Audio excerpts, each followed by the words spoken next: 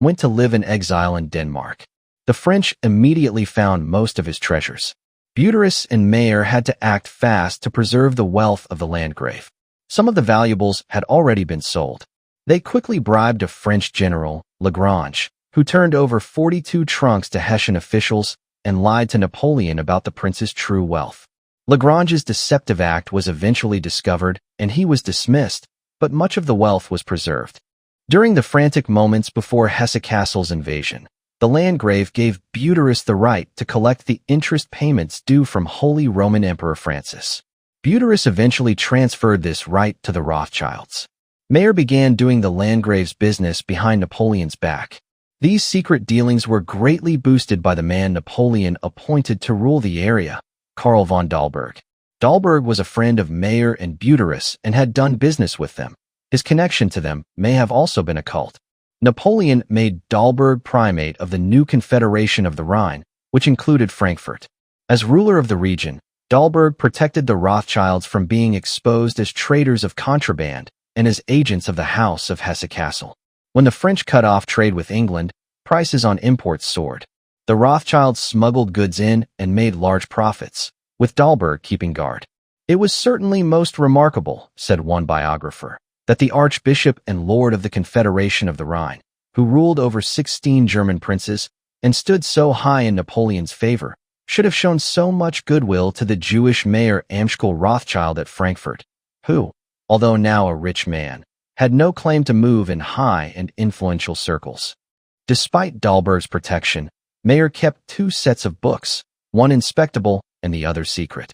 By 1807, Bundys, as proxy for the Landgrave, was almost exclusively using the Rothschilds for Hesse-Kassel business. Meyer himself would visit the prince in exile, but since he was getting old, he soon had to give up these trips and sent his sons on the journeys. The House of Rothschild was collecting the income of the wealthiest prince in Europe less than half a century after Meyer had begun building his fortune. The Satanic House of Rothschild's Illuminati dealings at this time are well exemplified by their involvement with the Second Tugendbund League. The First Tugendbund League, or Virtue League, was formed in 1786 as a kind of sex society. The group would meet at Henrietta Herz's home. Her husband was an Illuminati Jew who was the disciple of the powerful occultist Moses Mendelssohn. Many Illuminists attended this Virtue League. A number of young Jewish women whose husbands were always away on business would come to the Herz's house to participate in the immorality. 2 members were daughters of Moses Mendelssohn. Frequenters of this salon included revolutionary Freemason Mirabeau, William von Humboldt, and Frederick von Gentz, who was to become an important Rothschild agent. Later on, I will discuss Gentz in further detail. In 1807, the Second Tugendbund League was formed. This league pursued moral, scientific, and political aims, the main aim being the deliverance of Germany from French occupation. The league was formed by Baron von Stein, who was its principal protector. Thomas Frost wrote in Secret Societies of the European Revolution that the initiations into the Tugendbund multiplied rapidly, and the league soon numbered in its ranks most of the councillors of state, many officers of the army, and a considerable number of the professors of literature and science. A central directorate at Berlin, presided over by Stein, had the supreme control of the movement and exercised, through provincial committees, an authority all the more potent from emanating from an unknown source, and which was obeyed as implicitly as the decrees of emperor or king. The Landgrave William of Hesse-Kassel held an important position in the Second Tugendbund. Bundys was also involved. It appears the Rothschilds were members, and they were go-betweens for the Landgrave's correspondence on this matter, and made payments in favor of the Tugendbund. This put Mayer Rothschild at the head of the propaganda system against Napoleon. Napoleon tried to suppress Tugendbund, but it went underground, concealing itself under the protection of the English Masonic Lodge at Hanover. It assisted many anti-Napoleon causes physically and financially. Tugendbund was eventually dissolved, but many of its members moved on to other Masonic societies such as the Black Knights, the Knights of the Queen of Prussia, and the Concordists.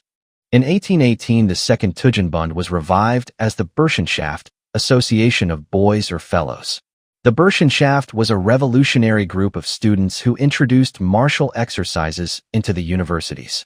The Burschenschaft eventually fell apart. After a few years, the exiled Landgrave came to totally trust the Rothschilds. Prince William got more and more accustomed to following Mayer Rothschild's advice, and scarcely took any important financial step without consulting him. This princely stepping stone was working out perfectly. It was paving the way towards Rothschild financial freedom. Mayer wanted to become a creditor, and his goal was soon achieved. In 1810, the Rothschilds' firm became Mayer Amschel Rothschild & Sons. Nathan was not a public partner of this firm. That same year, Mayer loaned his own money to Denmark, and when Dahlberg took out a big loan to go to the baptism of Napoleon's son, the financial security of the Frankfurt Bank was set in motion. The House of Rothschild needed a new stepping stone. The old one, the Landgrave, would not be discarded, but they needed a younger, more political man who could be their key to controlling Europe. That man was Prince Clemens Metternich, who in 1809 became the Austrian Minister for Foreign Affairs. He became the leading opposer of Napoleon, and the Landgrave moved in his exile to Austria, hoping the powerful upstart would get Hesse back. So the Rothschild network increased its operations in Austria, the land of the Habsburgs. Around this time, Mayer Amschel Bauer Rothschild got sick. Before his death, he wrote a will that would dictate the structure of the Rothschilds. Although the exact contents of Mayer's will have been kept secret, one edict is clear. It completely excluded the daughters and their husbands and heirs from the business and all knowledge of it. The will totally exalted the importance of the family circle. On September 19, 1812, Mayer died. A bogus legend about his death maintains that his 5 sons gathered around his deathbed, and he split Europe between them. Only Amschel and Karl were in Frankfurt when he died. Nathan was in England, and Salomon and James were on the road. The brothers were constantly traveling. The 5 Wizards. When Mayer died, headship over the family fell on Nathan Rothschild of England. Even though Nathan was not the oldest, the 5 brothers had voted unanimously that he was the most capable to lead them. Nathan was an intelligent, uneducated, self-absorbed jerk. Though he was an impolite, foul-mouthed man, he could swear like a trooper. His money got him into the high society of England. His cold view on life and power is seen in his response to an English major who was being sentimental about the horrible deaths of the large number of soldiers that had died in the war. "Well," said Rothschild, "if they had not all died, Major, you presumably would still be a drummer." There is a story that says one of Nathan's sons asked him how many nations there were in the world, and Nathan replied, "There are only 2 you need to bother about. There is the Mishposh, Yiddish for family, and there are the others." This story may be false, but the attitude is real. Nathan first settled in Manchester, England, the center of cloth manufacturing. In 1804, he moved to London. As his wealth and his reputation began to grow, he was able to marry Hannah Cohen. The Cohens were a wealthy Jewish family from Amsterdam, and Hannah's father, Salomon Cohen, was a respected merchant in London. Nathan served with him as warden of the Great Synagogue. The Rothschilds' relationship to the Jews will be discussed later on in this article. Hannah's sister, Judith, married the powerful Jewish Freemason Moses Montefiore. The Montefiore's were of ancient and extremely aristocratic Jewish stock, probably another Kabbalistic family, who was friends with Nathan. Nathan's sister Henrietta married a Montefiore. So did his second son, Anthony, and his brother Salomon's great-grandson, Alphonse, married a Sabag Montefiore in 1911. Nathan's social life revolved around the Cohens. Nathan was a Freemason. He was a member of London's Lodge of Emulation. Nathan's accumulation of wealth was incredible. His money-making exploits were unbelievable. He was smuggling English goods past the French blockade during the Napoleonic conflict and making great profits. This smuggling required an agent in Paris, so Mayer, through his Dahlberg connections, got his son James a passport, and James went to live in Paris. A large amount of the Landgrave's money was sent to Nathan in England, on the advice of Bundys, for the purpose of buying stock. But Nathan, as he and Bundys had planned, used the money as capital for other ventures. When the exiled Landgrave began asking for a proof of purchase, Bundys and the Rothschild brothers had to come up with all sorts of excuses to protect Nathan's thievery. Eventually, the Landgrave demanded to see receipts, so Nathan quickly bought some stock. The Landgrave had told him to buy the stocks at 72, but their price when he ended up buying them was 62. Nathan pocketed the savings, and they snuck the receipts through the French blockade to the exiled prince. The Landgrave was satisfied. He had no idea what had really been done with his money. Nathan began making connections in the British government. Probably his greatest early connection was to the Treasury official John Harries. Harries aided Nathan's rise to power in every way possible. He became an intimate friend of Nathan's and eventually a proxy for Rothschild in the British government. Their dealings were kept secret, and the public had no idea as to the enormity of Nathan's power. The most incredible example of Nathan's devious schemes is a job he would later describe as the best business he had ever done. Through Nathan's connections in the Treasury, he learned of the plight of the English army in Spain. The Duke of Wellington, soon to become Nathan's friend, had British troops in Spain ready to attack France. Only they lacked one thing: hard cash. The army's financiers would not take paper money, but the government was very short on gold at the time. Nathan knew how to profit from this situation. The East India Company was trying to sell gold that, of course, the government wanted to buy, but the price was so high that officials decided to wait until it dropped. Nathan stepped in and bought up the gold, using some of the Landgrave's money as well as his own. He then proceeded to raise the price.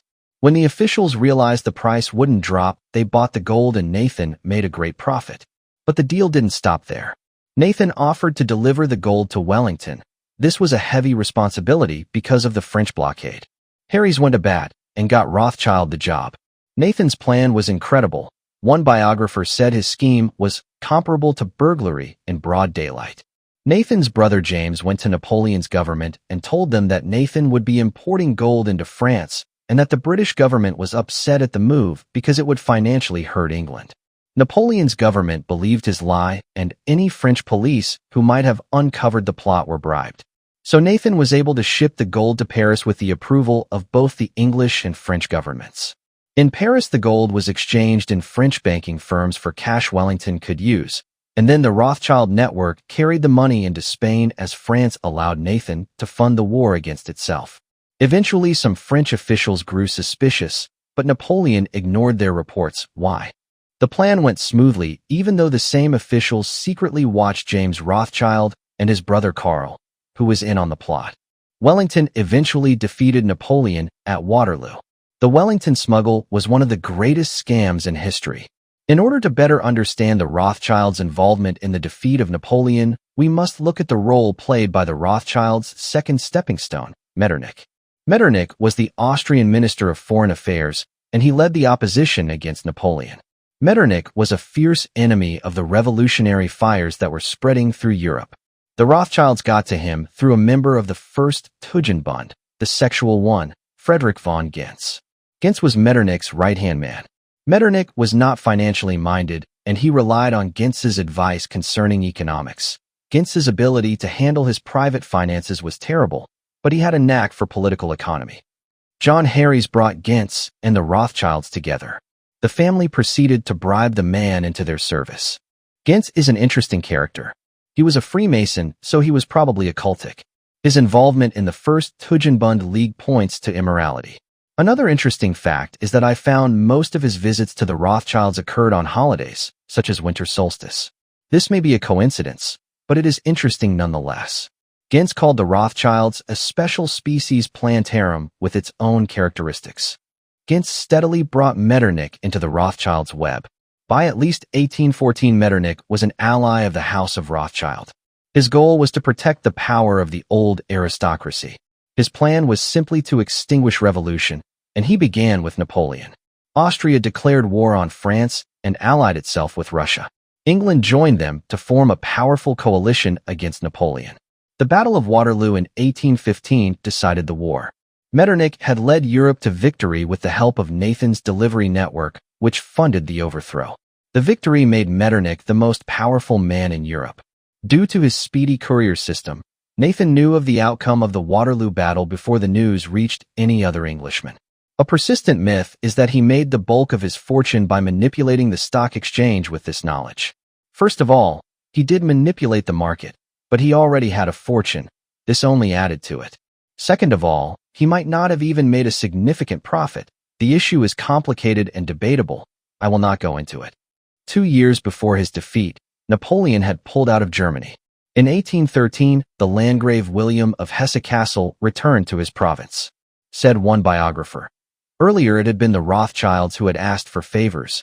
Now it was the Landgrave and Bundys who tried to maintain a close connection. In 1818, Bundys died. By 1815, Nathan controlled England's finance. He did a large amount of direct business with the English treasury. John Harries was allowing deals that would hurt England but fill the pockets of the House of Rothschild. The following quote by one of Nathan's contemporaries describes his eerie countenance. Eyes are usually called windows of the soul. But in Rothschild's case, you would conclude that the windows are false ones, or that there was no soul to look out of them. There comes not one pencil of light from the interior, neither is there any gleam of that which comes from without reflected in any direction. The whole puts you in mind of an empty skin, and you wonder why it stands upright without at least something in it. By and by another figure comes up to it. It then steps 2 paces aside, and the most inquisitive glance that you ever saw, and a glance more inquisitive than you would have thought of, is drawn out of the fixed and leaden eyes, as if one were drawing a sword from a scabbard. This description is disturbingly similar to either MPD or demonic possession. A Prussian official said that Rothschild had an incredible influence upon all financial affairs here in London. It is widely stated that he entirely regulates the rate of exchange in the city. His power as a banker is enormous. When Nathan made a fuss, the Bank of England trembled.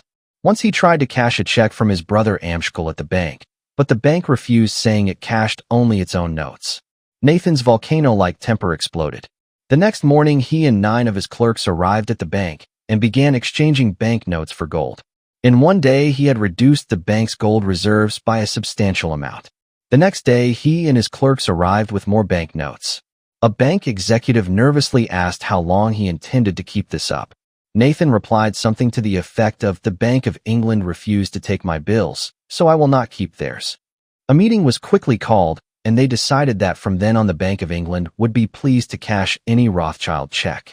Nathan's firm was named N.M. Rothschild & Sons. The firm met in the New Court building, and for the sake of brevity will be referred to as New Court. New Court was so powerful that it even became a gold broker for the Bank of England, whose price I believe they still fix at will, though I may be wrong. He also founded the Alliance Insurance Company in England. The Illuminati has the Luciferian belief system that one's evil acts must be balanced by one's good acts.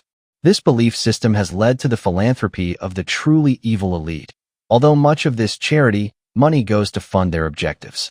Nathan hated the common masses, but his duty called. Almoners, particularly those acting on behalf of the poor Jews of London, reported that they got thousands, even hundreds of thousands, of pounds out of Rothschild, but hardly a word and never a courtesy. Nathan did not enjoy charity. He was good friends with Thomas Buxton, the anti-slavery leader. The famous musicians Mendelssohn and Rossini taught his daughter to play the harp. When Mayer died in 1812, his oldest son Amschel took over the Frankfurt firm. Although Amschel was not the head of the family, he was its spokesman to the aristocracy. He was the one who would apply for the honors and titles for his brothers. He has been described as a crotchety warrior who clung to the past. He was socially odd, yet held great dinners that were the talk of the elite. Religion was a big part of his life, to the point of being called monkish.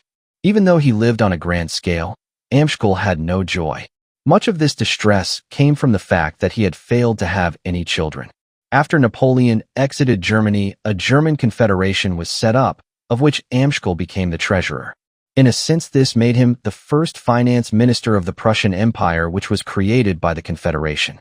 Amschel's sorrow over his lack of children led him to pick prominent young men to treat as his sons.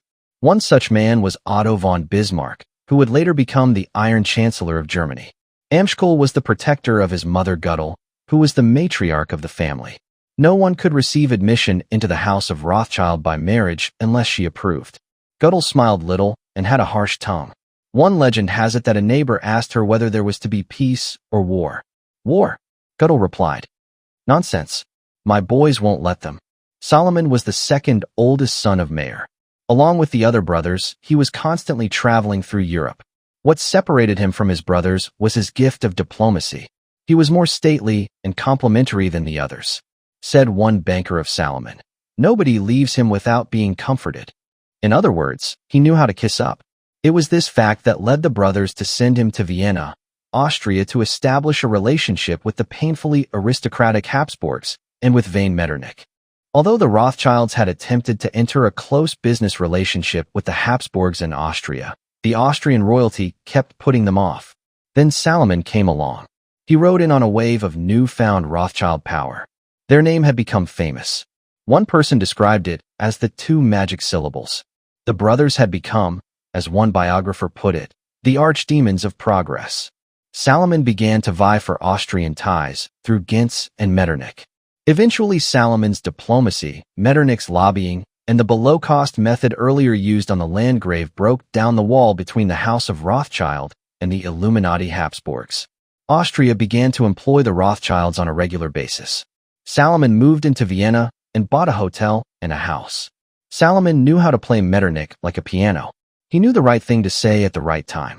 He knew Metternich's quirks and prejudices, such as his vanity, which Salomon easily manipulated.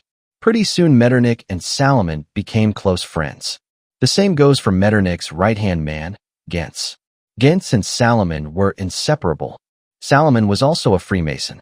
It came to the point where Austria became so controlled by the Rothschilds that the government did not want to refuse the brothers anything. In 1816, Amschel, Salomon, Karl, and James received a title of nobility from the Habsburgs.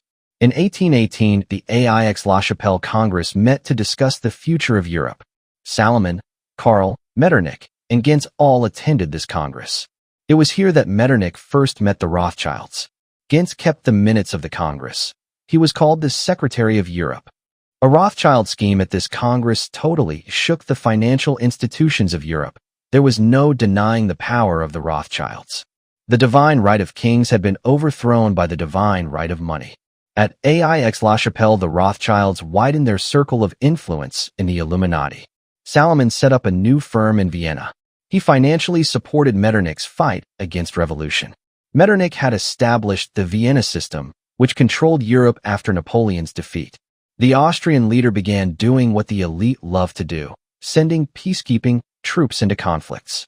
1814 to 1848 has been described as the age of Metternich. But since the Rothschilds financed and controlled him, it would be more accurate to call it the age of the House of Rothschild.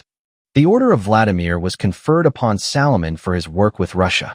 Gioacchino Rossini, the Italian opera composer who wrote Cinderella and the William Tell Overture, became a good friend of both Salomon and his brother James. In 1822, he, Metternich, Ghentz, James, and Karl attended the Verona Congress. This Congress was totally manipulated by the Rothschilds. They profited immensely by its outcome. Salomon financed the first important Central European railways. The Austrians began saying that they had an Emperor Ferdinand and a King Salomon. When it came to Austrian finances, Salomon got the last word.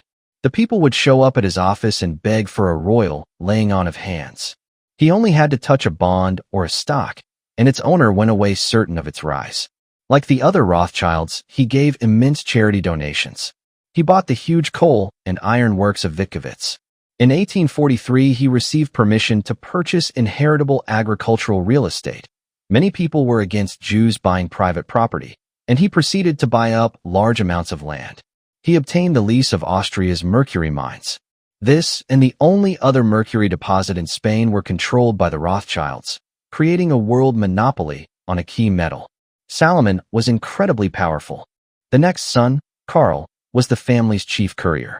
He was the least intelligent of all the brothers. He was awkward when he spoke, and he had a nasty temper. One biographer described him as punchy. In 1821, Karl was sent to Naples, Italy, to oversee loans there that were meant to finance Metternich's forces who had arrived to quell a rebellion. While in Italy, the Rothschild mantle came upon Karl, and he made a series of ingenious deals with the Italian government that forced Naples to pay for its own occupation. He also helped Luigi de' Medici of the black nobility to regain his position as finance minister of Naples, and later did business with the powerful man. Due to his success, it was decided that he would stay in Naples and set up his own bank. He became financier to the court, the financial overlord of Italy. Karl wound the Italian peninsula around his hand. He did business with the Vatican, and when Pope Gregory XVI received him by giving him his hand rather than the customary toe to kiss, people realized the extent of his power. The Pope conferred him the Order of St. George. It appears that in Italy Karl became a leader of Carbonarism. After the Bavarian Illuminati was exposed, Carbonarism, or the Alta Vendita, became the major European occult power. Karl's leadership in this group is very significant. In 1818, a secret Alta Vendita document that Karl had participated in preparing was sent to the headquarters of Masonry. A copy of this document was lost, and the Masons got very upset and offered rewards for the return of this copy. The title of the document translates Permanent Instructions or Practical Code of Rules, Guide for the Heads of the Highest Grades of Freemasonry. Last, but absolutely not least, was the youngest son, James. During the Napoleonic conflict, James had spent his time between London and Paris, supporting the Rothschilds' network of illegal trade with England. After the Wellington smuggle and the defeat of Napoleon, James became an established figure in France. He founded a bank there and began the French branch of the Rothschild family. James was a 33rd-degree Scottish Rite Mason. At this time, the French house was the center of operations for the Rothschilds. Even though successive revolutions would dethrone ruler after ruler, Rothschild power kept the family in control. James was good friends with the leading minister of the Bourbon court, Count de Villèle, and he owned King Louis Philippe. He also secretly funded Spanish revolutionaries. His agent in Madrid was Monsieur Bellin. James yearned for social status, the pursuit of which was second only to money. He had grown so powerful that the French exchange was deeply affected by all his decisions. Like his brother Salomon, he pioneered the railroad business in France. He also bought the great Lafayette vineyards. His bank, de Rothschild Frères, was in a league all its own. No one in France could even wish to be as powerful as James. As Salomon had, James received the Order of Vladimir for his work with the Russian dynasty. He also became a member of the Société des Antiquités. In the Rothschild tradition, as constituted by Meyer's will, of trying to keep everything within the family, James married his niece, Betty Rothschild, the daughter of Salomon. The Rothschilds' main advantage was their incredible courier system. It kept the 5 houses connected. In fact, the Habsburgs used this system quite often. All evidence points to the Rothschild brothers being very powerful within Freemasonry. They were one of the leading families in occultism at that time in Europe. Many prominent Masons of their day praised the brothers. In 1820, due to Metternich's lobbying, Nathan was made Austrian consul in London, and 2 years later he was made consul general. James was also made an Austrian consul in Paris. Metternich's promptings also provided something else very important to the family. In 1822, all Rothschilds and their descendants of either sex were made barons. This established social position for the Rothschilds. The Gens-Metternich team was very beneficial to the House of Rothschild. By this time, a few papers had run some upsetting articles about the family. Salomon asked Gens to censure any more unkind reports, and he also commissioned the Illuminists to write a bogus biography on the family that would portray them in a good light. Gens, now called the Pen of Europe, proceeded to write legends for the Rothschilds, and the family fully encouraged the propaganda in their social circles. The brothers had a system, based on Meyer's will, where only family members were partners or owners of the banks. This system is still in use today. The Rothschild banks bought everything up, from mining corporations to national debts. For instance, Newcourt has been controlling Brazil's debts since 1824. In 1836, Nathan Rothschild, head of the House of Rothschild, died. He may have been poisoned. The headship was passed on to his younger brother, James, by a vote of all the brothers. In 1830, the signs of Masonic-fueled revolution began to appear again. Metternich's peace of the world, they always call imperialism peace, was being threatened. A new king was set up in France. The House of Orange was dethroned in the Netherlands. The fires of revolution were spreading through the Masonic network, and Metternich began to lose his grip on Europe. The Revolution of 1848 in France dethroned yet another royal house. James went along with the Masonic agenda and financed this revolution, even though he was a friend of the court. The revolution marked the end of Metternich's age, and that same year insurrectos chased him and Salomon out of Austria. Neither returned, but a Vienna house had already been established. Others would carry it on, under the direction of Salomon's son, Anselm. Metternich's descendants are still close to the House of Rothschild. After this, the power of the Rothschilds weakened. By 1855, all 5 brothers were dead except James. Napoleon III was now in power in France, and his advisors were the enemies of James. But Rothschild ingenuity came through again when James got Napoleon III to marry a Rothschild agent. James died in 1868, and the family headship went to Alphonse, his son. ####, the new Trinity. 3 cousins now ran the show: Alphonse of the French house, Lionel of the English house, and Anselm of the Vienna house, the new Trinity. The 3 banded together to destroy an enemy bank, French Credit Mobilier. Anselm set up a new firm, Crédit in Vienna, to combat the French bank. With the help of Lionel and Alphonse, he attacked Credit Mobilier until it collapsed. The new head of the House of Rothschild was Baron Alphonse de Rothschild. Alphonse was a suave, socially elite man. After the fall of France's Credit Mobilier, Napoleon III stepped onto the Rothschild bandwagon. Alphonse was powerful. He had access to men like Napoleon III and Bismarck of Prussia. The Illuminati decided to get rid of Napoleon III, so English Prime Minister Gladstone, friend of the Rothschilds, set things up so that Prussia and France would go to war. Napoleon III proceeded to attack Prussia, and Bismarck responded in a fury, defeating France and banishing Napoleon III from the throne. The war indemnities were paid to Bismarck, who had a dislike for Alphonse, despite his connections to the family, through the Rothschilds. Alphonse's brother, Edmund, was the one who helped create Israel. This will be discussed further on in the article. Alphonse married another Rothschild, but his love for her was not very strong. The Comtesse de Castiglione was a beautiful woman who was a Marilyn Monroe of her day. She was the mistress of Alphonse, his brother Gustav Rothschild, whose daughter married a Sassoon, and Napoleon III. Anselm Rothschild of the Vienna house was a shrewd playboy. He destroyed Credit Mobilier with Crédit, and in 1861 he became a member of the Austrian Imperial House of Lords. Anselm had many mistresses, and his wife left him because of his adultery. He died in 1874. Lionel Rothschild of the English house inherited New Court. He financed England's Crimean War, Cecil Rhodes' South African Kingdom, vast diamond and nitrate mines, and the purchase of the Suez Canal. Lionel's younger brother, Anthony, was knighted by the Queen. Another brother, Nathaniel, bought the renowned Mouton vineyards near Bordeaux. Lionel was a good friend of Prime Minister Disraeli, who was controlled by Rothschild money, and Gladstone. He also probably paid for Lord John Russell's election as Prime Minister.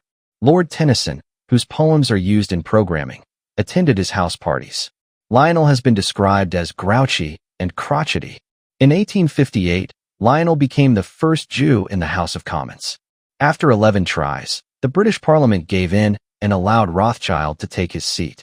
Not a single significant political move by Lionel was recorded during his stay in Parliament. He was a member for 15 years. In 1879 he died. After Amschel of the House of Frankfurt died without an heir, 2 of Karl of Italy's sons came to take over the business. But they also remained heirless, bearing only daughters. When the last brother died in 1901, the Frankfurt Bank was liquidated. I believe they did not try to continue the original bank because they knew that Germany was about to be caught up in the turmoil of the world wars. They eventually set up another Frankfurt Bank after Germany's turmoil. The House of Italy ended the same way. The one son of Karl who had stayed in Naples produced only daughters, and when Garibaldi's red shirts unified Italy, this remaining son, out of character for a Rothschild, chose not to accommodate the new powers and moved to France. Thus ended the Italian house. ### Rothschild influence in America. This subject is so massive that it will only be touched on. In 1837, Auguste Belmont came to the U.S. during the Panic of 1837. Auguste Belmont appears to have been a Rothschild proxy.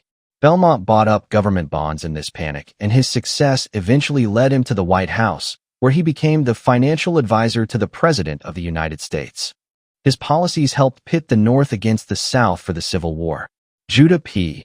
Benjamin, who according to A. Ralph Epperson was the Civil War campaign strategist for the House of Rothschild, held many key positions in the Confederacy.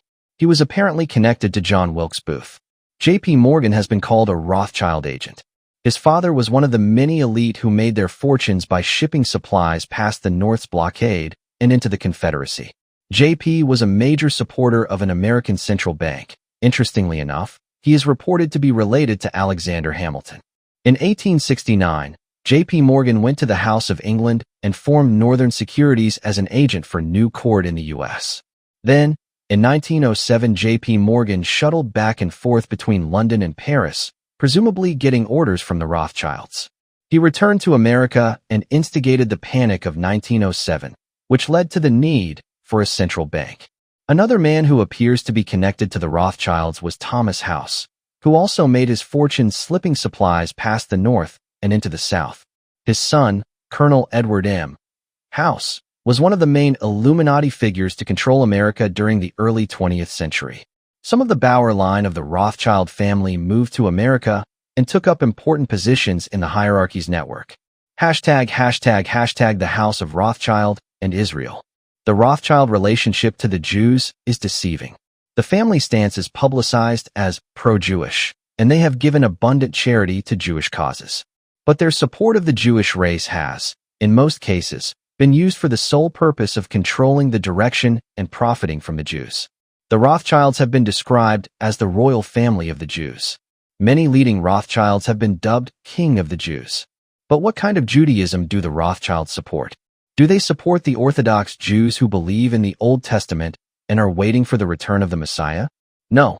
Do they support Messianic Jews who believe Jesus Christ was the Messiah who came to save all men? No. The Rothschilds support those Jews who have fallen prey to the deceptive Gnostic and occultic teachings of Kabbalism, and in turn support the Illuminati-controlled Zionist movement. Not all Zionists are part of the conspiracy, but their leaders are, and the ultimate leaders of the Zionists have been the Rothschilds. I am disappointed by some researchers who automatically coined the conspiracy a Jewish one. This unfortunate stumbling block has polluted their work, making it just as misleading as the information put out by the popular media. These researchers seem blinded by the fact that the conspiracy has abused and manipulated the Jewish race more than any other group in the history of the world.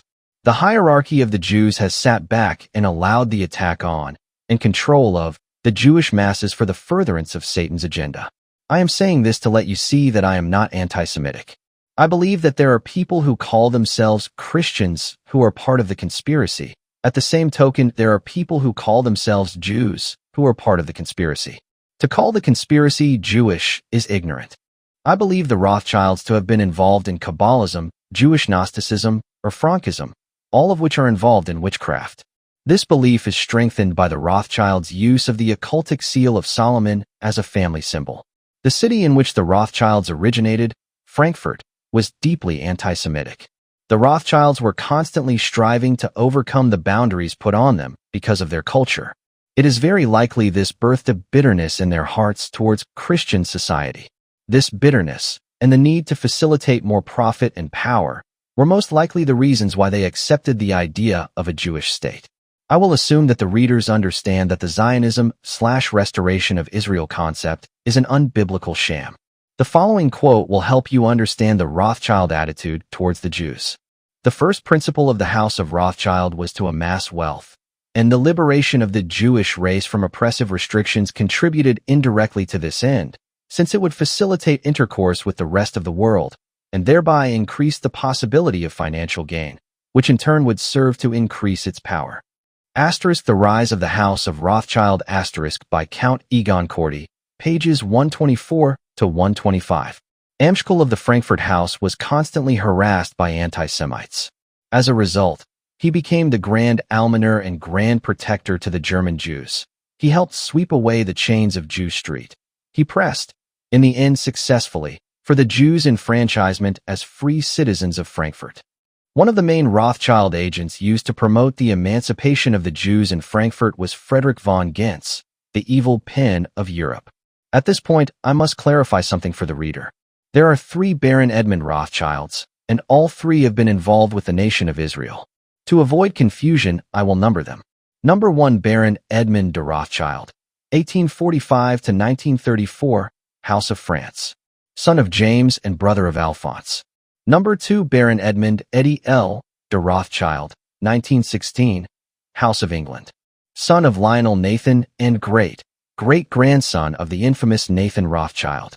Number 3 Baron Edmund de Rothschild, 1926, House of France. Son of Maurice and grandson of Number 1. The story begins with Edmund Number 1, the father of Israel. During the Crimean War, which was funded by the Rothschilds, the small Jewish community in Jerusalem became cut off from all outside support. This resulted in semi-starvation. Number 1 Edmund's father, James, set up the James Mayer de Rothschild Hospital in Jerusalem in response to this problem. Edmund picked up his father's interest in Palestine. When the Russian Jews fled the Tsar's pogroms in the 1880s, Edmund began to finance the Russian Jews' attempts to establish colonies in Palestine.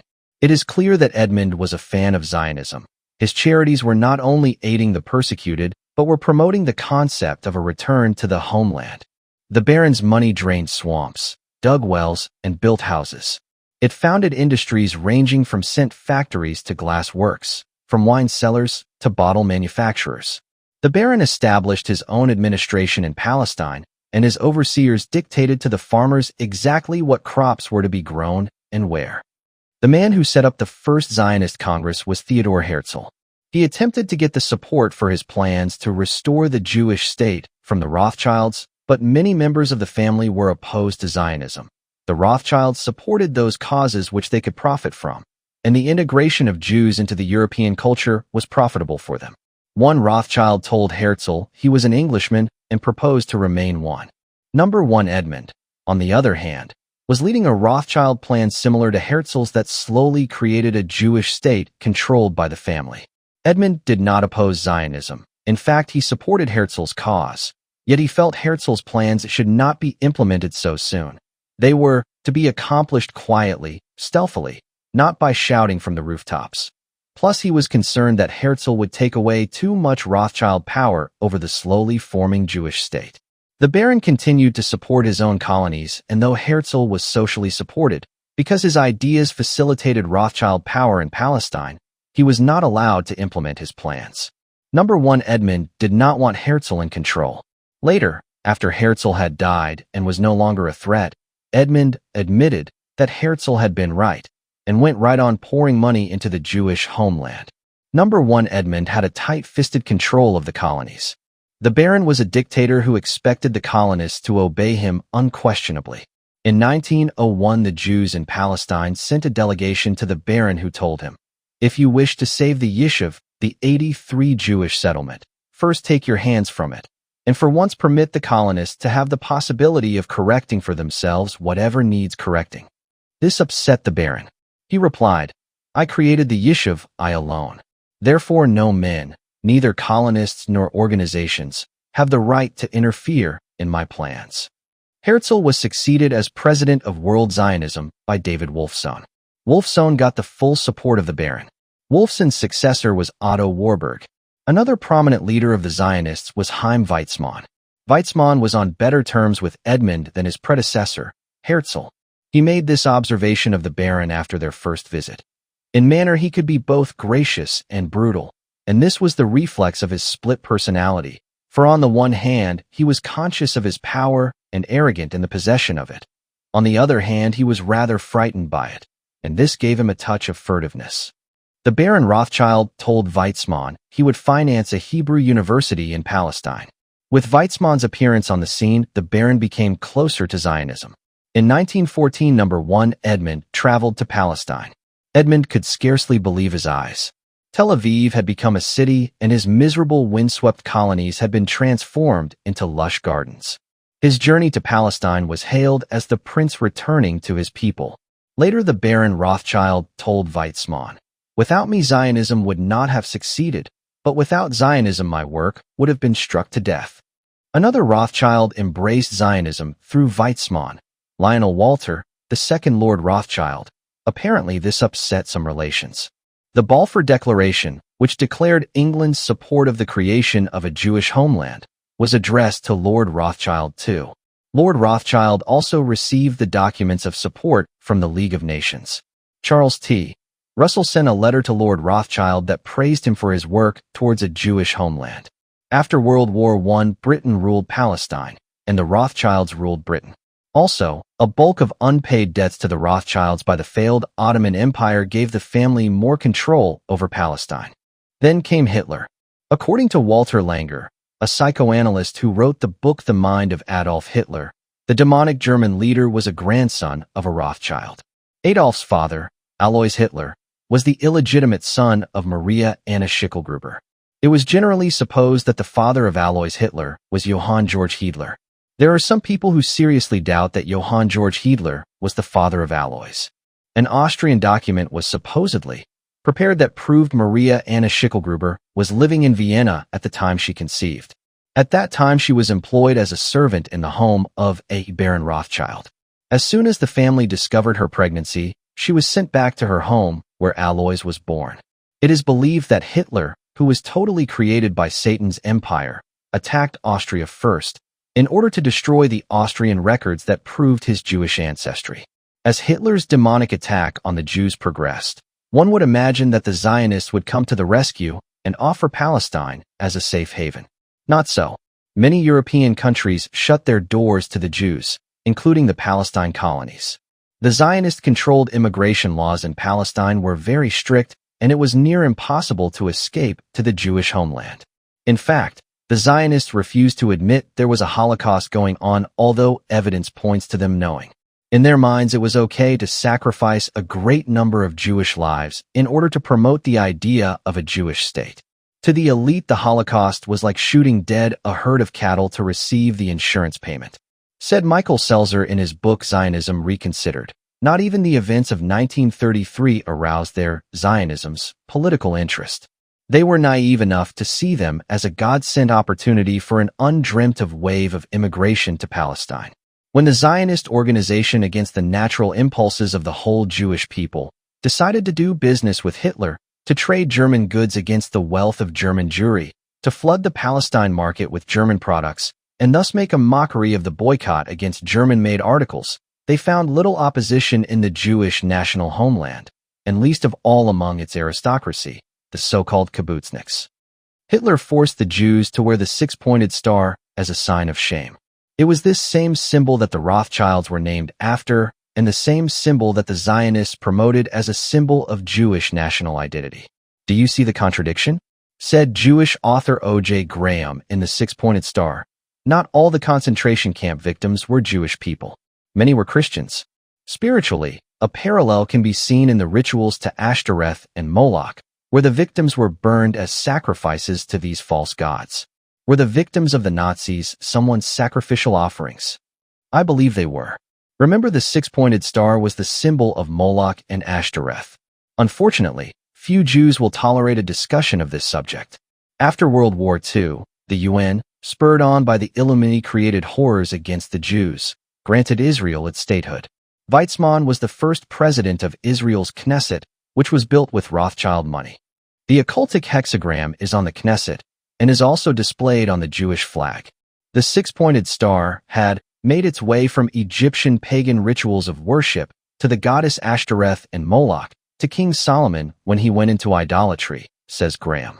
Then it progressed through the magic arts, witchcraft, including Arab magicians, druids, witches, and Satanists, astrology, in which it was no new thing, through the Kabbalah to Isaac Luria, a Kabbalist, in the 16th century, to Meir Amschel Bauer, who changed his name to this symbol, to Zionism, to the Knesset of the new state of Israel, to the flag of Israel and its medical organization equivalent to the Red Cross.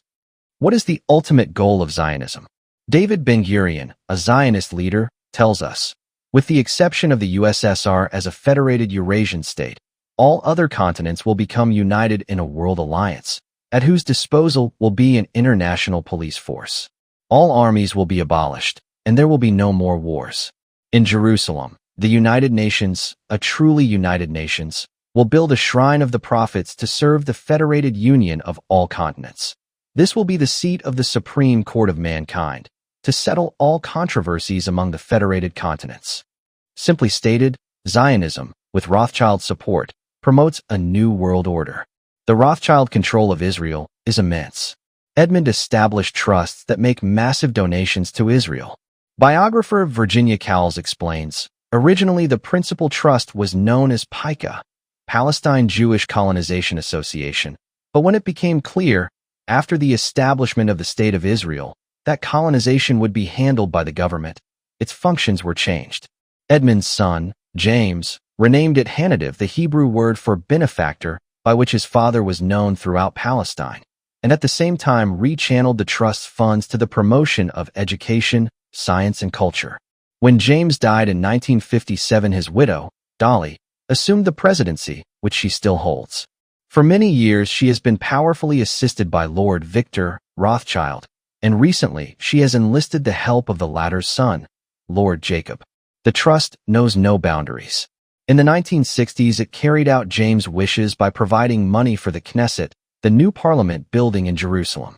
Today, its beneficiaries range from universities, hospitals, and public libraries to archaeological digs, from the board of the Weizmann Scientific Institute to the organizers of instructional television.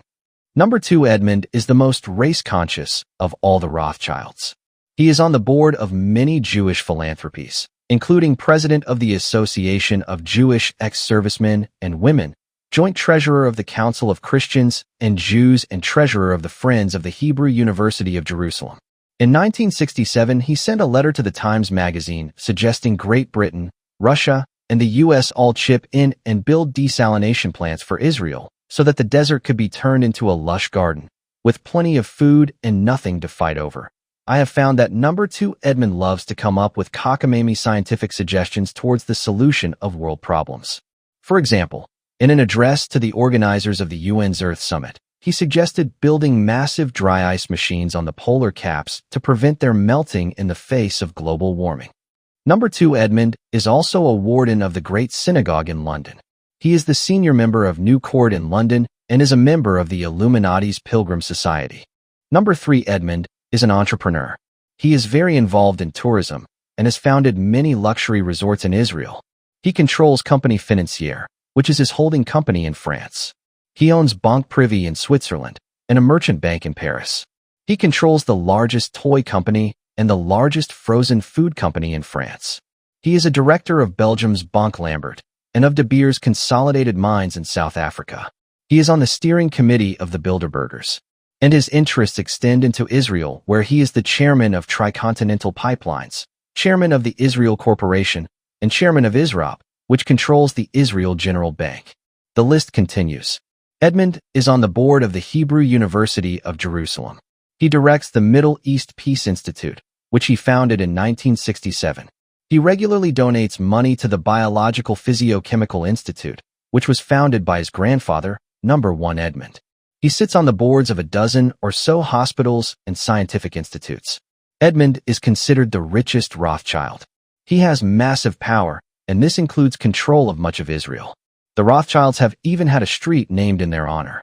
The First International Bank of Israel is located at 39 Rothschild Boulevard in Tel Aviv. Bank Hapolim, Israel's fastest-growing bank, is next door at 50 Rothschild Boulevard. The Satanic Rothschilds simply dominate Israel. Apparently, Israel has served as the meeting grounds for the French and English Rothschilds.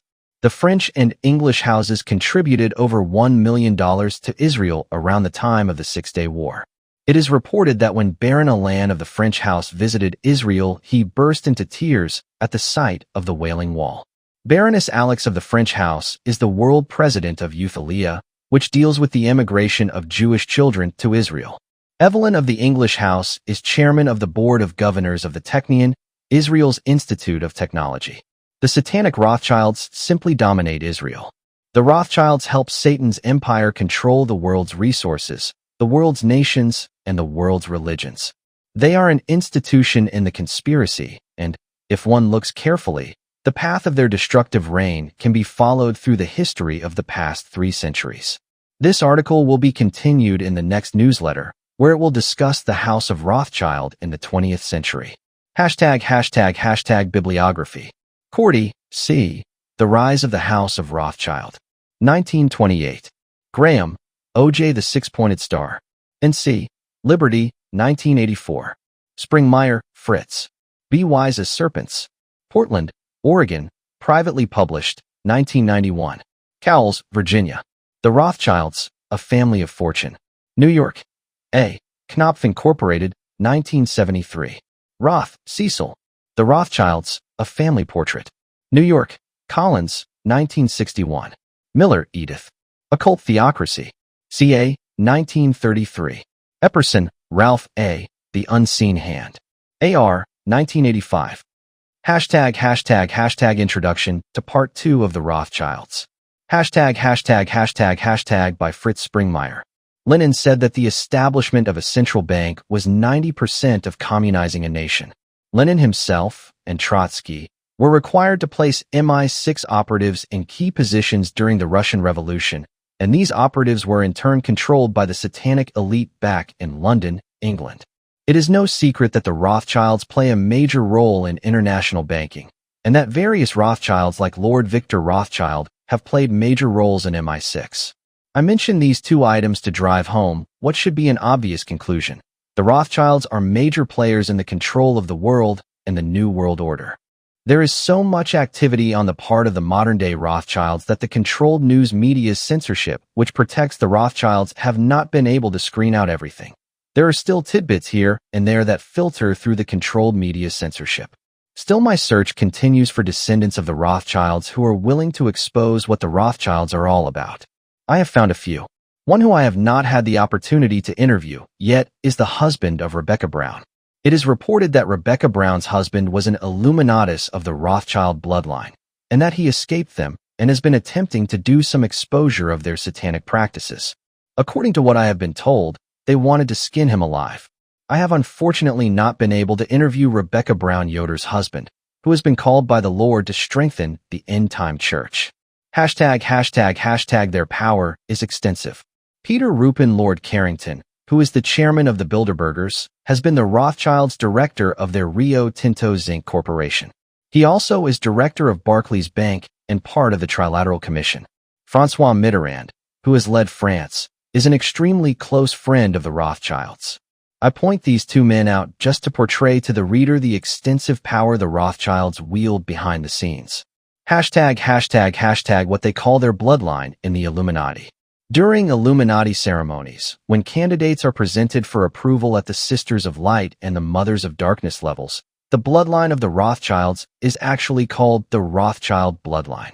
Although it was originally went by the name Bauer, and many of the descendants today continue to be Bowers and Bowers, the name Rothschild was the occult name that the Bowers personally chose for their bloodline to be known by.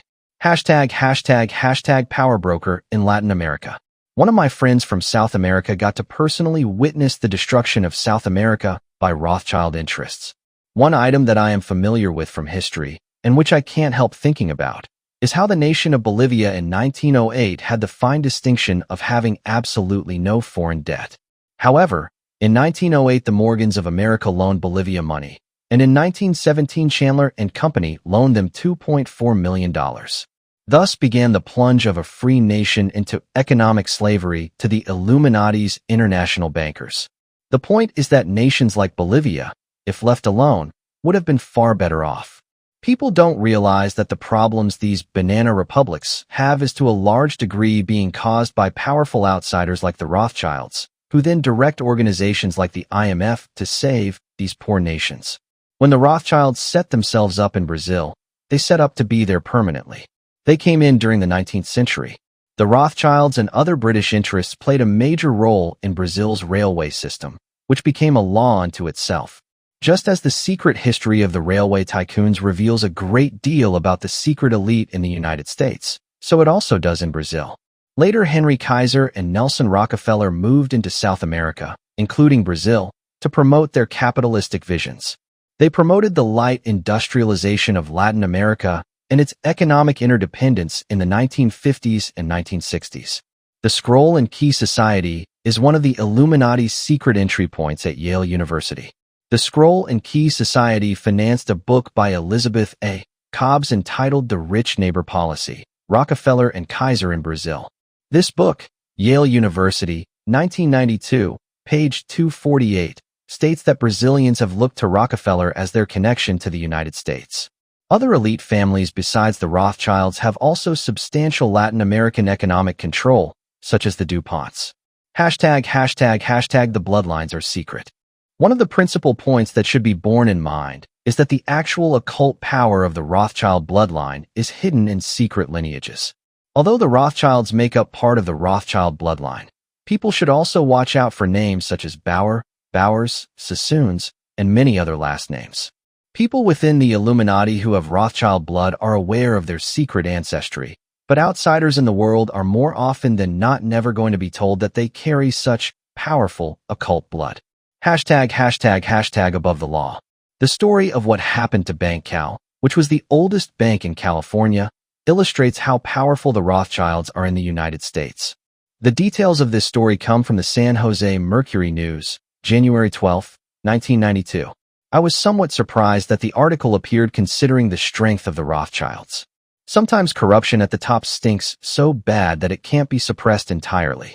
The United States has the Securities Exchange Commission, SEC, in place to protect the American public from stock fraud.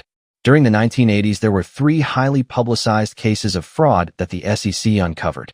These 3 cases created widespread confidence within the American public that stock market trading was in general honestly traded. The story of what Edmund Rothschild, full name is Edmond Adolphe Jules Jacques Maurice Baron de Rothschild, did with Bank Cal exposed to the world that men like the Rothschilds do not have to play by the same rules as everyone else. They are literally above the law. The powerful Illuminati control the law. In 1973, the CEO of Bank Cal, de Bretteville, sold Edmund Rothschild shares of Bancal Tri-State Corporation, 22% of the holding company for the Bank of California. De Bretteville had originally asked 2 English Rothschild cousins if they wanted to purchase the stock. These 2 cousins then called 2 French Rothschild cousins, who then called Edmund in Geneva, Switzerland for assistance. Edmund told them he would help them buy it, and that after he purchased it, he would turn around and divide it with his relatives. He lied, and over the next few years, he would continue to lie to numerous people about his intents for the bank. De Bretteville says, "He lied to his family, and he lied to me. It was a dirty deal all around." Bank of California had the only banking franchise at the time which was in all 3 Pacific Rim states, or WACA. It turned out that the Bank of California was like a piece of art to Rothschild. He had no intention of improving the bank. He simply wanted it for his collection of companies. Edmund already owned companies in Brazil, toy companies, in De Beers Mining in South Africa, joint business ventures with Robert Vesco, and 30% of Club Mediterranean, which Edmund co-founded. Club Mediterranean was created out of the idea that others of the elite would enjoy seaside playgrounds like those he and his mother cavorted at when he was a youngster. Edmund went on to marry a chorus girl named Nadine. Actually, sources indicate that the Baron Edmund had wanted to give the Bank of California to his only son, Benjamin de Rothschild, as a graduation present. But Bengi, who was going to Pepperdine University, was more interested in partying. Bengi lived high on the hog at a fabulous California beach house, while flunking school and living wildly. Apparently, his father decided his son wasn't ready for a graduation present. In fact, he left Pepperdine University after 4 years with 31 credits, 97 short to graduate, and went back home to Chateau Pregny on the shore of Lake Geneva near Geneva, Switzerland. It wasn't until 1989 that Benjamin stepped forward into the world of finance by launching his law company, De Treasury Benjamin de Rothschild. The San Jose Mercury, January 12, 1992 reported, the longtime chief executive of the Blue Blood San Francisco Bank invited Rothschild to invest. Banking regulators encouraged Rothschild to take charge. Securities investigators ignored the frenzy of trading overseas, and later, the documentation of insider trading. The bank's directors fawned while the Baron used it as a personal plaything. "This is not what made this country great," says Bill Miles, a former Bankcal vice president. "This is greed, all the way through." Edmund Rothschild only purchased a minority of Bankcal shares, but he was still able to totally control the company. He was also able to manipulate its stock prices and carry out insider trading without the Securities and Exchange Commission watching it. Edmund named 2 representatives to the board of directors. The first was George Coulon Carlweiss, a patrician Swiss banker who worked for Edmund. The other was George Shapiro, a New York lawyer who knew nothing about banking. Edmund has called George Shapiro his godfather and his guardian angel. Then Edmund replaced de Bretteville as CEO with his man Chauncey Schmidt. Edmund had agreed to leave de Bretteville in his position as a condition to purchase Bankcal shares, but when he chose to renege on his agreement, he did without compassion. Bank board meetings became a game of what does Edmund think? Edmund, on his part, threw parties that enamored him to San Francisco's high society. Edmund carried out a series of actions which dropped the value of Bankcal's stock drastically. Financial advisors and securities analysts convinced small stockholders to sell their Bankcal stock, which they then did for rock-bottom prices as little as $16 a share. Rothschild bought some at that price. Some of Rothschild's secret proxies paid slightly higher prices. Most of the stock went to anonymous investors trading through private banks protected by secrecy laws. Nearly 20% of the bank stock was sold by misled shareholders and was sold to secret European bank accounts.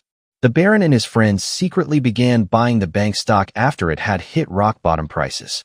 During 1979 to 1981, more than half of Bank of California's stock was sold in Europe. Such an abrupt shift in a stock's trading pattern is supposed to set off alarms with the Securities and Exchange Commission. Instead, the Securities and Exchange Commission turned a blind eye to all the insider trading. The European buyers bought their cheap stock as secretly as possible. They did not openly shop through American brokerages. Instead, they bought small, and therefore unremarkable, blocks of stock through dozens of private banks in Switzerland, the Netherlands, Germany, Luxembourg. The Baron told his friends that he would sell Bankcal, while he publicly gave the appearance that the company was not for sale. For instance, publicly it was announced that David Rockefeller, as well as the elite's frontman for BCCI Gaith Pharaon, had both talked with Edmund Rothschild about the purchase of Bankcal. According to what the public was led to believe, Rothschild said he would not sell his shares in the bank. Jean-Marc Vernes, a buddy of Edmund, bought 310,000 shares through a defunct Asian mining company. He was anonymous until Edmund Rothschild nominated him to the bank's board of directors. After gathering up shares at rock-bottom prices, Rothschild announced an official change of heart to sell the bank at $50 a share. Rothschild then sold this supposedly American bank to the Japanese, Mitsubishi, to be exact, and made a killing off of his manipulations and insider trading. In March 1982, Mitsubishi began secret negotiations to buy the bank, which they codenamed Snoopy. Over the years, stockholders had watched various companies offer $74 a share, $60 a share, and other good terms only to be rebuffed. When Rothschild finally sold for $50 a share to the Japanese, it was clear that his whole goal had been to cheat stockholders to ensure a big cash reward for himself. Richard Freeman, a large stockholder who had sold, sued Rothschild and the directors for cheating him on his stock. The $25 million lawsuit was settled out of court, with all parties swearing not to disclose how much Freeman got for having lost money due to Rothschild's stock manipulations. ### The Round Table Group. David Smith, who has written the following article on the Rothschilds for this newsletter, asked me to explain in this introduction about Rothschild and the Round Table Group. The men who formed Milner's Round Table Group from the various clues in their lives were by and large secret Satanists. Rhodes instead created a secret society which had a circle of initiates. This circle included such names as Albert, Lord Grey, Arthur, Lord Balfour, Sir Harry Johnston, and Lord Rothschild. Milner was on the executive committee of this secret group. Carroll Quigley dates the start of the group as March 1891. Apparently, the Rothschilds helped finance this secret society. In 1909 to 1913, this secret society in turn formed round table groups in British dependencies, and the U.S. 8 of these round table groups were still functioning into the 1970s. Sir A. Bailey supported the Round Table Group's quarterly magazine called The Round Table. In 1919, Sir A. Bailey and the Astors financed the creation of the Royal Institute of International Affairs, which in turn created daughter organizations such as the Council on Foreign Relations in the United States. The RIA is also sometimes called Chatham House. The first Round Table Group of the Rhodes-Milner Group were sometimes called the Cliveden Set because they often met at the Astors' Cliveden estate. Terence O'Brien's biography describes Milner's relationship to the Rothschilds as very close. Lord Alfred Milner, 1854 to 1925, frequently visited the Rothschilds, stayed overnight with various Rothschilds, and even had some sleepless nights with them, without explanation as to why. Milner also worked for Rothschild as a director of Rio Tinto. 3 Illuminati families stand out in the creation of the Round Table Groups, which then became the RIJ and the CFR and related groups. These are the Rothschilds, Astors, and Greys.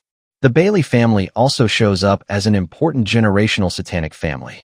The RIJ and its various branches such as the CFR are very powerful today. In my Be Wise as Serpents book, readers can find a chart showing the role the CFR plays in the policy process of the U.S. ##### The Rothschilds, Part 2. ##### by David Smith. The Rothschild family reached a peak in its power during the age of Metternich, 1814 to 1848, but as the century waned, so did Rothschild power. They still held a considerable amount of influence, but their veto power was not as strong as it had been before the revolutionary overthrow of Metternich's Europe. This lagging power was nothing that could not be reversed, though, and the last half of the 19th century was spent manufacturing another incredible climb upward. The new rise in power came about during the reign of the New Trinity: Alphonse, France; Lionel, England; and Anselm, Vienna. The succeeding generations of these three family leaders were the catalysts of new family order. An excellent example of Rothschild power in the late 19th century is the family's dealings with the Illuminati Habsburgs. In order to be court-worthy for the Habsburgs, you had to have 4 ancestral lines of nobility, and you had to be baptized. Yet Emperor Francis Joseph gave the Rothschilds a special act of grace in 1887. From then on, the house was allowed to be on close terms with the Habsburgs. This was a considerable act. The European nobility are very serious about their aristocratic rules. Francis Joseph was not very close to the house, but his wife was a good friend of the Rothschilds. Another great example of Rothschild influence is their direct involvement on both sides of the Austro-Prussian and Franco-Prussian wars. Bismarck, dictator of Prussia, was a foster son to fatherless Amschel of Frankfurt. After Amschel died, Bismarck remained close to the Rothschilds, although he had occasional quibbles with the family. Bismarck's banker, Bleichroeder, was a Rothschild agent and the richest man in Berlin. He was invaluable to Bismarck as the financier of the dictator's wars with Austria and France. In Austria, the Habsburgs were at least publicly implored by Alphonse and Anthony of Paris and Anselm of Vienna to avoid a war with the ambitious Prussian dictator at all costs. Of all the international banking families, the Rothschilds appeared to be in favor of peace the most, although this was probably a ruse. "We want peace at any price," said Anthony de Rothschild. "What do we care about Germany, or Austria, or Belgium? That sort of thing is out of date." But the Austrians gave in to Bismarck's provocations and embarked on a war with Prussia in 1866. The Rothschilds had all congregated in London for a family wedding the year before. It is possible the wedding was used as an excuse to assemble the family together to discuss a plan of action concerning the upcoming events. Austria had been warned.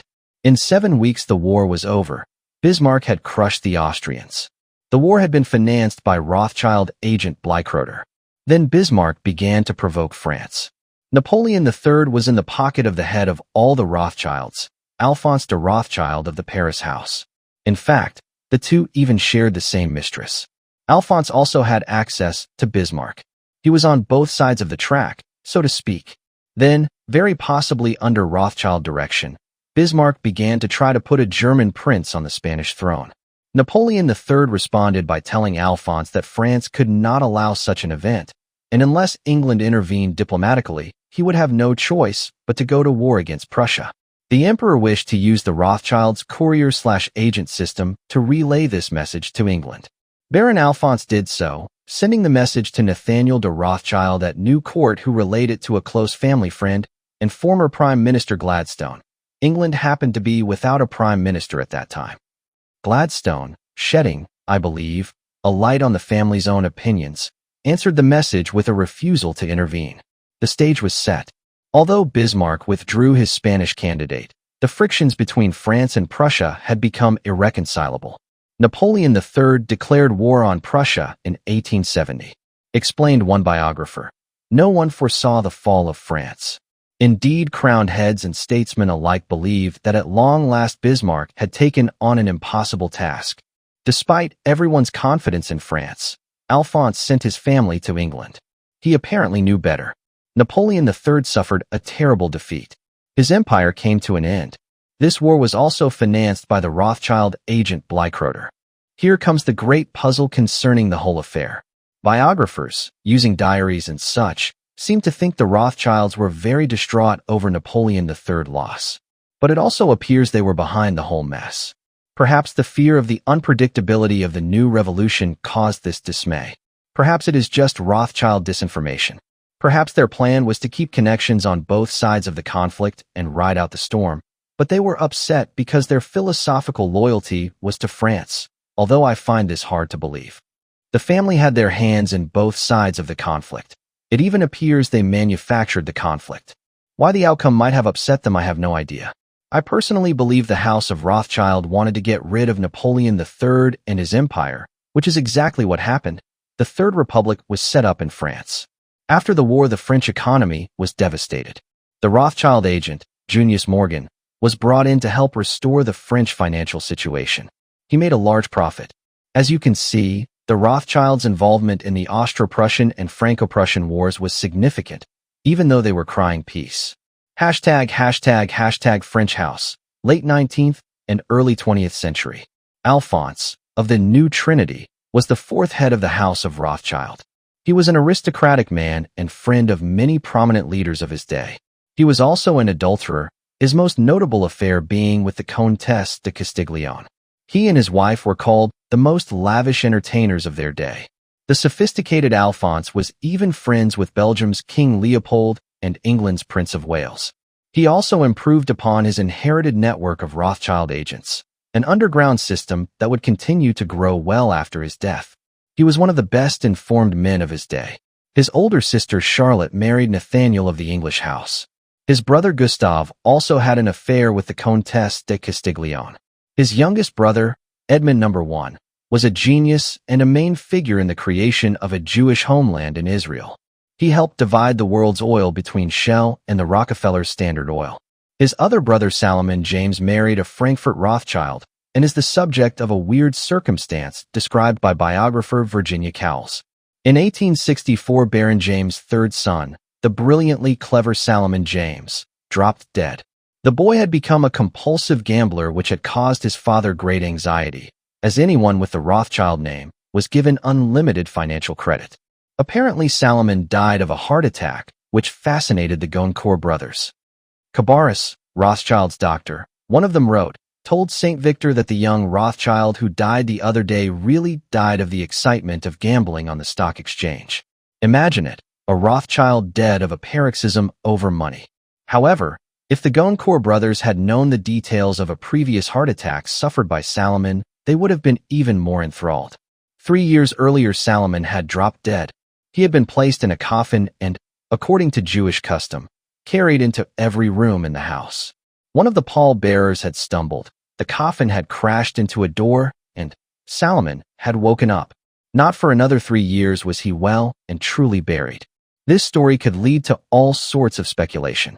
The Rothschild Frères, the French house bank, was very powerful. It got its hands into electrical industries, the development of the Mediterranean Railway, and North African business.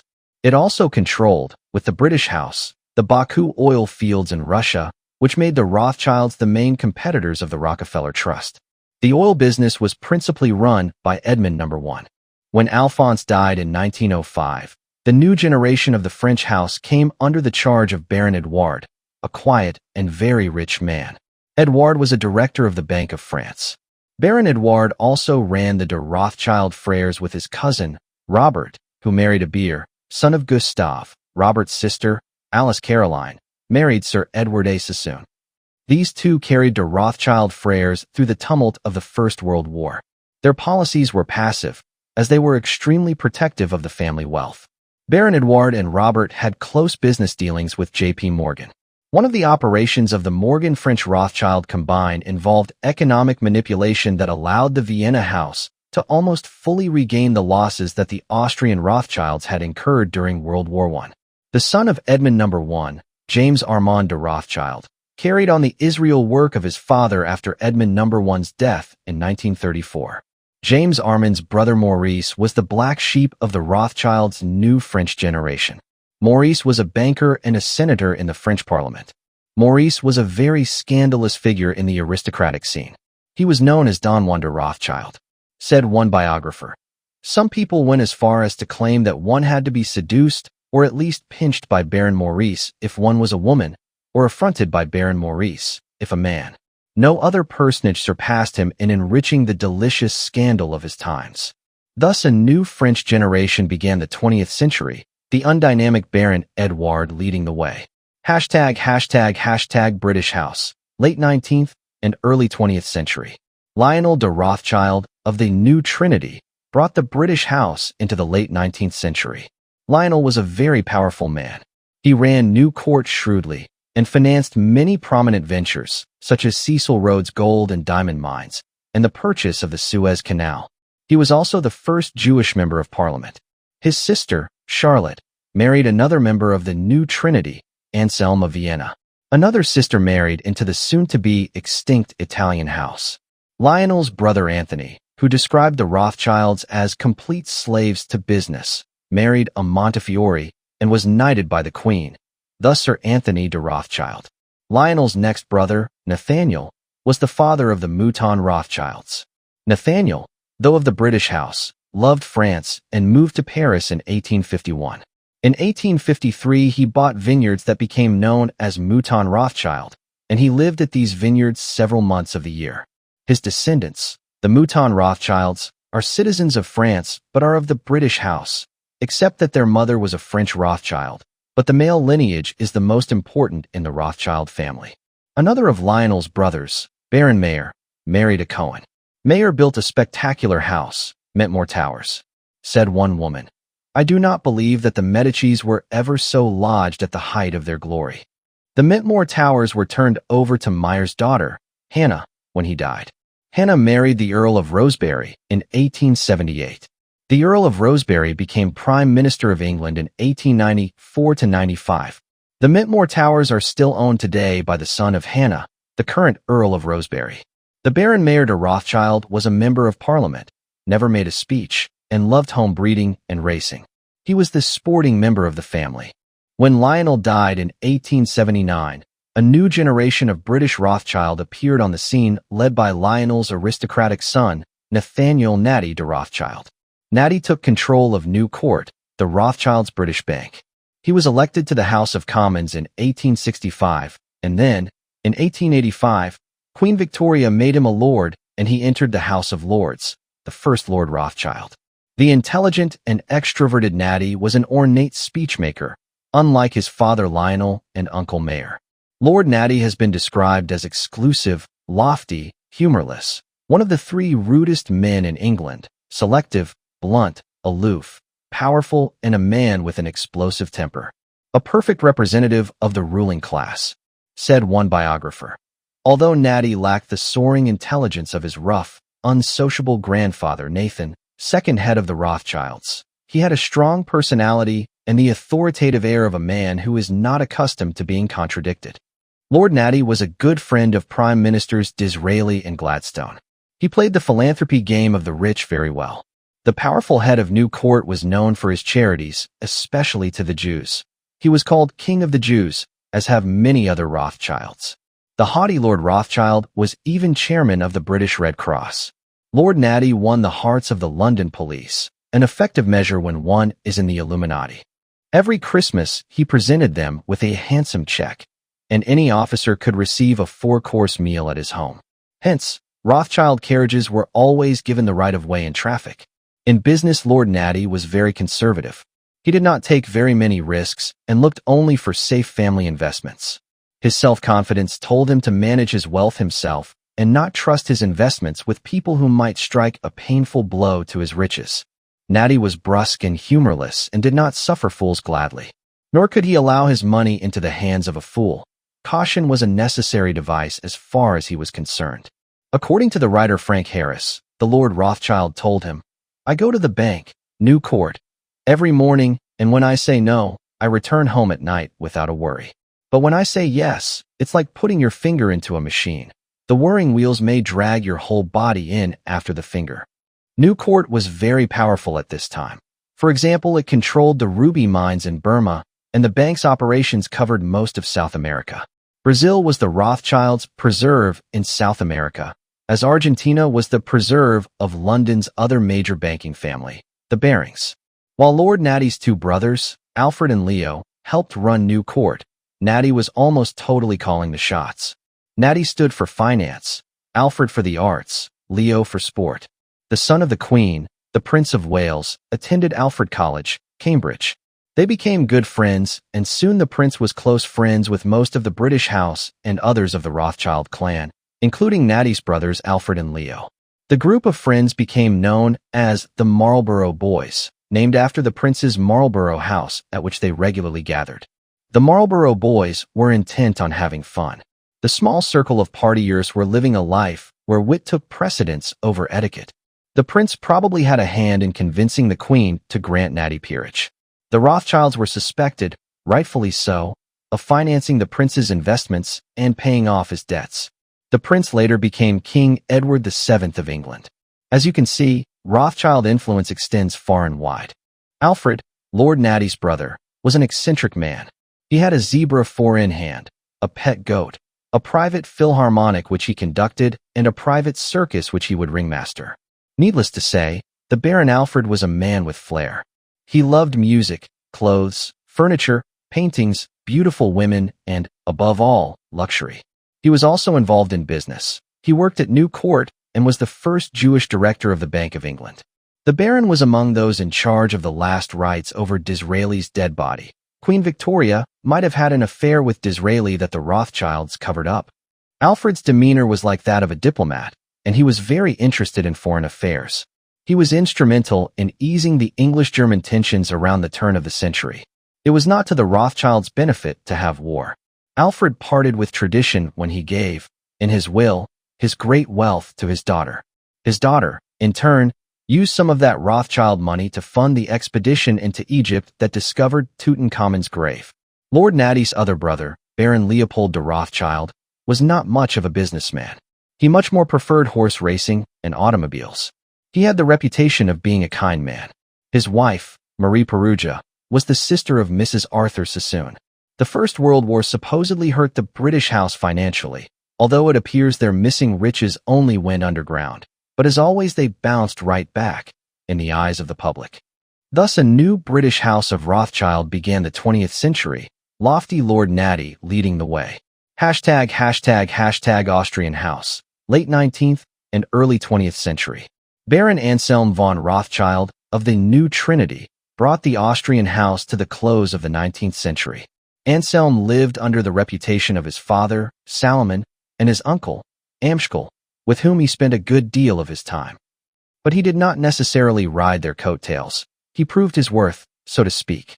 His most notable act being the creation of Creditanstalt, which destroyed the financial challenger of the Rothschilds, Credit Mobilier.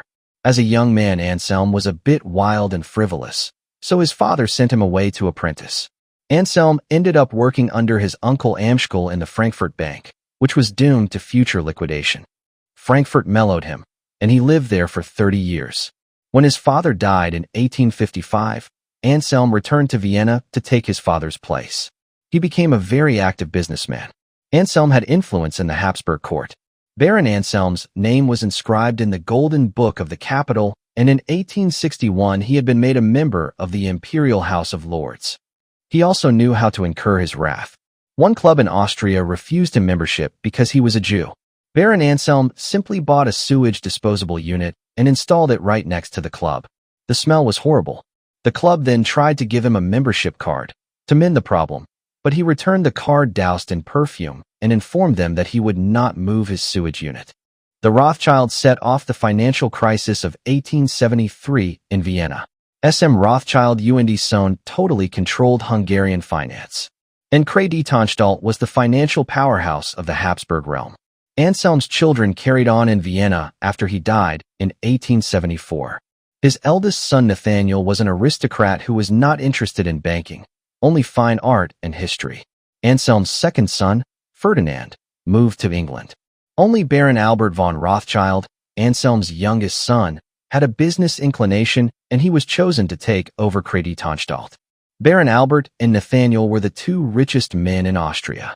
Baron Albert held controlling interest in innumerable industries ranging from coal to railways, and when, in 1878, He converted the famous 6% gold loan to Hungary. The bank was recognized as the greatest financial force in the empire. Albert was afraid of the common people, and he built a mansion that was more of a citadel than a house. Its walls were 7 feet high, and on top of that sat another 8 feet of iron fencing. Anselm's second son, Baron Ferdinand, was a member of Prince Edward's Marlborough boys. He remained in England, becoming a naturalized citizen. Ferdy, as he was called, was an intellectual socialite. He built an incredibly grandiose mansion named Waddesdon Manor, one of the most awesome of all the Rothschild homes. The manor was so marvelous that the Queen herself paid it a visit. Visitors to its halls ranged from the Empress Frederick to the Shah of Persia.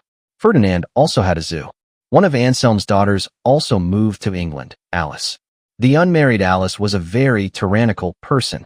In fact, she even yelled at the Queen when she saw her inadvertently trampling a flower bed. The Queen and Alice remained friends, and the Queen nicknamed Alice the All-Powerful. "Alice reigns absolutely," wrote a cousin. "There is nothing constitutional about this monarchy. No wonder the Queen has named her the All-Powerful." When Ferdinand died, Alice received Waddesdon Manor. Head of the Austrian house, Albert, died in 1911. His son, none of his brothers had any children, Baron Louis, became the head of the house. Louis's brothers, Alphonse and Eugene, were gentlemen of leisure. Baron Louis and his 2 brothers all served in the Austrian army during World War I. The war supposedly split the Vienna house from the French and English houses. I don't believe this. The Austrian house's wealth had to go underground during the war. After the war ended, the French and English houses put the Austrian house back on their feet again. Thus a new Austrian house began the 20th century, powerful Albert and suave Baron Louis leading the way. ####The Morgan Connection. George Peabody, a Massachusetts trader, set up a banking house, George Peabody and Company, in London in 1837. He became regarded as a financial ambassador in London. Carroll Quigley attributes the use of tax-exempt foundations for manipulation of society to Peabody, seen in his Illuminati Peabody Foundation. Daniel Colt Gilman, a member of the Skull and Bones and first president of the Carnegie Institution, was involved in the establishment of the Peabody Foundation. He was in such high regard by the elite that they have erected a statue of him across from the Bank of England.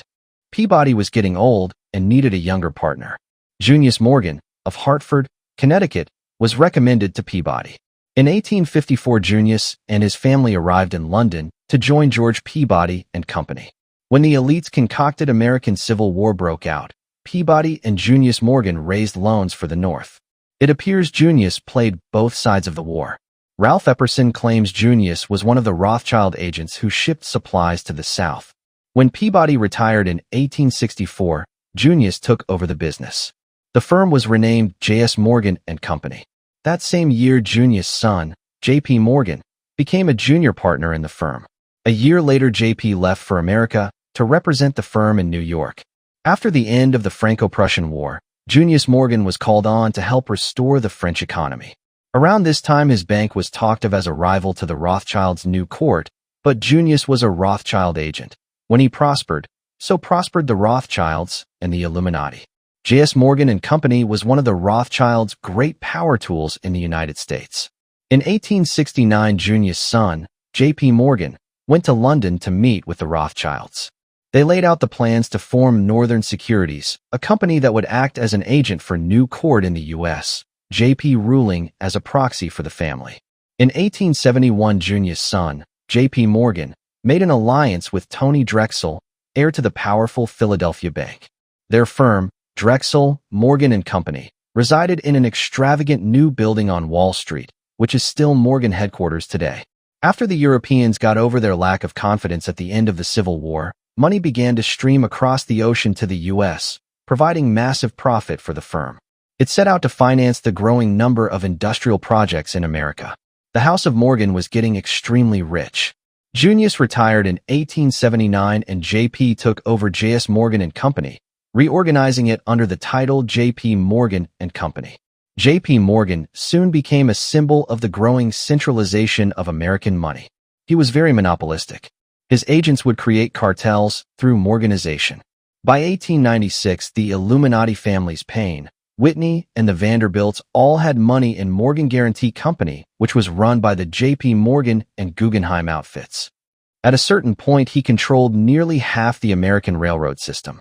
He established the United States Steel Corporation, based on Andrew Carnegie's Pittsburgh Steel Mills, in 1901 by raising the unprecedented amount of $1.4 billion. JP was adept at creating financial syndicates for the Illuminati, joint efforts to further the Great Plan.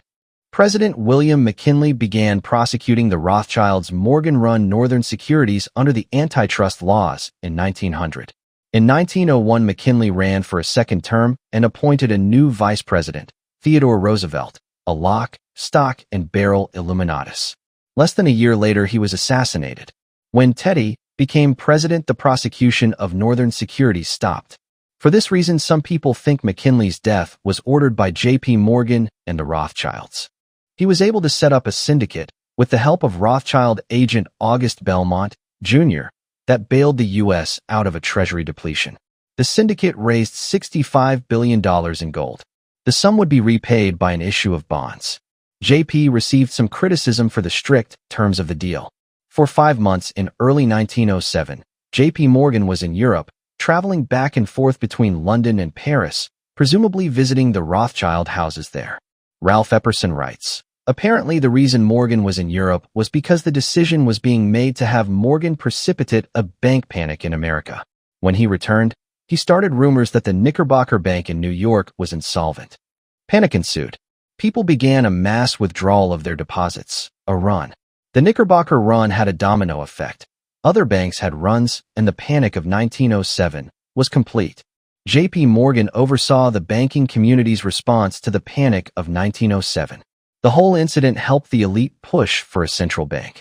One man who knew of the plot was historian Frederick Lewis Allen, who wrote in Life magazine, certain chroniclers have arrived at the ingenious conclusion that the Morgan interests took advantage of the unsettled conditions during the autumn of 1907 to precipitate the panic, guiding it shrewdly as it progressed so that it would kill off rival banks and consolidate the preeminence of the banks within the Morgan orbit. The panic of 1907 made people want a powerful central bank that could protect the common man from the abuses of the Wall Street bankers. This whole thing eventually led to the creation of the Federal Reserve. One of the men with the Morgan financial groups was Harold Stanley. Stanley was a member of the Skull and Bones. After J.P.'s death, a Morgan firm became Morgan, Stanley & Company. J.P. Morgan died in 1913. His son, Harvard-educated J.P. Morgan, Jr. took over. Most conspiratorial writers do not make a distinction between these two. J.P. Morgan, Jr. ran the bank with a team of managers that was led by Thomas Lamont. Morgan, Jr. was, like his father, a power-hungry international banker. He was famous for his handling of immense foreign loans. Most importantly, J.P. Morgan, Jr. appears to have followed in the footsteps of the former heads of the House of Morgan by working with the Rothschilds. ###the Schiff connection. Remember the Schiff family? In the first article, I explained that they shared a residency in Frankfurt, forever binding the two families. The Schiffs became Rothschild agents, and like most agents of the Rothschilds, they eventually became very rich and powerful. The most prominent of the Schiffs was Jacob Henry Schiff. Jacob was born in Frankfurt in 1847 and was sent by the Rothschild Schiff network to America to make his fortune, much like the Astors sent John Jacob Astor. Jacob Schiff arrived in New York in 1865. 10 years later, he became the partner of the Illuminati firm Kuhn, Loeb and Company. 10 years after that, he became its president, directing Rothschild and Illuminati affairs from this seat of authority. Jacob Schiff was also on the board of directors of Central Trust Company, Western Union, and Wells Fargo Company. Like most elite, he gave vast amounts of money to charity. Philanthropy pays off in a big way to the ruling class. ### Jekyll Island. The Illuminati interests wanted to create a central bank in America. They wanted to build the Federal Reserve. First, they needed a bunch of banking crises that would push public opinion towards a Federal Reserve system. These were provided by the Illuminati, including J.P. Morgan's Knickerbocker Panic of 1907. Second, they needed a favorable U.S. president in office. Rothschild agent Colonel House provided this by getting Woodrow Wilson elected. The American people were being conditioned. To provide the reform of the American banking system, a Congressional National Monetary Commission was created and a man related to the Rockefellers, Nelson Aldrich, was put in charge. For 2 years, this commission traveled around Europe hobnobbing with the Illuminati and getting directions as to how the central bank should be set up. Then the commission returned in 1910, and Nelson Aldrich went to a secret meeting at the Jekyll Island Hunt Club in Georgia to write the legislation for an American central bank to be run by the Illuminati. Others at the Jekyll Island meeting were these Illuminati men: Platt Andrew, Frank Vanderlip of a Kuhn-Loeb and Company Bank, Henry Davidson of J.P. Morgan, Charles Norton of a Morgan Bank, Paul Warburg of Kuhn-Loeb and Company and brother-in-law of Schiff, Benjamin Strong of another Morgan Company. Most of these men were connected to Jacob Schiff or J.P. Morgan, who in turn were agents for the House of Rothschild.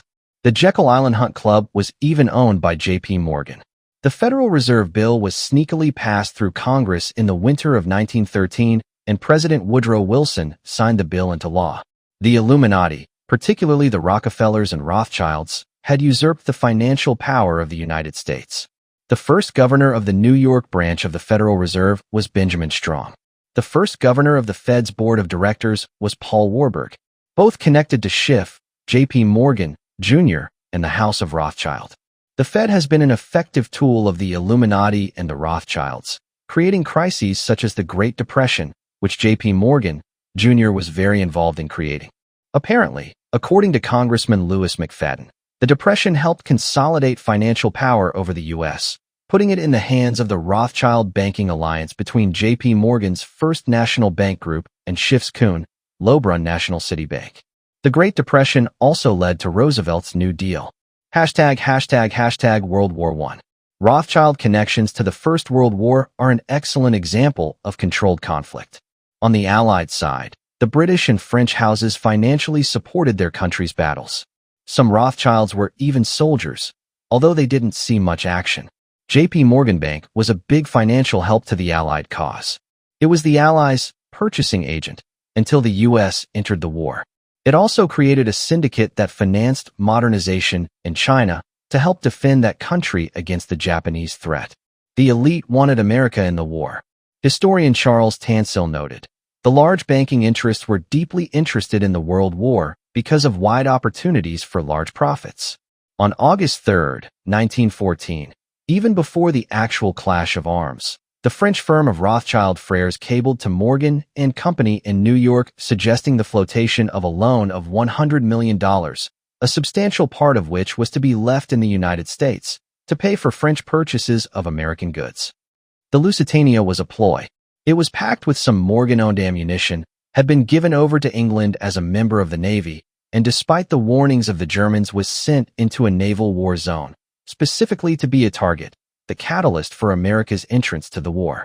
A knowledgeable American State Department failed to warn the U.S. citizens aboard the ship of the voyage's definite danger.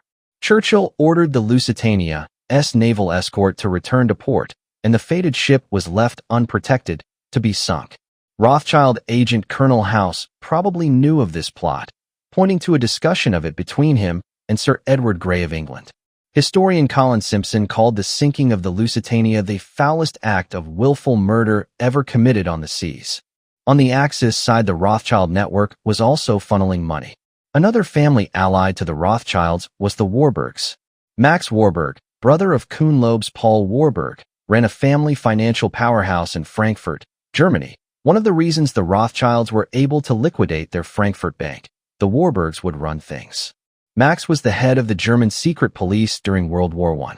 The Warburg connection is reported to have helped the Axis powers financially. At the end of the war in 1919, the Treaty of Versailles meetings were attended by Rothschild-connected men like Paul and Max Warburg, John Foster Dulles of Kuhn-Loeb, Colonel House, Thomas Lamont of Morgan's, and Allen Dulles of Kuhn-Loeb. The harsh terms of the Treaty of Versailles totally set the stage for World War II, said one delegate. "This is no peace. This is only a truce for 20 years. Sure enough, in 1939 the Second World War started. Another product of the Versailles meetings was the elite's charter for the League of Nations, the Illuminati's first attempt at creating a global institution. The League of Nations failed. This called for the need to create a think tank/special interest organization that could promote the New World Order. Thus, the creation of the Foreign Relations Institutions, the CFR, RIJ, etc. This will be discussed in a bit. World War I helped create a communist state. Max Warburg funded Lenin and his revolutionaries. Jacob Schiff gave a known $20 million to Lenin. J.P. Morgan and Company helped finance the Bolshevik Revolution. Alfred de Rothschild also helped finance the Bolsheviks. #### World War II. The Second World War was also controlled by Illuminati and Rothschild interests. The Great Depression did not only occur in America. It also swept Europe. The economic depression in Europe, coupled with an extremely harsh Versailles Treaty, helped fan the flames of the nationalistic fires that swept Germany. Hitler was a member of the most powerful occultic secret society in Germany. He penetrated the inner circle of this society where Satanism was practiced. Hitler was dedicated to Satan's empire, an evil puppet. He was brought into this evil group by Dietrich Eckart, who is supposed to have said on his deathbed, "Follow Hitler. He will dance, but it is I who have called the tune. I have initiated him into the secret doctrine, opened his centers in vision, and given him the means to communicate with the powers. Do not mourn for me. I shall have influenced history more than any German." In the last article, we discussed the possibility of Hitler having been of Rothschild descent. Consider this. He probably had satanic bloodline. He had the backing of a powerful satanic society. He had sold his soul to Satan, and he had the financial backing of the Illuminati. Is it any wonder that he rose from obscurity, poverty, and imprisonment to become one of the most powerful men to ever live? I believe that it is even safe to speculate that Hitler was totally controlled by a demonic spirits, that he simply gave himself over to Satan's control. An ex-member of the satanic hierarchy of the Illuminati expressed a belief to me that there have been certain evil men throughout history that have totally given themselves over to possession by Satan. That these men, Hitler, Genghis Khan, for example, have been Antichrist types, simply human containers for the residence of a very powerful demonic spirit, or even Satan himself. The ex-Illuminati member believed that when Satan no longer had need for the body of his Antichrist, he would discard it with death and find another willing soul to sacrifice his bodily control to the devil. These evil figures would not be the Antichrist, explained the informant, but would have allowed themselves to be taken over by the spirit of the Antichrist. This is just a theory, but I believe it has certain merit. If it is true, it paints an interesting picture of Hitler and the ruling class that created him. Hitler's main source of economic power was from the IG Farben chemical cartel, and IG Farben in turn was controlled by the Illuminati. The IG Farben cartel was created by loans from Wall Street in what has been called the Dawes Plan. Carol Quigley calls the Dawes Plan largely a J.P. Morgan production. The J.P. Morgan Group set up the loan to IG Farben, which created Hitler. Without the capital supplied by Wall Street, there would have been no IG Farben in the first place, and almost certainly no Adolf Hitler in World War II. Henry Ford merged his German assets with IG Farben in 1928. The cartel created the lethal Zyklon B gas that was used to exterminate the Jews. It was also involved in the torture experimentations that led to mind control methods, such as Monarch programming. Do you see what happened? A Rothschild agent set up a cartel that was directly involved in the horrible persecution of the Jews. Still, the family maintains the illusion of being totally supportive of their race. At first, Germany had a significant disadvantage if they were to embark on a Second World War. The nation had a fuel shortage, but the Illuminati fixed this problem. The Germans were able to fight World War II through the use of synthetic fuels that were created by the hydrogenation process, turning coal into gasoline. This process was discovered by IG Farben. Hydrogenation technology would not have been fully developed by World War II, but IG Farben made a deal with Rockefellers Standard Oil, who was able to complete the research, facilitating the war. Interestingly, IG Farben plants were not targeted by the bombing raids on Germany. By the end of the war, the refineries had experienced only 15% damage. William Dodd, American ambassador to Germany before World War II, wrote President Roosevelt, "At the present moment, more than 100 American corporations have subsidiaries here or cooperative understandings. The DuPonts have their allies in Germany that are aiding in the armament business. Their chief ally is the IG Farben Company. Standard Oil Company sent here in December 1933, and has made $500,000 a year helping Germans improve hydrogenation technology. The International Harvester Company president told me their business here rose 33% last year, but they could take nothing, earnings out, except in goods. Even our airplanes people have secret arrangements with Krupps. General Motors Company, which was controlled by the J.P. Morgan Group, and Ford do enormous business here through their subsidiaries and take no profits out. Germany needed the capital of these, and many more American companies, in order to wage a war. IG Farben had a holding company in the United States called American IG Farben. Paul Warburg, his brother Max, head of Germany's secret police during World War I, and Warburg agent Hermann Metz were some of the members of the board of directors of the American IG Farben. Other directors included Rockefeller/international banking men, Edsel Ford, Charles Mitchell, Walter Teagle, etc. 3 Germans on the board of governors were convicted as war criminals after the war, but the elite Americans forementioned were not, even though they participated in the same criminal decisions as those who were punished. According to author Eustace Mullins, Hitler met with Alan and John Foster Dulles in 1933. The Dulles brothers were acting as legal representatives of Schiff and Warburg's Kuhn, Loeb and Company, which was an integral part of the Rothschild network. Mullins claims Kuhn and Loeb had extended large short-term credits to Germany and needed to ensure the repayment of these loans. The Dulles brothers supposedly assured Hitler he would receive the funds necessary to be installed as Chancellor of Germany if he promised to repay the debts. One of the largest tank manufacturers for Germany was Opel, which was controlled by the J.P. Morgan Group. Another company connected to the J.P. Morgan Group was Bendix Aviation, which supplied data to Germany on automatic pilots, aircraft instruments, and aircraft and diesel engine starters. The examples go on and on. There is much more that could be written on this subject.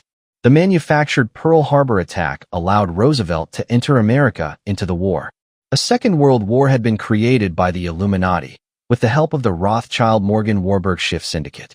After the end of the war, the tribunals that investigated Nazi war criminals censored any materials recording Western assistance to Hitler, said historian Anthony C. Sutton. #globalism. World War II facilitated the American acceptance of a global peacekeeping institution, the United Nations. After the U.S. had rejected the first attempt to create such an institution in the League of Nations, the Illuminati decided to create an arm of the Rothschild-funded roundtable groups, which could help influence Western society towards the embracement of globalism. The original idea was to create an international special interest group of advisors that would promote a new world order, called the Institute of International Affairs. The plan eventually changed. The institute was split up so that separate groups could influence separate governments without having the appearance of a conspiracy. These groups were formed at what are called the Hotel Majestic meetings. Baron No. 1 Edmond de Rothschild of France was the main force behind these meetings, and all the founders of these groups were men who had met with his approval. Chief of these was Rothschild agent Colonel Edward Mandell House. The CFR Handbook of 1936 explains how it was established. On May 30, 1919, several leading members of the delegations to the Paris Peace Conference met at the Hotel Majestic in Paris to discuss setting up an international group which would advise their respective governments on international affairs. It was decided at this meeting to call the proposed organization the Institute of International Affairs. At a meeting on June 5, 1919, the planners decided it would be best to have separate organizations cooperating with each other. Consequently, they organized the Council on Foreign Relations, with headquarters in New York, and a sister organization, the Royal Institute of International Affairs, RI, in London, also known as the Chatham House Study Group, to advise the British government. A subsidiary organization, the Institute of Pacific Relations, was set up to deal exclusively with Far Eastern affairs and facilitated the Pearl Harbor attack. Other organizations were set up in Paris and Hamburg, the Hamburg branch being called the Institut für Auswärtige Politik and the Paris branch being known as Centre d'études de politique étrangère. I have never seen any research on the Institut für Auswärtige Politik in Germany. It would be interesting to see how this group was involved with the elite and the creation of World War II. A group of Illuminati wise men took the plans laid out at the Hotel Majestic meetings and formed the CFR. The founders included Colonel Edward Mandell House, a Rothschild agent, John Foster Dulles, of Rothschild-connected Kuhn, Loeb and Company, and Alan Dulles, also of Kuhn, Loeb and Company. The CFR was officially founded on July 29, 1921. Money for the founding came from J.P. Morgan, Bernard Baruch, Otto Kahn, Jacob Schiff, Paul Warburg, and John D. Rockefeller, among others. The funding for the RIA in London came primarily from the Astor family. Rothschild-connected Paul Warburg was on the original board of directors of the CFR. As you can clearly see, the Rothschild network had significant influence in the creation of the foreign relation groups. This influence continues today. The Rothschilds within the secret Society of the Elect and the Round Table groups extended to the semi-public CFR, RIA, etc. The House of Rothschild was up in arms with their fellow elites, managing the creation of the New World Order. Should there be a part 3 to this series, it will investigate individual Rothschilds from the World War era up into the modern-day world and their continuing involvement in the Illuminati. Bibliography. Cowles, Virginia. The Rothschilds, A Family of Fortune. New York, A. Knopf, 1973. Sampson, Anthony. The Money Lenders. New York, Penguin, 1983. Roth, Cecil. The Rothschilds, A Family Portrait. New York, Collins, 1961. Wechsberg, Joseph. The Merchant Bankers. New York, Pocket Books, 1968. Still, William. New World Order. Lafayette, Louisiana. Huntington House Publishers, 1990. Sutton, Anthony C. America's Secret Establishment. An Introduction to the Order of Skull and Bones. Liberty House Press. Mullins, Eustace. The World Order. Boring, Oregon. CPA, 1985. Epperson, A. Ralph. The Unseen Hand. Tucson, Arizona. Publius Press, 1985. ### A note about the Krupps of Germany. It has been said by an Illuminati informant that the Krupp family is part of the Illuminati. It is clear that the Krupp family must be at least in agreement with the plans of the Illuminati. This can be said because of the extensive power of the Krupps. The Krupps were the primary producers of the big guns for the German army in World War I. Lenin wanted the Krupps to help him make the Russian steppes productive. The Krupps have produced agricultural equipment and train locomotives as well as tanks. After World War I had ended, the head of the Krupp family, Gustav Krupp von Bohlen und Halbach, began secretly planning to rebuild Germany's military might. Gustav Krupp bought coal mines after World War I with an eye on using them for future weapons production. After the Allied Control Commission departed Germany in 1928, Krupp factories began secretly turning out a few tanks, particularly at Krupp's Gerusenwerk factory. The Christian Science Monitor, which ties in with the occult system, sent reporters to Krupp's factories during the 1920s to report on how well the Germans were complying with the Versailles Treaty limitations. The reporters gave a clean bill of health to the Krupp factories, even though the reporters should have questioned why all their film was destroyed during factory tours. Infrared rays were beamed into their film while they toured Krupp's factories. Prussian-trained Gustav Krupp had married the daughter of Friedrich Krupp, whose name was Bertha. Bertha was a powerful woman and sole owner in 1902 of one of Germany's largest steel firms. The Krupps have lived above Essen, Germany, in a huge palace called Villa Hugel, whose small wing has 60 rooms. They also have other castles and villas. At one time they owned, as far as I know they still do, a castle in the Austrian Alps named Blunbach. Gustav Krupp hosted and was one of the leaders of a secret group of 12 powerful German industrialists called the Ruhrlade, which secretly made Germany's industrial decisions during the Weimar Republic. This group also made political decisions. In 1932, Krupp began to help Hitler. The secret governing body of the Ruhrlade covered their meetings behind the cover of having lavish hunting parties.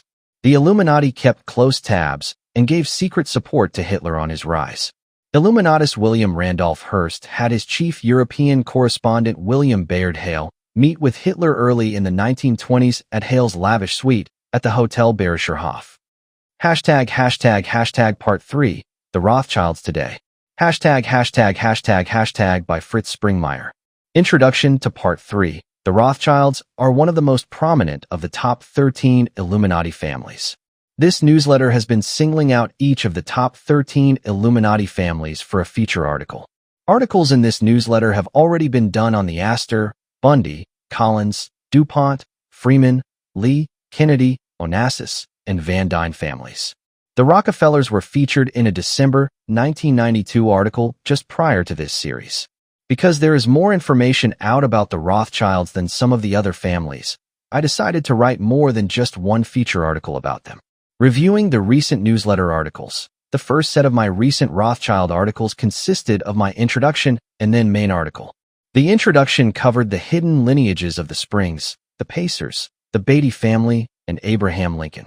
The main article by David Smith covered the 18th and 19th centuries of Rothschild power.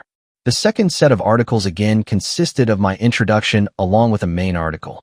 In my introduction, I covered some about their secret power, their power in Latin America, and their secret ability to manipulate financial things without playing the same rules as others play. David Smith's main article covered the Rothschilds' influence in history in the late 19th century and during the 20th century.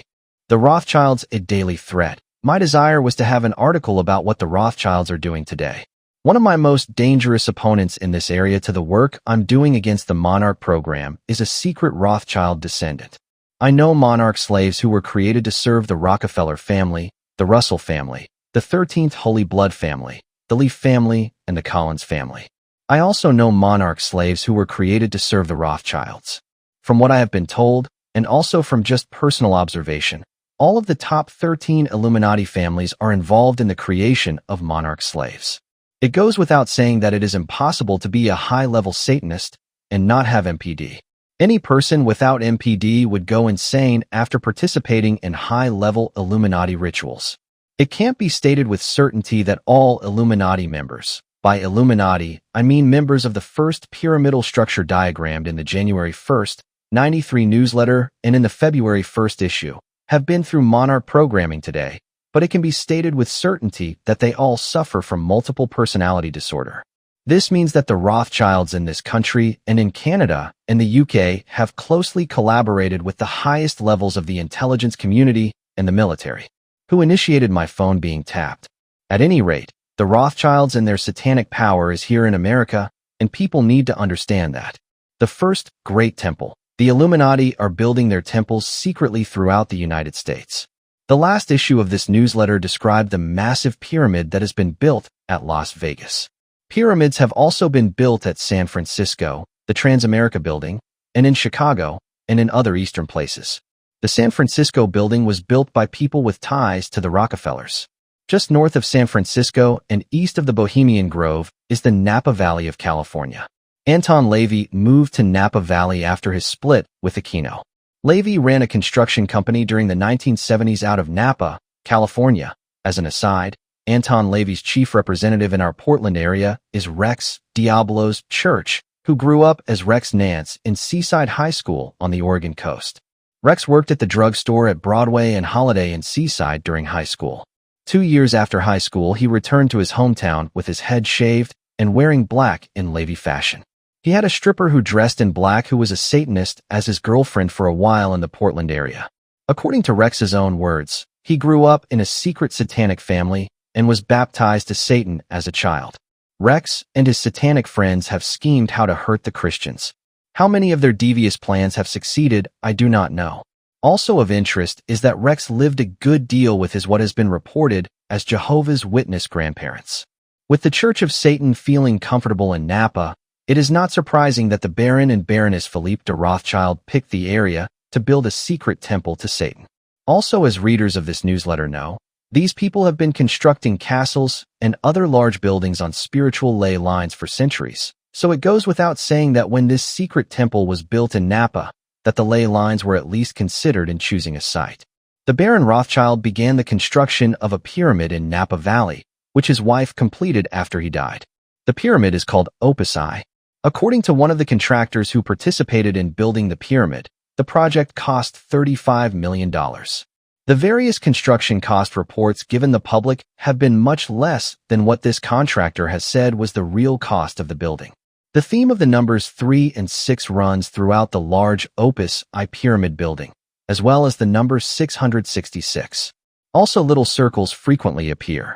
The name of the building is Opus I, which means the first work. Its cover or front for the temple is that it is a winery. The winery operates very strangely for a legitimate winery. The entire project of buying the land, building Opus I, and operating it has been shrouded in secrecy.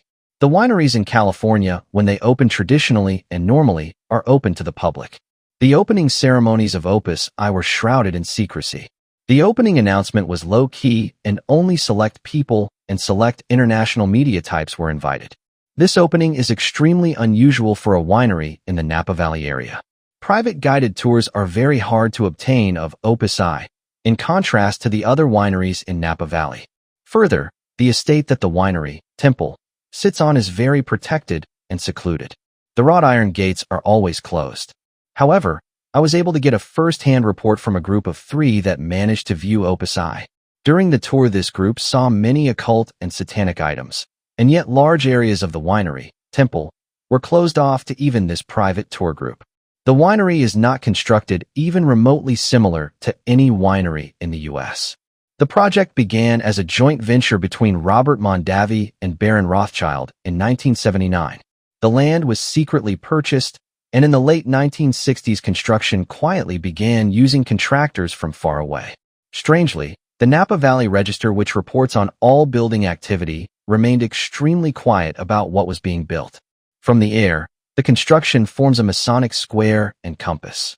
On the inside are hidden stairwells, and other hidden features have been built in. The capstone of the pyramid has a rotunda where skylight penetrates the capstone, and where viewers can get a view of the entire Napa Valley. There have been numerous Rothschilds who have entered into the various Masonic rites. For instance, Louis Rothschild was a 32 degrees Scottish Rite Mason in Chicago during the 1890s. The reason for this is that Freemasonry is used as a type of early class for those who are in the Illuminati to get them familiar with the symbols of the mystery religions and give them more practice with hand signals, rituals, and secrecy. Orchids, which are used by the Mothers of Darkness, are grown all over the area. Orchids are the only type of flower grown on the site, and they are cared for by apparently Mothers of Darkness who are dressed in all black, which is the standard color of garb of the Mothers of Darkness. The pyramid was built with limestone from Texas. No doubt there is some occult significance to the site that the limestone came from. The limestone itself has fossils, which have been hidden from easy view for some reason. Remember, the ancient Egyptian pyramids used limestone. Originally, Opus I was scheduled to open around the summer solstice, but the date was shifted to Wednesday, October 30th, 1991, which is the day before Halloween. Since the opening day, the Rothschilds have had events scheduled around Satanic high days. Those who are familiar with the occult know that these events are covers for satanic rituals, which are held secretly. The land has wrought iron gates which are locked at all times. Some of the occult items which private visitors saw within the pyramid were a book on wine depicting orgies by Salvador Dali, who is a Satanist, a blue-black picture with naked ritual dancers, and other strange occultic pieces of art, such as an oil painting of what looked like Satan. Massive draconian oak doors are built facing the hall that leads to the room where wine is tasted. Mirrors abound in the place. The gilded artwork on the mirrors is often Rococo. The Baroness personally designed and furnished the interior. The upside-down peace sign is found designed in some of the furniture as barren trees. 2 trees of life from Peru are by the fireplace. The tree of life is, by the way, very important to this level of the Illuminati. The visitors also saw 3 Mouton ceremonial drinking cups with rams, and chairs which had the carvings on the front arms/legs of fully formed demons were found in one of the rooms. The foyer looks like the inside of a snail or corkscrew. Much of the furnishings were purchased by the Baroness Rothschild from the de Medicis. It has various marble floors and tables set with orchids. The stainless steel and the floors in the winery are immaculate. The workers who work there were scrutinized closely before being hired. Originally, the wine workers were required to wear black pants and white shirts, but the workers who had to stomp the grapes were unhappy about the uniform requirements. I have been trying to follow the Rothschild family with its many branches. Although the Rothschilds are seen as great internationalists, don't be surprised if some of the people of the Rothschilds seem somewhat middle class. For instance, in the Millington, Michigan of Flint, Michigan, one family dominates the town. This family is the Bauer family. Stan Bauer was a man who mysteriously simply attracted material possessions to himself without any visible source of money.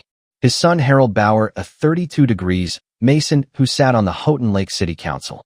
His next son Terry Bauer was also a Mason, also had a position in local government, and was on the school board. His daughter Barbara Bauer married Jim Hager, who was also a Mason who lived in Grand Blanc south of Flint.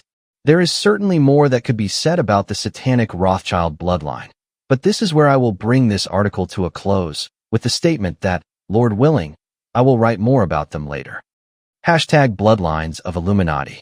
Hashtag Fritz Springmeier, 1995. Hashtag the Russell bloodline. Hashtag the Watchtower and the Illuminati. Last year in the January newsletter, I wrote an article about the Illuminati and the Watchtower Society. Recently, on December 10th, 93, Tex Mars interviewed me over international shortwave radio about the 1990 book The Watchtower and the Masons. Having got a good response from the shortwave radio interview, it is only appropriate that this newsletter starts off the new year with another article on the Watchtower Society and the Illuminati. Because of numerous problems within the congregations of Jehovah's Witnesses with satanic ritual abuse, the Watchtower Society put out an article in the August 8, 1991 issue of Awake magazine. Lee Waters of Bethel headquarters kept a file on his computer of Jehovah's Witnesses who were reported to be victims of SRA. It is possible headquarters has told him to delete the file. Another man who was at headquarters who is now believed out of the society was also well informed of SRA among the congregations of Jehovah's Witnesses. In fact, two JWS who had actually been in the Illuminati while JWS but had broken free confronted the governing body and headquarters with their evidence of the Illuminati operating within the membership of the Jehovah's Witnesses. What was the response of the WT leaders? To simply ignore and cover up the evidence. The actions of the governing body in squelching any serious action against the high-level Satanism secretly operating within the Jehovah's Witnesses shows what might be wise as Serpent's book revealed, which is that very secret high-level Satanism has long been controlling the Watchtower Society. One of these two eyewitnesses to Illuminati activities within the higher levels of the Watchtower Society realized that something is seriously wrong at the top, when the WT leaders do not really care for those people in the congregations who are becoming the victims of SRA. One elder in good standing lost his position because he warned the WT Society of satanic infiltration. It is obvious that the Watchtower organization is more interested in public relations than it is in having a clean organization. In examining the families that are involved with the Illuminati who use the Watchtower Society as a cover, we find a continuation of the same pattern as I noticed before. There is a large contingent of Scottish and a large Jewish bloodlines. For instance, one JW Illuminati family was the Udall family, Scottish name, who married Pickett's son Milliken, English maiden name with Jewish first husband. This type of combination typifies so many of the elite who I have researched. In the Be Wise as Serpent's book, Chapter 1.11 discusses how the Satanism within the Illuminati and the Watchtower Society could be tracked by an understanding of Enochian magic. Readers may want to refer back to that chapter after reading this paragraph. The Illuminati operating within the Watchtower Society use the Enochian language, which has its own language and its own Enochian alphabet, letters and boxes. According to eyewitnesses who have left the JW part of the Illuminati, the Enochian alphabet is known and used as the cult language by those Illuminati operating in the high levels of the Watchtower Society. In other words, their ceremonies are done in this ritual Enochian language. Sir William Sinclair in the 16th century was one of those who introduced Enochian magic to Scotland. The Scottish connection in the Watchtower Society is overpowering. Both the Russell and the Rutherford families came from Scotland, as well as Macmillan and many other key early Watchtower leaders. From this, it appears that the Scottish type of Illuminatism that created the early Watchtower Society has always practiced Enochian magic. Remember from the Be Wise as Serpent's book that knowing the Watchtowers is the key to Enochian magic. The same type of winged sun disk that C.T. Russell used was also used on the cover of the Magic of the Watchtowers. Two phrases that were popular among Satanists who practiced Enochian magic in Russell's day were Millennial Dawn and Golden Age. The following are some of the Illuminati operating within the Watchtower Society today. Names may be spelled incorrectly in some cases. Chris family. Dome Life family, Irish bloodline. Carls, J.W. Overseer in Miami, Florida. Prince George McKee, Monroeville, Alabama. Mellors, or Myers, Jewish. Sharon Russell left the Illuminati, still a JW. Worked with police showing ritual sites. Princess Proud Swift lived in Delaware with the travel industry. Jim Tipton, important WT official and elder in California. A secret satanic serial murderer. Walt family. Woomer family. The areas which have been identified as strong satanic strongholds within the Watchtower religious empire are Southern California, especially the San Bernardino Valley, Florida, the Caribbean, Scotland, Bethel headquarters in Brooklyn, and various places in New York. I expect that this list of strongholds is very incomplete. According to an eyewitness of the Illuminati within the Watchtower Society, the following items can be ascertained.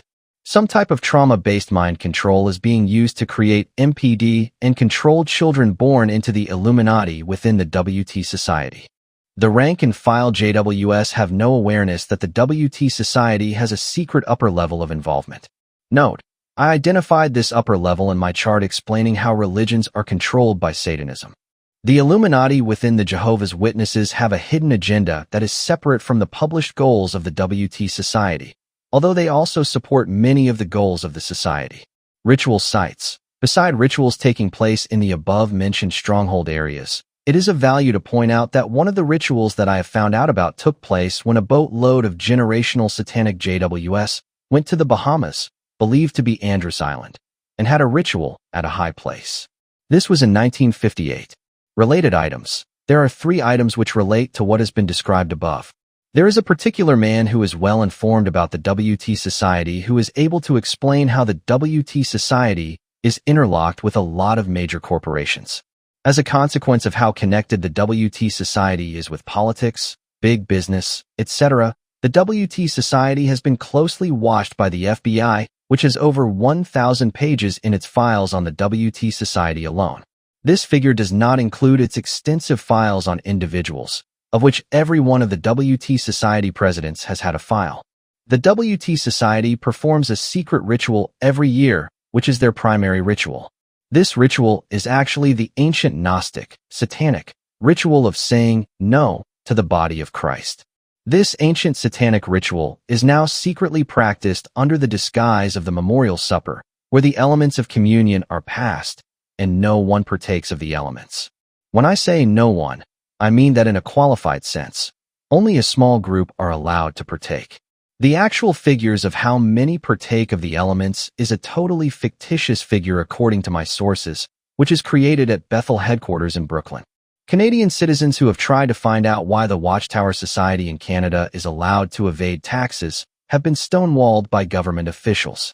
McGregor Ministries newsletter News and Views, October 1993, page 10 discusses how various people have tried to expose the Watchtower's avoidance of the GST and how the Minister of Finance, the Minister of National Revenue, and many other government groups have simply stonewalled people. The fax number of one of the most powerful committees of the Watchtower Society is the WT Service Department, whose fax number is 718-624-4030. This newsletter will continue to bring articles on the various branches of Satan's one world religion, which includes the Mormon authority structure, the Catholic authority structure, the Pentecostal, and the Jehovah's Witnesses authority structures, just to name a few. One of the strangest things for this author was to continue running into evidence that seems to indicate Charles Taze Russell, the man who started the Jehovah's Witnesses Watchtower Society, was secretly an important Satanist. Lest the reader devalue the evidence, permit this author to state that the evidence came in first before I came up with my theory that Russell was an important Satanist and not vice versa. Some of the outstanding clues are: A. C.T. Russell was definitely a Mason, yet he put up some great smoke screens in his writing concerning his membership. B. C.T. Russell's Bethel staff became concerned about his occultic activities and required him to take an oath for swearing any further occultic activities. C. In my previous book, The Watchtower and the Masons, I studied 35 parallel beliefs that Russell had with Masonry. I spent a page per parallel. These 35 are not in any way inclusive. Russell had many other identical ideas to what the Masonic lodges propagate. D. Various items from magic were part of Russell's religious beliefs, including healing handkerchiefs, phrenology, the winged sun disk, Enochian magical planes, etc. Russell's family's possible Illuminati links, and his wife's possible connections with a family line of Satanists. F. Russell's apparent secret Rosicrucian membership with the Quakertown, Pennsylvania group of Rosicrucians, as revealed by the pyramid he ordered erected, his use of the winged sun disk, and his cremation 3 days after his death. G. Russell owned a cemetery in Pittsburgh. Leading Satanists try to own cemeteries for several reasons. First, it facilitates the disposal of human sacrifices which are buried in pieces below the fresh holes dug for someone else's burial. When the casket is placed in the hole, it would be rare for anyone to dig below the casket level ever again. Second, magic power is associated with cemeteries. The spiritual power of the dead is pulled up by making a circle of light over them. Then within the circle, a naked Satanist lays. Third, specific bones are sought such as the skulls and left hands. Left hands are preserved in order to hold candles for certain ceremonies. H. Contacts from various places today indicate that the modern Watchtower Society is working with the New World Order. This implies that at some point the society began cooperating with the New World Order. Russell seems to be the likeliest starting point. Understanding Charles T. Russell. As with all occult organizations, a veil of secrecy is maintained by requiring initiates to take secrecy oaths on penalty of death. As in witchcraft, Masonry repeatedly demands secrecy oaths at every new level. Charles T. Russell began participating in this secrecy when he took the Entered Apprentice, first Masonic degree. Oath on penalty of mayhem and violent death. I do hereby, and hereon most solemnly and sincerely promise and swear that I will always hail, ever conceal and never reveal any of the arts, parts or points of the secret arts and mysteries of ancient Freemasonry which I have received, am about to receive, or may hereafter be instructed in. One sample of their plans. As an example of how ingenious these plans are to create a one-world government, consider the following part of it. The drug war is not what it seems. It is an ingenious scheme to enslave the American people and destroy all their civil rights. The first rumblings of the drug war part of the plan seem to stir from the occult, so it is highly possible the drug war originally was first developed by Satanists, perhaps even given during one of the feasts of the beast. The drug war seems like the perfect plan, with no way for the power to lose. First, the power creates a drug culture in America. The drug culture would and did give many their first step into the Aquarian, New Age, conspiracy. The power would make billions of dollars by running drugs, to further finance other nefarious schemes, and could use their worldwide power to crush all their competitors. When the power crushed and arrested their competitors in drug running, they would be hailed as heroes by the majority of people. And they have. The introduction of drugs into society does several things. It taxes the Christian church's ability to oppose immorality. It gets the public indignant about drugs, and the public's moral outcry allows the power to pass drug laws that remove the last vestiges of legal civil rights. In fact, the beguiled public demands the laws which abolish their rights, and applauds these laws in ignorance, not knowing what the laws actually say and mean. If the public somehow gets a complete picture that their government has been smuggling drugs to create a drug war in spite of the controlled media, or perhaps through the media at the right time, then they can create a scandal involving several U.S. presidents to eliminate the U.S. government and switch the public's allegiance to a world government. As an ex-Mason, who is very aware of their plans, said to this author, these people are in it for the long term. The bloodline of the Russells. The purpose of this next subsection may be misunderstood unless I make myself clear at this point. This author has not established any link between the various famous Russells. Although I have been doing genealogy work, I have not had the chance to do the long-term genealogy work required to clarify the issue. If the reader is dissatisfied with the extent of this information, he is encouraged that rather than criticize, to research it himself. The reader will observe by the time he finishes this book that this author has done extensive research into many groups. One item that has popped up consistently is that people with the surname Russell repeatedly appear as important figures in the various elements of the world order as it has developed. Before becoming aware of the one world order, this author had no inkling how important bloodlines have been for the elite that controls the world. Friendships have also played a role.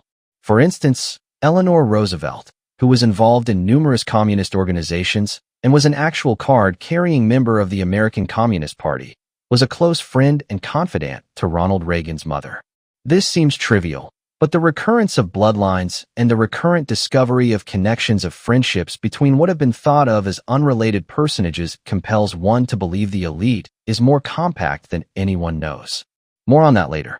The mysterious Watchtower Society and its founder Charles Taze Russell will serve as perhaps the most used example in this book of an organization that is secretly part of the New World Order. The reader will be presented with the history of all this throughout the book, especially in chapters 5 to 17 of the first section. Chapter 1.8 will go into more details on what circumstantial evidence there is that might lead one to believe that Charles T. Russell was a Satanist. The author is aware that there are Jehovah's Witnesses that are coven Satanists. The Russell family appears to have moved from Germany to Scotland and from Scotland to Northern Ireland. In the 1820s, Alexander G. Russell went to New York City and then on to Orange Company, New York. He could write firsthand how good it was. When the potato famine hit during the 1820s, the Russells did not have the roots to Ireland that the original Irish had, and the rest of the family moved to America, except for Fanny's husband Alexander Harper, who stayed behind in Donegal estranged from his wife. Let's comment about the type of Russells that keep appearing throughout the course of the history of the New World Order as this author went about his research. To summarize, these various Russells, who until the genealogy work is done to show the connections should be viewed as individuals not a group, have been prominent members of the Illuminati, the Masons, the Fabians, the Mormons, the Jehovah's Witnesses, the Jesuits, the Royal Society, and the media controlled by those of the New World Order, and a deputy chairman of the Federal Reserve. Typically, they have been merchants and lawyers, with a fair share of them also as Christian heretics. It will be easier perhaps to illustrate how the Russells keep popping up in the New World Order storyline by listing a good sampling of them. #### sample of Russells of interest. Russells who founded fraternal societies *. William Huntington Russell, founder of what is believed to be an American chapter of the Illuminati, Skull and Bones Order. Its legal name is Russell Trust. John Russell, founder of the Fraternity of Daughters of Isabella, DOI, in May 1897 in New Haven, Connecticut.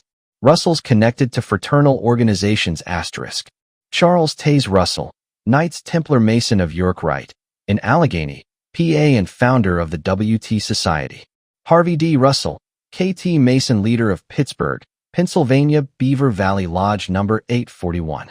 John Russell, Pastor C.D. Russell's stepmother, was executor of his will. His mother was the one chosen to dance with famous Mason and Illuminatus Lafayette when he was in Philadelphia.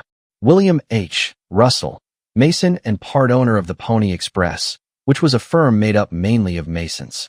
George William Russell, 1869 to 1935. Leading member of the Dublin Theosophist Lodge, wrote art for the Theosophic periodical, The Irish Theosophist. Initiated into the Lodge of Isis, with its sexual rites. The keynote of his work is from the Bhagavad Gita. He was a good friend of Golden Dawn leader William Butler Yeats, who wrote some of the satanic Masonic rituals for the Golden Dawn. James Russell, president of the Royal Society of Edinburgh, which was associated with esoteric groups like the Masons. Archibald D. Russell, 1811 to 1871, a Presbyterian Mason who graduated from the University of Edinburgh, Scott.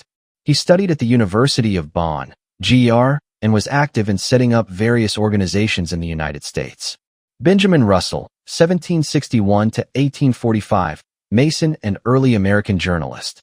Charles H. Russell, governor of Nevada, 1950 to 58, and 32 degrees Mason, also in the York Rite, and a Shriner.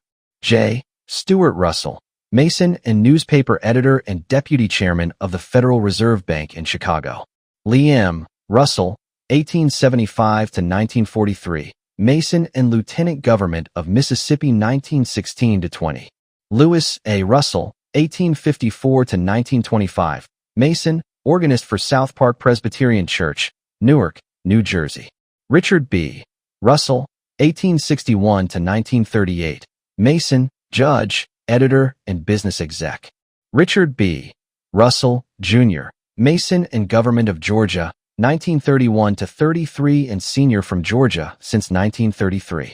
Before going to our next section, it would be worthwhile to cover the family that Bertrand Russell came from. They hold the title of Dukes of Bedford. Ordo W. Russell served in Lord Palmerston's office from 1850 to 52. He served as unofficial ambassador for Great Britain to the Vatican from 1857 to 70. His son Baron Amhill was Grand Master of the English Masons 1908 to 1935. He joined the English equivalent of the Knights of Malta, that is the Order of St. John of Jerusalem, and served as the Grand Master of the lodge formed at the Bank of England. He was appointed head of the Indian Masons of Madras, India, home of the Theosophical Society. Ordo Russell's son also served in some high political positions. Russell's connected to groups that tie back to the Illuminati asterisk. Charles Edward Russell, Jewish socialist who worked for New York Life controlled by J.P. Morgan, and also for New York Tribune and Herald. James E. Russell, Columbia University professor who introduced Wundt's Hegelian philosophy to his students at Columbia. Thomas Russell, 1767 to 1803, a revolutionist of the Illuminati stream of revolution. Samuel Russell, represented Baring Brothers, helped open up the port of Shanghai for the international financiers. Bertrand Russell, famous Fabian socialist and One World Order proponent. Alice Russell, ex-eccentric Quaker, wife of Bertrand, and also a Fabian socialist. Reverend Matthew Russell, 1834 to 1912, Jesuit writer. Russell's connected in some way to the IBSA, now called Jehovah's Witnesses. Charles Taze Russell, Sr., Pastor Russell's uncle, broker and real estate agent. Moses F. Russell, postmaster of Saltillo, Hawkins Company, TX near where Hayden Cooper Covington's parents moved. Brother Russell, an early elder of the Belfast, Ireland IBSA congregation. Russell's connected in some way to Mormonism asterisk. Elder Isaac Russell, a prominent early Mormon missionary to Great Britain in 1837.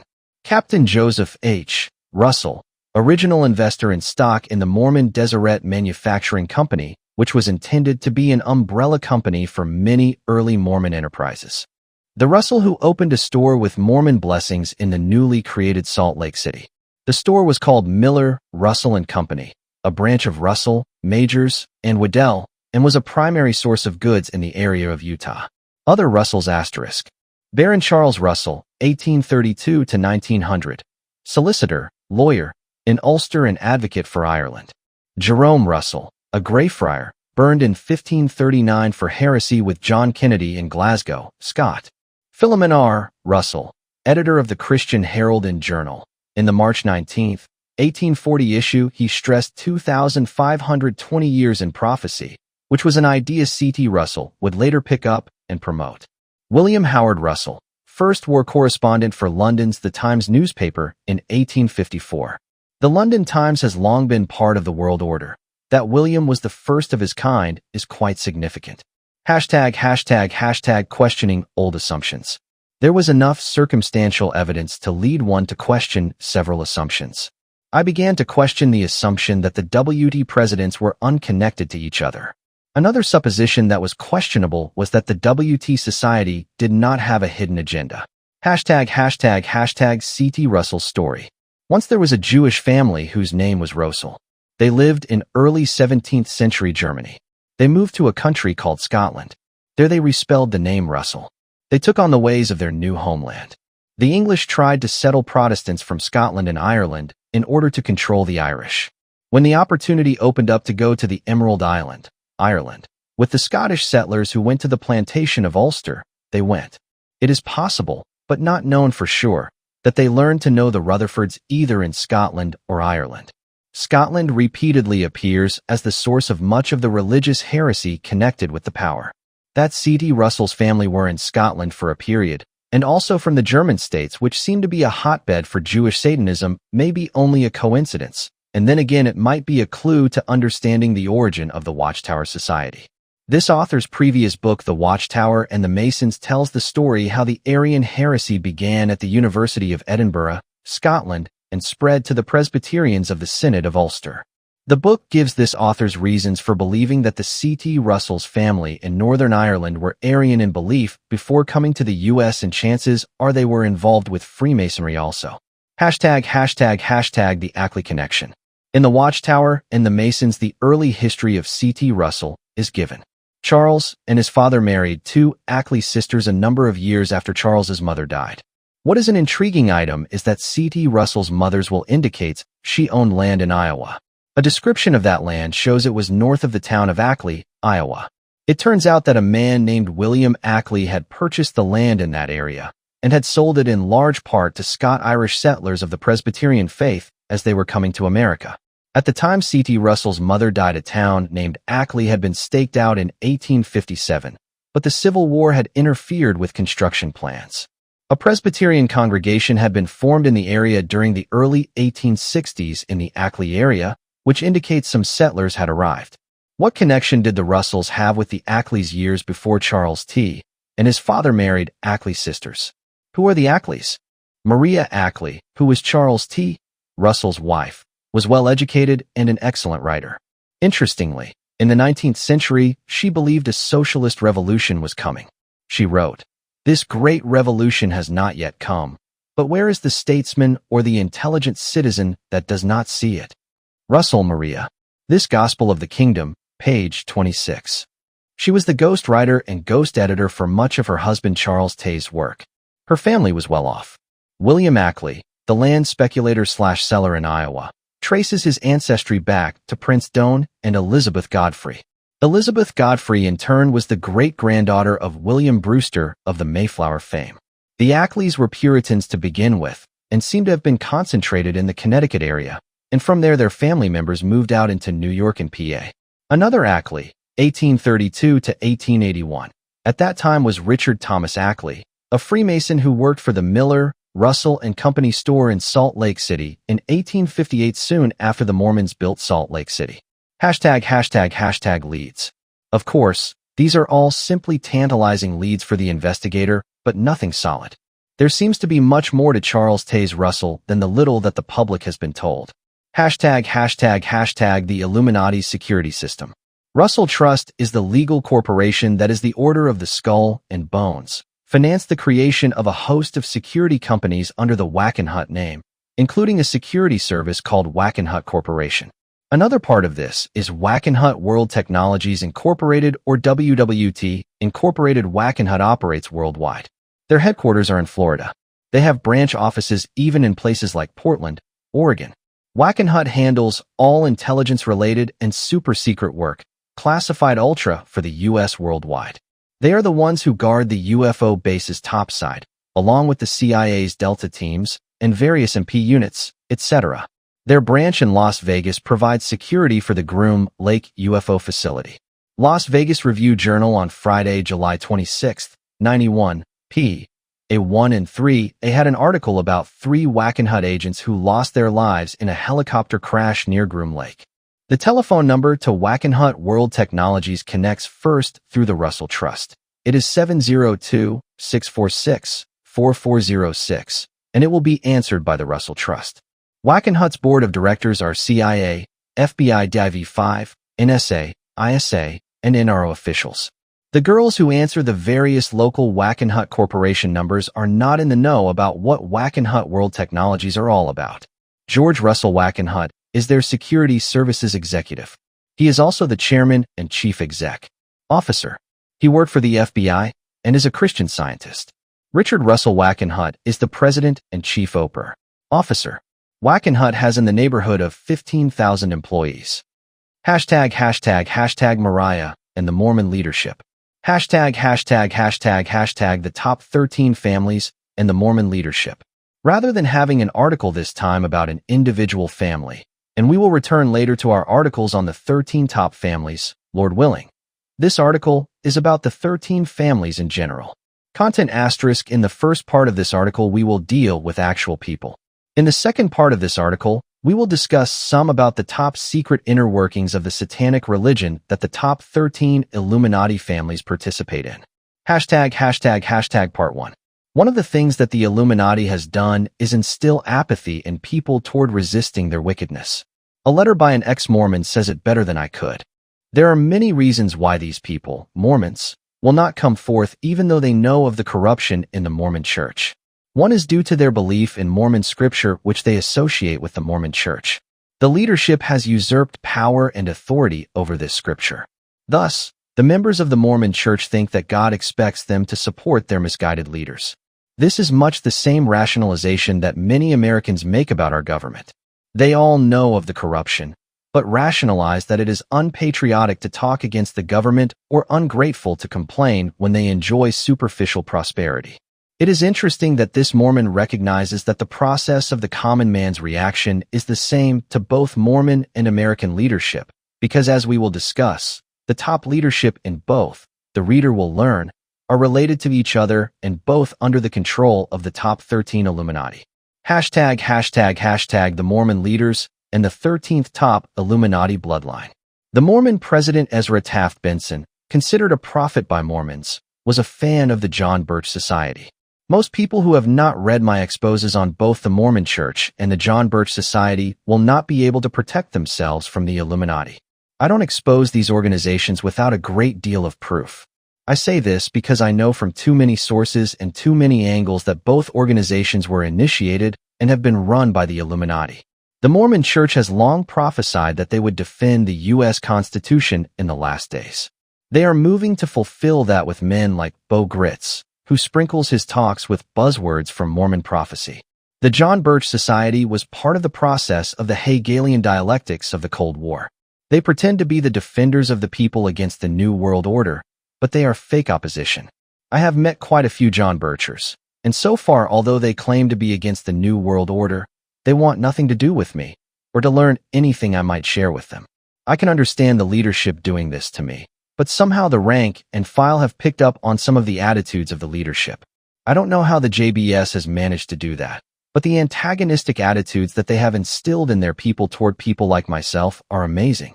In my Be Wise as Serpents book, I gave the genealogical evidence to show that the Mormon leadership connected to the 13th top Illuminati family, the holy bloodline of what purports to be Jesus' lineage. I've also showed numerous other connections between the Mormon leaders and the elite Illuminati bloodlines. Ezra Taft Benson's genealogy helps tie together some of the various parts of the Illuminati beast. The Taft in Benson's name is because Ezra Taft Benson is a descendant of Alphonso Taft, who along with one of the Russell family, Russells are one of the top 13 families, William H. Russell, started the Order of the Skull and Bones. Legally, it has been known as Russell Trust. Remember that George Bush was a Skull and Bones man. George Bush also is a descendant of the 13th top Illuminati family, the family that ties in with British royalty and the Merovingians. The man who just beat George Bush in the presidential race, William Jefferson Blythe Clinton, is a descendant of some Russells. ###President Clinton. This newsletter hasn't gotten to an individual article on the Russell family, but they go way back in the Illuminati. The Russells are responsible for starting the Skull and Bones Order, the Pilgrim Society, the Watchtower Bible and Tract Society, and the Masonic Daughters of Isabella, DOI. Archibald D. Russell, 1811 to 1871, a Mason from Scotland, set up still other organizations. Scotland has played a key role in the Illuminati. One example of thousands is Mariner S. Eccles, governor of the Federal Reserve Board and supporter of FDR, who is a member of the wealthy Mormon Illuminati family, which came over from Scotland. The Russells played a key role in the opium trade in the early 1800s and early Mormonism. One of the Russell business partners was Warren Delano, JG Chief of Russell and Company Operations in Canton, China. Delano was the grandfather of President Franklin Roosevelt. The Russell and Company logo was a skull and bones. The Taft family, which is also related to George Bush by blood, and the Harriman family are two families that have been intimately connected to the Skull and Bones Order, which is an entry point into the Illuminati and on the surface just an exclusive fraternity. Asterisk note: since this was written, Bo Gritz and the Mormon Church have gone separate ways. Bo Gritz, under the direction of his CIA handler, has been moving around talking to patriots and establishing a community called Almost Heaven near Kamiah, Idaho. Fritz's newsletters have had several articles about Bo Gritz, including one entitled Spartan, which is what Bo calls the training he is giving people. Asterisk. The Harriman family is also very prominent in President Bill Clinton's life. Averell Harriman was the CEO of George Bush's father's company. Averell Harriman's wife was Pamela, who has played an extremely important part in Bill Clinton's life. Pamela Harriman raised more money for the Democratic Party than any other single person. Newsweek. May 15, 1987. She created a political action committee nicknamed Pam PAC. When Bill Clinton lost his race for governor, Pamela made Bill Clinton chairman of her Pam PAC. It took Brian Quigg, a Christian researcher like myself, to expose the connections between Bill Clinton and Pamela Harriman. Can you guess why the establishment media somehow carefully kept their relationship secret? When Bill Clinton was a high schooler, he shook hands with President John F. Kennedy, a member of one of the top 13 Illuminati bloodlines. C5/15/93 newsletter. The master of ceremonies at the affair where JFK and Clinton met was Winthrop Rockefeller, another member of a top 13 Illuminati family, and at the time governor of New York. In the film clips of this event, which the establishment media have used recently, the establishment media edited out Winthrop Rockefeller from the scenes of Clinton and JFK. Now, why do you think they did that? The Astor family, one of the top 13 families, was intimately connected to the creation of the Rhodes Scholarship. See November '93 newsletter on the Astor family. Clinton was a Rhodes Scholar and looked up to Professor Carroll Quigley, the archivist of the CFR, as a mentor.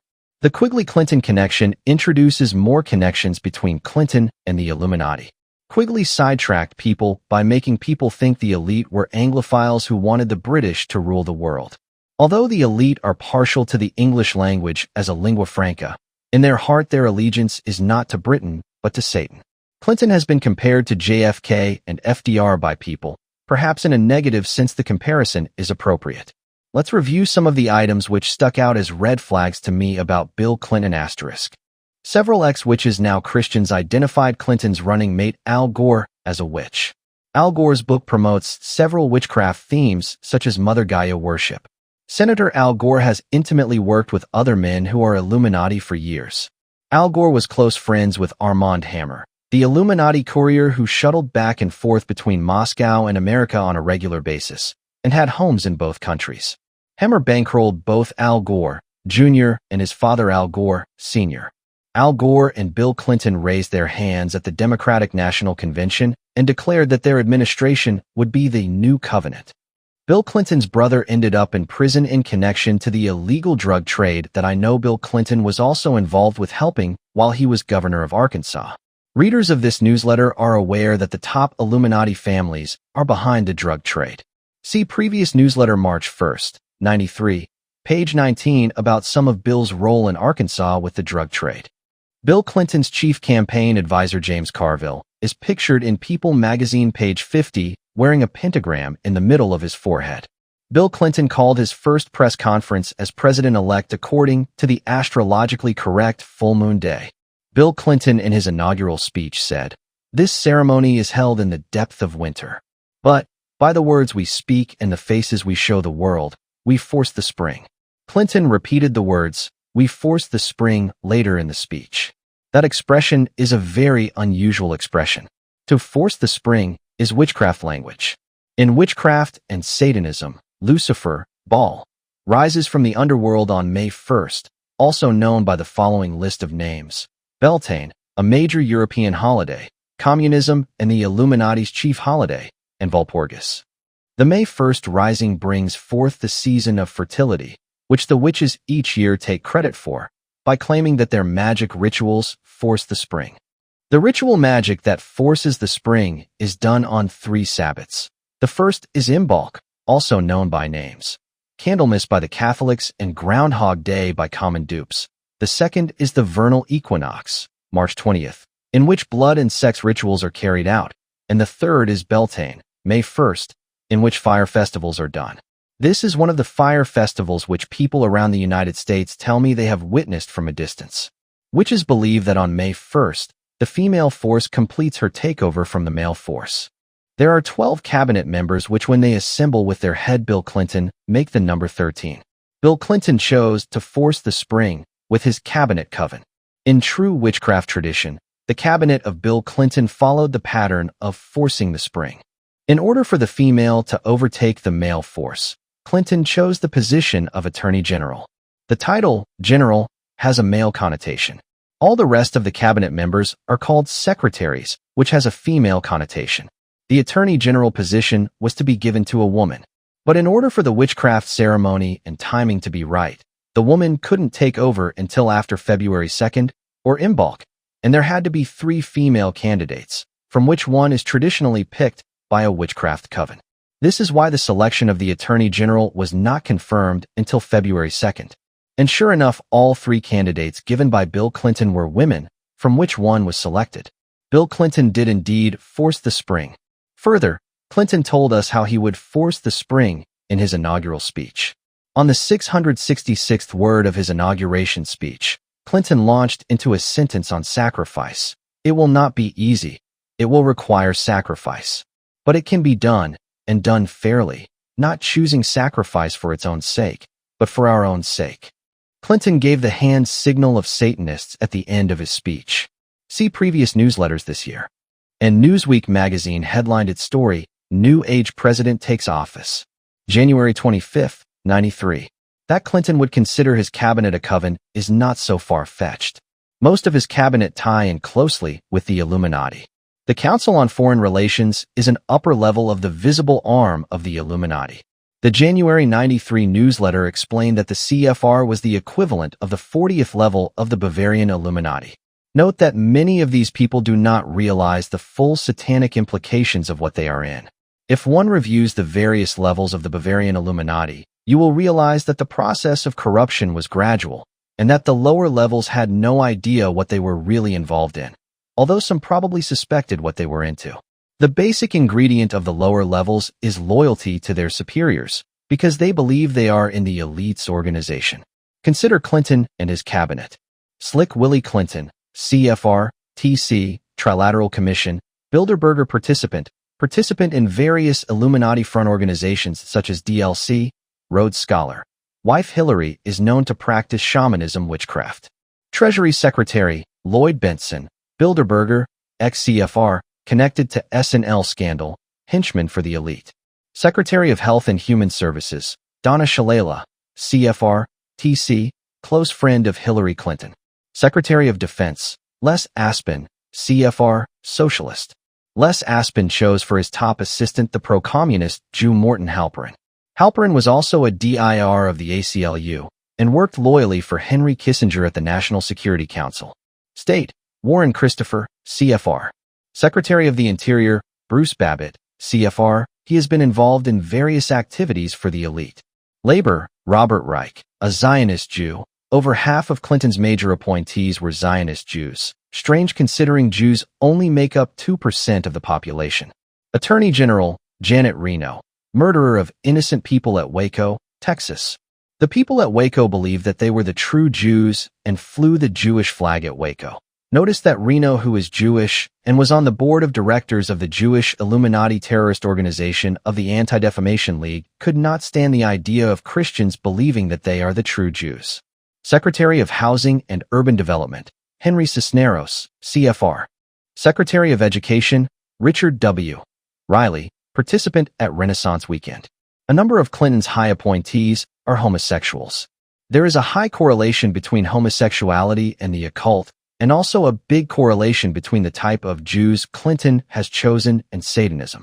Historically, some of the most rabid anti-Christians are Satanists from Jewish backgrounds. During the inauguration week, witches, homosexuals, and homosexual witches gathered at the White House for various celebrations, to perform, to hold rituals, and other events. These people were invited by the president for various things. Clearly, those who are known publicly as a witch or a homosexual are considered honorable by the president. What is the spiritual significance of the Clintons? The answer to this can be found in my very first newsletter back in 1992. Whenever YHVH God has raised up prophets, like Elijah, to turn the people back to God and morality, Satan has sent out the Jezebel spirit. Along with the Jezebel spirit goes the Ahab spirit. Hillary and Bill fit the Jezebel and Ahab spirit exactly. I remember personally when I heard several prophets of God warn about the Jezebel spirit. I thought this sounded rather strange. I had never heard about it before. Soon I began telling people in the church I was attending about the NWO and to function in a small way prophetically, and the Jezebel spirit came into that church. The church had been happy with their elders, But after I began to warn the people about the NWO, a constant clamor was heard every Sunday for the church to select women as elders. This church had a long history without believing in women elders, and it had never been an issue. Unless one is aware of the connection between the Jezebel spirit and the Elijah type of prophet, and knows the full scope of what the Jezebel spirit is, it is not likely that a person would notice the connection between the two. Baal worship was simply an ancient form of Satanism. Jezebel was the daughter of King Ethbaal of Tyre, who was an ardent Baal worshipper. Jezebel was a satanic high priestess, a real witch. She had 450 prophets of Baal and 400 prophets of the groves. She put the true ministers of God to death. Her husband used his political office as she directed to further the power of darkness. We are simply now seeing history repeat itself. Part 2. In this part we will explain sealing rituals. I am doing this so that Christians can understand who a keeper of seals is, and also so that Christians can understand that Mormonism is closer to Satanism than it is to Christianity. This article will hopefully provide a written record so that Christians have an objective way to determine if someone who claims to be an ex-Satanist really is. I realize that some Christians don't like to learn about their enemy, and that is fine if they do not want to read this. On the other hand, I see people who are coming out of Satanism who the Christians are disbelieving. The Christians have no reference from which to determine whether someone is legitimate or not. And although I believe the Spirit of God is an excellent revealer of men, I have to be frank, even the best of Christians sometimes don't hear what the Spirit has to say and could benefit from a written explanation. The closest descriptions of sealing rituals that I have found that matches the descriptions of satanic hierarchy rituals from people who have come out of the satanic hierarchy are the Mormon sealing rituals. For anyone wanting to do a study about how Mormonism is witchcraft, I suggest they read the scholarly book written by a Mormon scholar, Early Mormonism and the Magic Worldview by D. Michael Quinn. Quinn conclusively shows that early Mormonism was based on magic and witchcraft. Quinn, who is a Mormon in good standing, tries to point out in the book that these things can't be held against Mormonism because most everyone back in the early 1800s practiced magic and witchcraft. Whether most people did or not seems to me to be irrelevant as to whether it is okay. Another great book showing the connections between the Mormon temple ceremonies, witchcraft rituals, and Masonic rituals is Bill Schnobelin's book Mormonism's Temple of Doom. Bill does an excellent job of showing and illustrating how the Mormon temple ceremony, Masonic and witchcraft rituals are simply the very same thing, with minor variations. One of the most important things in Satanism is sealing. Everything is sealed. One doesn't hear the term sealing used a lot. I have read many books of the enemy to know how he thinks, and it is rare to have someone mention sealing. I had to learn about it from ex-Satanists. If one leaves off studying Satanism and begins studying the many cults and religions, one begins hearing about sealing again when one gets to Mormonism. Mormon men and women, contrary to Luke 20 verse 35, are sealed to each other in the Mormon temple marriages. The early Mormons were sealed to many spouses. The Mormon sealing is very similar to what is done in witchcraft called hand fasting, and it is also similar to marriage sealing in Satanism. Joseph Smith, whose family practiced witchcraft, had many types of seals around their house which were used in magic. According to a magic book of 1830 and Witchcraft by Walter Scott, pages 165, 220 to 221, seer stones were to be anointed with oil and sealed with holy characters. In 1837, Mormon leaders performed such a magical sealing for James Colin Brewster. Asterisk Mormonism and the Magic Worldview, asterisk pages 209 to 210, Joseph Smith had a cane with a serpent on the top of it, and astrological seals below. Magic staffs or canes are important in Satanism. The seal of Mars was carved on the Smith family athame, which was used by the family to draw circles for magic incantations. Asterisk Mormonism and the Magic Worldview, asterisk page 142. In 1835, a ritual done by Joseph Smith to commune with a spirit messenger is recorded by Oliver Cowdery. Joseph Smith used 2 seals of the earth to conjure up the spirit. Ibid, page 120. Smith's ritual was in accordance with the best occult guidebooks then, the Book of Knowledge and Barrett's The Magus. The 1830 edition of the Book of Mormon says about itself, "Their voice shall be as one that hath a familiar spirit. They shall write the things which shall be done among them. and they shall be written and sealed up in a book. 2 Nephi 26:14-17. The Mormon scholar Quinn writes, the Book of Mormon's use of the word sealed also suggested a magic context. Isaiah 29 uses the word sealed only twice, but the Book of Mormon's commentary on the chapter uses sealed 11 times in 8 verses, 2 to 26:17, 2 to 27:7-8. Throughout the entire text, the Book of Mormon refers to itself with the words sealed or seal more than 20 times. Modern Mormons have often pictured a physical seal, but the Book of Mormon nowhere describes a physical seal, evoking instead the seal as a non-material restriction. For the book shall be sealed by the power of God.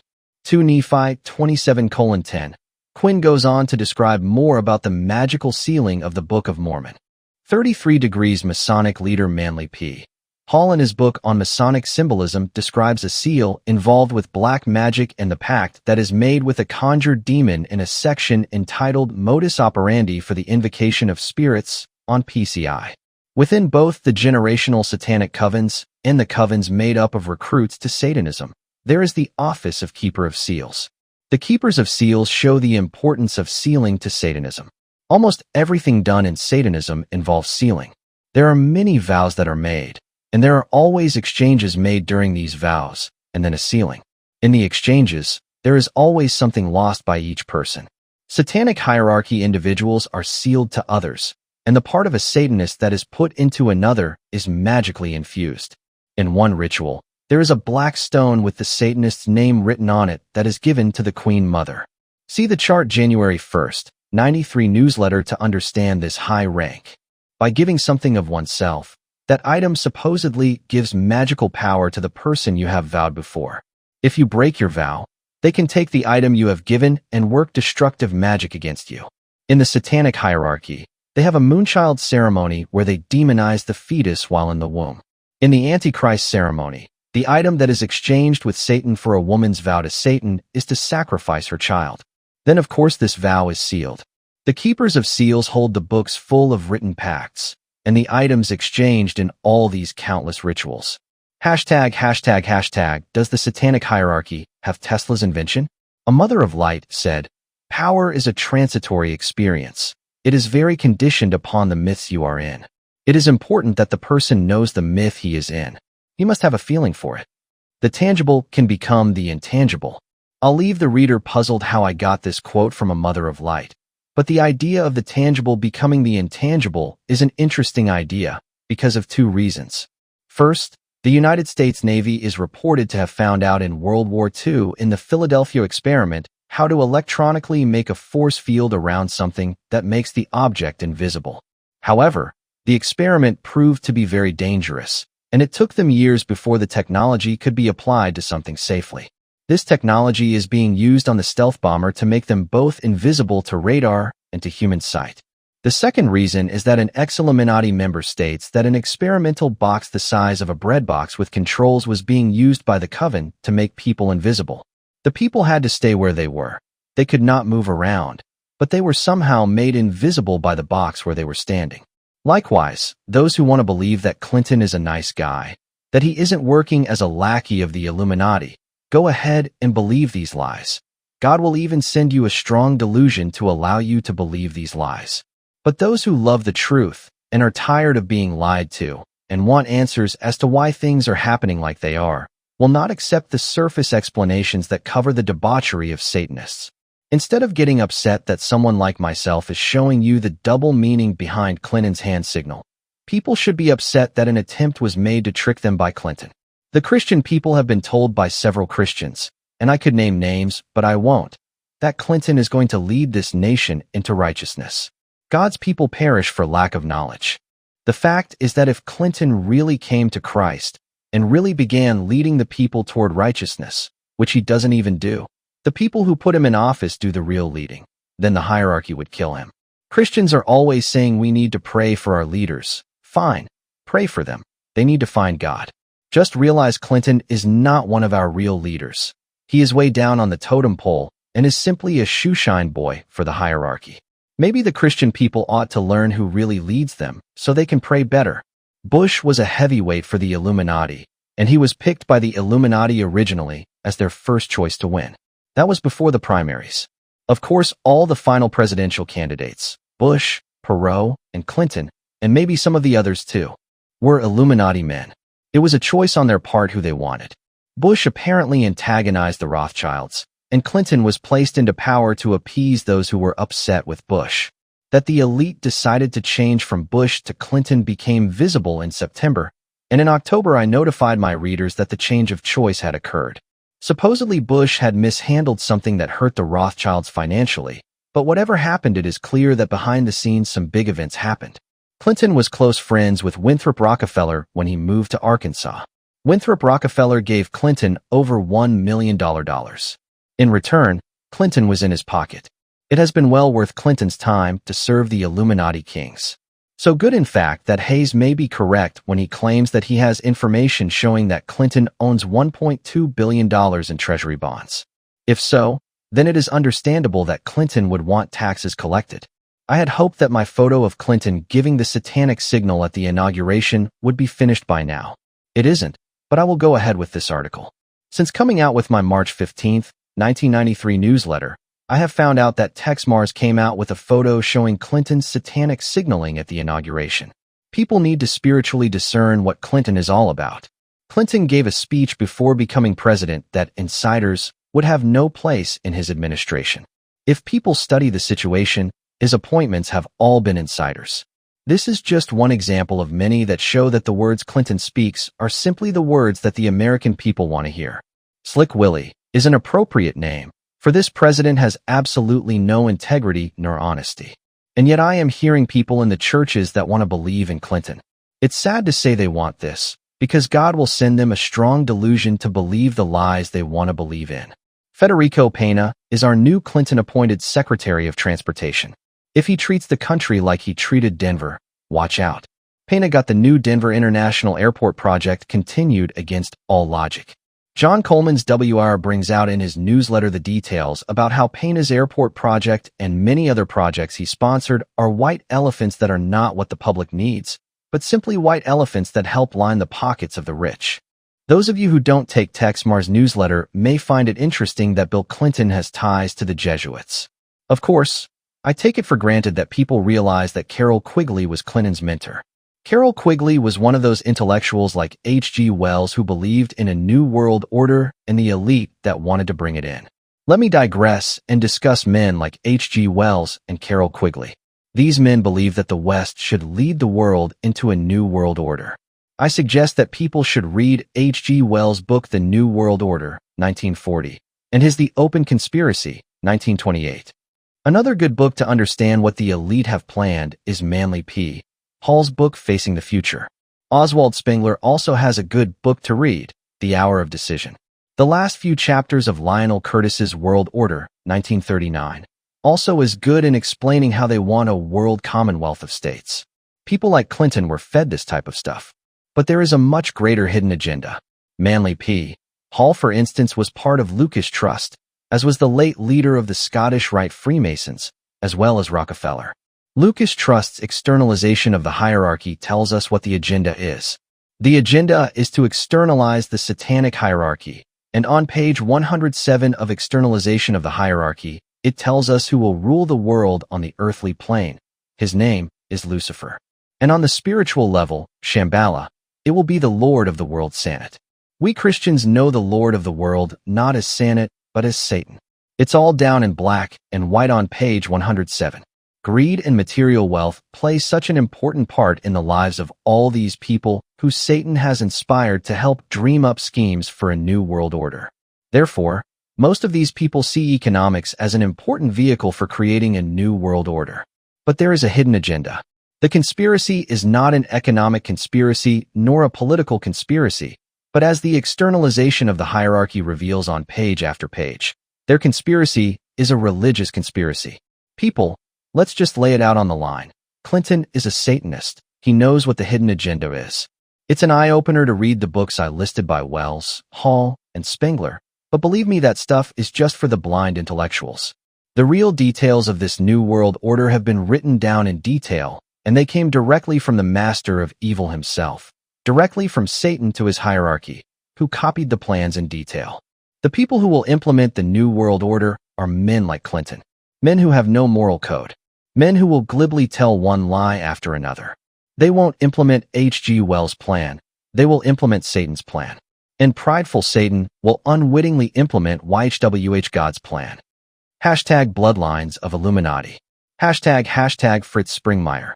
Once again, I have opened up my files of research and tried to investigate the satanic hierarchy.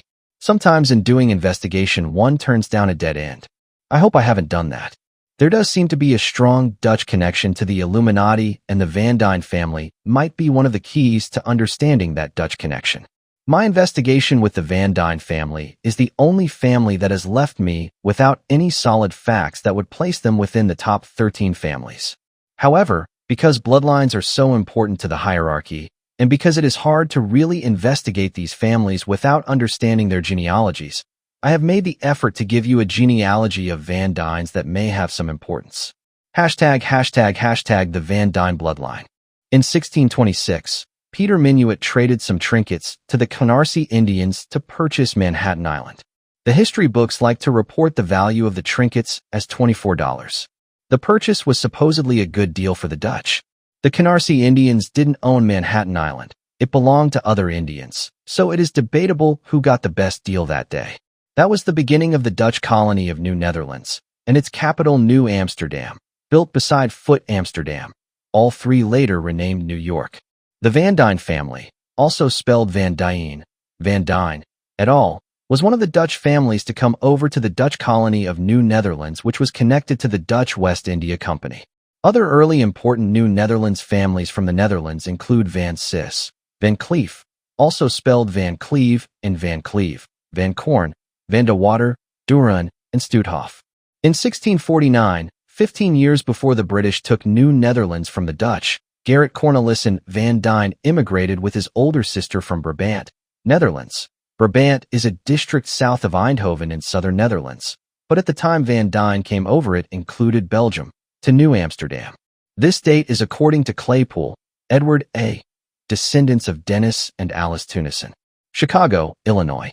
In contrast to this, the National Cyclopedia Volume 4, page 258 states that he came over in 1640, which is a mistake because that was his date of birth. For some reason, Gerrit Cornelius Van Duyns returned to Holland to Zwolle on the east side of the Zuiderzee, although he had originally lived in Newkirk in Zeeland before going to New Netherlands, America. Gerrit C. Van Duyns was a coarse, non-spiritual, ignorant man who did carpenter work.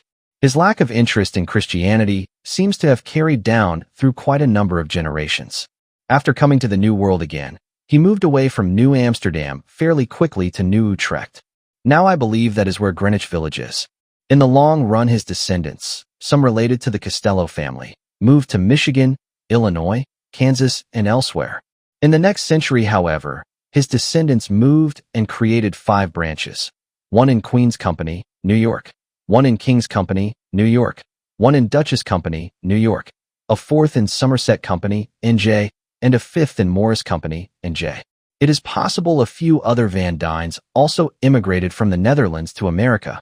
Information on the family is scarce. In Germany, the privilege to use the title Von was a special noble privilege.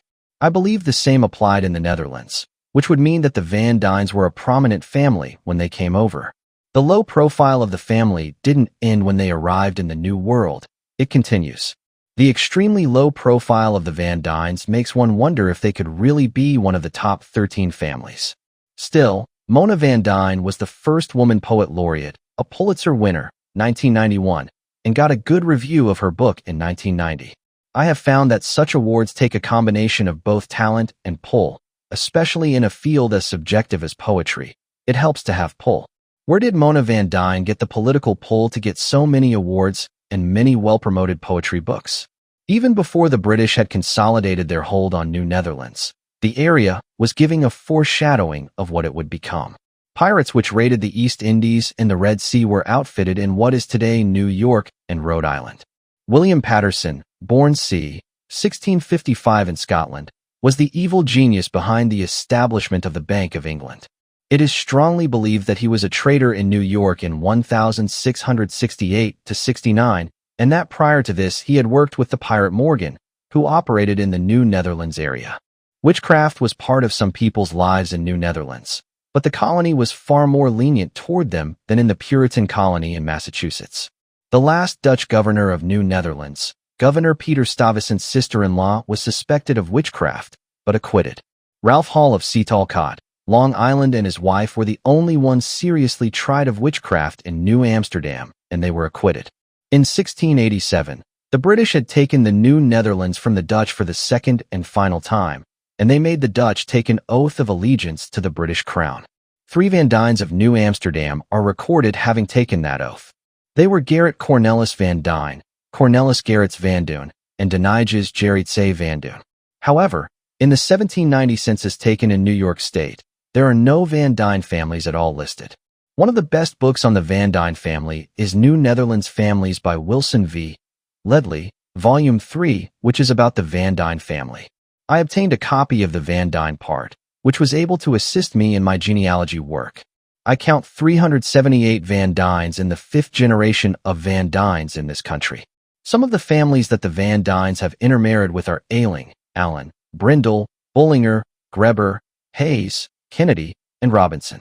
Some of the other families which are definitely Dutch with which the family married are the Van Burens, the Van Cleves, and Van der Hoof.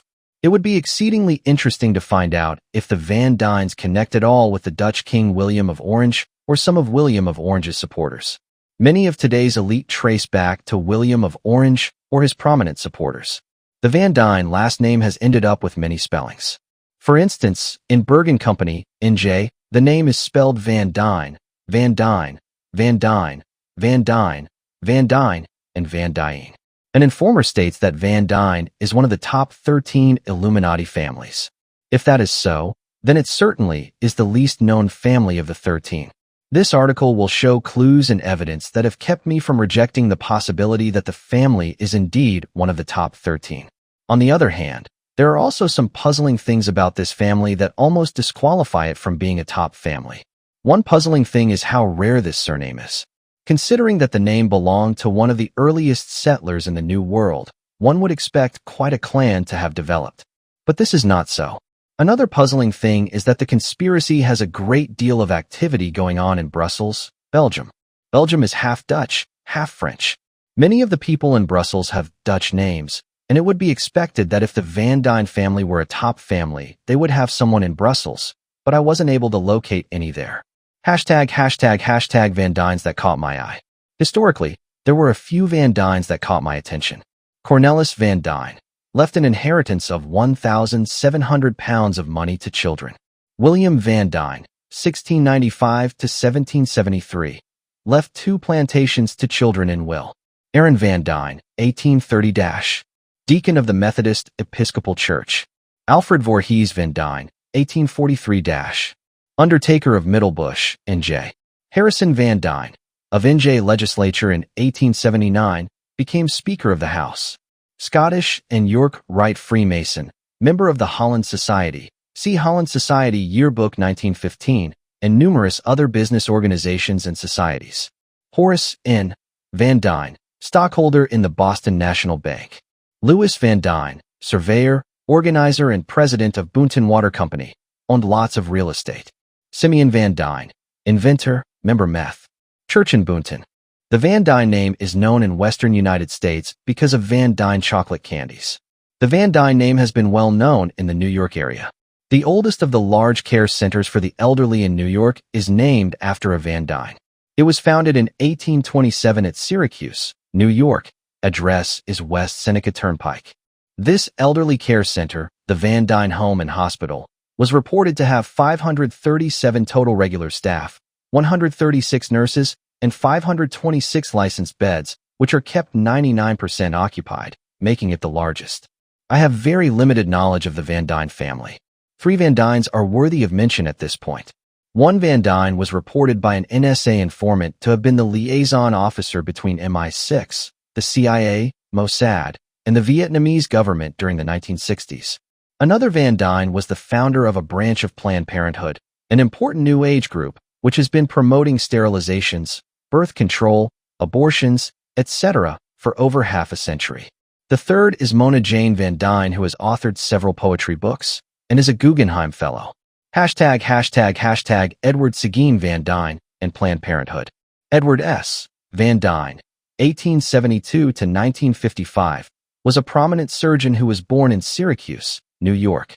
He went to Princeton University and then got his MD at Syracuse University in 1897. From 1909 until 1950, he was a surgeon. During the ghastly World War I, he was in the U.S. Army Medical Corps in France, first as a major and then as a lieutenant colonel. Edward S. Van Dyne attended the Unitarian Church during his life, a church which has long been associated with Wicca. He also associated with the liberal Presbyterians.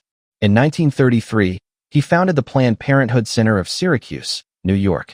Planned Parenthood Federation of America was an Illuminati-inspired organization that was set up to accomplish several objectives.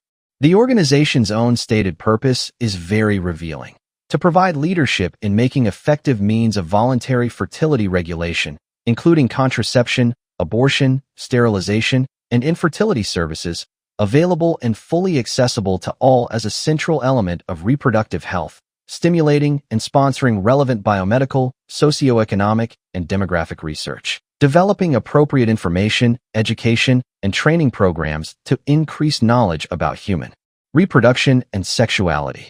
Planned Parenthood Federation of America has about 190 affiliated organizations and actively promotes its agenda all over the world. It operates about 900 centers in the U.S. It maintains a volume library on abortion, sterilization, and population control. One of its leaders, Alan F. Guttmacher, signed the Humanist Manifesto, and the President Fay Wattleton was awarded Humanist of the Year in 1986. Both hate Christians. Margaret Sanger, who advocated neo-Malthusian population controls, with money from her husband and rich backers, started the American Birth Control League, ABCL, in 1921.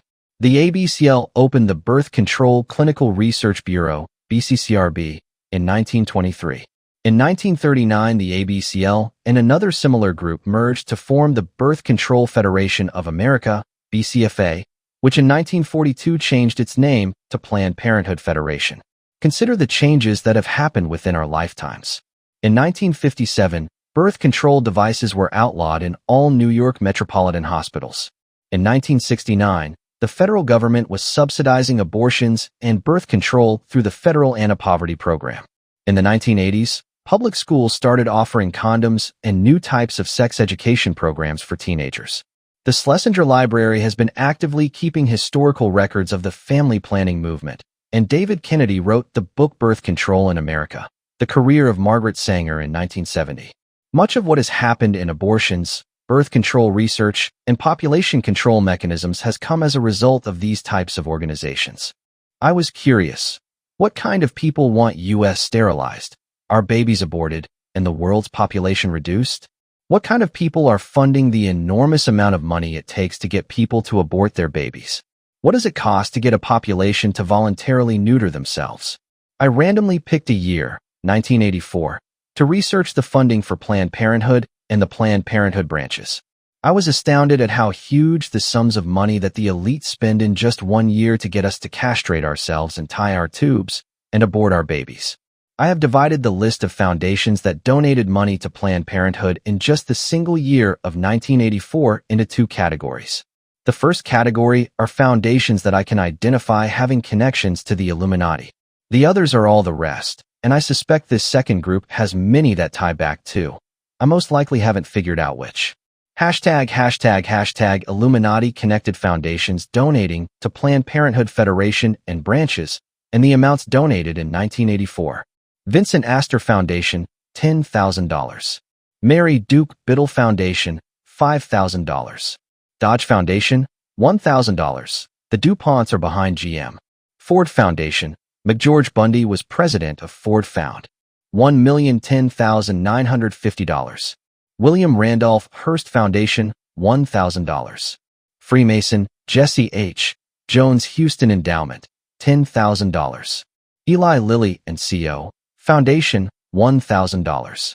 Lilly Endowment, $5,000. Andrew W. Mellon Foundation, $2,000. Richard King Mellon Foundation, $1,000.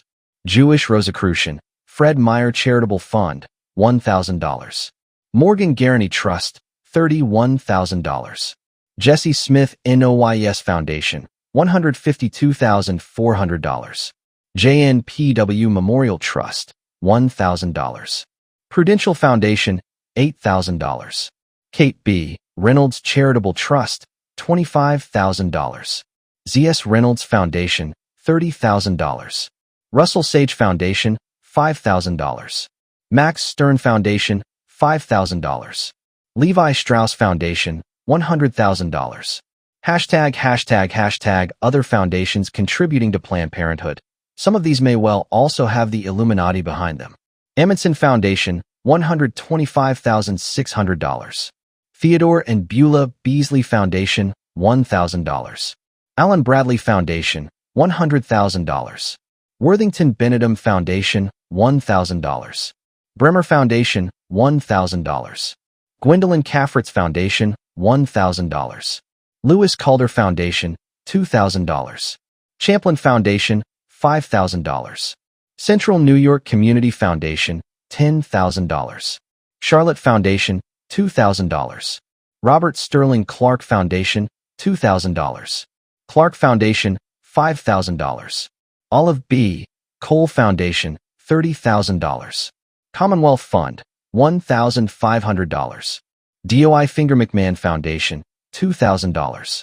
Educational Foundation of America, $2,500. J. and Ellie Edwards Foundation, $2,000. Samuel S. Fells Fund, $5,000. Field Foundation, $40,000. Jebby Foundation, $10,945. General Mills Foundation, $15,000.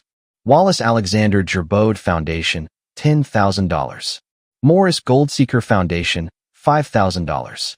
George Gund Foundation, $108,096. Walter Haas Foundation, $7,870. Ada F. Hall Charity, $2,500. Ewing Housel Foundation, $25,000. William Hewlett Foundation, $5,000. Dayton Hudson Foundation, $15,000. Humboldt Area Foundation, $2,000.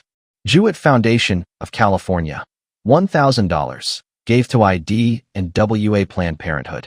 Walter S. Johnson Foundation, $147,506. Kalamazoo Foundation, $32,656. J.M. Kaplan Fund, $5,000. Keck Foundation, $1,000. Peter Kiewit Foundation, $15,000. Cranert Charitable Trust, $15,000. Monsanto Fund, $6,000. Medical Trust, $8,000. Metropolitan Life Foundation, $7,500. McCune Foundation, $5,000. McGregor Foundation, $10,000. McKnight Foundation, $35,000. Muskegon County Community Foundation, $1,000. Needmer Fund, $1,000. Edward John Noble Foundation, $10,000. Norton Company Foundation, $25,000. Packard Foundation, $100,636. Pasadena Foundation, $5,000. Piton Foundation, $2,000. Pittsburgh Foundation, $1,500. Philadelphia Foundation, $23,000. Public Welfare Foundation, $30,000. Ripley Memorial Foundation, $5,000. San Francisco Foundation, $32,209. Santa Barbara Foundation, $2,000. Florence and John Schumann Foundation, $6,000. William G. Selby Foundation, $8,700. Skillman Foundation, $5,000. Harry G. Steele Foundation, $8,950. Eloise and Richard Weber Foundation, $1,000. Western Electric Fund, $5,000. Robert Wilson Foundation, $6,000. If the reader is wondering what happened that some of the other top Illuminati families are not on the above list, the reason is that the other families were supporting other organizations similar to Planned Parenthood Foundation, which are also working to promote sterilizations, abortions, and sexual promiscuity. For instance, the Rockefeller family runs hundreds of foundations, and just two of these, the ones named after the Rockefellers, supported the following groups in 1984 which have the same goals and agenda as Planned Parenthood: Center for Population Options, donation given, $29,730. Population Council, $1,235,000. Alan Guttmacher Institute, $300,000. This is a dangerous organization doing research to promote these things. Population Institute, $10,000. On top of this, in 1984, the Red Chinese Academy of Medical Science was given several Rockefeller grants to do contraceptive, sterilization, and genetic research. One of these was a $6,087 grant given to the Red Chinese Academy of Medical Science to study male contraceptives. Has abortion, sterilization, sexual promiscuity, population control, and genetic research been part of the Illuminati's long-range plan? You bet. But it was important that the Illuminati convince the experts, at least the experts they control, that these things were needed to save mankind. 3 studies were made by the elite to determine that a population explosion was threatening the Earth, according to William Cooper in Behold a Pale Horse, pages 166 to 67. The first was during World War II, the second at Huntsville, Alabama in 1957, and the third by the Club of Rome, ending in 1968. All 3 studies concluded that population growth must be curtailed.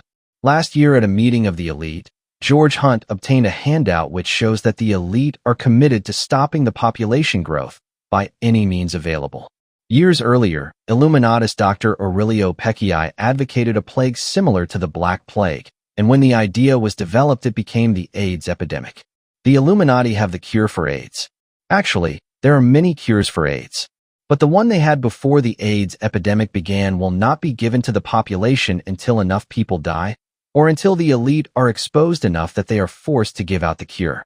Dr. Wolfs Muniz, Pope John Paul II's ex-roommate, was one of the masterminds behind the AIDS epidemic. The National Security Council has had an ad hoc group on population policy to strongly encourage other nations to have birth control, abortions, and sterilizations. This group drafted the Global 2000 report, which was given to Carter. Whether the population explosion is a threat or not, I have traveled worldwide, and having a father who was considered one of the better agricultural scientists, I contend it is not a threat. The world's elite believe it, and they make the decisions. Further, they have a vested interest and a moral need to believe in the overpopulation lie. ### Van Duyns Candies. Van Duyns Candies has its kitchen and administration at 739 NE Broadway, Portland, Oregon. They operate 10 retail candy stores in Portland, 1 in Silverdale, Washington, near Bremerton. The 63-year-old company has 16 shopping mall leases and wholesales candy to other candy distributors. It also operates a subsidiary, Miss Sailor's Candies Incorporated of Long Beach, California. Van Duyns has in turn been bought out by Van Ryn Corp., 2360 Northwest Quimby Street, Portland, 97210. In 1990, American Confectionery Incorporated of Chino, California was listed as owner of Van Duyns Candies. These statistics were the ones I was able to get. They may be outdated. One informant felt that Van Duyns Candies might play a role in the distribution of poison candy to American school children, which was an Illuminati plan on the drawing boards years ago. I contacted a Van Duyns representative about any company plans to distribute candy to schools, but got no information. The company has had its share of strange things happen. Richard McCall, who was the president, borrowed $391,000 of the company's funds for his personal use.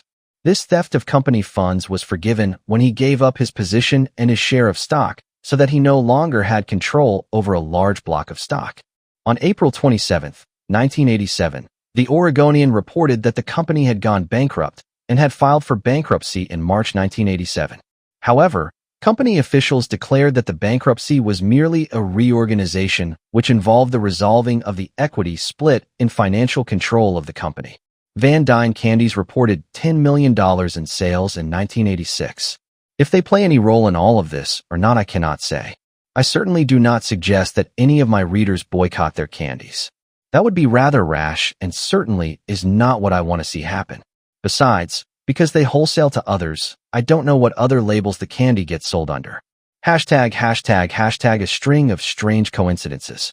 A strange thing that happened to me that may be just coincidence or another piece of the puzzle. I will not mention any names, because I do not know how this all fits together. One of the men who owns 2 Van Duyns stores is an ex-missionary to Taiwan and a minister. This ex-missionary still is on best of terms, close friend, with the most powerful Free Chinese army generals. He drives Cadillacs, and when he visits China is given the red carpet by his military general friend. This ex-missionary/minister was a friend of mine, and in 1990, when he heard I had written a book, he was excited to buy my book because we were friends. When he found out the title was The Watchtower and the Masons, he immediately lost interest in the book and never bought it. I asked him if he knew anything about the Freemasons, and he said he knew absolutely nothing about them. I thought that was a strange reply, because he was a leader of the Kiwanis in this area, and I have been to his Kiwanis breakfasts which were held in the basement of a Masonic lodge here in Portland. How did this minister arrange for his Kiwanis club to meet in a Masonic lodge, yet know nothing about the Masons? Further, there are many Masons with his surname, so that at least within his extended family I would expect some of them are Masons. Later, this man's son-in-law, also a minister, called me to this son-in-law's office in a particular church and told me I should be excommunicated by Christians for trying to expose Billy Graham, even though this minister's church doesn't excommunicate. He gave me mean looks and further told me, "You will die for your sins." I don't know if this owner of Van Duyns stores has any relationship to the larger picture, or if all this is just a number of strange coincidences. I don't even know if the Van Duyns Candy Company is related in any way to the Van Duyns family, although one informant claims it is. ### of Van Duyns and the CIA, MI6, Mossad, NSA, etc. MI6 was intimately involved in the creation of the CIA and Mossad, and MI6 is the guiding hand behind those 2 organizations. British intelligence was integrated under the title British Security Coordination, which was the world's largest and most powerful intelligence beast in the world. This beast has been under total control by the Illuminati since its beginning. Since 1940, when the BSC was set up in New York, the Americans have worked for the British. But the intelligence community in the UK, USA, Canada, Australia, and Z has gone a step beyond the secret intrigue of intelligence agencies secretly controlling other intelligence agencies. They have actually signed formal agreements which completely make all these acronym monsters into one intelligence agency. There is the Technical Cooperation Program, TTCP, and the ABCA Agreement, which concerns intelligence information exchange in the areas of defense research and development. The ABCA Agreement concerns military intelligence. The Brusso Agreement on May 17, 1943 established exchange of personnel and the most intimate cooperation at the highest levels by the various national intelligence agencies of all high-grade combat. A secret treaty of 1947 linked all the major Commonwealth and American intelligence groups. This is just one of countless agreements, most secret, for the exchange of information. At that point in time, levels of secrecy were ultra, very secret, Pearl, moderately secret, and Thumb, secret. Pearl and Thumb later became pinup. On February 17, 1972, a National Security Council Intelligence Directive, NSCD-6, directed the NSA to be the principal U.S. SIGINT agency, with the FBI and CIA basically working for the NSA. Although some people are claiming that there is friction between the NSA and its front organizations, the FBI and CIA, it is hard to picture that this friction is anything serious because many people in these front organizations work for the NSA. The CIA, MI6, and the Mossad all worked through the BCCI, which was scandalized recently, although the elite kept the lid on the scandal. Together, the Yakuza intelligence community, or what is better termed the NWO's worldwide intelligence agency, of which MI5, MI6, CIA, NSA, FBI, NZSGS, RCMP, SGS, GCHQ, NRO, DIA, and the SASB are simply departments, have together at least 300,000 people employed full-time. If there was in the 1968 time period of Van Duyns serving as the liaison between these various intelligence departments, he would be a very powerful man. There is a way open to me to confirm this about a Van Duyns if I get the time. ####2 other prominent early Dutch American families. One of the men who has worked for the NWO in their think tanks and with their intelligence agencies is Professor William R.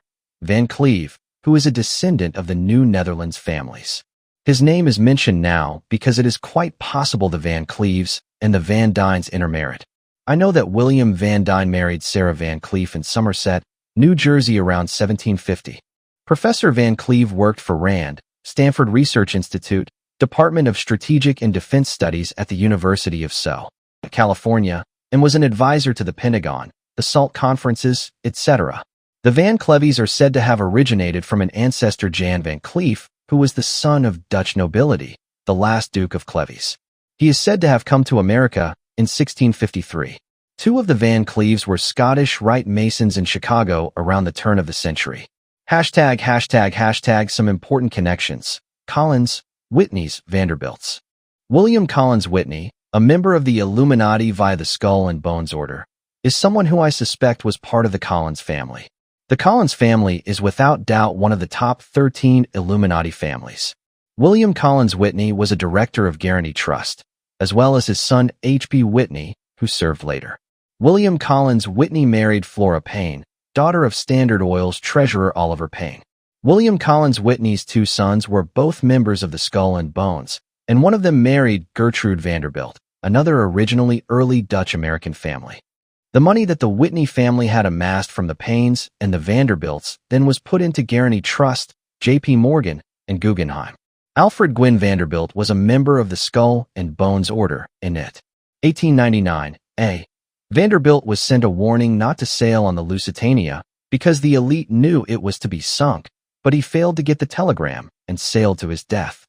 Whitman Vanderbilt was part of the group of Illuminati that made up the Round Table, in which the Satanic Astors and Satanic Cecils played a big role.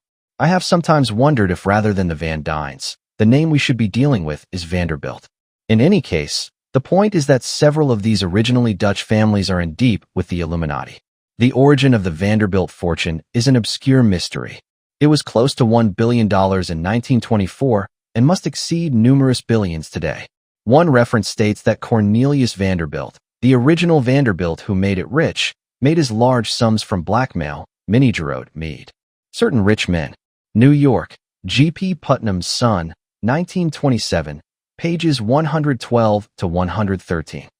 Lindsay Russell, of the Russell family, another top 13 Illuminati family, worked for the Vanderbilts.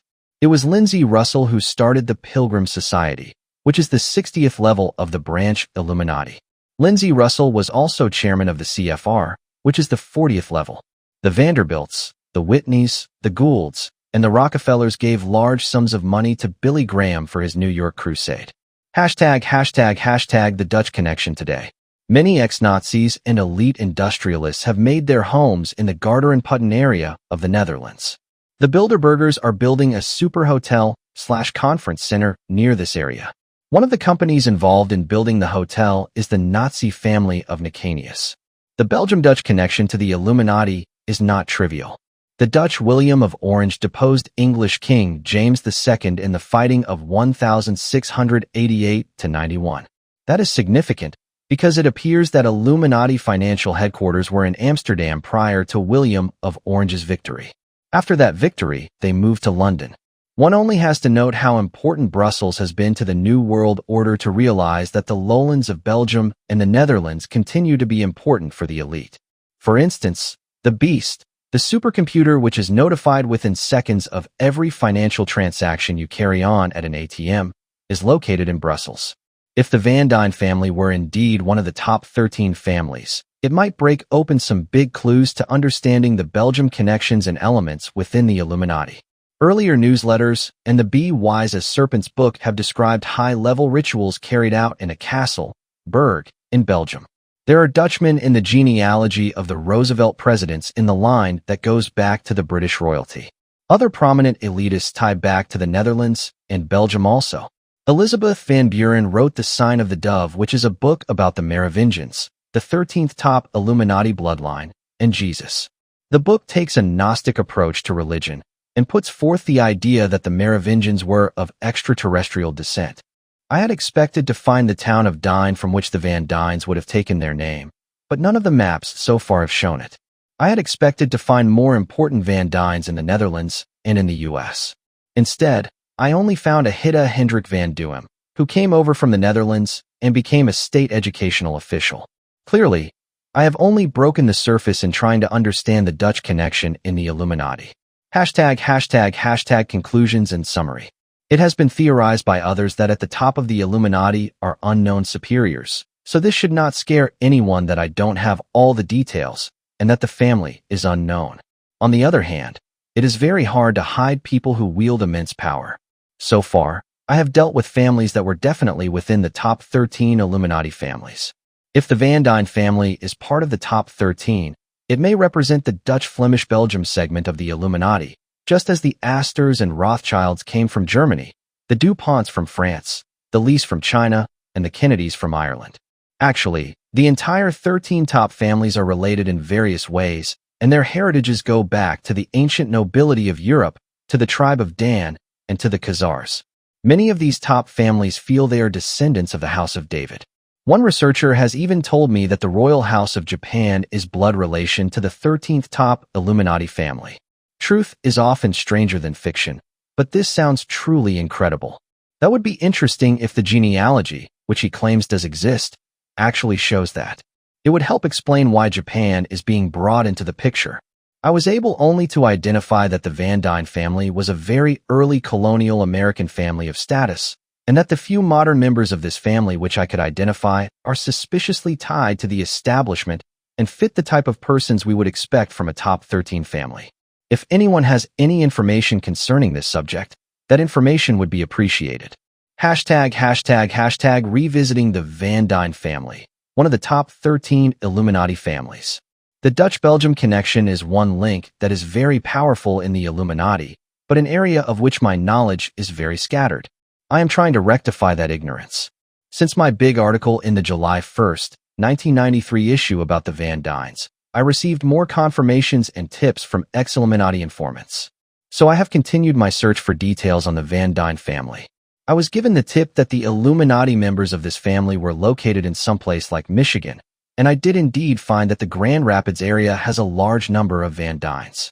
There are also a small smattering of Van Duyns. There are a few variant spellings such as Van Duyn, at Lansing, Michigan, North Oakland, Michigan, Minneapolis, Minnesota, and St. Paul. I was also able to identify one more Van Duyns who has been part of the power structure and might possibly then be part of the actual secret generational satanic cult activity. This man was an official for UNESCO. I have had ex-witchcraft sources tell me that UNESCO was passing NWO instructions on to them. UNESCO is one of the more directly controlled and more dangerous UN organizations. My writings have referred to it before. This man's name is Robert Gerald Van Duyn. He married Florence Elizabeth Neuer. Robert Van Duyn served as the Associate Director of the W.K. Kellogg Foundation, which is a large foundation with headquarters in Battle Creek, Michigan. The Kellogg Foundation gives grants to Catholic universities to research along the lines of Illuminati goals and a variety of other causes. For instance, a 1984 $100,000 grant was given to the American Association of Community and Junior Colleges. The purpose? To implement a national recruitment effort to enlist the support of government and corporate leaders to improve policies concerning adult education and training. Of course, as you know, most national government and corporate leaders are part of their power structure, so of course they, the Illuminati, would like these people in the decision-making process of our junior colleges. The foundation contributed. The Kellogg Foundation almost gave $1 million in 1984 to the Battle Creek Board of Education. That should give the foundation considerable influence over the local school board's decisions. Many of the Kellogg Foundation's grants promote initiatives in healthcare and agriculture that align with what the Illuminati is said to be pushing for. The American government loaned Robert Van Duyn to UNESCO beginning in 1972. He was given the position of coordinator of the UNESCO Service World Bank Education Project. Holding such a position indicates he was part of the elite, whether or not he was a Satanist. UNESCO is being used to push a new world order education agenda globally. Recently, the death of Patricia Van Cleve Lake revealed new clues about the Van Duyns. In the July issue, I mentioned on page 52 that one of the early Dutch families in New Amsterdam that intermarried with the Van Duyns was the Van Cleves. 10 hours before Patricia Van Cleve Lake died on October 3rd, She called her son and told him the truth about who she was.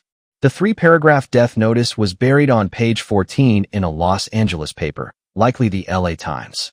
On her deathbed, she told her son she was the daughter of William Randolph Hearst and movie star Marion Davies. Various people had noticed her resemblance to Hearst, but dared not speak publicly. Her son said after she died, "She lived her life on a satin pillow. They took away her name, but they gave her everything else." Patricia had always been introduced as the niece of Marion Davies, who was actually her mother. Rumors since the 1920s claimed Patricia was Hearst's daughter, but it was not publicly confirmed until last month. This news links the Van Cleve family to Hearst. This is interesting in light of several established facts. Hearst, who funded Billy Graham's first 3 years of crusades, was part of the Illuminati. The Illuminati often adopt out their children to hide paternity and ancestry. The Van Cleve family is linked to the Van Duyns, raising the possibility of connections between Hearst and the Van Duyns. Follow-up article on the Van Duyns. The long Van Duyne article in the July 1st, 1993 newsletter noted that I was puzzled by the lack of clues about the Van Duyne family's power, despite an informant telling me they were one of the top 13 Illuminati families. Since then, I have spent time with a very knowledgeable ex-Illuminatus who confirmed the original information. The Van Duyns are indeed one of the top 13 bloodlines. Some Satanic members of this bloodline live in the north-central United States, such as Michigan. I learned that this bloodline keeps much of its money in Europe and is linked to some Italians, possibly the Mafia. With more clues to pursue, I hope to uncover more about this top Illuminati family, which has gone to great lengths to remain hidden. It is clear they have concealed their money and businesses through holding companies and other methods. Epilogue. This collection of articles has attempted to take the reader backstage to meet the families that control the Illuminati and the world. One of the best places to see representatives of the 13 families together is at the Feast of the Beast. The backstage story is far from complete. The Van Duyne family is a fitting way to end this book because the mystery surrounding them highlights how much work remains to tell the full story. The Van Duyne articles did not mention Roel van Duyne of Amsterdam, Netherlands, who founded and led the socialist/communist movement in the Netherlands in modern times. He was a powerful man. The movement was led by provocateurs, whose demonstrations sometimes became violent. What is the relationship between the Van Duyne family and the Van Cleve family? I know there was some intermarriage, but due to time restraints, I never completed my investigation. While Roel van Duyne was leading his radical movement, Miss Davies's father was living at Hearst's Riverside Drive number 336, and her brother-in-law George Van Cleve was an executive in Hearst's Film Corporation. The mystery of the Van Duyne family is also reflected in the mystery surrounding the Romanov family. The Romanovs had more than just the Russian branch. There was also a Prussian branch. Some members of the family, such as Grand Prince Alexis Romanov, came to America. His granddaughter, Mary Teissier, a cousin of Alexander Romanov, was one of J. Paul Getty's main lovers. J. Paul Getty, if you recall, was once listed by Fortune as America's richest man. Not only does Romanov blood flow in some Illuminati families, but the Romanov name also appears among the friends of Frank Sinatra.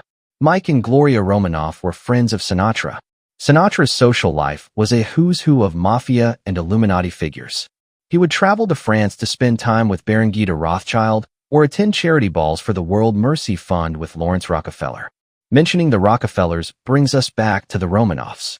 And then there is Anne Marie Rasmussen, who married Nelson Rockefeller's son, Stephen Clark Rockefeller. In her book, There Was Once a Time of Islands, Illusions, and Rockefellers, New York, Harcourt Brace Jovanovich, 1975, she explains that she was from Norway, worked as a maid in the Rockefeller home, learned transcendental meditation, and was shocked by the Rockefellers' abundant primitive art, their term for the nude art displayed throughout their homes. In her book, she describes the playhouse at Kykuit, Margaretta, Happy, Rockefeller's close friend, Mrs. Vincent Astor, Lawrence Rockefeller's St. John Island, and the Keneal Bay Plantation, the Rockefeller Ranch at Jackson Hole, Wyoming. Talking about the Astors brings us back to Frank Sinatra, who bought Mary Astor's large property in the Toluca Lake area of the San Fernando Valley. Sinatra bought the land without even seeing it. So much of what the media tells us is distorted. John D. Rockefeller Sr. would secretly meet with William H. Vanderbilt and Jay Gould to scheme against the public. They took oaths to cooperate while the public believed they were rivals. And what about the supposed Rockefeller-Rothschild feud? Why did John Archbold, Rockefeller's right-hand man, go overseas in the 1880s to secretly work out business arrangements with the Rothschilds? One CIA agent described the CIA as a worn-out whore who needs to come in off the street and get cleaned. The Illuminati created the CIA, used it for their own ends, and allowed it to take the blame for their actions. When we look closer at the CIA, we see men like Archie Roosevelt of the Roosevelt family, a CIA leader, traveling to places such as Nigeria to visit the Emir of Kano with David Rockefeller. This Rockefeller-Roosevelt visit was nearly as remote as going to Timbuktu. David Rockefeller even brought his own private professor of Egyptology when he visited the pyramids. Perhaps his fascination with Egypt relates to his fixation on beetles. Another aside, America's foremost Egyptologist, Dr. Charles Breasted, was funded by the Rockefellers. Those who understand the parallels between the Book of the Dead rituals and modern satanic rituals may not be surprised.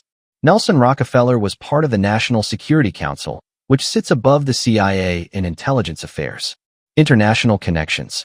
Speaking of far-off places, consider Osman Ali Khan, once the principal Muslim ruler of India. Aga Khan III, a multi-millionaire, possibly billionaire. These men interacted socially with Illuminati families. How far does Rockefeller wealth reach? Through the Chase Investment Corporation, they own a steel mill in Turkey, a cotton textile mill in Nigeria. Creole Petroleum of Venezuela was owned by Nelson Rockefeller. Chase Manhattan maintained a full-time envoy to the United Nations, and UN Secretaries-General visited the Rockefellers at their Pecanico estate. Many families tied their fortunes to the Rockefellers by serving them. These include the Archbolds, the Harknesses, the Bedfords, the Chesebrews, the Cutlers, the Flaglers, the Folgers, the Paynes, the Pierces, the Rogerses. The Rockefellers have also owned several senators. In 1904, Senator Penrose received $25,000. Senator Bliss received $1,000. These payments came through Rockefeller's Standard Oil. One scholar wrote about Rockefeller influence. Standard Oil had done everything to the Pennsylvania legislature except refine it. Political power. When the Rockefellers wanted to build a highway, they summoned Interior Secretary Stuart Udall to Nelson Rockefeller's apartment, where he convinced Udall to approve the unpopular project.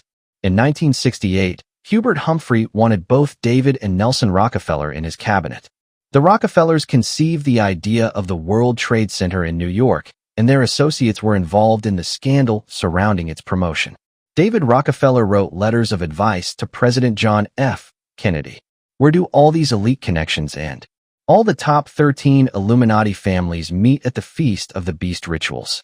In addition to this grand meeting, where Satan is said to appear personally, these families hold smaller meetings and rituals worldwide. Their Council of 9 and Council of 13 meet regularly and issue orders.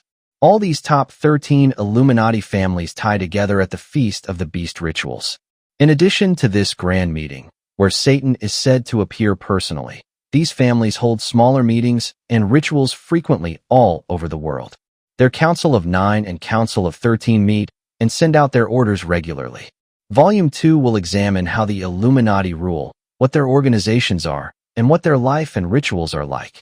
As an appendix, I will add a genealogical chart for the Rockefeller family, which I did not include in the earlier newsletter articles. One of the families that intermarried with the Costellos was the Van Dyne family. But who are the Costellos? The Costello family. Frank Costello, died 1973, was the underworld boss of New York for many years until Vito Genovese, died 1969, took control. Carlo Gambino took over from Vito until his death, and then in 1976 Carlo died, and his heir Paul Castellano, along with some of the Gambino family, took over. Today, Roosevelt, Rosie or Rose, Gambino runs the Gambino family. The Gambino family is related by marriage to the Eli Lilly Illuminati family. Frank Costello had Jerry Catino working for him, and Eddie Torres was a close friend of Jerry Catino. Eddie Torres was the president of the Las Vegas Casino Riviera before Gus Greenbaum took over. Greenbaum was connected to all the mafia and was a casino manager for Meyer Lansky in Havana and other locations. Lou Costello's father was from Italy, where the name was spelled Cristillo. Lou Costello helped get Dean Martin into show business. Lou provided Dean Martin the money for his nose job before Dean became famous. Lou's daughter later married Dean Martin's son. Lou Perry and Lou Costello both helped Dean Martin enter show business. Costello had great influence with MCA. He became disgusted with Dean Martin in 1945 when Dean ran up bills and charged them to Lou Costello. Later, Dean ignored Lou at a casino, which angered him further. Dean Martin's first wife was Betty MacDonald. Her father was Bill MacDonald. See what I've written on the MacDonald family's role in the Illuminati. Betty MacDonald Martin became known for throwing parties and neglecting her children due to alcoholism. Carol Costello married Dean Martin's oldest son. One of Lou Costello's friends was Mickey Cohen. Frank Costello rubbed shoulders with the Rockefellers, Lucky Luciano, and other powerful underworld figures. Costello controlled New York Mayor William O'Dwyer. Frank Costello was also the owner of Alliance Distributors, the sole American distributor for Whiteley Company of Scotland. Scotch drinkers who enjoy King's Ransom Scotch or House of Lords Scotch may not realize that Costello was the sole distributor of these drinks imported from Scotland. Ray Ryan and the Mafia Connection. Ray Ryan, a young Texas oil tycoon, entered at least one petroleum lease venture with Frank Costello and Frank Erickson. Ray Ryan was also friends with Dean Martin and was the godfather of Richie Martin. Ray Ryan's Mount Kenya Safari Club had an exclusive membership that included Illuminati members such as Winston Churchill and Prince Bernhard of the Netherlands. Ray Ryan was involved with the Mafia when someone blew up his Lincoln Continental. The blast was so powerful that part of Palm Springs lost power. The Rat Pack and their connections. Dean Martin, Frank Sinatra, Sammy Davis Jr., Peter Lawford, and Joey Bishop were known as the Rat Pack. All of these men were connected to the Mafia, and some were Satanists, such as Sammy Davis Jr. and Peter Lawford. In 1960, they posed together outside the Sands Casino for a photograph featured in the book Dino, Living High in the Dirty Business of Dreams by Nick Tosches. Another photo of Dean Martin from around 1954 shows him with Marilyn Monroe and Averell Harriman. Harriman was in the Illuminati. Marilyn Monroe was a monarch sexual slave for the elite, specifically a presidential model slave for JFK. JFK, part of the Kennedy Illuminati family, often spent time with members of the Rat Pack. Dean Martin was described as a hypnotically attractive, homegrown American monster. Frank Sinatra was also known for cruelty. Dean Martin's early life. Dean Martin, Dino Crocetti, grew up in Steubenville, Ohio, known for gambling and prostitution. A white slavery ring that kidnapped women for brothels operated there. James Vincent Tripodi of the Mafia ran Steubenville. A popular saying among the youth was, "Learn to steal, learn to deal, or go to the mill." Dino became a dealer at the Rex in Steubenville, run by Cosmo Quattroni. Jerry Lewis, a close associate of Dean Martin, said, "No one ever got to know him, not even Betty his wife." Hollywood connections. Herman Hoover, who lived at 606 North Bedford Drive in Beverly Hills, bought his mansion from the Vanderbilts. Howard Hughes conducted much of his business there. Mickey Cohen, General J. Wainwright, Howard Hughes, James Roosevelt, FDR's son, and many others frequented Hoover's Ciro nightclub and later his mansion. The mansion hosted frequent parties attended by Dean Martin and others. In defiance of NBC's standards, Dean Martin planned to feature women trained as animals on his show. He would walk on stage with a voluptuous woman in a tiger outfit on a leash, and she would repeatedly insist she was not a woman but a man. When Dean married Kathy Hahn in 1973, Frank Sinatra was his best man. Frank received a diamond-studded golden cigarette lighter with an obscene inscription. Frank Sinatra's early life shaped much of who he became. His family always had money, and Frank grew up as a child who always had access to it. He would share money with other kids if they agreed to be his friend. Frank was known as a lazy and mean boy as he grew up. By age 20, he still did not have a steady job and continued living off his parents. Frank's mother eventually decided to push him into singing. Through her influence, Frank got some singing jobs and finally began moving toward a career. After years of struggling, Tommy Dorsey helped launch Frank Sinatra into real success by bringing him into his band. Tommy Dorsey and Frank's mother got along extremely well. Frank Sinatra idolized Benjamin Bugsy Siegel, the boss of Murder Incorporated. The Illuminati often used the mafia for murders that did not have formal approval from the Illuminati hierarchy. About 30% of the dirty work for the Illuminati was carried out by the mafia. The Illuminati had their own death squads, superior to the mafia, but individuals needed approval from one of the councils to authorize an assassination. Often it was easier to put out an unauthorized contract through the mafia. The mafia was intertwined with occult practices, rituals, and mind control programming. However, many mafia members were only involved for business, similar to the Yakuza. Some mafia members were appalled at the Illuminati's heartless actions, such as turning an entire generation into drug addicts. Some mafia members had higher codes of honor than generational Satanists. Bugsy Siegel, Frank Sinatra's hero, was associated with major mafia heads such as Charlie Lucky Luciano, who controlled Marilyn Monroe as a slave, and Frank Costello. Willie Moretti, also known as Willie Moore, the New Jersey underworld kingpin, was Frank Sinatra's neighbor in Hasbrouck Heights. Bugsy Siegel was a cruel man. Frank was in total awe of him, almost worshipful. The Illuminati turned to Bugsy and later to the Gambino family when they needed someone killed. Eventually, Bugsy angered other mafia chiefs and was killed by them. Frank Sinatra and the Hearst connection. Frank Sinatra had a quick temper and often alienated people. He angered William Randolph Hearst Jr. at a party by fighting with him. The Hearst newspapers began giving Frank negative publicity after the incident. Frank's agent and friend George Evans flew to Hollywood and, through Marion Davies, Hearst's mistress for many years, arranged a meeting with the elderly William Randolph Hearst Sr. Frank apologized and won Hearst Sr.'s approval. With Marion Davies and Hearst Sr. supporting him, Frank overcame Hearst Jr.'s orders to smear him in the press. After this meeting, Frank began receiving positive publicity again. The Hearst family is an Illuminati family. The Hearst Castle in California, now a state park, continues to be used for Illuminati hierarchy rituals. Marion Davies was connected to the Van Cleve family, which intermarried with the Van Dyne family, one of the top 13 Illuminati bloodlines. A prominent member of the Van Dyne family, who headed California's Teen Challenge, helped launch Billy Graham's ministry. This person was both an Illuminati member and a Christian minister. William Randolph Hearst paid for the first 3 years of Billy Graham's ministry. Several members of the Van Dyne bloodline in the Illuminati are also Christian ministers. According to the author, multiple Illuminati members of the Van Dyne bloodline helped establish Billy Graham's large crusade ministry. Sinatra and the Illuminati. Frank Sinatra rubbed shoulders with many Illuminati members. This does not necessarily mean he was a member.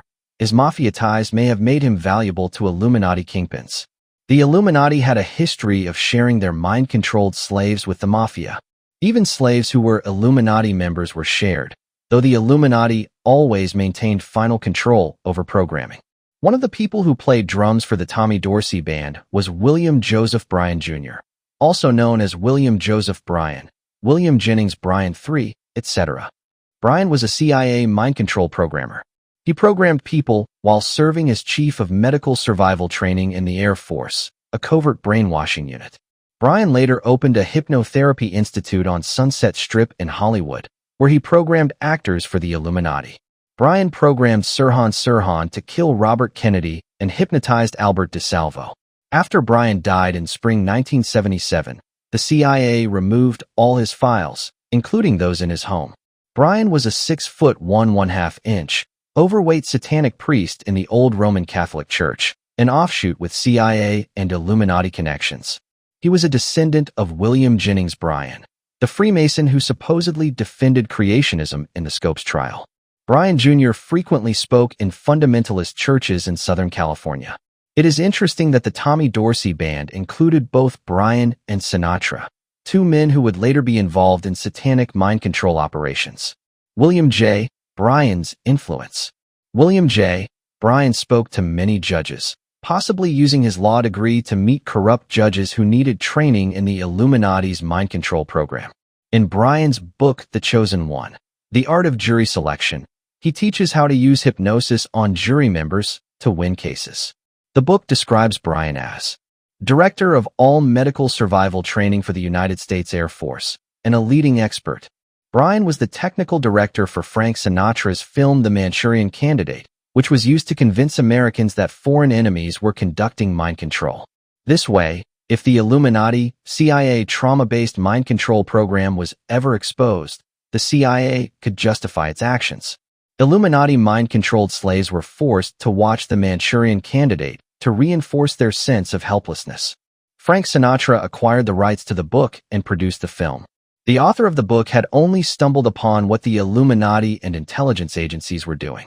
Sinatra suppressed the second release of the film, showing that the entire project was a CIA operation designed to bury the truth, intimidate thousands of mind-controlled slaves. Frank Sinatra made the movie The Manchurian Candidate by purchasing the rights from the book's author. The author had, as far as I know, only stumbled onto what the Illuminati and intelligence agencies were actually doing. Sinatra later suppressed the second release of the film, making it clear that the entire movie was a CIA operation designed to bury the truth, intimidate thousands of mind-controlled slaves, create a false narrative that the enemy was responsible for mind control. This article has elaborated on the Costello family and the Van Cleve family, which are branches of the Van Duyns. Interestingly, the elite Bohemian Grove, used as a site for satanic rituals for over 25 years, has members such as Joseph V. Costello Jr. and Peter Van Cleve. Peter Van Cleve stayed in the bungalow called Oz when he attended the Grove. Several Illuminati survivors have indicated that the Van Duyns have power in California. If the Van Duyne family's power is exercised through the Costellos, the Van Cleves, and other offshoots, then the secrecy protecting this powerful satanic bloodline may finally be cracking. The Van Duyne family has also changed the spelling of their name. One branch spells it Van Duyne. Vance Van Duyne is an important New World Order figure who graduated from Yale. He is an Episcopalian and has worked with major international bankers. He was born in San Francisco but lived in the New York City area. He has served on the board of directors of the German-connected Vereinsbank Capital Company. This article has elaborated on the Costello family and the Van Cleve family, which are branches of the Van Duyns. Interestingly, the elite Bohemian Grove, used as a site for satanic rituals for over 25 years, includes members such as Joseph V. Costello Jr. and Peter Van Cleve. Peter Van Cleve stayed in the bungalow called Oz when he attended the Grove. Several Illuminati survivors have indicated that the Van Duyns have power in California. If the Van Duyne family's influence is exercised through the Costellos, the Van Cleves, and other offshoots, then the secrecy protecting this powerful satanic bloodline may finally be cracking. Almost $1 million in 1984 to the Battle Creek Board of Education. That should give the foundation quite a bit of clout in the local school board's decisions. Many of the grants of the Kellogg Foundation are to promote things in healthcare and agriculture which are in the general trend of what the Illuminati is pushing for. The American government loaned Robert Van Duyn to UNESCO from 1972 onwards. He was given the position of coordinator of UNESCO's Service World Bank Education Project. To be in that position shows he was part of the elite, whether he was or wasn't a Satanist. UNESCO is being used to push a NWO education agenda on the world. Recently, the death of Patricia Van Cleve Lake opened up some more clues about the Van Duyns. In the July 1st article, I mention on page 52 that one of the other early Dutch families in New Amsterdam, which intermarried with the Van Duyns, was the Van Cleves. 10 hours before Patricia Van Cleve Lake died on October 3rd, she called her son and told him the truth about who she was. The 3-paragraph death notice was buried on page 14 in an LA paper, I think the L.A. Times. What she told her son on her deathbed was that she was the daughter of William Randolph Hearst and movie star Marion Davies. Various people noticed her resemblance to Hearst, but dared not speak about it publicly. Her son told people after she died. She lived her life on a satin pillow.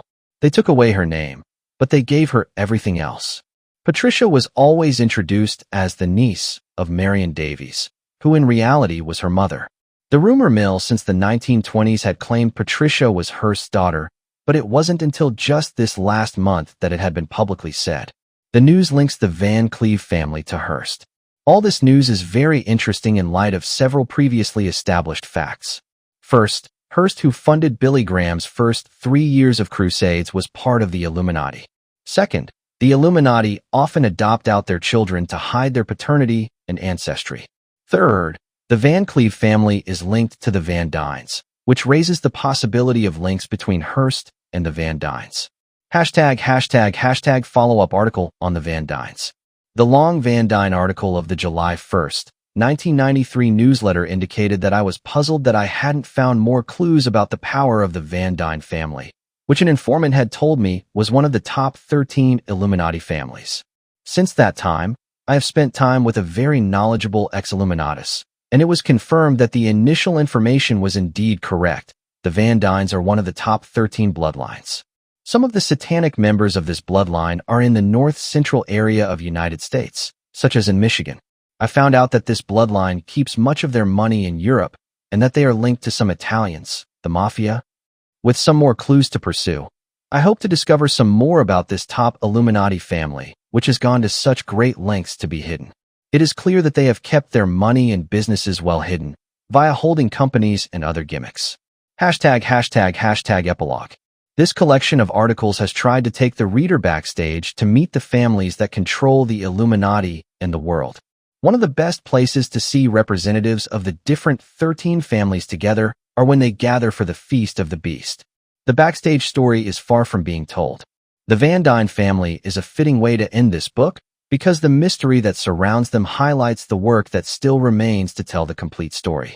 The Van Duyne articles do not mention Roel van Duyne of Amsterdam, Netherlands, who founded/headed in modern times the socialist/communist movement in the Netherlands. He was a powerful man. The movement was led by provocateurs, whose demonstrations at times got violent. What is the nature of the relationship between the Van Duyne family and the Van Cleve family? I know there was some intermarriage, but due to time restraints, I never completed my investigation down this avenue. While Roel van Duyne was leading his radical movement, Miss Davies' father was living at Hearst's Riverside Doctor No. 336, and her brother-in-law George Van Cleve was an executive in Hearst's Film Corporation. The mystery of the Van Duyne family is also reflected in the mystery surrounding the Romanov family. The Romanov family had more than the Russian branch. There was, for instance, a Prussian branch. And some of their family, like the Grand Prince Alexis Romanov, came to America, where his granddaughter Mary Teissier, the cousin to Alexander Romanov, was one of J. Paul Getty's main lovers. J. Paul Getty, if you have forgotten, was at one time listed by Fortune as America's richest man. Not only does Romanov blood flow in some of the Illuminati, the Romanov name pops up among the friends of Frank Sinatra. Mike and Gloria Romanov were friends of Frank Sinatra. Frank Sinatra's social activities were like a who's who in the Mafia and Illuminati. Frank Sinatra would travel to France to spend time with Baron Guy de Rothschild, or could be found doing a charity ball for the World Mercy Fund with Lawrence Rockefeller. Mentioning the Rockefellers brings us right back to the Romanovs. And then who was Anne-Marie Rasmussen, who married Nelson Rockefeller's son, Stephen Clark Rockefeller? When one reads her, there was once a time of islands, illusions, and Rockefellers. New York. Harcourt Brace Jovanovich, 1975. One learns that she was from Norway, a maid in the Rockefeller home, learned TM, and was shocked by the Rockefellers' abundant, primitive art. Primitive simply was a Rockefeller expression for all the nude art that they have all around. In her book, she talks about the Playhouse at Kykuit, about Margaretta, Happy, Rockefeller's close friend Mrs. Vincent Astor, about Lawrence Rockefeller's St. John Island, where he built the Keneal Bay Plantation, and the Rockefellers' ranch at Jackson Hole, WY. Talking about the Astors brings us back to Frank Sinatra, who bought Mary Astor's large rambling property in the Toluca Lake area of the San Fernando Valley. Frank bought the land without even seeing it. Frank is not the only one not seeing things. So much of what is being told us by our media is outright distortions. John D. Rockefeller, Sr. would get together secretly with William H. Vanderbilt and Jay Gould to scheme against the public. They took oaths to cooperate while the public thought they were antagonists. And what about the Rockefeller-Rothschild feud? And why did John Archbold, John D. Rockefeller's right-hand man, go overseas and secretly work out business arrangements with the Rothschilds in the 1880s? One CIA agent described the company as a worn-out whore who needs to come in off the street and get cleaned up. The Illuminati have made the CIA and used it for their own ends, and have let the CIA be the fall guy. When we start looking closer at the CIA, we see men like Archie Roosevelt of the Roosevelt family, who was a leader in the CIA, going to places such as Nigeria to visit the Emir of Kano with David Rockefeller. This Rockefeller-Roosevelt visit to the Emir was close to going to Timbuktu. David Rockefeller took along his own private professor of Egyptology when he went to the pyramids and to Egypt. Perhaps his love for Egypt relates to David's fixation and love for beetles. Another aside, America's foremost Egyptologist Dr. Charles Breasted was underwritten by the Rockefellers. But then those few who understand the one-to-one correspondence of the Book of the Dead's rituals and modern satanic rituals might not be surprised. Nelson Rockefeller was part of the National Security Council, which sits even higher than the CIA in intelligence affairs. Speaking of far-off places, what about Mir Osman Ali Khan, who was the principal Muslim ruler of India at one time? And what about the multimillionaire, possible billionaire Aga Khan III? These men interacted socially with the Illuminati families. And how far does the Rockefeller wealth go? We know that through the Chase Investment Corporation, they have such far-off holdings as a steel mill in Turkey and a cotton textile mill in Nigeria. Creole Petroleum of Venezuela is owned by Nelson. Chase Manhattan has a full-time envoy to the UN, and the Secretary-Generals of the UN visit the Rockefellers at their estate at Picantico. A number of families threw themselves in with the Rockefellers and owe their family wealth to the fact that they served the Rockefellers. These include John D. Archbold, the Harknesses, the Bedfords, the Chesabrews, the Cutlers, the Flaglers, the Folgers, the Paynes, the Pierces, and the Rogerses. The Rockefellers have had a number of senators who they own. In 1904, Senator Penrose received $25,000 and Senator Bliss received $1,000 given via Rockefeller's Standard Oil. One scholar wrote against the Rockefeller control of politics. Standard Oil had done everything to the Pennsylvania legislature except refine it. Henry Demarest Lloyd, Wealth Against the Commonwealth. When the Rockefellers wanted to build a highway, they would summon people like Interior Secretary Stuart Udall to Nelson's apartment, where he talked Udall into permitting the Rockefellers to build an unpopular highway. In 1968, Hubert Humphrey wanted both David and Nelson Rockefeller in his cabinet. The Rockefellers cooked up the idea to have a World Trade Center in New York, and their cronies were involved in the scandal to promote the idea. David wrote letters of advice to President J.F. Kennedy. Where do all these elite connections end? All these top 13 Illuminati families tie together at the Feast of the Beast rituals. In addition to this grand meeting, where Satan puts in his personal appearance, these families have smaller meetings and rituals frequently all over the world. Their Council of 9 and their Council of 13 meet and send out their orders regularly. Volume 2 will examine how the Illuminati rule, what their organizations are, and what their life and rituals are like. An appendix, so to speak. As I failed to provide a genealogical chart for the Rockefeller family while doing my newsletter articles, I will as an appendix add that to this page. One of the families that intermarried with the Costellos was the Van Dyne family. But who are the Costellos? Frank Costello, died 1973, was the underworld boss of New York for many years until Vito Genovese, died 1969, took control. Carlo Gambino took over from Vito until his death, and then in 1976 Carlo in turn died, and his heir Paul Castellano with some of the Gambino family took over. Now Roosevelt, Rosie or Rose, Gambino runs the Gambino family. The Gambino family is related in marriage to the Eli Lilly Illuminati family. Frank Costello had Jerry Catino working for him, and Eddie Torres was a close friend of Jerry Catino. Eddie Torres was the president of the Las Vegas Casino Riviera before Gus Greenbaum took over. Greenbaum was connected to all the mafia and was a casino manager for Meyer Lansky in Havana and other places. Lou Costello's father was from Italy. In Italy, the name was spelled Cristillo. Lou Costello got Dean Martin into show business. Lou provided Dean Martin the money for his nose job before Dean made it big in show business. Lou's daughter later married Dean's son. Lou Perry and Costello both got Dean Martin into show business. Costello had great clout with MCA. Costello got disgusted with Dean Martin in 1945 when Dean ran up bills which he charged to Lou Costello. Later, Dean ignored Lou at a casino and also got Lou Costello ticked off.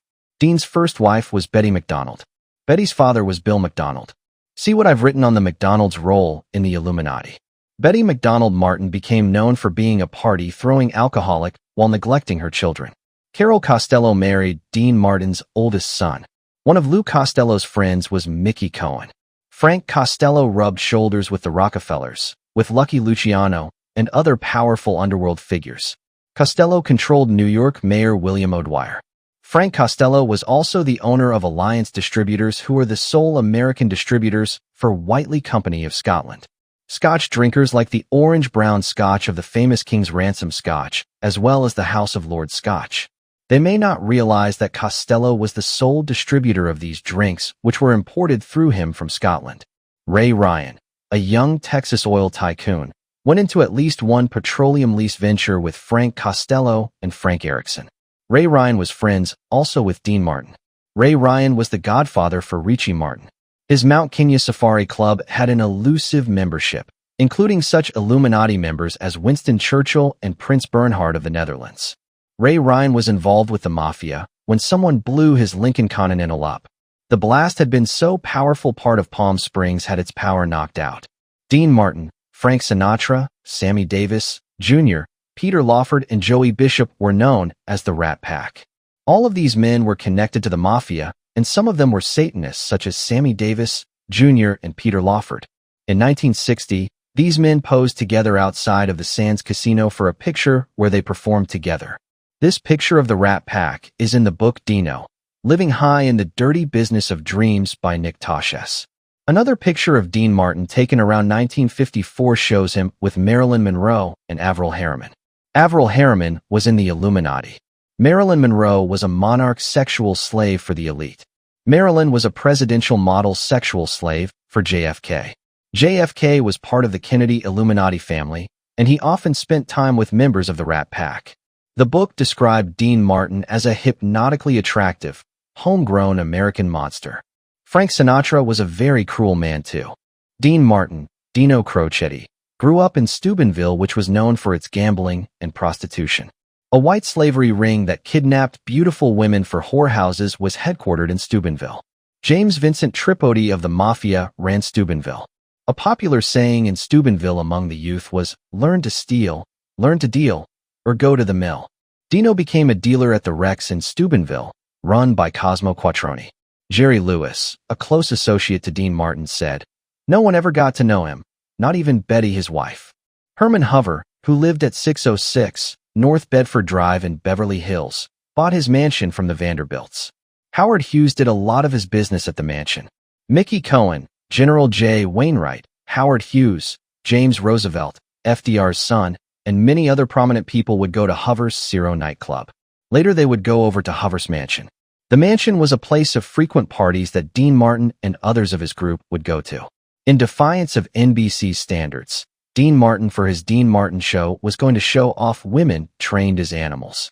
Dean Martin would walk on the show with a voluptuous gal in a tiger outfit on a leash that Dean would hold. The girl would then be telling Dean at every chance that she was not a girl, but a fellow. When Dean married Kathy Hahn in 1973, Frank Sinatra was his best man. Frank received a diamond-studded golden cigarette lighter with an obscene inscription. Dean worked many years for MGM Grand, which now is built as a pyramid in Las Vegas with Monarch programming going on in it.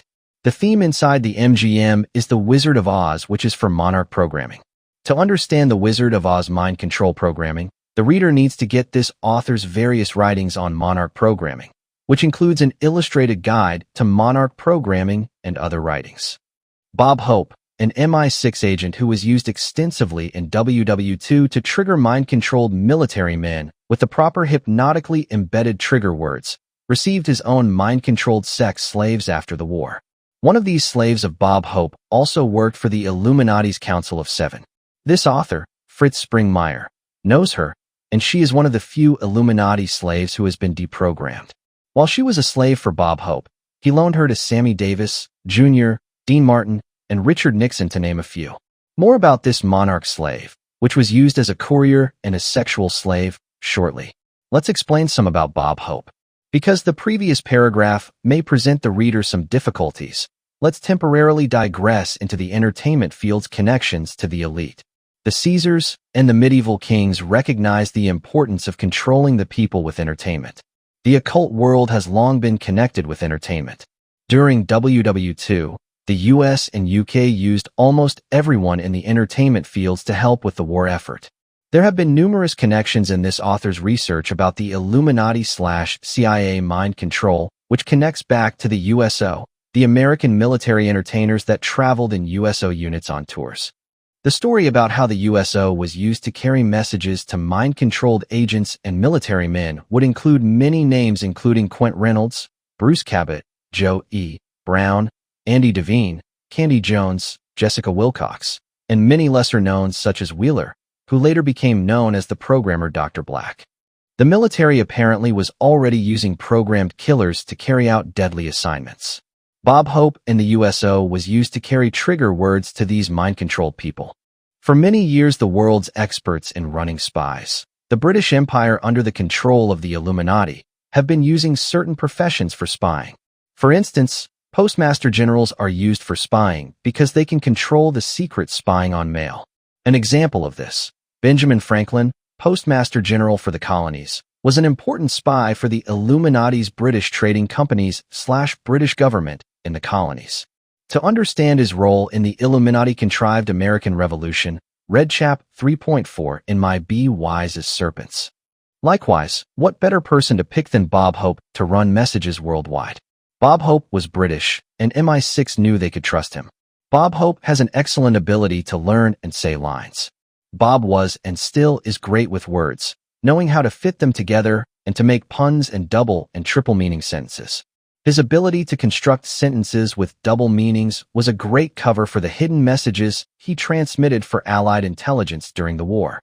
If you want to keep a secret, the best place is out in the open. The British and American intelligence agencies know this.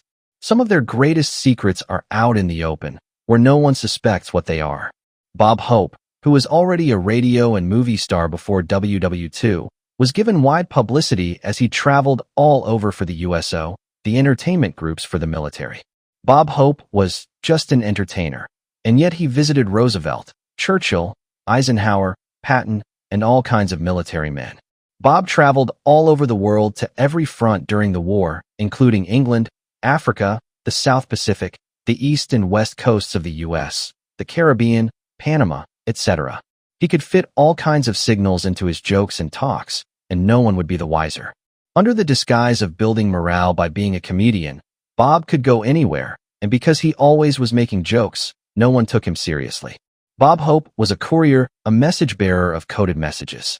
Sometimes the coded messages almost seem to jump out when you look at his wartime talks.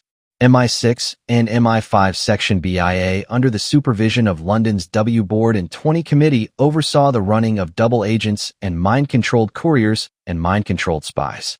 Special Intelligence Service, SIS, for the British dealt a great deal with mind control of all types. Tavistock Institute of Human Relations was part of SIS's mind control capabilities. Men like Tavistock's hypnotist/mind control expert Eric Trist were willing to perform mind control on British civilians/military men.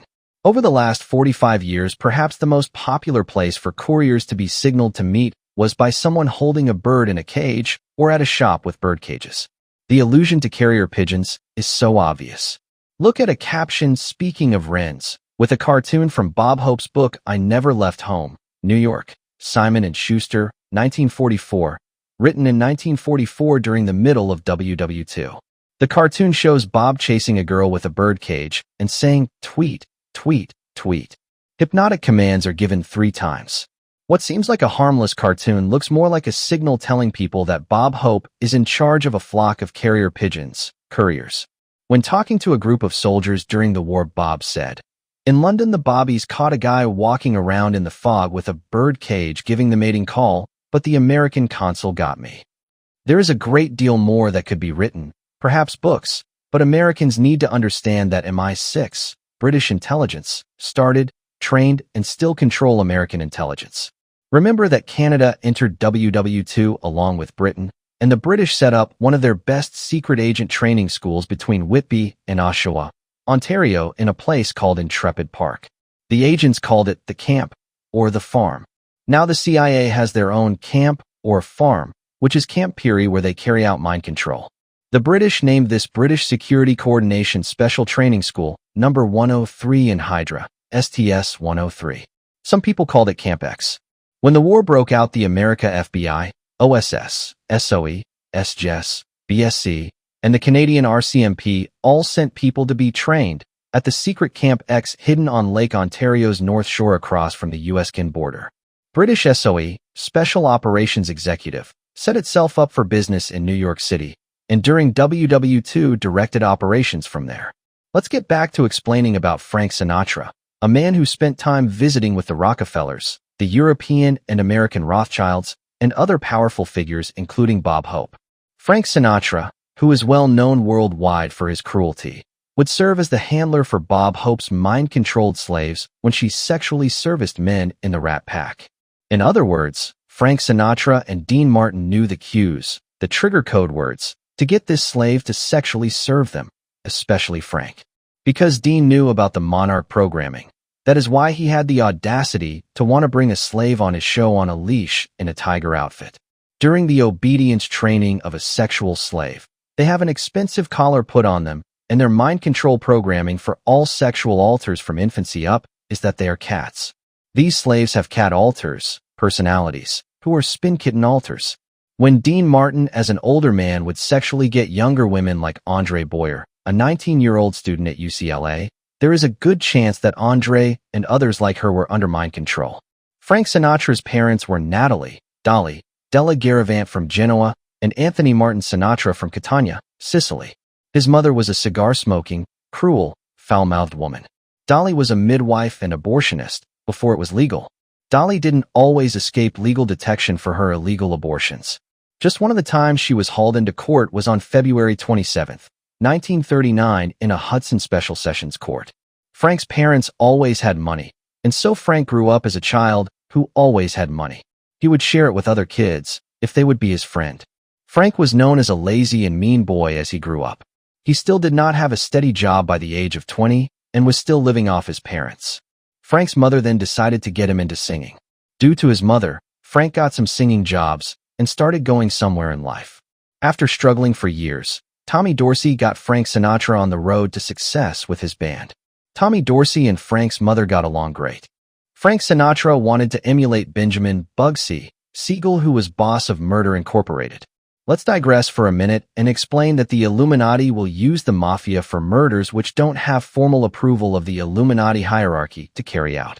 About 30% of the dirty work for the Illuminati is carried out by the Mafia. The Illuminati have their own death squads which are superior to the Mafia, but individuals must approach one of the councils for approval to assassinate. Often it's easier for those in the Illuminati just to put an unauthorized contract out on someone. The Mafia are often willing to make a business deal. The Mafia are intertwined with the occult, and some of the Mafia are involved in rituals, mind control programming, etc.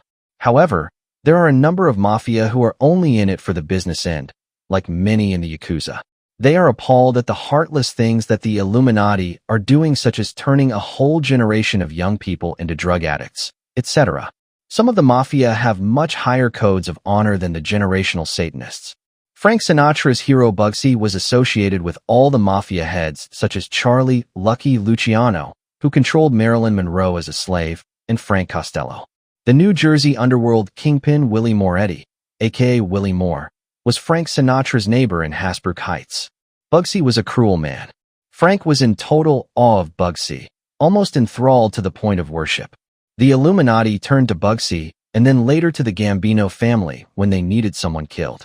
Later, Bugsy got on the bad side of other Mafia chiefs and was killed by them. Frank Sinatra had a quick way of alienating people with his controlling anger. Frank alienated William Randolph Hearst, Jr. at a party by fighting with him. The Hearst papers started giving Frank bad publicity after the fight. Frank's agent and friend George Evans flew to Hollywood, and through Marion Davies, who was William Randolph Hearst's mistress for many years, he was able to get in to see the old man William Randolph Hearst, Sr., who was ill. Frank was properly contrite and got the old man to like him. Apparently, with Marion Davies and the old man Hearst on his side, Frank was able to overcome the son's orders to the Hearst papers to give Frank negative publicity. After his visit with Marion and Hearst, Sr., Frank began to get positive publicity again. For those who need to be reminded, the Hearst family is an Illuminati family, and the Hearst Castle in California, which is owned by the state of California, as a park continues to be used for rituals for the Illuminati hierarchy. Of special note is that Marion Davies was connected to the Van Cleve family, which is another family which has intermarried with the Van Duyns along with the Costellos. In case the reader missed it in a previous article, a prominent member of the Van Duyne family who headed California's Teen Challenge helped get Billy Graham's ministry started. This person is a member of the Illuminati as well as being a Christian minister. I am intentionally not mentioning his name. William Randolph Hearst paid for the first 3 years of Billy Graham's ministry. There are a number of people of the Van Duyne bloodline in the Illuminati who are also Christian ministers. I can't give my sources. Needless to say, there are several people who have been escaping the Illuminati. In the final analysis, we can say that several Illuminati members of the Van Duyne bloodline helped in the establishment of Billy Graham having a big crusade ministry. Frank Sinatra rubbed shoulders with many of the Illuminati. That doesn't mean that he was a member. It is possible that his mafia ties are why he was so well received by Illuminati kingpins. The Illuminati has a history of sharing their mind-controlled slaves with the mafia. Even slaves who are members within the Illuminati are shared. However, the Illuminati always ensures that they have final control over a slave's programming. One of the people who was a drummer with the Tommy Dorsey Band for a while was William Joseph Bryan, Jr., aka William Joseph Bryan, and William Jennings Bryan III, etc. William Joseph Bryan, Jr. was a CIA mind control programmer. He programmed people when he was with the Air Force as Chief of Medical Survival Training, which was a covert brainwashing section of the Air Force. Bryan opened up his own hypnotherapy institute on Sunset Strip in Hollywood, where he programmed some people in acting for the Illuminati.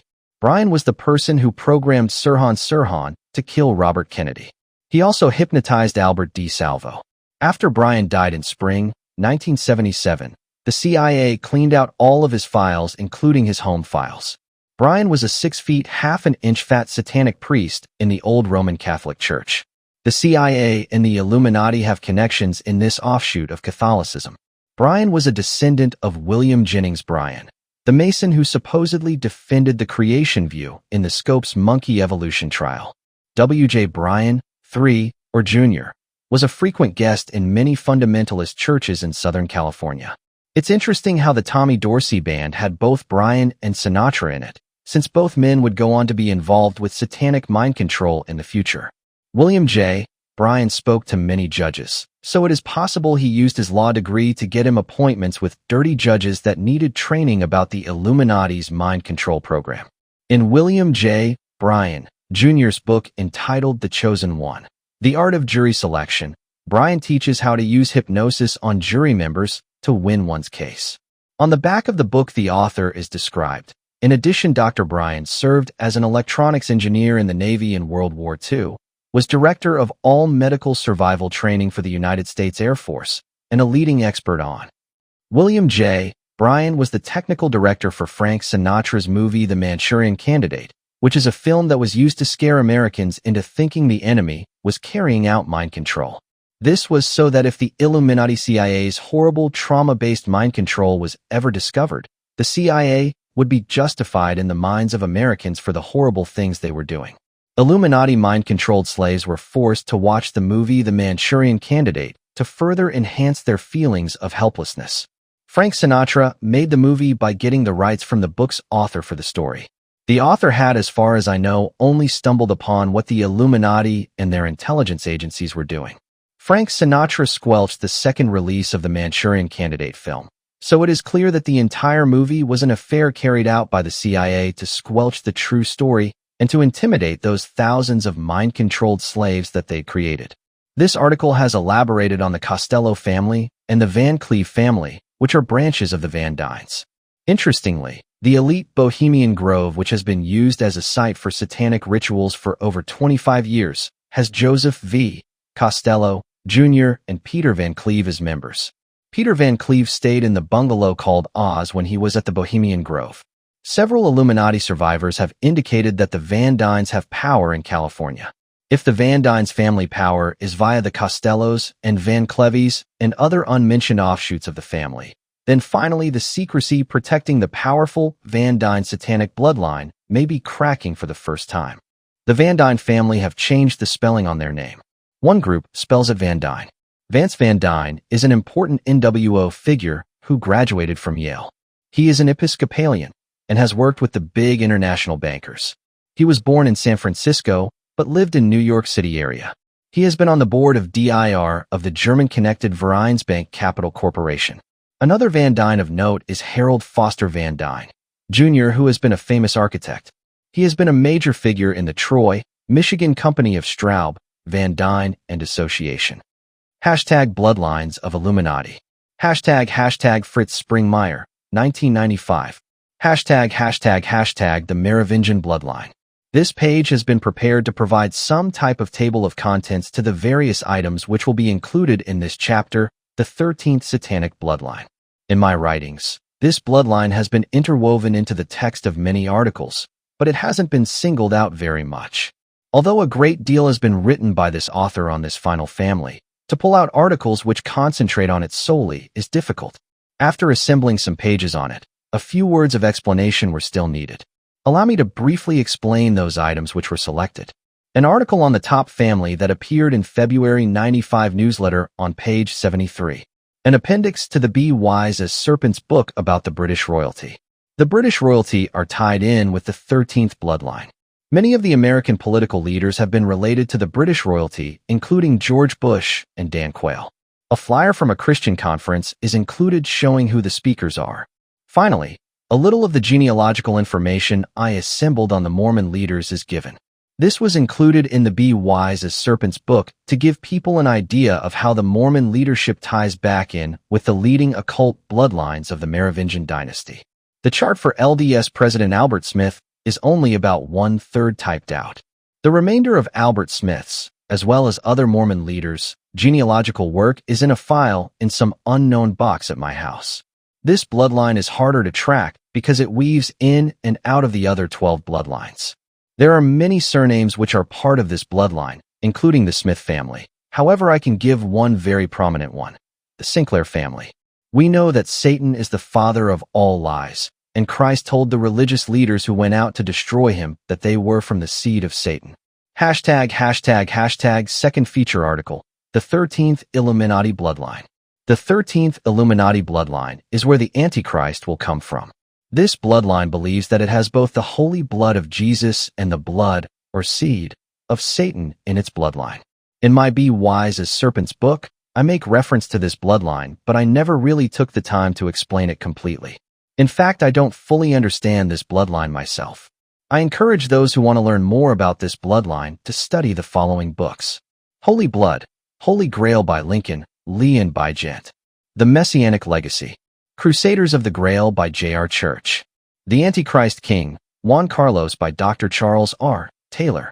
This bloodline is so extensive in its many branches that its membership takes in many of the presidents of the United States, including George Bush and George Washington. The reason that I gave the genealogies of some of the Mormon presidents to people back in 1991 in my Be Wise as Serpents book is that all of the Mormon presidents in history, whether RLDS or LDS, trace their blood back to this 13th bloodline.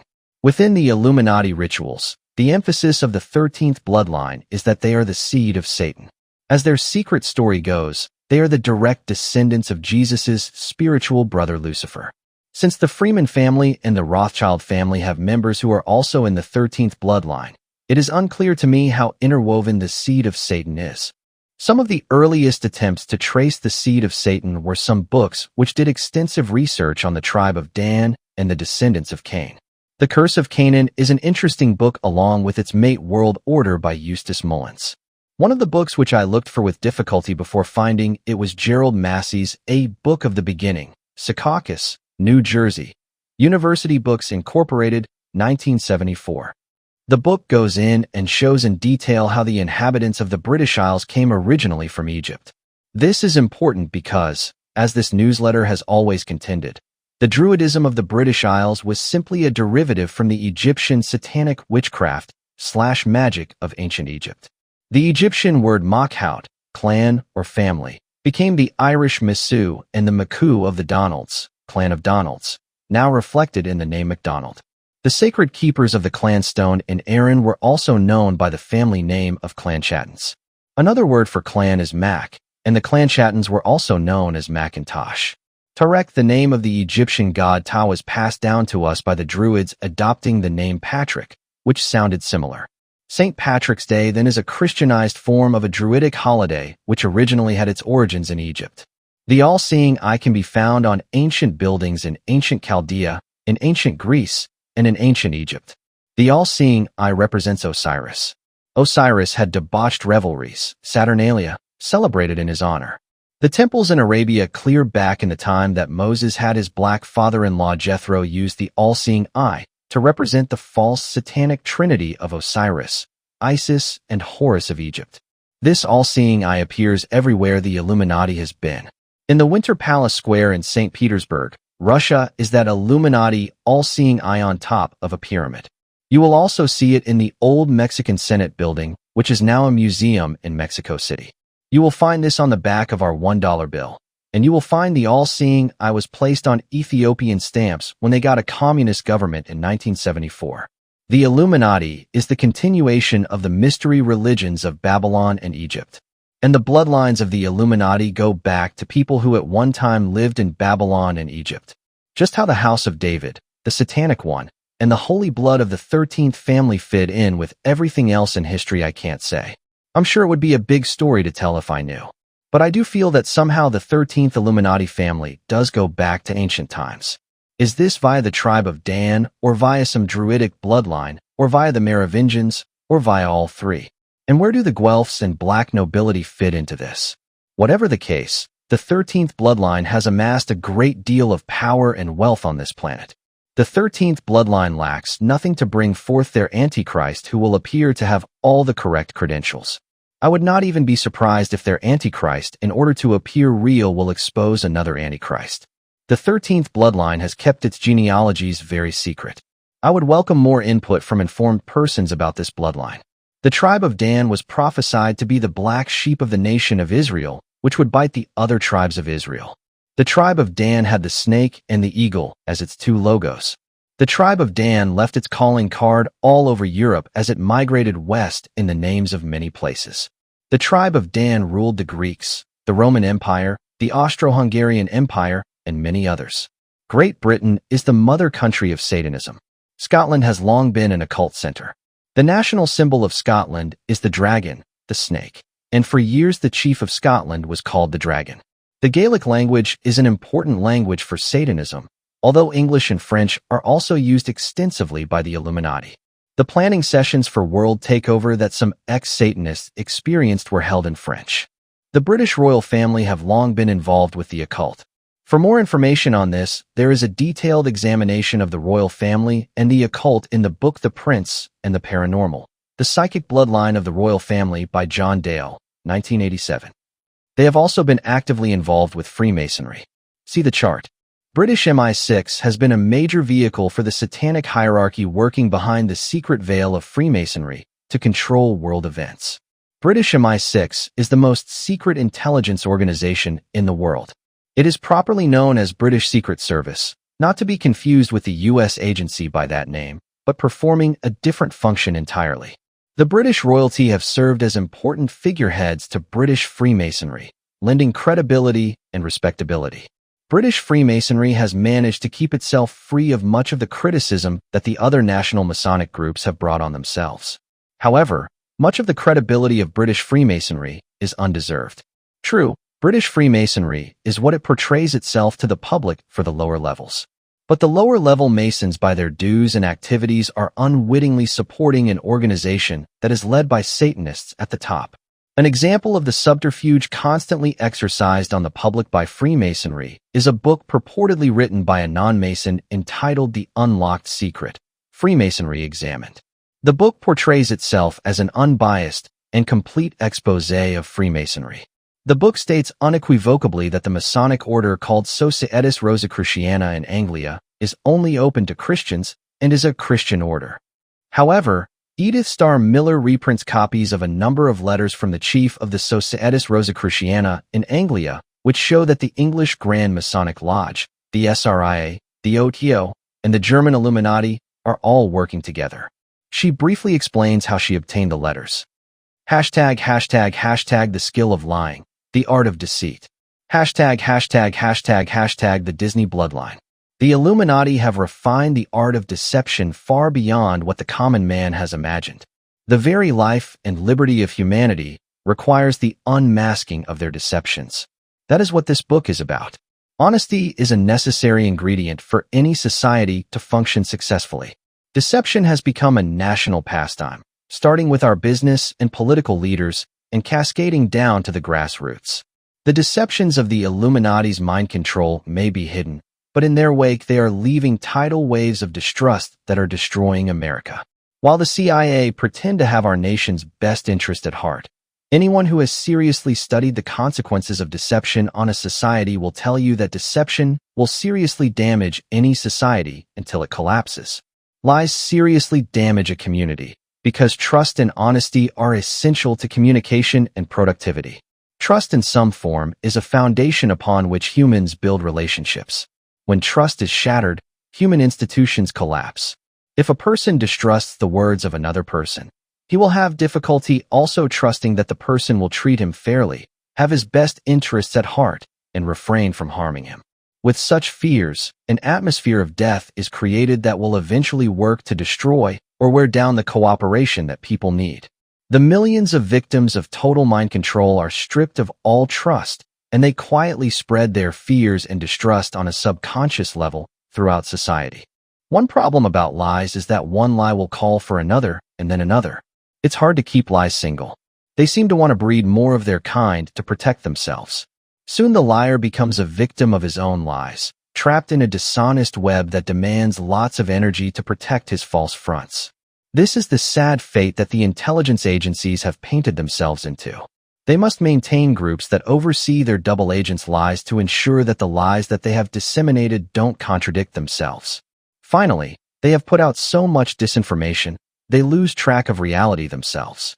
Far from saving this nation, the intelligence agencies have spread the cancer of deception into all walks of life, so that this cancer is contaminating and killing anything of value in the United States. The soon-to-come death of this nation's sovereignty, as well as the destruction of this nation's morals, are the results of this cancer. People who have attended high-level Illuminati meetings were instructed in how the Illuminati plan to bring in the NWO Antichrist reign by making everything appear as if it has happened naturally. The Illuminati have decided to camouflage their actions with the creation of normalcy to avert any suspicions. An example of something which appears to have happened naturally is the O.J. Simpson case, which was planned based on previous murder scenarios which had been successfully covered up. O.J. Simpson was a CIA mind-controlled slave, and the entire Simpson case was concocted as an elaborate effort to cause racial tensions.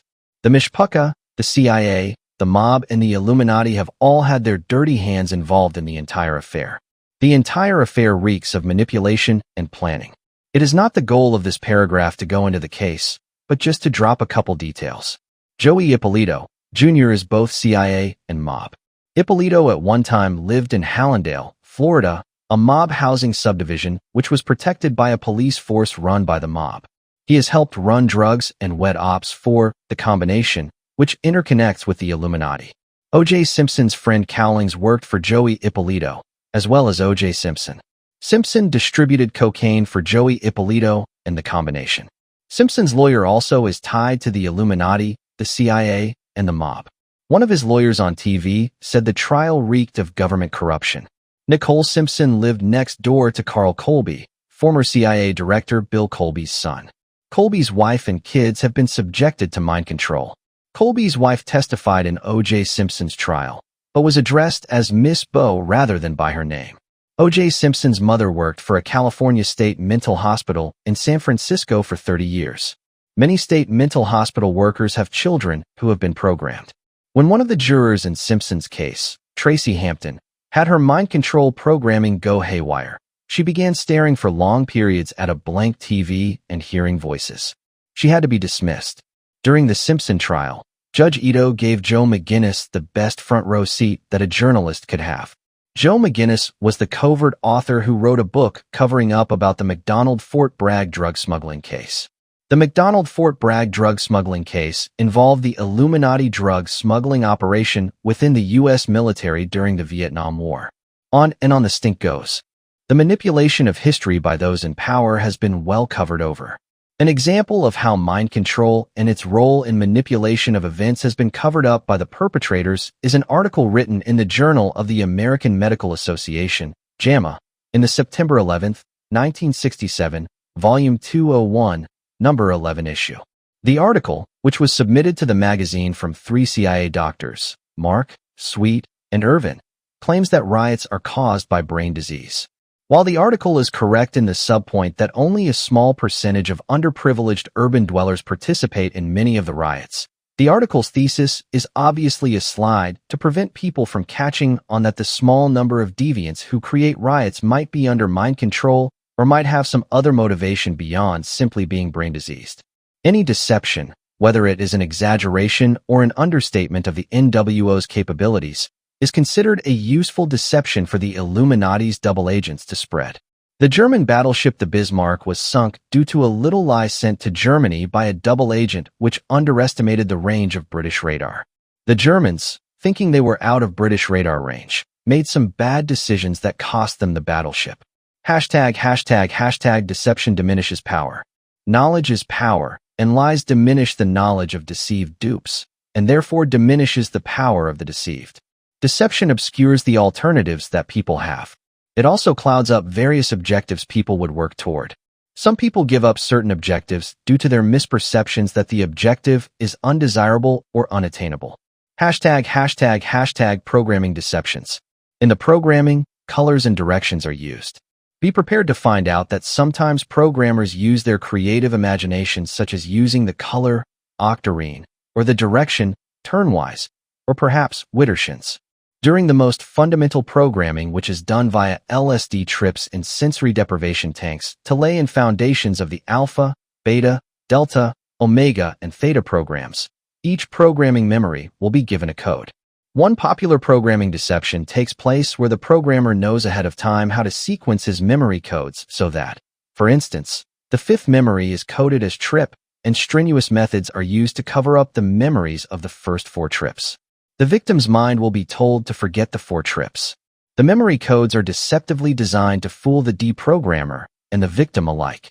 Part of the reason the programmer does this is that they know that if a therapist should stumble onto these first memories, the backup programming to protect these memories is so severe that the therapist will shatter the victim's mind.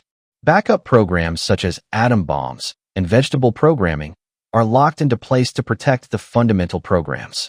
### be wise as serpents. The Holy Spirit moved an apostle to write, "We are not ignorant of Satan's devices." Christ warned his disciples to be wise as serpents and harmless as doves. The Israelites sent out spies before entering the Promised Land. Within the text of The Art of War by Sun Tzu, a book studied today by men in intelligence, he discusses hidden provocation agents in Book 13. Sun Tzu was born in 534 BC and lived most likely until after the year 453 BC. In 500 BC, some men were farmers, and some were agent provocateurs. Today, both occupations still exist. The modern American farmer is vastly superior to the ancient farmer of BC, so how does the modern agent provocateur compare? He is vastly superior also. It appears the word of God is accurate, for it warns that God's people will be destroyed for lack of knowledge. The difficulty in obtaining honest information in today's Big Brother world is aptly described by an intelligence asset over the internet. If you are lucky and work hard, you will find some of the truth. If you are lucky and work really hard, you might find the whole truth, as someone wants you to know it. If you are phenomenally lucky and really work your tail off, you might even go on to find the real truth. But no outsiders, and in fact, very few insiders ever learn the whole real truth. This book, and our 2 previous books on mind control, are the result of extremely hard work and numerous miracles of God, and what non-Christians would call lots of luck. The story behind the books is amazing. This book's 2 authors have had to swim upstream for years in search of the real truth. One thing is very clear to this author. During the last 7 years of exposing the NWO, almost every person who is believed to be a leader against the NWO has tried to impede the work this author has been doing.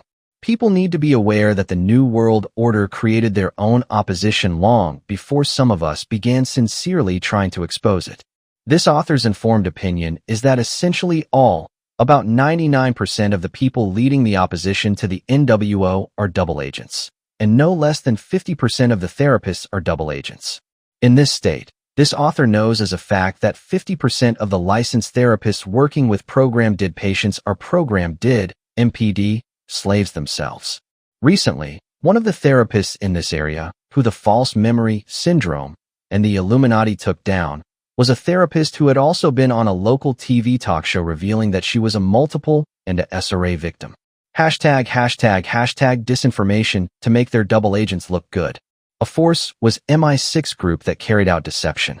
They would have their double agents leak out chicken feed, which is what they call classified information that can be thrown out to the public, to establish their double agents' credentials, bona fides, as agents against the British. Today, there are numerous anti-NWO people who are actually double agents. They are distributing chicken feed to make people think they are legitimate. By the way, it is interesting to note for those who realize how important carousels are to programming that MI6 HQ in Vauxhall Cross, ENG, with a training center at Footmoncton, near Gosport, is nicknamed, actually its cryptonym, Carousel, by its daughter organization Mossad, officially aka Central Intelligence Collection Agency. An example of a double agent who is popular among Christians is an Illuminati which named Gretchen Passantino, who touts around to Christian conferences belittling the idea of mind control. Dr. Loretta Fox reports in the Spiritual and Clinical Dimensions of MPD that 74% of women abused by SRA come from Christian homes. The Christian churches are heavily infiltrated. Hashtag sleeper agents. In Volume 2 book, a number of references were made to sleeper agents. The idea of placing someone somewhere in society and letting them lead a normal life for years without ever being used is designed to provide a legitimate smokescreen about what they are all about. Mind-controlled slaves make excellent sleepers. The concept of making sleeper agents is not a secret. The CIA has publicly admitted that they tried to discover long-range sleeper agents in the Los Niños children of Republican Spain, who were the descendants of communist Spaniards who returned to Spain in the 1950s. They also have admitted to having tried to weed out long-range sleepers in the Trebizond Greeks, who lived near the USSR and Turkey and returned in the 1950s to Greece. As the CIA and KGB mirror-imaged each other in their manufactured Hegelian dialectic mock duel, which was very real for the little person, you can well imagine that the CIA sent sleeper agents against the KGB. Hashtag names of types of disinformation agents. The intelligence agencies have their own lingo for the types of disinformation agents they send against everyone else. So far, we have named only double and sleeper agents. Here are some of their disinformation agents. Agent of influence. These agents can be unwitting, under mind control, or ideologically motivated to use their positions of influence to sway the minds of others. Examples of agents of influence are anchor men on TV, journalists, labor leaders, TV commentators, academics quoted by the media, and some politicians. Confusion agent. An agent whose job is to produce confusion by disseminating confounding information. Contract agent. These are the rogue agents, such as the mob, who the CIA get to do particular jobs on contract. Their connections can be denied. Deep cover agent. A sleeper agent, often a programmed multiple or with mind control programming, who has been a long-term sleeper agent. Disinformation agent. This is a highly placed agent who passes disinformation to other governments. Notional agent. A fictitious non-existent agent, which is created with a real-looking identity to mislead. Provocation agent. An agent used to provoke and destabilize the target group to do foolish things. Spoon feeder agent. Someone who dribbles out legitimate information. This is often done to build up a person's credentials, bona fides. Lots of the people who are pretending to expose the NWO are spoon feeder agents who provide a little new information, tons of already known secrets, and sprinkle in a measure of disinformation for added fun. Generally, spoon feeders increase their percentage of disinformation once they gain respectability. There are very few people really exposing anything of consequence about the NWO. This author has endured the loss of several of the really legitimate whistleblowers who were friends being assassinated since he began writing exposes. What this means is that agents for groups that do mind control may have been sleepers for many years and look very legitimately innocent. They may give good, correct information to our side. They may say all the right things and try to get us motivated to do more than we would want. They may talk about other friends who are giving them information who do not even exist. It takes discernment to spot people who are not on our side. Unfortunately, such discernment seems to be fundamentally lacking within the public at large. For instance, I have seen people choose obvious NWO agents over this author as a source of information, which is in reality disinformation. Most people have bought so much disinformation during their lifetime. Perhaps it's unrealistic to expect them to purge out all the junk they've accepted. Just as people in the world need to toss out their worldly thinking, people in the church need to toss out all the indoctrination they've gotten from the numerous kinds of harlot churches. At the moment, the system is set up so that the perpetrators of the mind control are in control of the credentialing process, so that they can provide their stooges and agents with the best credentials. As the reader can see, the roots of power behind the mind control go deep. ##### tricking suspects.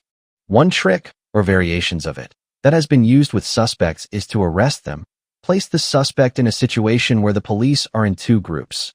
One group looks like police, the other group looks like the group the suspect has come from. After the suspect arrives, the group pretending to be arrested group members overpower the police contingent and escapes to another setting where another police group pretending to be even more of the suspect's group ask him who he is and to explain his credentials. Letting his guard down, the original suspect explains what he is all about, thereby giving them the information they needed in the first place. Variations of this script can be run. English intelligence calls this basic script CACKLBNDR because chicken blood is used on the police actors that are overpowered to make them look injured. #### The names of deception tricks. Four faces refers to pretexts used by agents to get interviews. Dangle is the craft word for luring a victim into a provocation.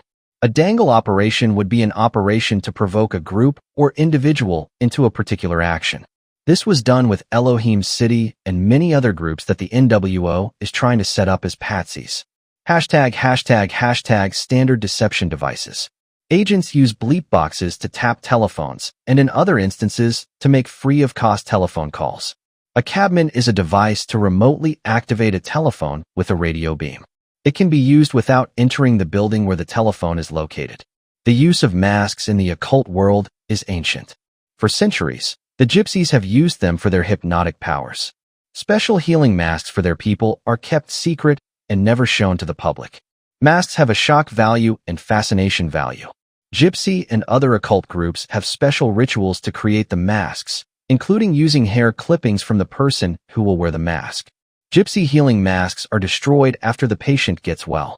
Illuminati programming masks may or may not be destroyed after their use.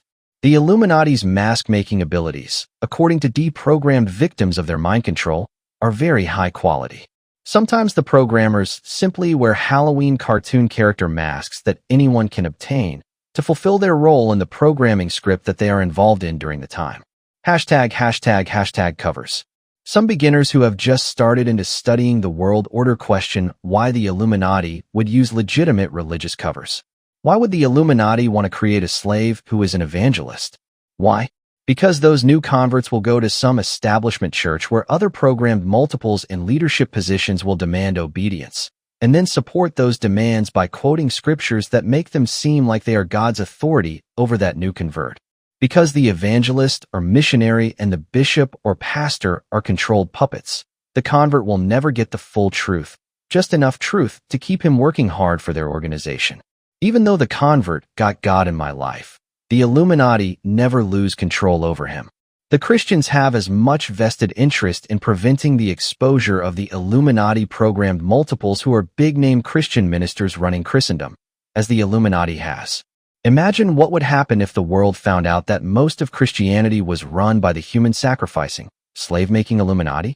This is one of the sad effects of the infiltration. Perhaps the subject of covers can be explained from another angle. The reader knows that the elite like monopolies. They play Monopoly for real. For us, it's only a board game. To establish a monopoly, you find a good product that everyone wants or needs, and then you eliminate all the competition by either destroying them or owning the competition yourself. In the US, the Illuminati can't have a one-religion monopoly.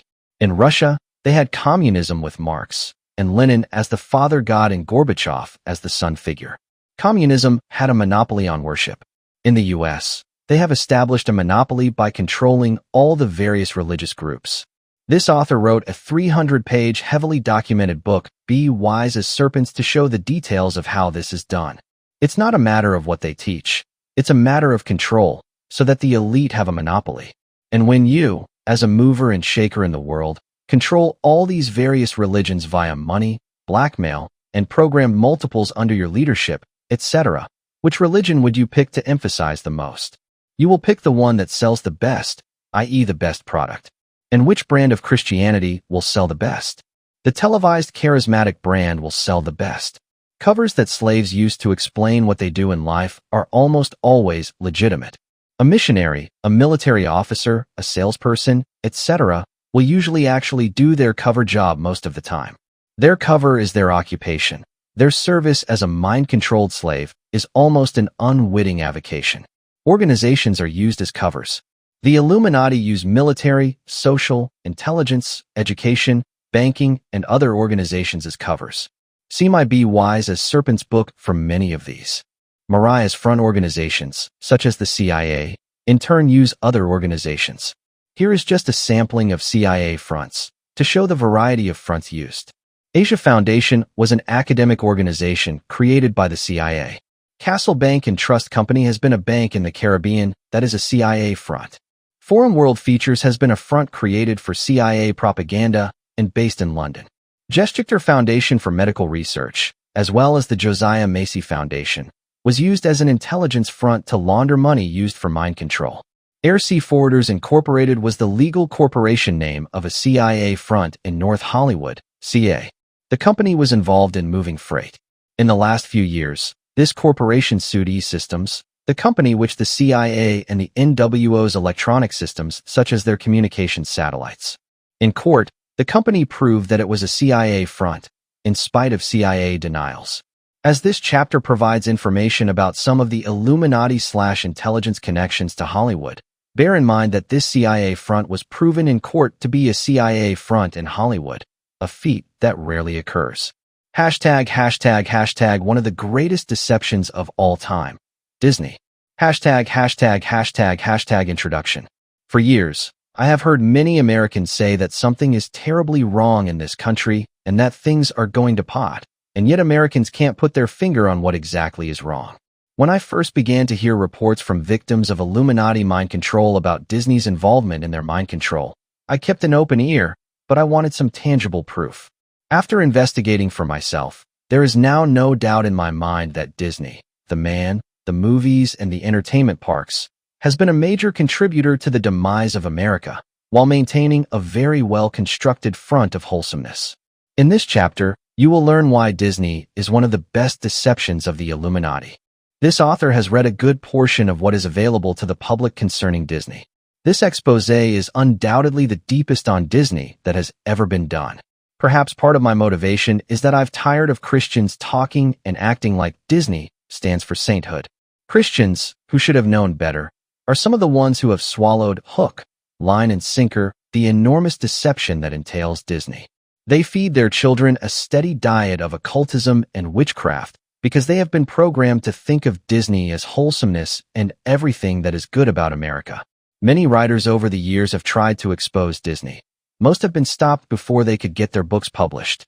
The few authors who have managed have faced vicious attacks on their character and integrity, and have faced enormous struggles against public relations campaigns paid for by the Disneys. The Disney's power and the power behind them has frightened most people away from challenging them. But someone needs to speak on behalf of the victims. Whether anyone listens or not, the victims will know that somebody cared enough to stand up and write the truth.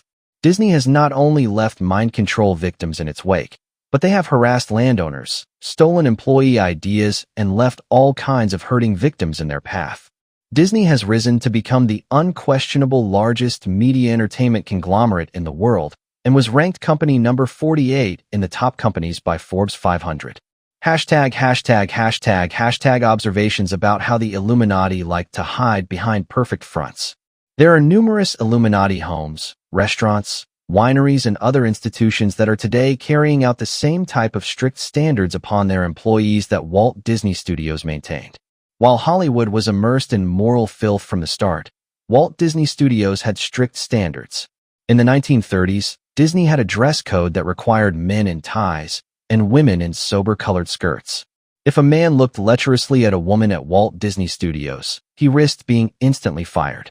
Walt was a shining example of the strictest legalism. Even during the 40s, if an employee were caught saying anything considered a cuss word such as hell, they were instantly fired no matter who they were. Walt would not allow his male employees to have any facial hair, even though he himself sported a mustache. He never allowed employees to have alcohol at the studios, which might not be a noteworthy standard except that Walt himself drank heavy amounts of alcohol in his private office at work for decades. Initially, Walt was very reluctant to have his young artists, who were being trained by Don Graham, draw live nude models, but reluctantly gave approval. Again, the motive was not to serve God, but to make sure the Disney reputation remained untarnished. With the power of the establishment media behind Disney, Walt had nothing to worry about. News about the nude drawing classes and their detailed drawings never reached the light of day. Behind such strict fronts of legalistic morals, cleanliness, and soberness, you will often find lots of guilt and high-level satanic ritual. For instance, Hitler, who was by the way also a failed artist and who liked mechanical things more than people, obsessively washed his hands many times a day out of guilt, and so did Walt Disney. Walt obsessively washed his hands several times an hour, every hour. Walt liked animals and his trains more than people. This author has seen some alters who were forced to take another human's life, and when they relived the memory, the alters then tried to physically wash the blood guilt off of their hands. Another example is that over the years this author has discovered that many of the exclusive restaurants that are meticulous in every detail are tied in with the mind control and criminal activities of the elite. Dirty money is keeping the places looking sparkling clean. Walt Disney worked very hard at maintaining a great image for himself and his company. An example of this is how he exploded in rage and wrote an angry memo when a Disney character was placed in a beer ad. Memo mentioned in Thomas, Bob. Walt Disney, American Original. Hyperion, 1994, page 7. He had a personal image builder, Joe Reddy, who worked full-time to build Walt's image.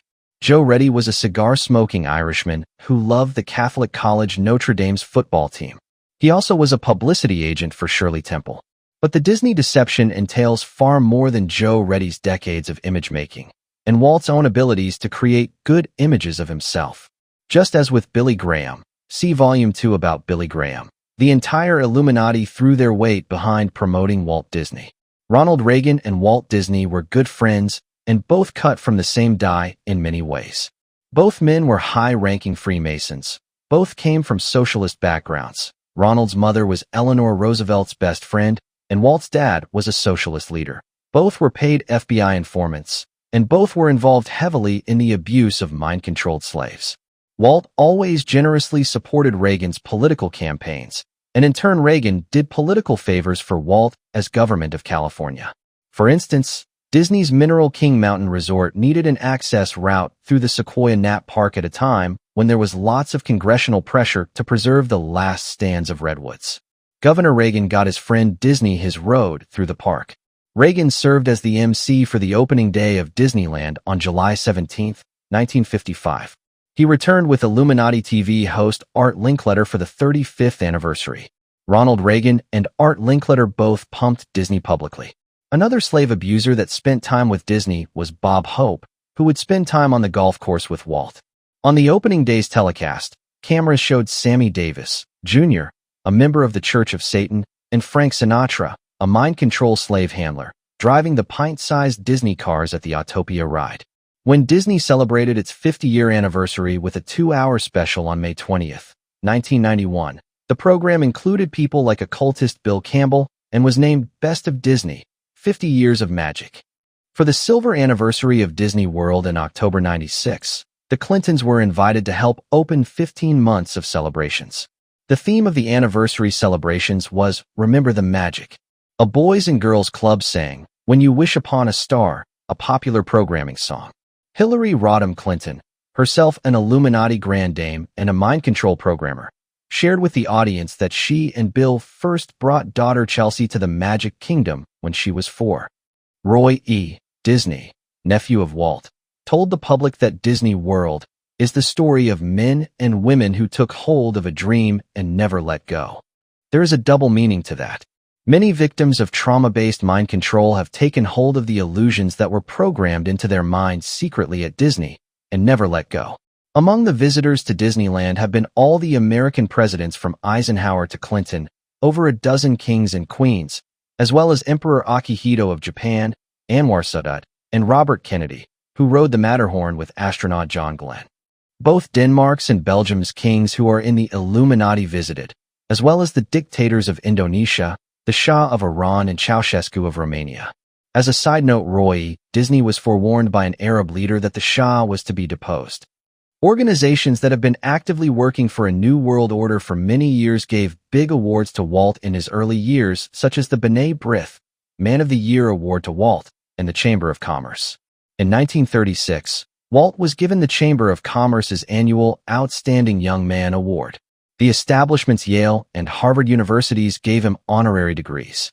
Walt Disney biographer Leonard Mosley, who researched Walt Disney for years, as well as writing books on the Ponts, the Dulles brothers, and Hirohito, wrote in his book on Walt Disney.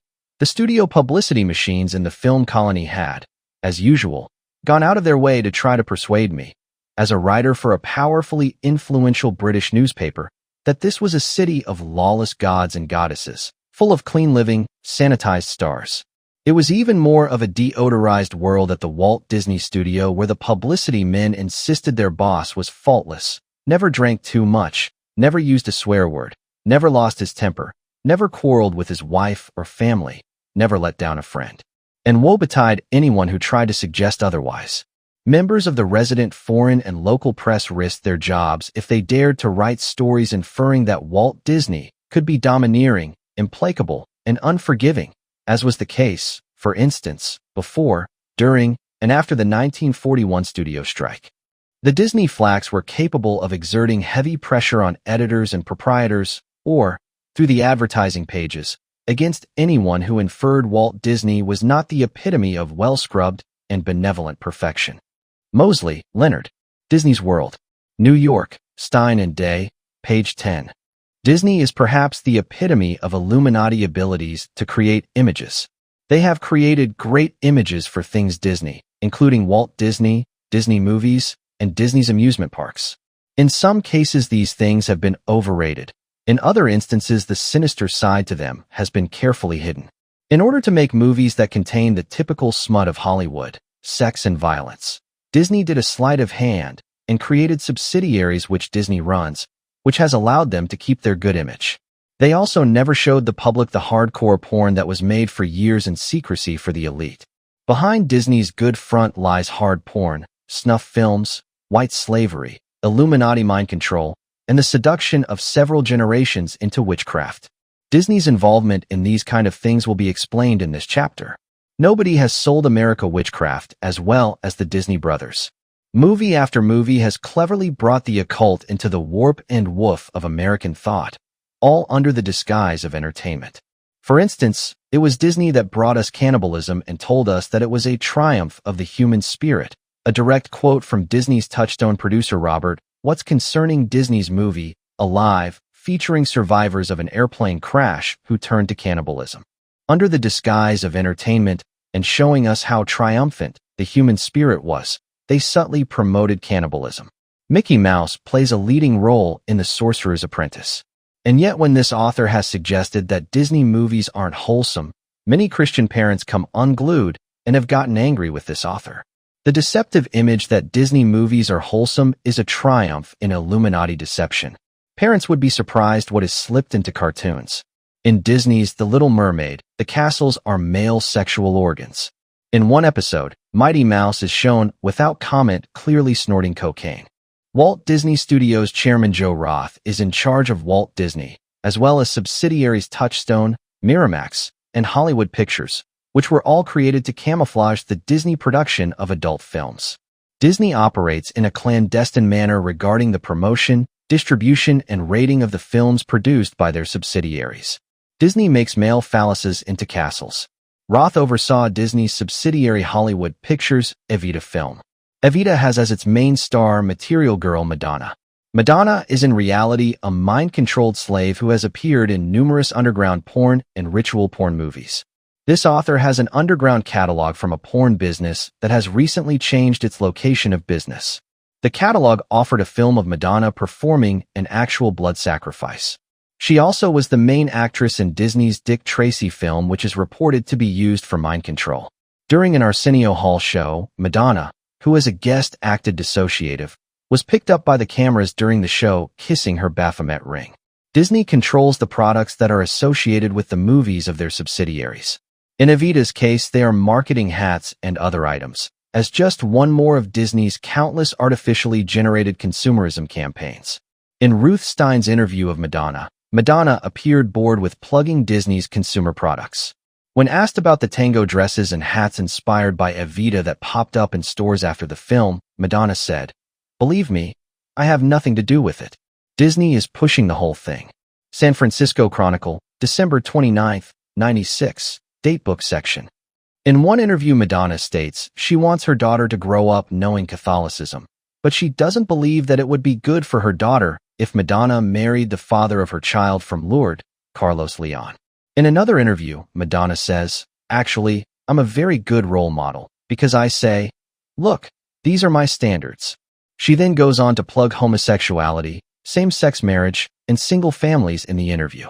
Walt Disney stated that it plans to release an album by Danzig, a heavy metal band whose songs contain dark themes. The Disney press release announces on its byline, Mickey Mouse is going heavy metal. Disney's album Black Acid Devil was due to hit the music stores October 30th, 1996 during Halloween time. According to Disney, this music has no satanic references, but does have dark, gothic, and sexual overtones. Glenn Danzig denies that he is a Satanist. Contents in the Disney Deception section of Chapter A. An introduction. B. An overview. C. Who was Walt Disney? D. Who was Roy O. Disney? E. Who is Roy E. Disney? F. What do we know about the Disneys in general? G. A history of Disney. H. Disney and its mob connections. 1. Disney and its government connections. J. Disney and mind control. K. Detailed script of how one Disney movie is used for programming. L. Partial list of sources. B. An overview. Disneyland and Disney World are world famous and the pride of America. They are also extremely important programming centers for the Illuminati to create total mind-controlled slaves.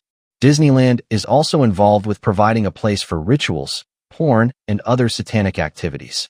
In terms of deception, Disney movies and Disney amusement parks rate as one of the best deceptions. According to deprogrammed ex-Illuminati slaves, the Illuminati in the 1960s needed to shift their programming away from the military bases because too much publicity, heat, was shined on the military bases. Their goal was to have someplace that people from all over the world could come to without raising any suspicions, and a place which would be the perfect cover for many of their criminal activities. According to a witness, the Illuminati programmers got a big laugh out of using Disneyland as a major Illuminati base for criminal activity.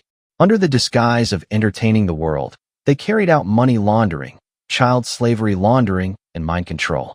They nicknamed Disneyland the Little Syndicate of Mind Control. When a child of 3 or 4 was kidnapped, they could torture the child and then put him on a ride such as a Ferris wheel or carousel that A. created dissociation from the pain, while also B. going along with some fairy tale programming script. An abducted child, while waiting to be picked up from one Illuminati non-parent caretaker by another, could be kept happy and distracted while waiting for the pickup. For years, Disneyland was an Illuminati center for many of their worldwide activities. Now Disney has created other sites around the world such as Euro Disneyland 20 miles east of Paris and Tokyo Disneyland. Tokyo Disneyland in 1991 had 16 million people attend. With such huge crowds, it doesn't take much imagination how the Illuminati have been able to do sneaky criminal activities right in front of people, and the public never sees it, in the middle of all the activity. Euro Disney has been a money-losing affair, but the Saudis who benefit from its mind control gave Disney the money to keep it financially in business. Walt Disney Records is the largest children's record label in the world. Disney, through their movies, books, toys, records, etc., has made a tremendous impact on the children of the world. Their movie Return from Witch Mountain was one of the most powerful witchcraft promotions ever made. DuckTales, which has deliberate monarch mind control triggers written into the script, is also broadcast in Poland and the former USSR. From the time of the Roman Empire, at least, if not before, the oligarchical leadership, who have been in control of both the mystery religions and European aristocracy, have known about bread and circus. Bread and circus refers to the concept that if the masses of people are given entertainment and food staples, then they are easy to control. Walt Disney movies have played a key role in providing entertainment for the masses to ensure Illuminati control. Walt Disney's friend, the Masonic prophet H.G. Wells, in his book Modern Utopia, said that there would be lots of shows in the New World Order. The World Future Society, in a book review in their publication Future Survey Annual, 1993, edition, Michael Marine, Bethesda, Maryland, World Future SOC, page 91, describes Disney. Control of commodities such as entertainment and access to commodities translates into control over people. The postmodern U.S. is a massive rush of disconnected commodities, each seeking a moment of our attention. The world of commodities is our soma, and entertainment is the current form of public discourse. Walt Disney World, spread over 27,400 acres of Central Florida swamp and scrub forest, is the most ideologically important piece of land in the U.S. What goes on here is the quintessence of the American way. It is visited by over 30 million people a year, not only the major middle-class pilgrimage center in the U.S., but by far the most important entertainment center in the world. It is clearly Oz, Utopia as a marketing device. Two Disney brothers, Walter Elias, and Royo Disney, have been at the center of the creation of amusement parks and popular Disney films. In more recent times, two other men, Eisner and Katzenberg, have been notable at Disney. Eisner and Katzenberg, as well as others, will be discussed later. One of Disney's directors, Victor Salva, was convicted of molesting a boy and filming one of the sexual molestations. Recently, Disney director Salva produced the Disney movie Powder. Victor Salva's sexual molestation conviction was covered by newspaper articles such as Robert W. Welko's of the LA Times, in newspapers such as the Oregonian, Wednesday. October 25, 1995, a section. The impact of the Disney brothers is monumental. Mickey Mouse t-shirts can be seen being worn by natives all over the world. Disney World and Disneyland are the quest for a large segment of humanity, who often esteem these amusement parks as the highlight of their life. What is highly esteemed among men is an abomination to God according to the Word of God. The Bible arbitrarily makes this claim, but sadly, research by this author over the years proves that a close examination of Disney and mankind's esteem for Disney things does vindicate the biblical expectation. In other words, as readers of this article will find out, behind the appearance of wholesomeness of the Disney brothers and their creations lays abominations, some of the most grotesque aspects of generational occultism the world has ever seen. Disney's Magic Kingdom has become an American institution that impacts people all over the world from the cradle to the grave. See, who was Walt Disney? In the large book The Art of Walt Disney from Mickey Mouse to the Magic Kingdom by Christopher Finch, New York, Harry N. Abrams, 1975. On page 11, an interesting and revealing statement is made. By definition, public figures are known to everyone. Yet, even after talking with some of Disney's closest associates, it is impossible to escape the conclusion that nobody really knew him.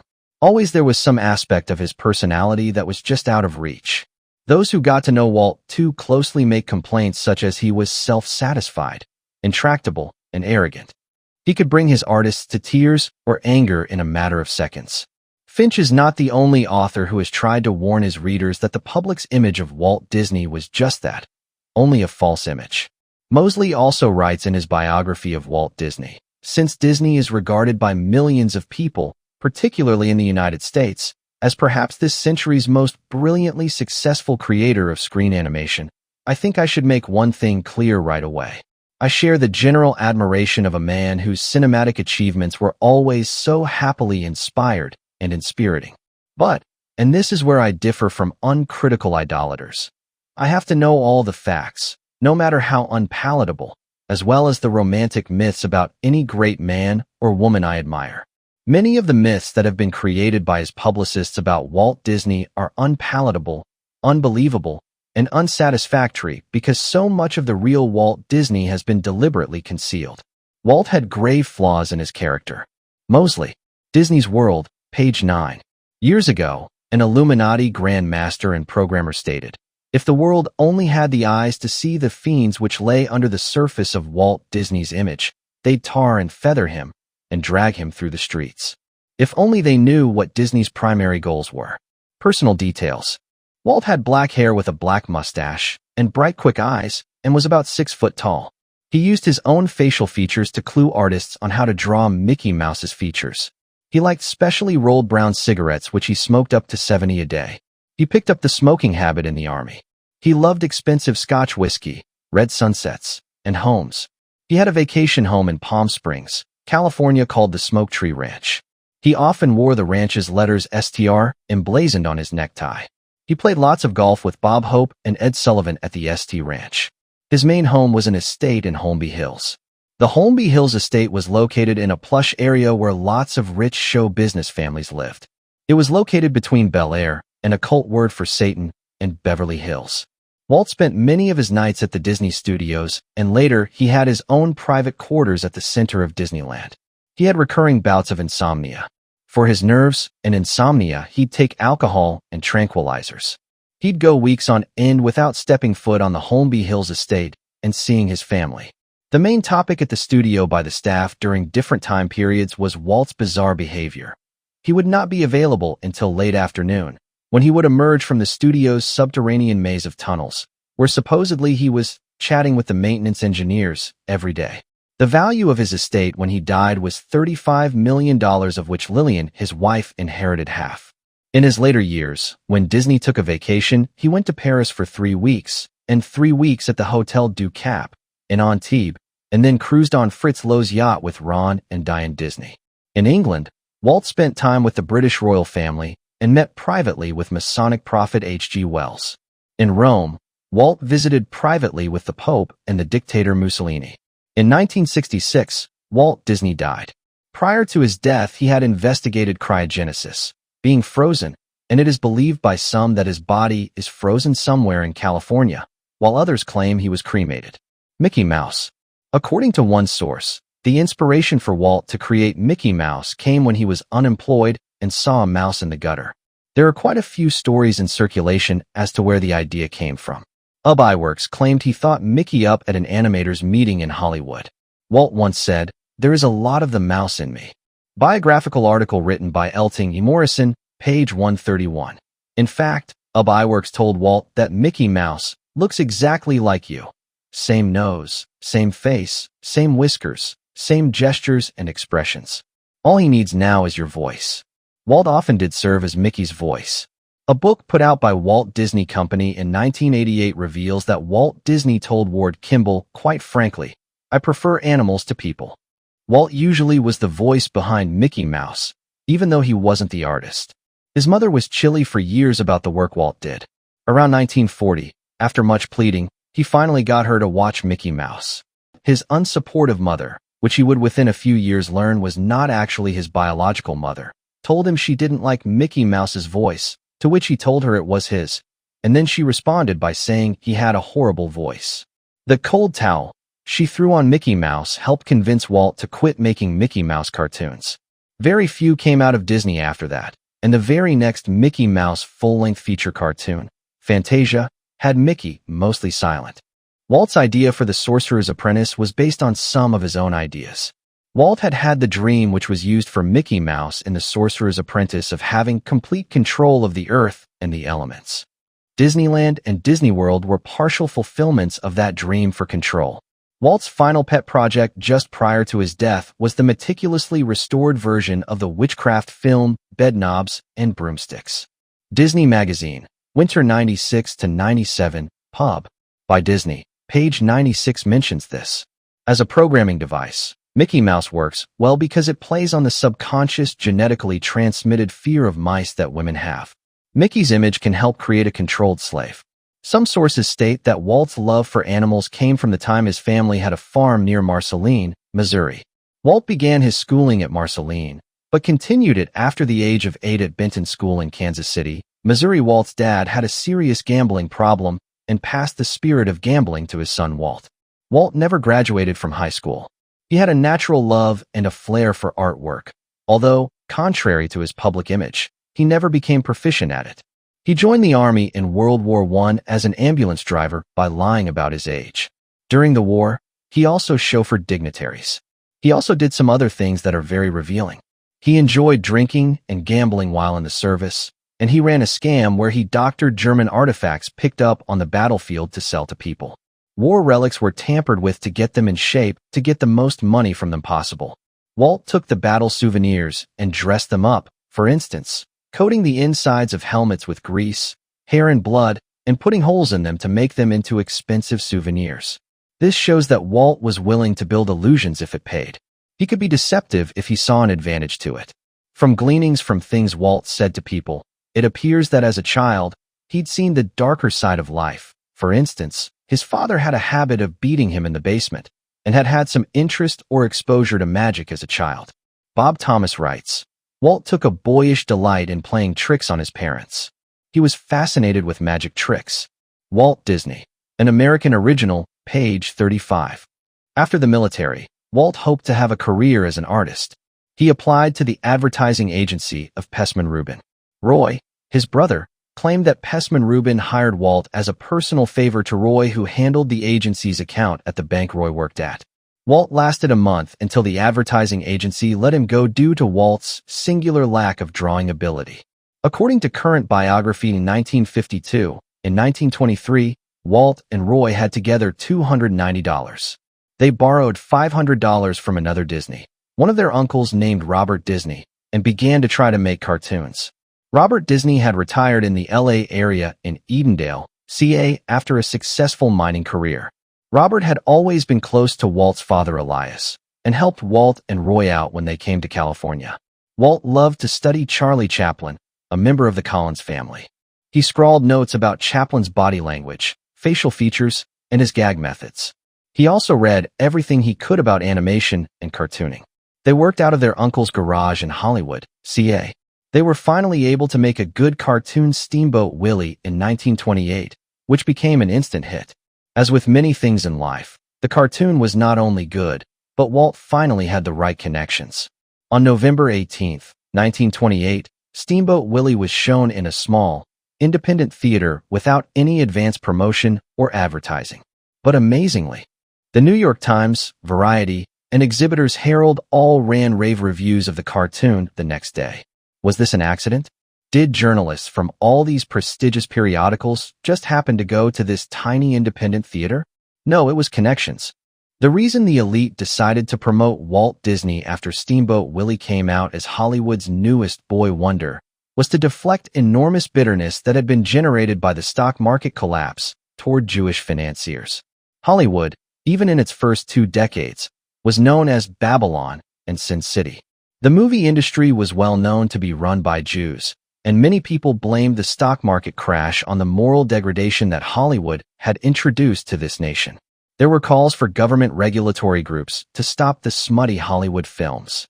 Edgar Magnan, the spiritual leader of the major movie makers who were part of the Los Angeles B'nai B'rith, reportedly encouraged those in the Mishpucha and others who were B'nai B'rith movie makers that Hollywood needed to protect itself by putting Walt Disney in the limelight as a Christian, white knight with family values. By the way, Edgar Magnan was nicknamed Rabbi to the Stars because he was the Hollywood Rabbi. Magnan's grandfather's department store chain was one of the first major accounts of the Bank of Italy, and Edgar Magnan had continued his family's close association with the Bank of Italy. The closeness also came from the Bank of Italy's close ties to the B'nai B'rith and ADL. In 1930, the movie industry made a production code which stated that the industry must make a special effort to make movies appropriate for children. Hollywood directly referenced Disney in that code as an exemplary model of what the movie industry wanted to do. With the power of the B'nai B'rith and ADL behind him, Walt began sailing to fame. Movie studios that had been turning out smut, with lots of sex and violence, all jumped on the bandwagon to show Walt's clean, wholesome cartoons. Walt was the facelift Hollywood needed after the Depression caused Americans to think about America's morals. Many of the regular movie makers were so corrupt they were out of touch with moral issues, but Walt Disney knew black from white. The Jewish movie makers pushed the man, Walt, they considered their best hope to the front of the pack, who was billed as a fundamentalist Christian, albeit a Masonic Christian who rarely stepped foot in a church. Quote from Walt Disney, Hollywood's Prince of Darkness, page 50. Strangely, the biographies indicate that Walt quit doing the actual drawing in 1927, and Walt devoted himself entirely to the development of the cartoon business, such as raising money. In other words, the image of Walt Disney being the artist who created the Disney cartoons is inaccurate. The Disney brothers actually hired many other artists to do the artwork. If Walt quit drawing in 1927, and their first marketable cartoon was in 1928, that clearly shows that Walt did not do the actual cartooning. He continued to oversee the work, walking in and rigidly inspecting what was being done to suit his own intuitive tastes.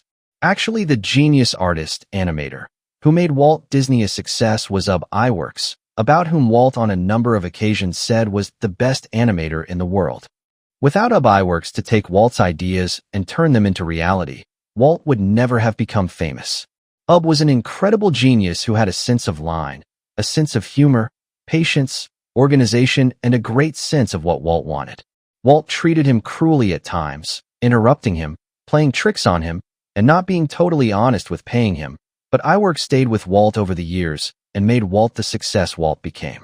The books Disney's World and Disney Animation, The Illusion of Life have information on the unheralded genius Ub Iwerks. Another unknown great artist was Floyd Gottfredson. Floyd Gottfredson drew all the Mickey Mouse cartoons from 1932 until October 1975, which is a period of 45.5 years. Floyd Gottfredson was a Mormon born in a railway station in 1905 and raised in a tiny Mormon town, Sigurd, 180 miles south of Salt Lake City. In 1931, before Floyd totally took over the Mickey Mouse drawings, he would take suggestions from Walt on what to draw. For instance, Walt puzzled him by insisting he do a cartoon series of Mickey Mouse committing suicide. Floyd had said, "Walt, you're kidding." But Walt thought that a series on suicide would be funny. Over the years, the Walt Disney products never mentioned Floyd's name. The bulk of the fans were led to believe Walt did the cartooning of Mickey Mouse himself. See the book Walt Disney's Mickey Mouse in Color, ed. Bruce Hamilton, Pub. The Walt Disney Company, 1988. Fred Moore was involved in the creation of Pluto and some other cartoon characters. The idea for Pluto was Walt's, and it was Norm Ferguson's genius at drawing that took the idea and created the actual images. Walt Disney was awarded 32 Personal Academy Awards for the work that was done by his studios. Walt Disney's famous signature was actually designed by someone else and was taught to Walt. Schickel, Richard. The Disney version, The Life, Times, Art, and Commerce of Walt Disney. New York, 1968, page 34. Walt could only make a crude Disney signature, so he delegated the writing of the signature to several artists, including Bob Moore, Disney's publicity artist. Later, after much practice, he learned to make it well enough to do for publicity. Many people who wrote letters asking for his actual signature, and who actually received his signature, thought that they had received forgeries by his staff, because the famous Disney signature was so crude. The nicer-looking ones were the forgeries. One cartoon animator who joined Disney in 1940 recalled that Walt told him the first day, "You're new here, and I want you to understand just one thing. What we're selling here is the name Walt Disney. If you can swallow that, and always remember it, you'll be happy here. But if you've got any ideas about seeing the name Ken Anderson, his name, up there, it's best for you to leave right away." Occult porn king. Walt grew up fascinated with the occult and in an abusive home situation. He was fascinated with nature and children. He had an intuitive sense for quality cartoons that would appeal to children. At some point, the syndicate got him indebted to them. At that point, he was their man. He owed them a debt that they held over him. In secret, Walt became a porn king. A victim remembers that he was sadistic and enjoyed snuff films. His interest in children was far from altruistic. The Habsburgs of the 13th Illuminati bloodline had a sex salon in Vienna, where a porn photographer named Felix Salten worked. Felix Salten wrote a book, Bambi, which was then translated into English by the infamous communist Whittaker Chambers. The elite were just beginning to form the roots for today's environmental movement. The book appealed to Disney because Disney liked animals better than people. In the book, tame animals view humans as gods, while the wild and free animals see humans as demons who they simply called him. The book begins with both free and tame animals viewing humans as rightly having dominion over them. In the end, the animals view all humans as simply being on the same level as animals, a vicious animal only fit to be killed. Disney instructed his animators to make the animals to be human. I want people to forget they are watching animals. Bambi was to receive a Christ-like manger birth, with the animals hailing him as a prince. Due to his sexual problems, Walt at one point permitted himself to be subjected to the packing of his genitals in ice for hours at a time. Elliot, Walt Disney, Hollywood's Dark Prince, page 83. Children were instructed to call Walt Uncle Walt. An example of this were the Mouseketeers. For those who know how mind control programmers have traditionally liked to be called Uncle by their child victims, the insistence by Walt to be known as Uncle is distasteful. From what this author has learned from some sources about Walt's non-public life as a hidden sadistic porn king, it raises questions about other parts of his life. For instance, Kenneth Anger in his book Hollywood Babylon 2, page 192, writes, "Some animators stated that the boss, Walt Disney, seemed to have fallen in love with the boy. There may be some truth in this. The boy who Walt fell in love with was a small, young, attractive boy actor named Bobby Driscoll, who signed up in 1946 with Disney. He acted in Song of the South, Treasure Island, and Bobby's voice was used in Peter Pan. Bobby Driscoll was very intelligent and attractive. Did Disney help or abuse him? If Disney was such an upbuilding, wholesome atmosphere, and this child actor had everything going for him, why did Bobby become a methamphetamine addict at 17 and die within just a few years? Why didn't his talent and early career lead to something positive in his life? From those who knew Walt personally, one learns that he had an obsession with the buttock part of anatomy. He enjoyed jokes about this part of the anatomy, which he told to his staff quite frequently. The staff edited out many of his crude posterior jokes from cartoon scripts. Two examples that got by the editors are a Christmas special where a little boy is unable to button the drop seat of his pajamas. The little boy's problem in maintaining his modesty is the running gag of the cartoon. In the end, Santa gives him a chamber pot. The second example is the paddling machine used on the wolf in The Three Little Pigs. Numerous Disney features have buttocks of characters provocatively twitching. As a witness before Congress. After World War II, Walt Disney was called upon by Hollywood to testify in their defense at the Un-American hearings, which were being carried out by congressmen who were concerned about the heavy communist influence within Hollywood. Walt downplayed any communist influence in Hollywood to Congress. Interestingly, Walt's father was an outspoken Socialist Party leader in the United States who advocated a socialist New World Order. He regularly voted for socialist presidential candidate Eugene Debs. One of the first drawings Walt did as a boy was to duplicate the socialist political cartoons he found in a socialist periodical appeal to reason that his father subscribed to. When Walt asked in the 1930s how his father felt about his successes, his father Elias said, "Today, everything I fought for in those early days has been absorbed into the platforms of both the major parties. Now I feel pretty good about that." Thomas Bob. Walt Disney. An American Original, pages 147 to 148. Walt's movie Alice's Eggplant, 1925, was pure communist doctrine where the red hen, communist, leads the working chickens on a strike against Julius, the farm manager, representing capitalists. The strike at Disney and unionization of Disney in 1940 soured Walt toward communism. The workers at Disney publicly made personal verbal attacks on Walt, and he never forgave the humiliation. In spite of his public distaste for communism, his magic empire, his castle where he was king, was run like a socialist dictatorship, similar to what the NWO plans. Employees at Disney did not have titles. It was faceless egalitarianism with an all-powerful dictator Disney at the top. It was racially elitist too. The only full-time African-American during Walt's lifetime at Disney was a black shoeshine man. Was Walt a member of the National Socialist, Nazi variety? Arthur Babbitt claims, "On more than one occasion I observed Walt Disney and Gunther Lessing there at Nazi meetings, along with a lot of other prominent Nazi-afflicted Hollywood personalities. Disney was going to meetings all the time." Lessing was mobster Willie Bioff's crony. Bioff had spent his earlier days running a whorehouse before coming to Hollywood for the mob. In the final panel of the Mickey Mouse comic strip of June 19, 1940, a swastika appeared. Some people have wondered what this and other secret signals in Disney's work meant. Disney was not Illuminati. The powerful elite are very skilled at controlling people that rub shoulders with them, those who are beginning to become independently wealthy. For instance, they destroyed Robert Morris, the great financier of the American Revolution. They simply used Hegelian dialectics on Walt Disney. Their unions and the mob made Disney's studio one of their prime targets. In order for Walt to protect himself from the unions, which he perceived as communist, Walt got help from the FBI and the mob. Walt was vulnerable to the unions because he treated his workers terribly, with long hours, low pay, in addition to repeated abuses to their dignity. Walt's large number of employees essentially never received any credit or recognition for their years of creativity and hard work, which was all essentially stolen and credited to Walt by the establishment to build his image.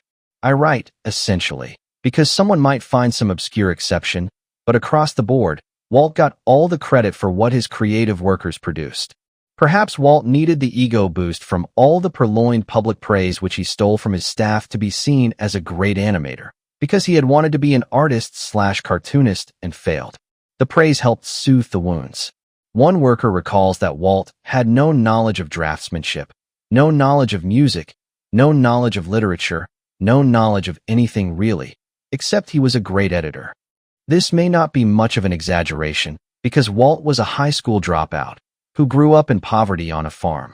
Walt's first official attempt to direct a film, and last, was the film The Golden Touch in 1935. The film was an embarrassment. Walt had to pull it from distribution. If Walt lacked abilities to animate and direct, what was Walt's talent? Walt was the driving force, the spirit, so to speak, behind Disney. He was the dictator who was feared enough to demand more from his workers than they knew they could give, and he could get it. He was the driving force that took a mob of artists and gag creators, etc., and shaped them into a powerful force to make cartoons and later movies. He was the hard-driving genius who knew what he wanted and got others to create it for him. He was the driving force that kept an army of costumed sanitation men meticulously cleaning Disneyland. In a normal year, Walt would have plants replaced at Disneyland, and Walt refused to put up signs asking the guests, visitors, not to trample them. How powerful was Walt? Here is a man who during his lifetime, and even up into the 1990s, had a rule in the studio and Disneyland that no male employees could have any facial hair, yet he himself wore a mustache for most of his life. A possible chronology of events surrounding Walt Disney's illegitimate birth. It is beyond doubt that Walt Disney was an illegitimate child, but that fact resulted in a long list of mysterious happenings. It also gave power-hungry men something to blackmail Walt Disney with. Because this chapter on deception is focusing on Disney, and the big boys used blackmail to keep Disney in line, this information is pertinent. The following chronology of events is what this author believes most likely happened. Without any genetic tests, it is difficult to determine beyond a shadow of a doubt who Walt's biological parents were, and what the actual history of Walt Disney was. Several people have spent many years investigating the real facts surrounding his birth. Many interesting and tantalizing clues have been found. This author believes that the following chronology is suggested by the evidence. This author's chronology is offered without hundreds of pages of evidence, because the mysteries around Walt Disney's birth are here to stay, no matter what excuses people come up with, and this author doesn't want to stray from the intended purpose of the chapter. This is to show that Walt Disney had a secret bastard birth which gave J. Edgar Hoover and his superiors blackmail leverage over Walt Disney. Walt may also have had gambling debts and an abnormal sexual appetite, which also helped entrap him. For those who want more evidence and facts, the following are recommended. Almendros, Mojakar. Corner of Enchantment, page 83. Interview Magazine, number 242. Walt Disney was from Almeria, and last but not least Elliot, Mark. Walt Disney, Hollywood's Dark Prince, Chapter 11. 1890. An attractive Spanish woman, Isabel Zamora Ascencio of Mojácar, leaves Spain and travels to California to a Franciscan monastery. In the same year, but later in 1890, Walt's future father Elias, who fancies himself a ladies' man, leaves his family to seek his fortune in the gold fields. In California, he meets another newcomer to the state, Isabella Ascencio, and the two newcomers in California have much in common, have a sexual affair, and fall in love. 1891. Elias fails to make a fortune and returns to Chicago. He doesn't forget Isabel. 1893. Isabel and Elias have a son, and Elias convinces his wife to accept the baby as theirs rather than have the family's reputation, their marriage, and their family ruined. The son doesn't look like the first two boys at all. 1901. Isabel and Elias have another bastard son, who Elias brings home and names Walter after the minister of the church he attends.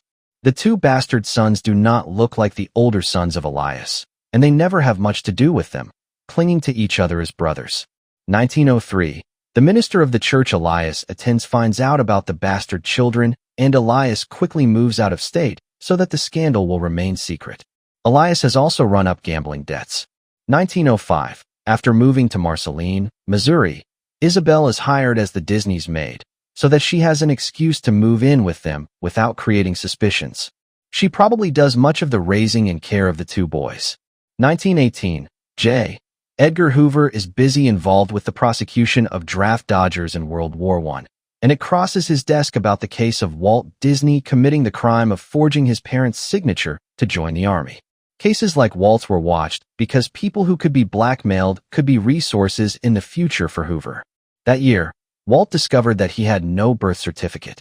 Walt observes his parents' strange reactions concerning his birth certificate and other questions, and begins to deeply distrust his father.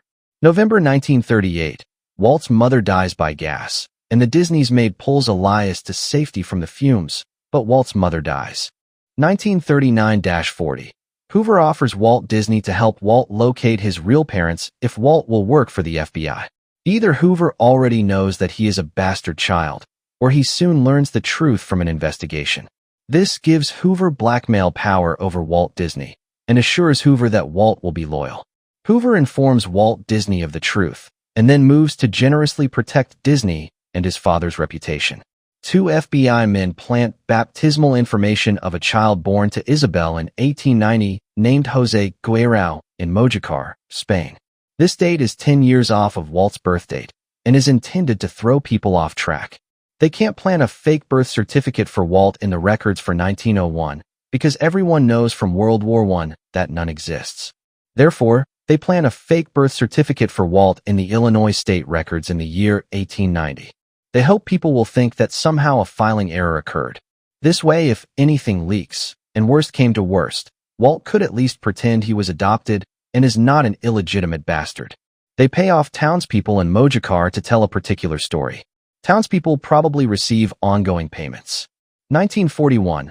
Walt confronts his father with the truth, and his father commits suicide, and his real mother comes to live with him as his maid. 1954. In order to reinforce the myth that Walt was born in Spain, a group of Franciscan monks goes to Mojácar and visibly inquires about the birth records of Jose Guerrero and/or Walt Disney. They spend time with the mayor and make sure that everyone connects Walt Disney with Jose, who is a fictitious, nominal character that the FBI has created records of. 1967, a year after Walt's death, a large group was needed because they are not skilled like the two FBI men in 1940, pretend to be on official business for the American government. They go to Mojácar, Spain to destroy all the records of Jose Guerrero to ensure that there will be no Spanish claimants to Walt Disney's fortune. Later, to ensure that the fictitious story is solidly in place to mislead the few who might get by the cloud of secrecy over Walt Disney, the Spanish government does a favor to certain powerful people and pays an investigator to investigate the Spanish origins of Walt Disney. People of the village willingly tell people without any fear or without any fanfare that Walt Disney was born at their village. Unless they have recently done so, the village has never done anything, no monuments, no markers, or anything about the birth site of Disney. They probably didn't do this for years, because some of the village probably knew it was a lie. With the older people gone, the lie has probably become well entrenched as truth, and there is most likely some type of memorial to Walt Disney. #### Walt Disney's character. Because the Disney deception is such a major Illuminati deception worldwide, and because Walt Disney was the major catalyst behind all the Disney theme parks, movies, trinkets, etc., it is of importance to examine his character. In studying historical figures, this author has tried to get to the bottom truth. One may ask, how can this be done? Especially since there have been decades of myths spread by the establishment and their media? The following procedure, which has worked with other historical figures, was also done by this author with Walt Disney. The first part of this author's own procedure is to study everything that one can find on the man, paying special attention to what bias and vantage point another author comes from. Special attention is also paid to biographers who try to give the whole truth as they have found it, rather than approved biographies that repeat myths, platitudes, and flattery. The investigator has to be careful because there are authors who deceptively say in their introductions that they are detached investigators who are going to be painfully honest in their reporting, when they actually are skillful cover-up artists for the person they write about. When your author, Fritz Springmeier, finished investigating written material about Walt Disney, then I mentally placed what I knew on the shelf temporarily and did a handwriting analysis based on the scientific principles of graphoanalysis as well as the broader field of graphology. This author is a certified graphoanalyst who has done handwriting analysis professionally. Using graphoanalysis/graphology is an excellent way to get an unbiased, very deep look at a historical figure. It is a way to bypass all the propaganda and myths. However, a close historical look and the handwriting analysis of various historical figures have always matched each other, as they did in this case too. Here is what was found. The following paragraphs are how Walt was in the 1920s. The personality profile you will read did not endure. Under the pressure of mismanaging Disney productions as well as living with financial stresses, by the 1940s, Walt could be found in rages giving rough treatment to his wife and rough spankings to his 2 children. He went to psychiatric counseling to cope with the stress. And unfortunately, with the progression of time, by the 1960s Walt had become a sadistic, egotistical alcoholic. One biographer described him as a bully and a know-it-all, Disney's World *, page 220. Even then, Walt had men working for him such as Bill Walsh, who had been an orphan as a child, who worshipped Walt. But here is how he was in the 1920s. Walt was a self-motivated individual with lots of energy, which was constantly seeking some outlet. People have written much about this trait of his. He was more the giver than the taker in relationships. In the first few years, when he was responsible for making business contracts, he often gave away his work without setting prices for profits. He even wrote letters to his boss to the effect that his first priority was good cartoons, not profits, and that he'd work without profits, but he did want some appreciation for his work. That was his sensitive nature. Walt wouldn't wait for others to come up with an idea or someone else to make a move. He was there first. He could communicate his ideas with clarity and ease and move easily from one idea to another. He would storm into Disney productions and spew one idea after another into his workers' ears. He enjoyed competition. He had a quick mind and keen perception. He frequently acted on intuition and impulse, taking chances and endangering his own security. He frequently gambled all his life savings and everything he could scrape together on a project. Long projects bored him. Fortunately, the real tedious work of cartooning was done by a large staff of artists. House chores and repetitive chores bored him, and he avoided them. He was absolutely a total slob around the house as a bachelor. He was impatient with vague philosophies. He liked concrete realities. He was difficult to get along with because he had both a playful side, even to the point of cruel practical jokes, to his personality, and an aggressive, intolerant, impatient side that wanted to achieve. Naturally, people around him were disconcerted because on a subconscious level, they never knew which side of him they would deal with. The reference series Current Biography Disney, article page 248, gives the following Walt Disney quote. "We don't even let the word art be used around the studio. If anyone begins to get arty, we knock them down." He was geared for action. He was always inventing ways to get what he needed. He could be explosive when provoked. The old-time associates of Walt remember his explosive temper. He was a person of dynamic energy, sensuality, and keen, and a disciple of the pleasure principle.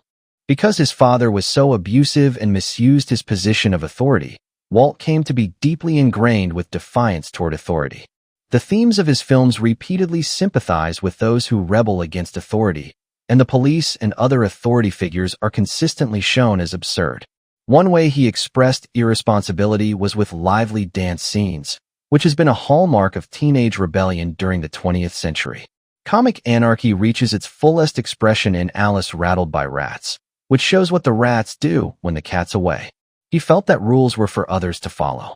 That is one reason he would step outside of the law and commit illegal acts. This is one trait that may be responsible for some of the criminal activities Walt ended up participating in. Walt also didn't like to be closely supervised. He wanted to manage his Disney Magic Kingdom as if it were his own kingdom. He wanted to be an authority figure, and indeed became the dictator of his Magic Kingdom. When his workers differed with his own views, he felt that they were infringing his own inalienable rights as an individual.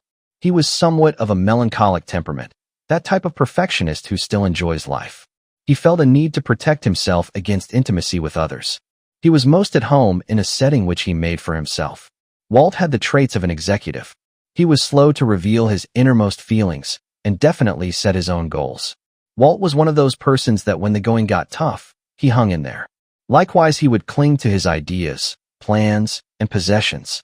His stubborn refusal to allow his brother Roy to stop the creation of Disneyland led to events that split the brothers. His determination to succeed was taken advantage of by the crime syndicates to blackmail him with some debt. In order to get his dreams, he was willing to give them what they wanted.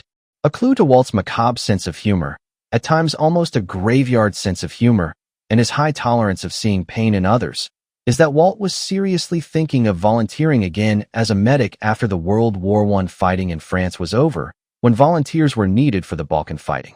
Walt loved animals more than people. The only human being that he had rapport with while growing up on the farm was his Uncle Ed, who he called Uncle Elf, who looked like a cross between a leprechaun and a prune. Uncle Elf could make animal sounds and bird whistles to Walt's delight. Walt loved the charm of the farm and nature, and he loved royalty, pageantry, and a strict social hierarchy, such as Freemasonry provides. He often wove a combination of the barnyard inn with royal parades and other trappings of royalty. For instance, in Alice the Piper, the King Hamlin is a farmer who sleeps in a farmhouse.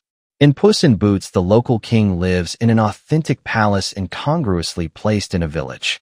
His early film Alice's Day at Sea includes both the features of a royal court and an American circus.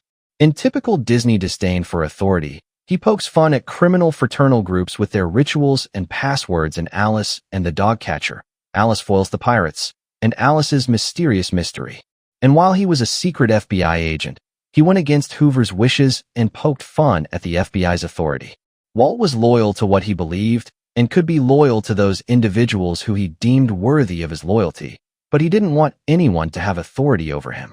Walt was a 32 degrees Freemason and an occultist. He was loyal to that philosophy and loyal in his early years to his older brother Roy O. Disney, who was a father figure to him. If anyone at the studios agreed with him when he was angry at his brother Roy, he or she risked losing their job. Both brothers were protective of each other and felt they were the only ones who could criticize the other one. ####D. Who was Roy O. Disney? Roy O. Disney was born in 1893 and his brother Walt in 1901. They had three other brothers. Roy and Walt, 1901 to 1966, were only close to each other and not to their other brothers, who didn't resemble them. Walt was named Walter Elias, his middle name derived from his father's first name. The Disney family had immigrated from Ireland to Canada and then to the U.S. The father of the brothers, as stated, was Elias, and their mother of Scottish descent, who may not have been the biological mother, had the maiden name Flora Call. Roy died in 1971, shortly after the opening ceremonies for Walt Disney World. He kept his promises to his brother to complete Walt Disney World. He reneged on his promises concerning the city of Epcot, which was derailed into becoming Epcot. Roy O., during the 1930s, lived in North Hollywood. Roy's family later located in Napa Valley, CA, and was associated with the Illuminati kingpins in the area. Napa Valley has been nicknamed the Valley of Kings. This Valley of Kings plays a major role in the dirty activities revealed in this chapter. Roy O. Disney played a bigger role at Disney Studios than people realize. For example, it was Roy O. who made the decision to cut 45 minutes out of Fantasia so that Walt's pet project could be distributed to movie theaters. Roy O., considered by some insiders as the more evil of the two brothers, kept the financial books for the Disneys down through the years. It is known that Disney kept 2 books during the 1950s, so it is hard to believe anything except that Roy O. was fully aware of how Disney brought in their money. The big boys always kept the financial screws to Walt and Roy. The big boys often figured out scams to take their money. When the Disney brothers had an arrangement with Columbia Studio, run by Harry Cohn, they were advanced $7,500 for each cartoon, which cost them an unprofitable amount to make. Further, Cohn liked to cheat them by not sending them their money and taking a ridiculous amount of time to pay them what he owed them. The cash flow problems of the Disney brothers also came from Walt's desire to keep improving and upgrading the technology they used. When Walt went to color over Roy's objections, Disney's profit margin was damaged and the studio was left with shortages of cash. In 1937, Walt's repeated gambles with cartoon production ideas caused Roy O. to say, "We've bought the whole damn sweepstakes."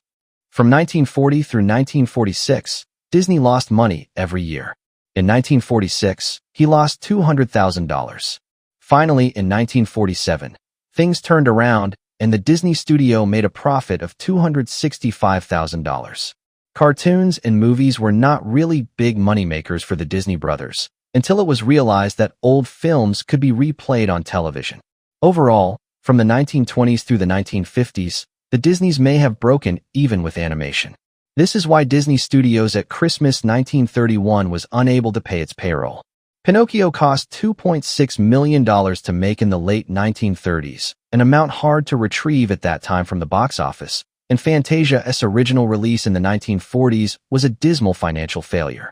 When Sleeping Beauty was released in 1960, it was a loser. Moviegoers were apathetic towards it. The real money made by the Disney brothers in the 1930-1950s came from the merchandising of Disney products, the production of underground hard porn, and the kickbacks from various groups which used Disney for mind control programming, and money laundering. When Walt died, his shares in Disney were worth $18 million. His family all in all held 34% of the stock in Walt Disney Productions.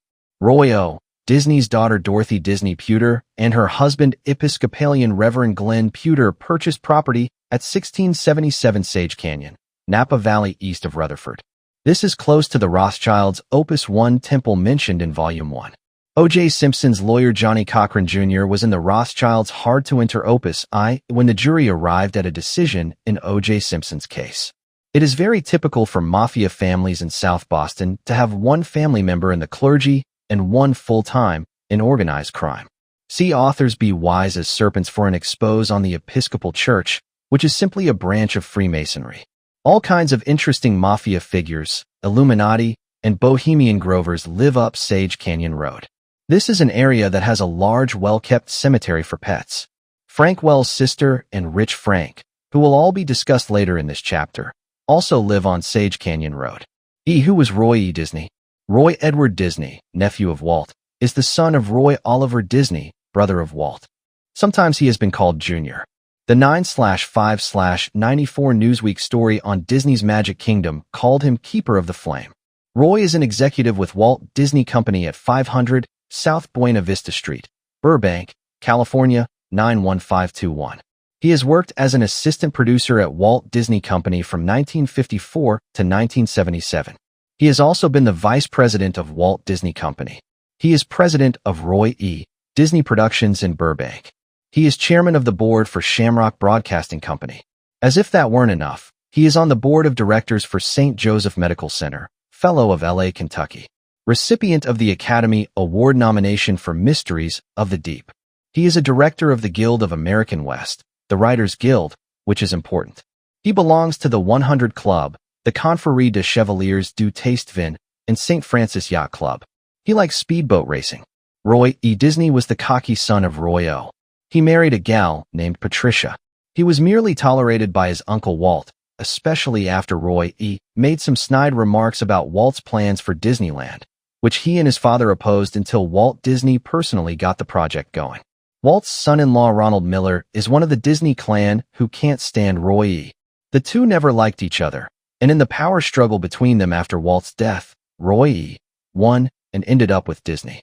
Although people called Roy E. Walt's idiot nephew, he eventually, with the help of his father and outsiders, won the various power struggles at Disney after Walt died, and is now a powerful figure. Roy E. Disney and Stanley P. Gold work together in various ways, and are both on the present Disney Board of Directors.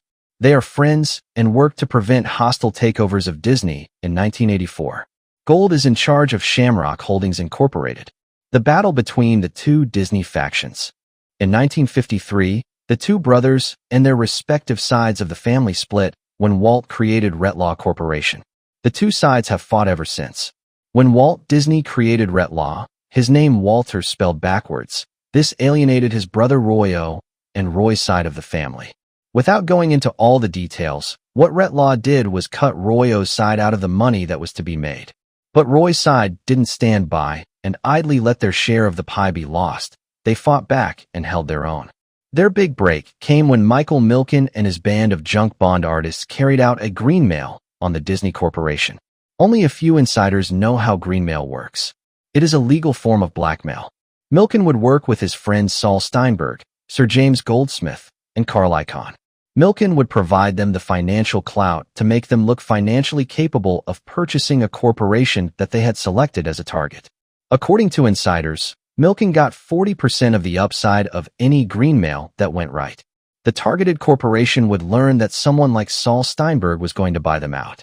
In order to prevent the buyout and to keep their jobs, the officers of the targeted corporation would get frantic and either do suicidal refinancings or buy the stock of the potential acquirer for much greater prices than the Milken Group paid for them. The greenmail artists would then take their loot and go on their way. The stockholders of the targeted company are the real losers of greenmail because the management of the corporation, in order to finance their protection, spends the stockholders' money, takes on new debts, and deprives the stockholders of some profit-making potential of their shares. Michael Milken's group made feints to take over a large number of corporations, including Walt Disney, Phillips Petroleum, and Avco. Saul Steinberg made what looked like the beginnings of a sincere hostile takeover of Walt Disney through Reliance. At one point, Reliance became Disney's largest stockholder. Steinberg filed an amended 13D saying he intended to acquire 25% of the corporation. The CEO of Walt Disney was Walt Disney's son-in-law Ron Miller. Saul Steinberg is a dear business partner with London's Jacob de Rothschild. Originally, Ron Miller, Stanford University grad, and Ray Watson, a Bohemian Grove member from Stanford University, of Walt Disney's management brought in the Bass brothers to help them deal with Saul Steinberg's takeover and to buy and develop land, especially in Florida. Ray Watson was Ron Miller's key right-hand man to run things. The Bass brothers are mafia. Disney acquired the Bass brothers Arvida and brought the Bass brothers into Disney's management. The Basses sold their stake in Texaco back to the oil company and then used this money to bolster Disney. Sid Bass and Chuck Cobb, chief exec of Arvida, worked out a deal with Disney. Arvida, sold to Disney for $200 million, would profit from developing Disneyland in FL, and Disney would profit from the new financial strength that getting Arvida would provide. Arvida owned oil fields, theme parks, and had helped create planned communities. For Ron Miller, on the one side was the Illuminati and the other side of things was the mafia. He didn't trust either, but Steinberg's takeover could eliminate Disney's management, and both he and Roy E. Disney wanted to save Disney from a takeover by Steinberg. At first, Roy E. wrote a letter to Ron Miller and the other board members stating his concerns about the acquisition of Arvida. For Disney management, at least the Bass brothers would let Walt Disney continue to make their family movies. After the Bass brothers joined the Disney management and became one of Disney's major stockholders, they soon joined sides with Roy E. in a management fallout over whether Disney should buy Gibson Greeting Card Company. With enough votes on the board, they sent Ron Miller packing. With Ron Miller and those management men aligned with Walt's side of the family gone, then CEO Michael Eisner, Frank Wells, Rich Frank, and Jeffrey Katzenberg, and some others made the modern Walt Disney Corporation. Disney's Touchstone Studio, which was mentioned above in connection to the movie Alive, was created in 1984 by Walt Disney's son-in-law Ronald L. Miller. Ron Miller's management style was lackluster. The new management has really gone gangbusters. Although Walt's side of the family is out of the management end of Disney, they still receive financial rewards from various Disney enterprises. The Bass brothers acquired more land for Disney in Florida. But under their tutelage, Disney now has a management team that is skilled in land-grabbing techniques. The Bass fortune began with Perry Bass, who created a company called Bass Enterprises. In 1969, Perry retired and turned things over to his eldest son, Sid Richardson Bass. Sid has 3 younger brothers, Ed, Robert, and Lee. The Basses own 27% in Prime Computer, as well as sizable real estate and oil holdings. The Bass brothers founded a local prep school in Fort Worth, TX. Their headquarters in Fort Worth is full of modern art. The Bass brothers were very clever in their deal with Disney. In exchange for their $14 investment in Arvida, they had gotten, over a period of time, $950 million worth of Disney stock. In 1985, they liquidated Bass Brothers Enterprises and divided the assets between the 4 brothers. Sid Bass was able to shift his interests from finances to culture and high society. One of the Bass brothers is involved with wineries in Napa Valley. The Bass brothers' financial strategist was Alfred Checky, now of Beverly Hills, who has been a supporter of Mishpucha member Senator Dianne Feinstein, Democrat, California. Roy is involved in criminal activities, and several people investigating him have been bluntly warned that if they continue, they will see their children murdered. Napa Valley's Illuminati activity also connects in with CIA activities as well. The Napa Valley Illuminati families all have CIA connections.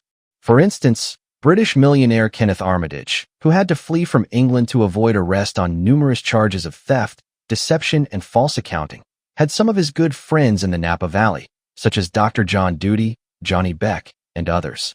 Armitage has since mysteriously died in prison in England. Armitage had intelligence connections which tie in with the twilight world of the criminal activities of the numerous intelligence acronym monsters. Also, his company was authorized to provide people with Central American government documents. There is more, much more to the sordid affairs which swirl around Roy Disney.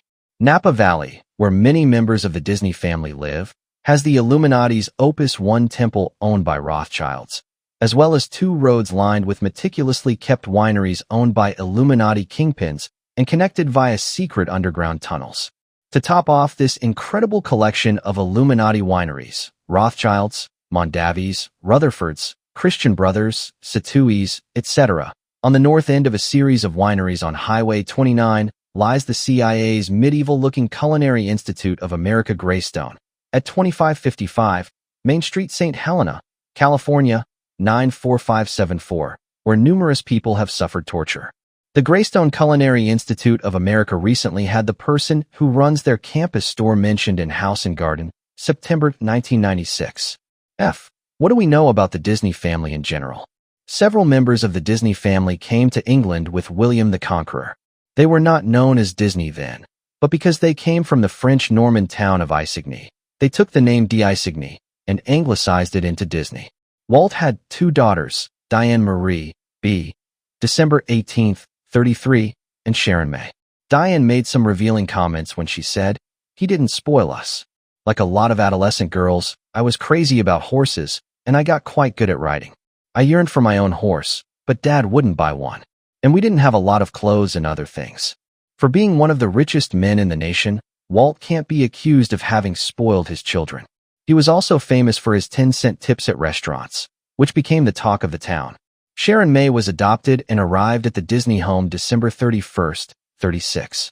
She died in 1993. The adoption was kept very secret. The newspapers around the country announced that Lillian had given birth to Sharon, and the Disney family kept up this lie for years. The reason given for Sharon's adoption was that Diane needed a playmate. For years, Walt Disney didn't care much for Sharon and seldom acted like he even knew her name.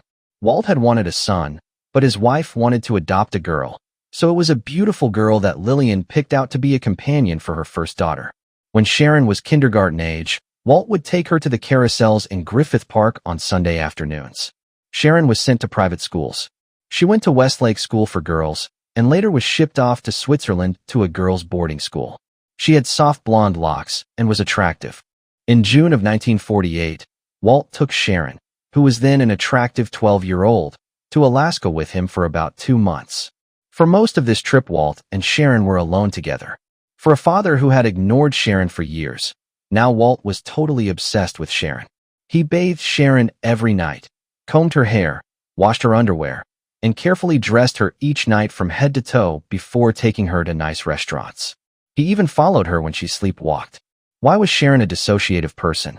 That summer in Alaska, Walt and his personal pilot took a trip in August to Mt. McKinley, AK. Both were drinking Scotch whiskey and they barely missed hitting a mountain and almost ran out of fuel before finding a runway. Sharon first married a Presbyterian, Robert Borgfeldt Brown. Later, Sharon went on to marry William Lund. Years later, Walt's wife Lily even prevented a biographer from revealing that Sharon was adopted. Sharon died relatively young. It is important to look at the Disney family rather than just Walt Disney in trying to understand the Disney phenomenon. For instance, in 1958, the Wall Street Journal mentioned that Lillian B. Disney was beneficial owner of over 10% of common Disney stock. Lillian, Walt's widow, quietly purchased property in Napa Valley and moved there in the late 1970s. She bought the property through Walt's Retlaw Enterprises and the Lillian Disney Trust. Lillian and her 2 daughters ran Retlaw for years. Diane Miller, her daughter, also bought land and moved to the Napa area. The Lillian Disney Trust bought the Silverado Vineyards, which Diane and her husband manage as gentlemen growers, as they call it. This side of the Disney family is shunned by the Illuminati insiders in the Napa Valley, as well as by the Roy O. side of the family. Although very private, there are occasional moments of publicity from Diane Disney Miller, when she donated wine for a fundraiser for the Planned Parenthood Shasta Diablo held at the estate Nebaum Coppola, owned by director/producer Francis Ford Coppola. Francis F. Coppola comes from an old mafia family. He owns a big winery and directed Disney's Captain EO film. Locals in the Napa area do not trust any of the Disneys, especially the Roy O. side of the family. There are other Disneys who tie in with the occult world. Wesley Ernest Disney, a 32 degrees Mason and Shriner, who was a U.S. congressman, a state official and lawyer in Kansas, had a brother Richard Lester Disney, who is a Rhodes Scholar and a Mason too. Wesley Ernest Disney, by the way, began as a lawyer in Muskogee County, a Satanic-controlled county, and was a Christian Scientist. He lived in Tulsa, a powerful city of the Illuminati hierarchy. Doris Miles Disney has been a writer of occult fiction, such as The Magic Grandfather, The Chandler Policy, 1972, and Trick or Treat, 1972, as well as many other occult books. A History of Disney. The story of Disney's silent film career is not so much a struggle for artistic expression as it is a fight for commercial stability. During the 1920s, Walt stayed safely within the confines of comic animation as defined by others, such as the producers of Felix the Cat, Coco the Clown, and Crazy Cat. In other words, when many of the ideas were coming from just himself, Disney's movies were not any better than others. In the 1930s, Disney got some of the best talent available, and he began to settle for only the best results from that talent. With the mob and the Illuminati behind him, and driven by an indebtedness to them, Disney began to achieve outstanding results in animation. Between 1924 and 1927, Walt Disney made a series of 56 silent Alice comedies, which used 3 different girls, 6-year-old Virginia Davis, Margie Gay, and Lois Hardwick, to act as Alice who romps around in a make-believe cartoon world. These films combined live action and animation. By the time the series was done, Walt Disney wanted to try working solely with animation. Margaret Winkler in New York, who married Charles Mintz, distributed Walt Disney's Alice comedies. From the beginning, children were the center of everything Walt did. The occult world that backed Walt, as well as Walt himself, believed that if they could bring out the child, that part of a person called the child by various psychologists, then they could appeal to the curiosity and feelings of the child part of adults. If it worked with adults, they could do the same with the child part in children. They knew even in the 1920s and 1930s what had to be accomplished in the secret Great Plan for a New World Order. The Illuminati Great Plan called for family life to be destroyed, for children to rebel against their parents, and for the world to become more violent. Children needed to be immersed in images of violence so that a violent society could be created. For instance, the 1925 film Alice Stage Struck shows little girl Alice strapped to a log leading to a buzz saw. They also wanted to make occultism, witchcraft, the common belief of the American people. The Illuminati felt they could bring in witchcraft if they appealed to the curiosity of the child in every adult. For instance, the Donald Duck Corn Chips, 1951, shows Donald harassing Chip and Dale, who then get back at him by stealing a box of popcorn and spreading it all over the front yard. Now, what does a cartoon like this teach kids? It teaches that stealing to repay a grudge is okay and that doing pranks is funny. In Disney's 1920s films, he shows kids cutting school, shoplifting, and playing hooky. He shows Alice running away from responsibility to have adventure. He shows prisoners escaping and hobos escaping work. His films are expressions of misbehavior being successful. What does this teach children? In the 1951 cartoon, Get Rich Quick, Goofy wins money at poker, and his initially angry wife, who doesn't like gambling, forgives him when she sees how much he's won. Goofy indicates that they can have a spending spree by telling his wife, "Easy come, easy go." The gambling spirit is a powerful spirit that the Illuminati want to instill in this nation. How can a cartoon that promotes gambling be wholesome for children? Lieutenant Colonel Dave Grossman is a military expert on how to condition people so that they will kill. He writes in his superb book on killing, Boston, Massachusetts, Little Brown and Company, 1996, that the same process that the government has used to condition soldiers to kill is being used by the entertainment industry. The only major difference is that in the military, men are taught to kill only on command, while our children are being taught to kill whenever they want to via TV's entertainment. Grossman states on page 308 that the conditioning to kill begins innocently with Bambi, and then goes on to the countless acts of violence depicted on TV as the child grows up. Then the parents, through neglect or conscious decision, begin to permit the child to watch movies rated R due to vivid depictions of knives penetrating and protruding from bodies, long shots of blood spurting from severed limbs, and bullets ripping into bodies and exploding out the back in showers of blood and brains. While children see horrible deaths on TV, they learn to associate this suffering with entertainment, pleasure, and their favorite soft drink, their favorite candy bar, and close intimate contact with their date. See on Killing, page 302. Disney has the appearance of wholesomeness. This appearance is quite deceptive. A close study of Disney will reveal lots of violence that could not be depicted if the violence was actually real life and not animation. It's the wholesome front which is one of the deceptions that makes Disney cartoons and films so dangerous. Yes, the image of Disney has been that its cartoons are wholesome. No wonder Illuminati mind control programmers have laughed at how naive the American public is toward Disney. The Disney Gargoyles cartoons are a television series that is pure demonology. The storyline is that a race of demons protects New York City. One of the gargoyles is even named Demona. The Illuminati programmers are amazed at how stupid the masses of people are and how easily deceived. How the Disney movies are used as programming scripts is very involved, so only one detailed example is given at the end of this chapter. The Illuminati and Mafia knew that Walt had the ability to get the job done that the great plans called for. Source: confidential interview. They knew they had the carrots and the sticks to get him to cooperate. There is no doubt that Walt was a hard worker who in turn expected high standards from his employees. One coworker of Walt wrote, "Walt made a simple statement, that you can lick them with product if you make your product good enough. They cannot deny it." In Walt's estimation, everything that was done had to be executed with a great deal of thought and finesse. Nealons, Barbara, compiler. About Ben Sharpstein, article by David R. Smith, Second Impress. Calistoga, California, a Sharpstein Museum reprint, pages 2 to 3. One big turn in Walt's outlook toward quality came in April 1927 when the head of Universal Studios wrote a scathing report on the quality of Disney studio work. It forced Walt to realize that up to then he had been slipshod and sloppy. He resolved to never take the easy way, but to work with dedication toward making his drawings come to life with character and interesting situations. In 1922, Walt made a film Cinderella. This is not to be confused with the later animated film also of the same title released in 1950. The 1950 feature was re-released numerous times. The Alice cartoons were made with a 6-year-old girl playing Alice. The first 6 Alice comedies had extensive live-action beginnings, and then went into cartoon.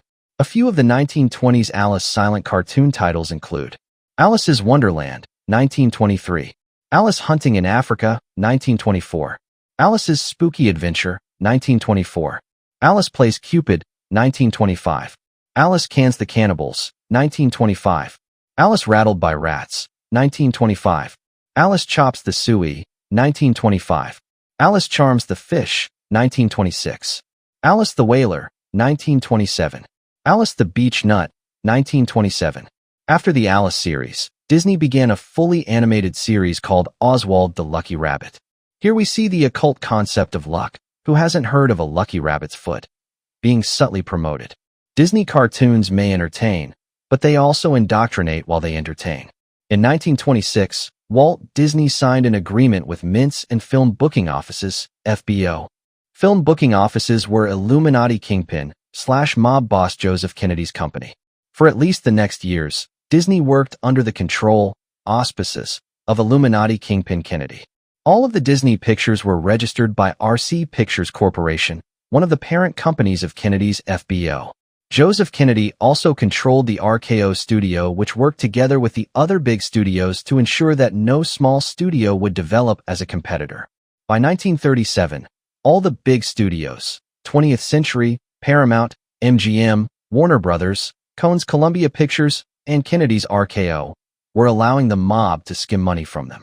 Kennedy's RKO gave Walt a guarantee in 1937 that they'd distribute Snow White sight unseen.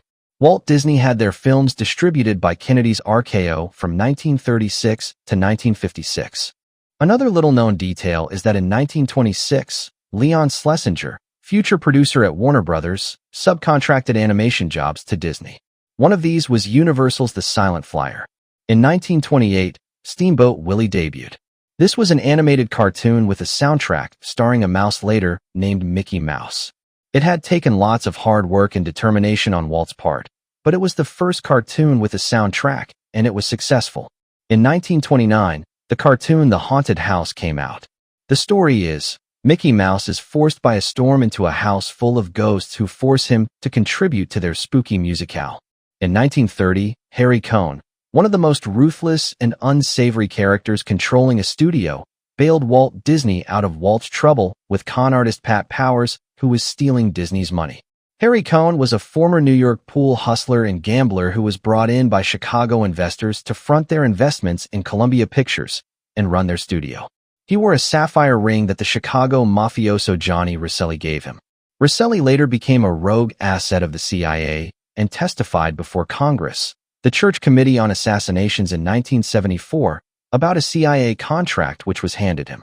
Rosselli worked for the Mafia Council of Nine, which okayed Anthony Accardo and Sam Giancana. Harry Cohn was said by some to be the most hated man in Hollywood. His money gave him the power of an emperor. His money got him the best female flesh available, which he used for his pleasure. He always seemed to arrive from Las Vegas with rolls of new greenbacks, which had close associates wondering where all the money came from that he always got when he made trips to Las Vegas. In 1931, Walt went into a long suicidal depression that lasted into 1932. In the summer of 1932, he took a vacation to try and recover from his nervous breakdown. By 1932, Ingersoll had marketed its first edition of Mickey Mouse watches. Disney products have served as a model of consumerism for the world. Disney watches have been made continuously since 1932 or 1933. In 1932, 80 major U.S. corporations, such as General Foods, RCA, and National Dairy, began to market Disney products. Ed Sullivan began regularly running stories that bragged about Disney's work. Freemason Dr. Rufus B.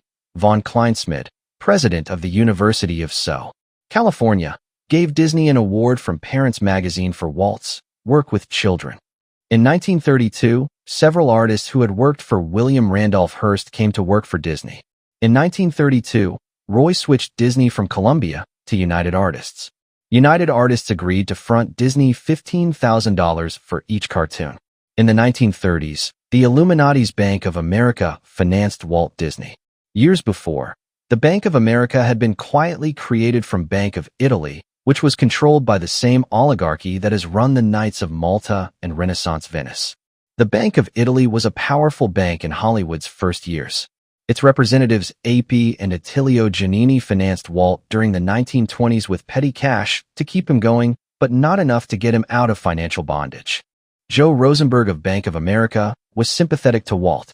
Joe Rosenberg, a Jewish banker, came to all of Disney's board meetings, sat beside Walt, and would advise Walt on what direction Disney Studios should take. Joe wasn't a board member, but his advice got high priority. Bank of America also bankrolled other Illuminati projects and organizations. Bank of America had one of their branch offices on Disneyland's main ST from 1955 until 1993. They were open on holidays and Sundays for Disneyland. Bank of America is slated to be perhaps the only bank to survive the economic crash, when the Illuminati kingpins will allow their own banks to crash.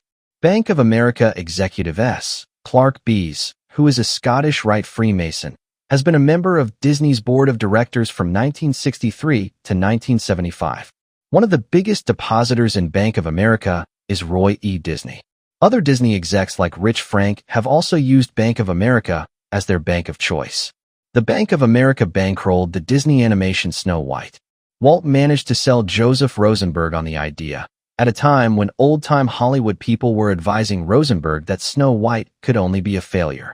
When Snow White was successful, Walt announced a monster party for all Disney workers at Lake Narconian, near Palm Springs, southeast of San Bernardino, California, where the cost of everything the Disney workers wanted to order, food or drink or whatever, would be taken care of by the Disneys. Under the full moon, the Disney male and female workers, finally free of the tight rules at the studios, had what amounted to a Roman orgy and a large nude skinny dip at the lake. Almost all of the Disney workers participated in the orgy, and Disney had only two options. 1. Fire them all, or 2. Ignore that the party took place. Walt chose the latter option, and after that no one ever dared mention the party in his presence. In 1937, Walt and Roy took a trip to Europe where Walt dined with the British royal family and met privately with H.G. Wells, the Masonic prophet/planner of what Wells and other Masons called the New World Order. In Paris, the League of Nations, the forerunner to the UN, gave him an award. After the success of Snow White, Disney chose Pinocchio to follow it. Many have asked why Pinocchio was chosen by Walt. If you look at the script, the puppet maker's wife is taken out of the original script, and there is an emphasis on the little wooden puppet visualizing becoming a flesh and blood son to the man who had created him. Here we have a boy with no soul, who is told if he works hard, he will be given one. Does this sound familiar to readers of Volume 2? The script was definitely changed to have a storyline far more useful to mind control programming. For those who think Walt simply recreated fairy tales on the screen, if one examines the changes that are made from the original storylines, they are changed to make them more useful for mind control. Both Snow White and Pinocchio have occult-type deaths and resurrections. After World War II, Joseph Rosenberg persuaded AP Giannini, his boss, to bankroll Disney again. Although Walt was financed by the Mishpucha Jewish mafia, he didn't like the idea. Richard Rosenberg, a later president of Bank of America, is also Mishpucha. Richard Rosenberg, his mother was a Cohen, was also in charge of Northrop Corporation and Marin Ecumenical Housing Association. Other examples of Mishpucha executives are R. Goldstein, VP of Procter & Gamble, and Marvin Coslow, VP of Bristol-Myers Company. In the 1930s, the elite promoted Disney's new cartoons. In 1935, Walt Disney received the French Legion of Honor for his Mickey Mouse cartoons. Also in 1935, the Queen of England, who readers of my previous articles will realize is Illuminati, involved in drug trade, and is involved with the leadership of Freemasonry, and the Duchess of York, also Illuminati, selected Mickey Mouse Chinaware as gifts for 600 children. This was after Walt spent time with her in 1934. The League of Nations, the pre-World War II equivalent of the UN, took the time to vote its approval of Mickey Mouse. Finch, Christopher. The Art of Walt Disney from Mickey Mouse to the Magic Kingdom. New York, Harry N. Abrams Incorporated, 1975, page 53. There is no doubt that Walt Disney had talent. There is also no doubt from the evidence that powerful people wanted to promote him. No doubt his 32 Degrees Masonic membership and his demolay activities helped boost his support, and also helped Walt's bent toward the occult. Let's digress just to let people in on Freemasonry's involvement with acting and motion pictures. The famous 23 Club was a Masonic chapter for actors who were Freemasons. Examples of actors who were Freemasons include John Austin, Gene Autry, Monty Blue and Humphrey Bogart, Douglas MacLean, John Wayne. Then there is TV DJ Dick Clark. Examples of motion picture executives who were Freemasons include Ellis G. Arnold, president of the SOC of I&D Motion Picture Producers, Will H. Hayes, Czar of Motion Pictures 1922-45, and President Motion Picture Producers and Distributors of America Incorporated, Benj B. Kahane, VP and DIR Association of Motion Picture Producers Incorporated, Carl Laemmle, President University Pictures Corporation until 1936, Frank E. Mullen, Man. Department of Info, RCA, NBC 1939-46, Exec. VP NBC 1946-48, David Sarnoff, Chairman of BD, Radio Corporation of America and father of American television, Jack M. Warner, VP of Warner Brothers, and the President and DIR of Universal Pictures since 1952. The Freemasons have made much of Walt Disney's membership in their membership sales pitches. Because the two Disney brothers' chief contributions to the production of Disney films were the finances and occasionally the ideas used in a film, it is rather misrepresentative of things that Walt Disney got all the credit for the success and quality of the Disney cartoons. He was showered with 700 awards and honors from important people, including 30 Oscars and the Presidential Medal of Freedom in 1964. Walt Disney's great animators never got the credit they deserved, but no one should forget that Walt was the driving force that inspired and guided his workers. In 1934, Walt Disney made a cartoon about a goddess of the mystery religions named Persephone. In the cartoon entitled The Goddess of Spring, the goddess Persephone is captured by Satan as his bride and sent to the underworld, with the agreement she could return to Earth 6 months of each year. The Illuminati have rituals around Persephone. On December 21, 1937, Disney premiered the first full-length color cartoon movie Snow White and the Seven Dwarfs. This cartoon had taken $1.5 million in Depression-time money and 3 years to make. Over 750 artists worked on the film. Walt Disney had gotten the idea from a silent movie of Snow White, which he saw as a boy in 1917. The movie has an important occult theme to it and has been used for occult mind control programming. When the 1940s got started, Disney was in financial difficulties. At this point, Nelson Rockefeller hired his cartoon capabilities to make cartoons for South America, with the idea that South Americans would remain loyal to the American capitalist hegemony, rather than shift to rising ideologies of fascism/Nazism if they saw Walt Disney cartoons. In Rio de Janeiro, Brazil on August 24, 42, Disney did its world premiere of Saludos Amigos, a 42-minute feature about Latin America. Goofy becomes a gaucho, a parrot teaches Donald Duck to dance the samba, as well as Disney art showing various landscapes of Brazil in the film. However, the film The Three Caballeros, if it was meant to encourage South American loyalty to American capitalism, completely failed. The Three Caballeros showed a sexually lecherous Donald Duck who in bad taste tries to make it with Latin women. The mysticism was also seen as bogus. Although the Latin Americans hated the film, the establishment media's Look magazine praised it. Another reason that Rockefeller sent Walt to South America was to get him out of the way so that the government could settle the strike by Disney workers. Nelson Rockefeller was the government's coordinator of inter-American affairs, a good position considering how much of South America the Rockefellers controlled.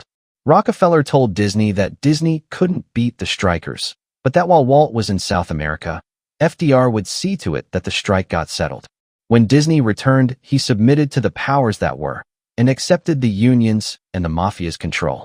Another change for Walt Disney was that in 1940, he and Roy turned Disney into a public corporation and initially sold 755,000 shares of common stock. The Illuminati Boston firm of Kidder, Peabody and Company were the underwriters of the studio's public stock offerings. By 1940, the Disney studio at Burbank had become a miniature city with 1,000 men and women employees and 20 buildings on a 51-acre tract of land. After the U.S. joined World War II, Disney productions were made a part of the American military establishment. The very next day after Pearl Harbor, the military moved on to the Disney studio, which leads this author to suspect that Disney was already part of the power establishment prior to the war breaking out. Disney made military movies/cartoons that taught the different branches of the military many things. They made propaganda movies for the Allies. One series of films was Why We Fight.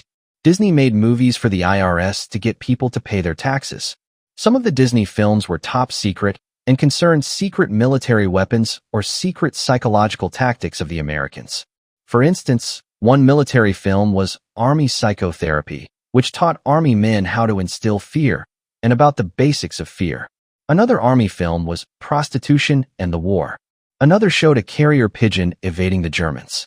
In 1940, Disney came out with two full-length animated cartoons, Pinocchio and Fantasia, both of which were soon used for Illuminati mind control programming. Fantasia contains Schubert's sacred Catholic music Ave Maria, which was used in a concluding segment side to side with the profane night on Bald Mountain song, as well as 6 other classical pieces of orchestra music. As a feature, it was a flop, but as a programming tool, it was fantastic. Fantasia receives a comprehensive explanation of how it is used for mind control programming at the end of this chapter. Because an explanation of the use of a Disney film for mind control is complex, this explanation is placed at the end of the chapter so that it won't interrupt the flow of this chapter's information. The Pinocchio film has been redone and released 9 times over the years. Some of the next full-length animated films to come out were The Three Caballeros, 1945, The Adventures of Ichabod and Mr. Toad, 1949, Cinderella, 1950, Treasure Island, 1950, Alice in Wonderland, 1951, The Story of Robin Hood and His Merry Men, 1952, Peter Pan, 1953, 20,000 Leagues Under the Sea, 1954, Sleeping Beauty, 1959. Very soon after the production of all of these movies, the Illuminati and their intelligence agencies used them for Illuminati total mind control programming. To see their misuse as programming scripts, one has to understand how the fantasy worlds of a programmed multiple are created and how the movie scripts are adapted to be programming scripts. Volume 2 gave quite a few examples of how Alice in Wonderland and The Wizard of Oz scripts were used for programming scripts. When Disney had his animal nature documentaries, he edited and used narration to give the animals human-like characteristics, something he'd already been doing with animation. Disney played an important part in the Illuminati's plan to elevate animals and dehumanize humans.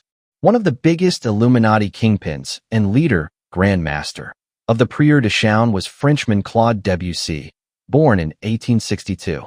Claude Debussy, a Merovingian, was not an heir of the Prieur de Chauny from 1885 to 1918. See the document Dossiers Secrets, Planche No. 4, Order de Chauny, written about in Holy Blood, Holy Grail. In 1891, when some secret coded parchments, Merovingian documents, were found by a French clergyman Saunier, he was directed by church officials to visit with Émile Hoffet, an occult acquaintance of Debussy. Debussy was close friends with many of the top French occultists of his time. He is known to have been a close friend to both the notorious Satanists Jules Bois and MacGregor Mathers. Mathers started the Order of the Golden Dawn. Debussy was also a friend of the infamous Papoose, aka Dr. Gerard Incasse, and W.B. Yeats.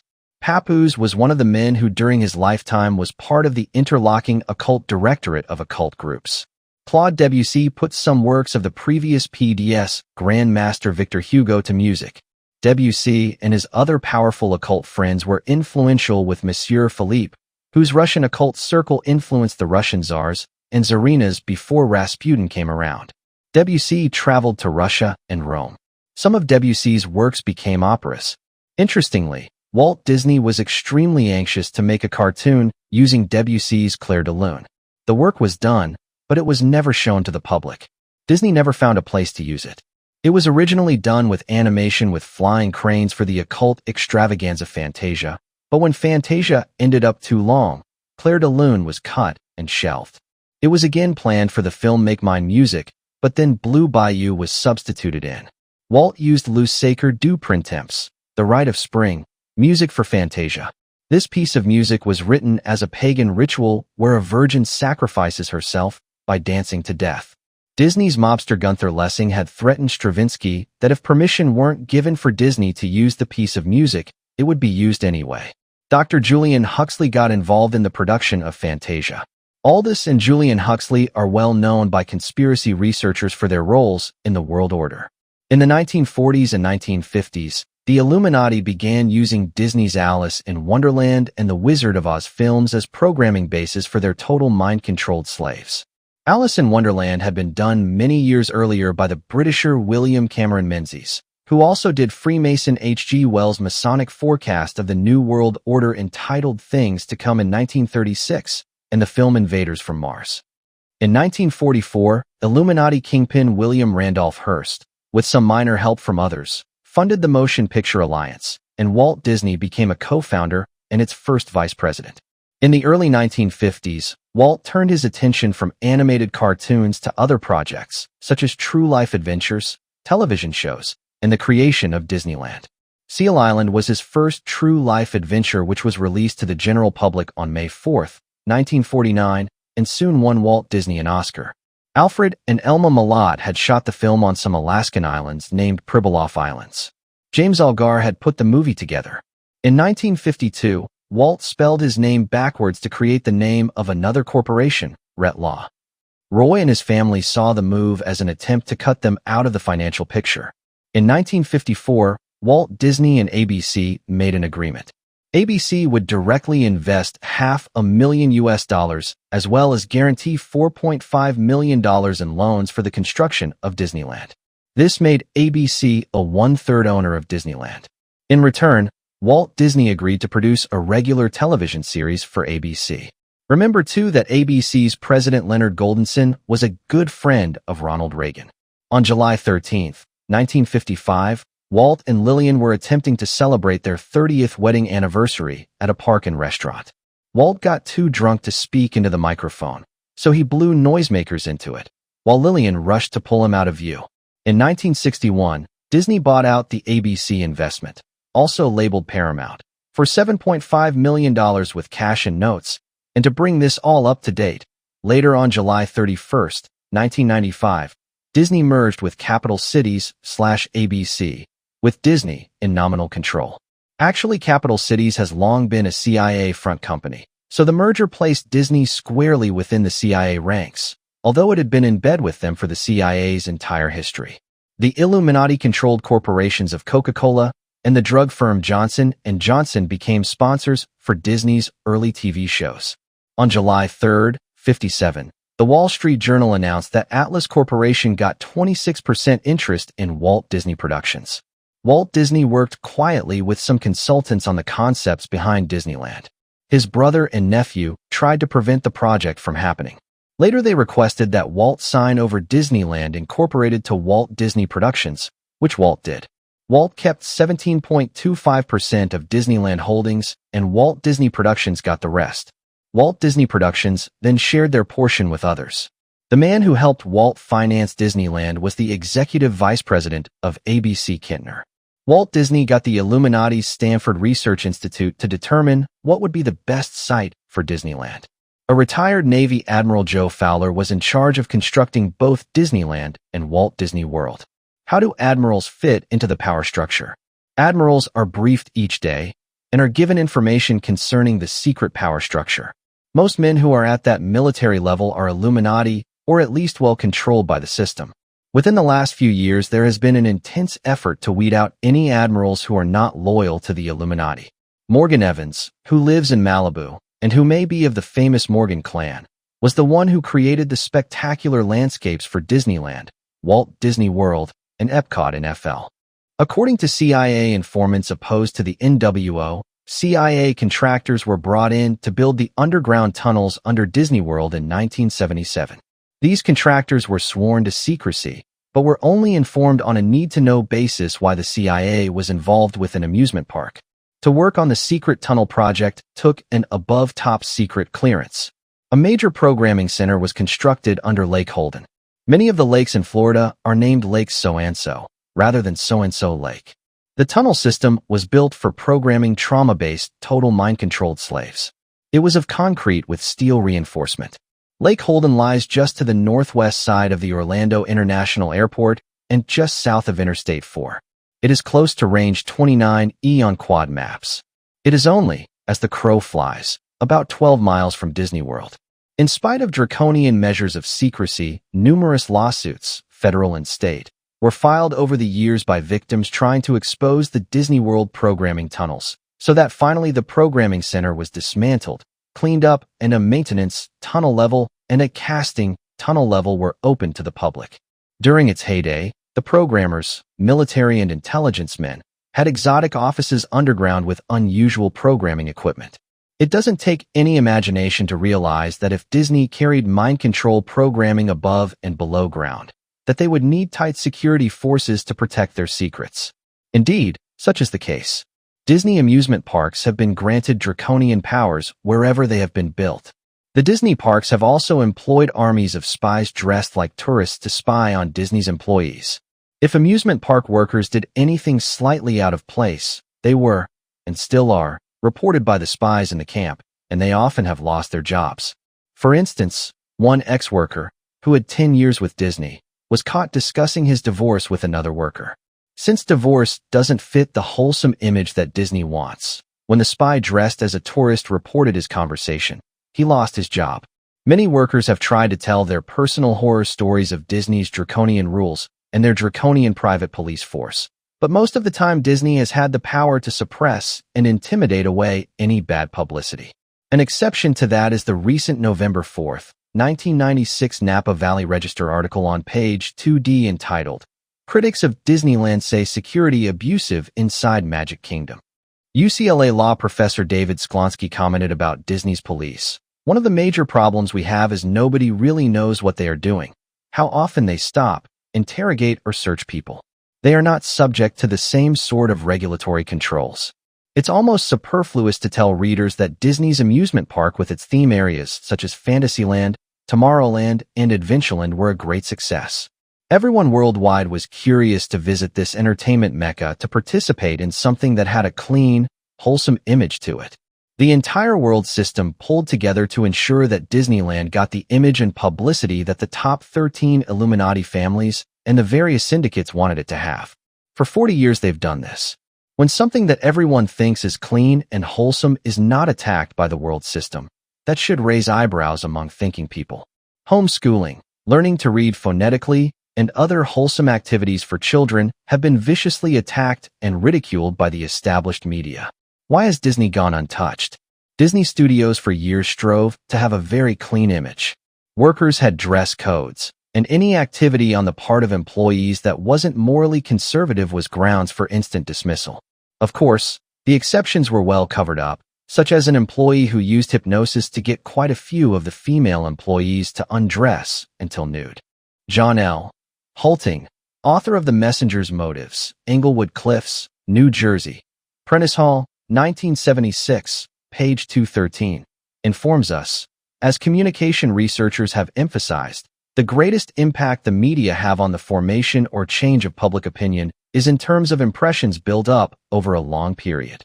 Bold added, the wholesomeness of Disney is an image that has been built over a long period of time. Disney's occult themes of world citizenship, witchcraft, humanism, and idolatry have also been long-running impressions that have been craftily perpetrated on this nation, so long that they began prior to this author's birth, probably the readers as well. People don't associate movies like Consenting Adults with Disney, or The Corpse Had a Familiar Face with Disney. In fact, as previously mentioned, when Disney wanted to put out more adult films, they did a sleight of hand and created the label Touchstone Films so that people wouldn't associate movies like Splash, which showed what looked like bared breasts, with Disney productions. Another label, Hollywood Pictures, was created by Disney to help distribute Touchstone Films. At first, the personnel of these companies was simply Disney's staff, but as time went on, they got their own production personnel. On October 27, 1934, Walt Disney's Wonderful World of Color debuted on television. The TV show celebrated Disney's movie triumphs. The words Wonderful World of Color are not ill-chosen. According to an Illuminati mind control programmer, when Disney worked on his cartoons and amusement parks, colors, special colors and color combinations, were specifically chosen for mind control programming purposes. Wonderful World of Color under various names, such as Disneyland, aired for 22 years over the television networks. In 1955, Walt Disney made his cartoon character Mickey Mouse real by creating a fan club, the Mickey Mouse Club, which aired 5 days a week, usually just as children came home from school. 24 children called Mouseketeers would help Mickey, and they would dance and sing and do skits. The Mickey Mouse Club adored the unique, cute little beanie Mickey Mouse caps with their big ears mounted to each side of the beanie. In the 1950s, most kid viewers of the show wanted their own mouse ears and to become a Mouseketeer, especially children who were receiving Mickey Mouse scripts in their total mind control programming. Disney used his Mouseketeers to play all the roles in an Oz movie, Rainbow Road to Oz, which was never shown to the public. Adults today, both men and women, who received Mickey Mouse programming during the 1950s through 1970s can still be seen with Mickey Mouse clocks, watches, lampshades, knickknacks, t-shirts, etc. Years later, the kids who watch can still remember Spin and Marty and the Mickey Mouse theme song. The image that everything was perfect, including Mickey, was portrayed by the club's TV program. Still, somehow the American people began to use the word Mickey Mouse as a synonym for a silly, pretend way of doing things. It became common for people to say, "He Mickey Moused it together," to mean he did a poor job putting it together. On January 30th, 1957, Walt Disney had a television show aired entitled All About Magic, where a magic mirror explains about magic. The magic mirror also contains a bibbidi-bobbidi-boo sequence. In 1959, Disney bought 8 small submarines from Todd Shipyards for $2,150,000. When ABC wouldn't let Walt make a TV series out of a storyline where a magic ring changes a boy into a dog, a mind control programming theme, because ABC didn't think the public could swallow the storyline, Walt quit ABC for NBC. Walt then made a scaled-down version of this occult storyline entitled The Shaggy Dog. Early in the 1960s, Walt and his brother Roy went secretly looking for an area on the East Coast for another Disney park. Walt, the younger of the two, died in 1966, and Roy finished the project. Beginning in 1964, 27,400 acres were secretly purchased at $200 an acre in the Orlando, Florida area just west of NASA's Cape Kennedy. Using phony names and paying cash, Disney buyers bought the land and swore the sellers to secrecy. The Magic Kingdom has been multiplying. In 1971, Walt Disney World was open to the public. Bob Hope and others participated in a Disney special on October 29, 1971, grand opening of Walt Disney World. From the time of its opening until October 12, 1995, Disney World calculated 1/2 billion people visited Disney World. This amusement park is in Orlando, Florida on over 27,400 acres and includes the Epcot Center, now also called simply Epcot. The Epcot Center was another dream of Walt Disney's, albeit more than slightly modified from Walt's original Epcot ideas. Epcot originally stood for Experimental Prototype Community of Tomorrow. It was to be an extension of the massive mind control being carried out at Disney World. The original Epcot City designed by Walt was to carry on its commerce, traffic, via underground roads and tunnels like the Disney theme parks. After Walt Disney died, his successors changed the proposed experimental city into another theme park simply called Epcot. It is not unusual to see crowds of over 48,000 people descend on Walt Disney World and the Epcot Center in a single day. Some visitors arrive via a monorail. Visitors can buy 5-day World Hopper passes which allow them to bounce around with admission to all the sites for a 7-day period. In other words, some families stay for a week at Disney World. Hardcore visitors can get annual passports which provide unlimited use of Walt Disney World for an entire year. In reality, many visitors to Disney World begin the day enthusiastic, and after a day of hot sun and waiting in long lines with large crowds for imitations of reality, the tourists are zombie-like and looking forward to getting back to their hotels. Many people have felt the rides were not nearly what they expected. Some of the rides are better than others, and some typically get comments like, "It was stupid." Some of the spooky events like Snow White's Adventures, or the oversized heads of the Disney characters walking around can leave the little preschool children terrified and dazed for the rest of the day. In contrast, older children, who normally rarely show patience at home, may show how much they want to go on a particular Disney ride by waiting an hour and a half in the hot sun for a ride. Alien Encounter is a Walt Disneyland feature that invites tourists in for a demonstration of interplanetary teleportation. When the demonstration as planned breaks down, an alien with the social traits appears among the audience and terrorizes the audience. A cute creature is hideously fried, deformed, and then vomited into pieces screaming. Here are some comments from visitors to this Walt Disneyland attraction. Alien Encounter is one of those rides I can say I've seen and that I have no intention of ever doing again. In fact, parents who take children under the age of 6 should be brought up on child abuse. Woman from MI.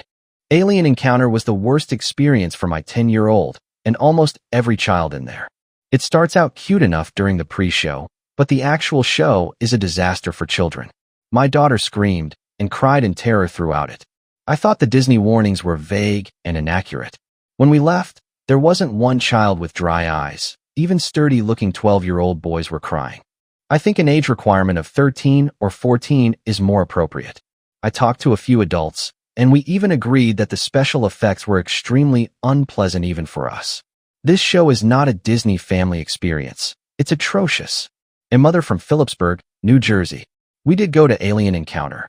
The pre-show is deceiving. It kind of lulls you into thinking this isn't so bad. When the main part came up, I admit the experience gave me the absolute heebie-jeebies. I am never doing that presentation again. It was way too intense for me, and I'm now 27 years old. A family in Laurel, Maryland.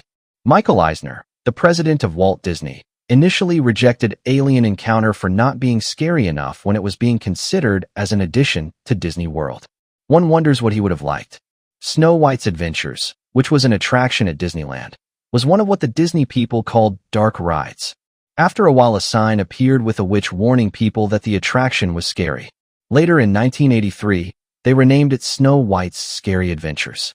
It might be interesting to point out that when the original Snow White and the Seven Dwarfs film came out, England forbade the film to be seen by any child under 16 unless accompanied by an adult because of the scary content of the movie. How far we have come since then. Schools in the Florida and California areas also make field trips to the Magic Kingdom that are arranged with Disney. Epcot receives tens of thousands of children this way during March, September, and October.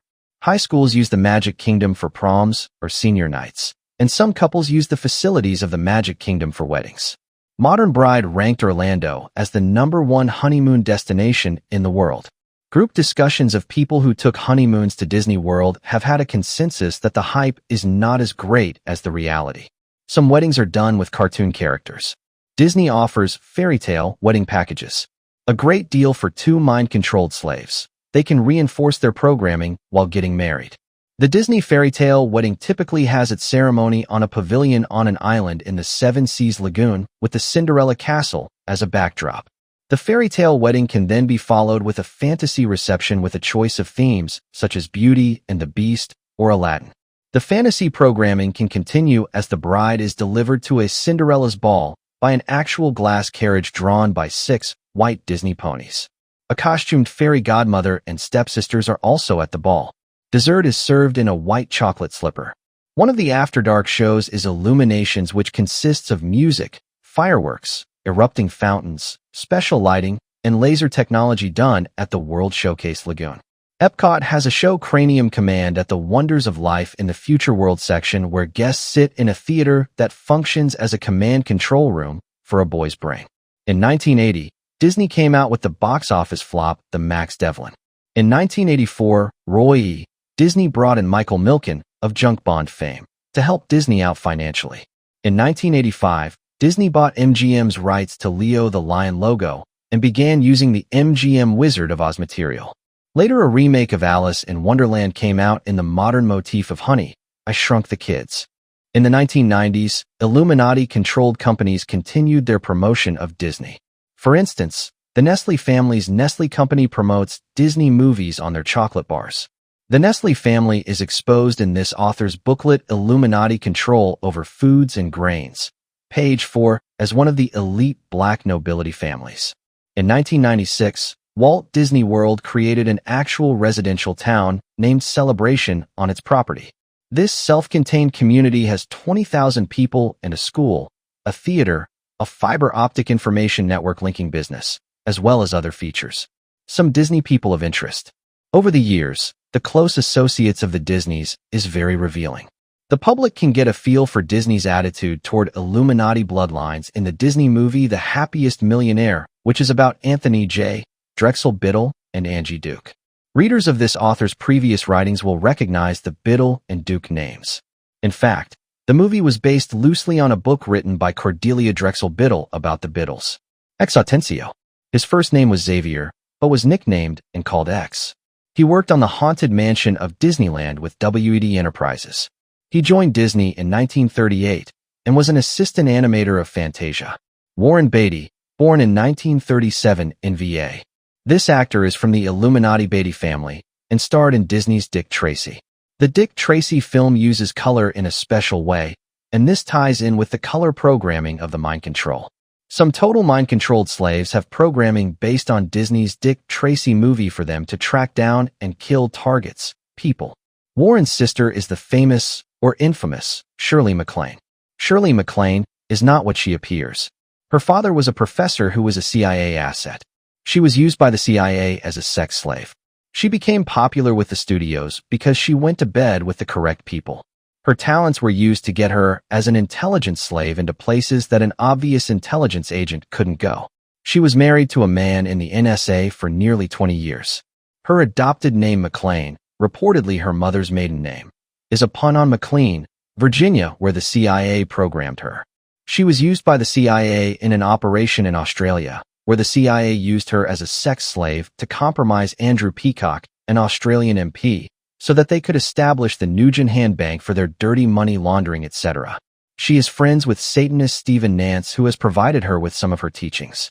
Lowell McGovern writes her material. The CIA has programmed many of their New Age slaves to adore Shirley MacLaine. An example of this is Krista Tilton, one of their mind-controlled slaves, who revealed in an interview how she considered herself a born-again Christian who had spent most of her life in Oklahoma, but had mysteriously been drawn to Shirley MacLaine. During her life, she has gotten repeated psychic strong urges to do things and go places, which she doesn't understand where these urgings came from. After hypnosis, Krista drew pictures of the doctor who programmed her. Krista has had a federal agent monitor her constantly. Her husband has seen this agent, who has shown up on her doorstep and made calls to her. She names the agent John Wallace, most likely a cover name. This agent has a complete knowledge of her life, and government agents have taken photos of her during her supposedly alien abduction experiences. Krista is just one of hundreds of victims who have been programmed to adore Shirley MacLaine. Krista is mentioned here because she is one case that this author is familiar with. Warren Beatty, who peppers his speech with four-letter words, was a student at the Stella Adler Theater Studio in NYC. Shirley Temple Black. Shirley Temple Black sat on the Disney Board of Directors, 1974 to 75. Her films were used for some of the early 1940s and 1950s programming and teaching slaves body movements/dance. She married someone in an elite network family from San Francisco named Charles A. Black. Charles A. Black was a lieutenant colonel in the Pentagon who lived at Bethesda, Maryland. Was Shirley an early example of brainstem scarring to get geniuses? Shirley's brother appears to have developed multiple sclerosis from brainstem scarring. It was Shirley Temple who co-founded the International Federation of Multiple Sclerosis Societies and was a member of its executive committee. Shirley represented the U.S. at the UN General Assembly in 1969, belongs to the Sierra Club, and has been decorated with the Cross of Malta. Shirley has shown clues that she may be an Illuminati mind-controlled child protege. Stephen Bollenbach. Bollenbach was part of Walt Disney management and was a key figure who helped engineer Disney's $19 billion buyout of the CIA's Capital Cities/ABC, as well as sell the idea to Eisner. He is the CEO of the network's Hilton Hotels Corporation. He recently has been involved with trying to buy ITT in order to put together the world's largest hotel-casino combination. Bollenbach has an extensive background with the gaming-gambling industry. When the Justice Department began looking into the merger of Disney with Cap Cities/ABC, Bollenbach resigned his Disney position. Some people feel his resignation was needed for Disney to get the Justice Department to approve the merger, because his past was vulnerable to be exposed. Warren Buffett, a major stockholder in Walt Disney. He also owns 40% of Berkshire Hathaway Incorporated, which also owns lots of shares of Disney stock. According to SF Examiner, Buffett himself owns 24 million shares of Disney. Warren Buffett is part of the A.K. Sarben fraternity and Monarch slave abusers who were exposed in the Nebraska savings and loan scandal. He is perhaps the second richest man in the nation and too powerful for anyone to touch. In the Kingpin versus Kingpin battles, some people close to the inside see Buffett as a good guy. Readers need to study the Lincoln savings and loan scandal and the scandal's connection to program child slaves at Boys Town to get more information on this Disney stockholder. Robert G. Hagstrom, Jr., who is the portfolio manager of the mutual fund Focus Trust, which has shares in Walt Disney, wrote the book The Warren Buffett Way. Hagstrom has a chapter on Disney in his The Warren Buffett Way. He quotes Buffett as extremely enthusiastic about Disney's merger with Capital Cities/ABC. Because of his enthusiasm, Buffett says, the odds are extremely high that we will have a very large amount of Disney stock. Salvador Dali. This strange surrealist Spanish artist was a friend of Walt Disney. After Salvador was kicked out of Spain for Franco's belief that he was a communist, he came to America and worked with Disney Studios in 1946. Salvador, an eccentric who had no particular work habits, described himself, "The only difference between me and a madman is that I'm not a madman." The Tommy Dorsey Band. This band has had a number of men in it who are mind control slave abusers associated with the network. Frank Sinatra, a sexual slave user, got his big break with this band. This band performed at Disneyland in 1984 at the Plaza Gardens. Tommy Dorsey was part of the network's in crowd.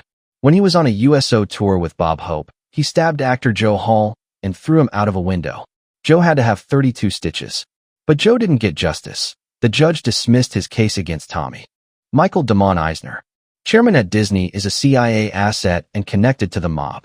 Some insiders believe he is connected to elements of the CIA and mob that are anti-NWO. Even so, these anti-NWO factions also employ mind control. Eisner ignored a threat by Red China to boycott Disney products if he made a movie about the nation Tibet that China controls with draconian force. The UN, the Commerce Department, and the State Department all tried unsuccessfully to get him to back down on the film. A trail connecting Michael Eisner and Walt Disney Company to mind control is their support of the Boys and Girls Club of Napa Valley, which is used for a supply of children for pedophilia and mind control. The Boys and Girls Club is used to supply caddies for the Silverado Country Club, where these children are also used as mind-controlled slaves for the sexual perversions of the elite. Notice that Napa's Silverado Country Club invites in celebrities, such as CIA asset Pat Boone, Joe DiMaggio, ex-husband of sex slave Marilyn Monroe, Engelbert Humperdinck, a slave handler, Digger Phelps, Notre Dame's coach who uses slaves, and Jack Valenti, CEO of Motion Picture Association, and Bohemian Grover, for a golf tournament which is billed as a benefit for the Boys and Girls Club. The benefit for child slaves is they get to caddy and sexually service elite perverts. Michael B., March 7, 1942 in New York, came from old American money of a family that has been rich merchants and lawyers. Michael grew up in luxurious Park Avenue as well as his family's country place in Bedford Hills near Mt. Kisco, New York. He went to an elite private school, Allen Stevenson, which is famous for its children's orchestra. At the age of 14, he then went to Lawrenceville School, which is a prep school for Princeton, whose tuition in 1956 was $3,000. Eisner's class included NY's governor's son and other sons of powerful men, such as the son of Saudi Prince Turki Al Faisal. The school is a prep school for the establishment's entertainment industry. Students are only allowed to see their parents on major holidays. Eisner was in the Parawag Club, the school's drama society. His scholastic performance meant that he had to go to a small liberal arts college, rather than Princeton or Harvard such as was family tradition. For instance, his grandfather had attended Phillips Exeter Academy and Harvard. His grandfather has served on many government commissions and belonged to the Harvard Club, the American Club in London, as well as some yacht clubs. Between his junior and senior year in high school, Eisner was a page at NBC's headquarters in the Rockefeller Center. In 1966, he landed a job in the programming department of ABC. He had an influential position. Eisner had one good break for deciding TV programming. He was 21 when the target audience was 21 years old, and when he was 35, the target age of the film industry was then 35. He has been described as having supernatural enthusiasm coupled to a lifetime quest for untested ideas. Rich H. Frank was executive vice president with Walt Disney until his sudden resignation about a year before this was written. He worked side by side with Katzenberg and left after Katzenberg resigned in a dispute with Disney's chairman Eisner. Rich Frank was president of Walt Disney's TV media division. He acquired the estate of Van Hoffenwiggen when Van Hoffenwiggen fled the country and vanished when Lindvest began to be exposed. Van Hoffenwiggen was a major figure involved with Lindvest Mortgage Incorporated, a drug laundering operation and drug smuggling operation operating out of Napa Valley. It was also the fastest-growing real estate mortgage company in Northern California until its drug smuggling began to be exposed. Lindvest did some tricks a la Nugent Bank. Millions of dollars of investors and creditors have disappeared, leaving lots of hurting people, and the mortgage company filed for protection from creditors in U.S. bankruptcy court and is still in operation. International financier Edmund Safra's private bank, the Republic National Bank of New York, launders money from the Medellin drug cartel. Safra's bank sent Lindvest lots of crisp new $100 bills. The Safras are tied in with the Rothschilds. The Safras are reportedly recent property owners in St. Helena near Napa through Good Wine Company, which is the Spring Mountain Wineries, near where Lindvest was headquartered. Edmund's nephew, Jacob Safra, has a partnership in Napa Valley's Good Wine Company. The Rothschild Citicorp gave Republic National Bank the transaction ability to issue international, world, bearer bonds, bank notes. The Luxembourg-Belgium branch of Banque Nationale de Paris issued a bearer bond that was connected to the Lindvest drug-running operation. In Britain, a U.S. citizen Mike Spire ran the British operation of Lindvest and Invest. Landvest's parent was Invest, which has operated in the U.S., Switzerland, Saudi Arabia, and Paraguay. Long story made short, Lindvest has been an international CIA mafia drug-running operation, with Illuminati overtones and connections to it. With all this in mind, it is strange that Walt Disney's president of its TV media division, Rich Frank, bought the palatial mansion of John O. Van Hoffenwiggen after Van Hoffenwiggen disappeared from the country when indictments and arrests began to be made of people connected to Lindvest.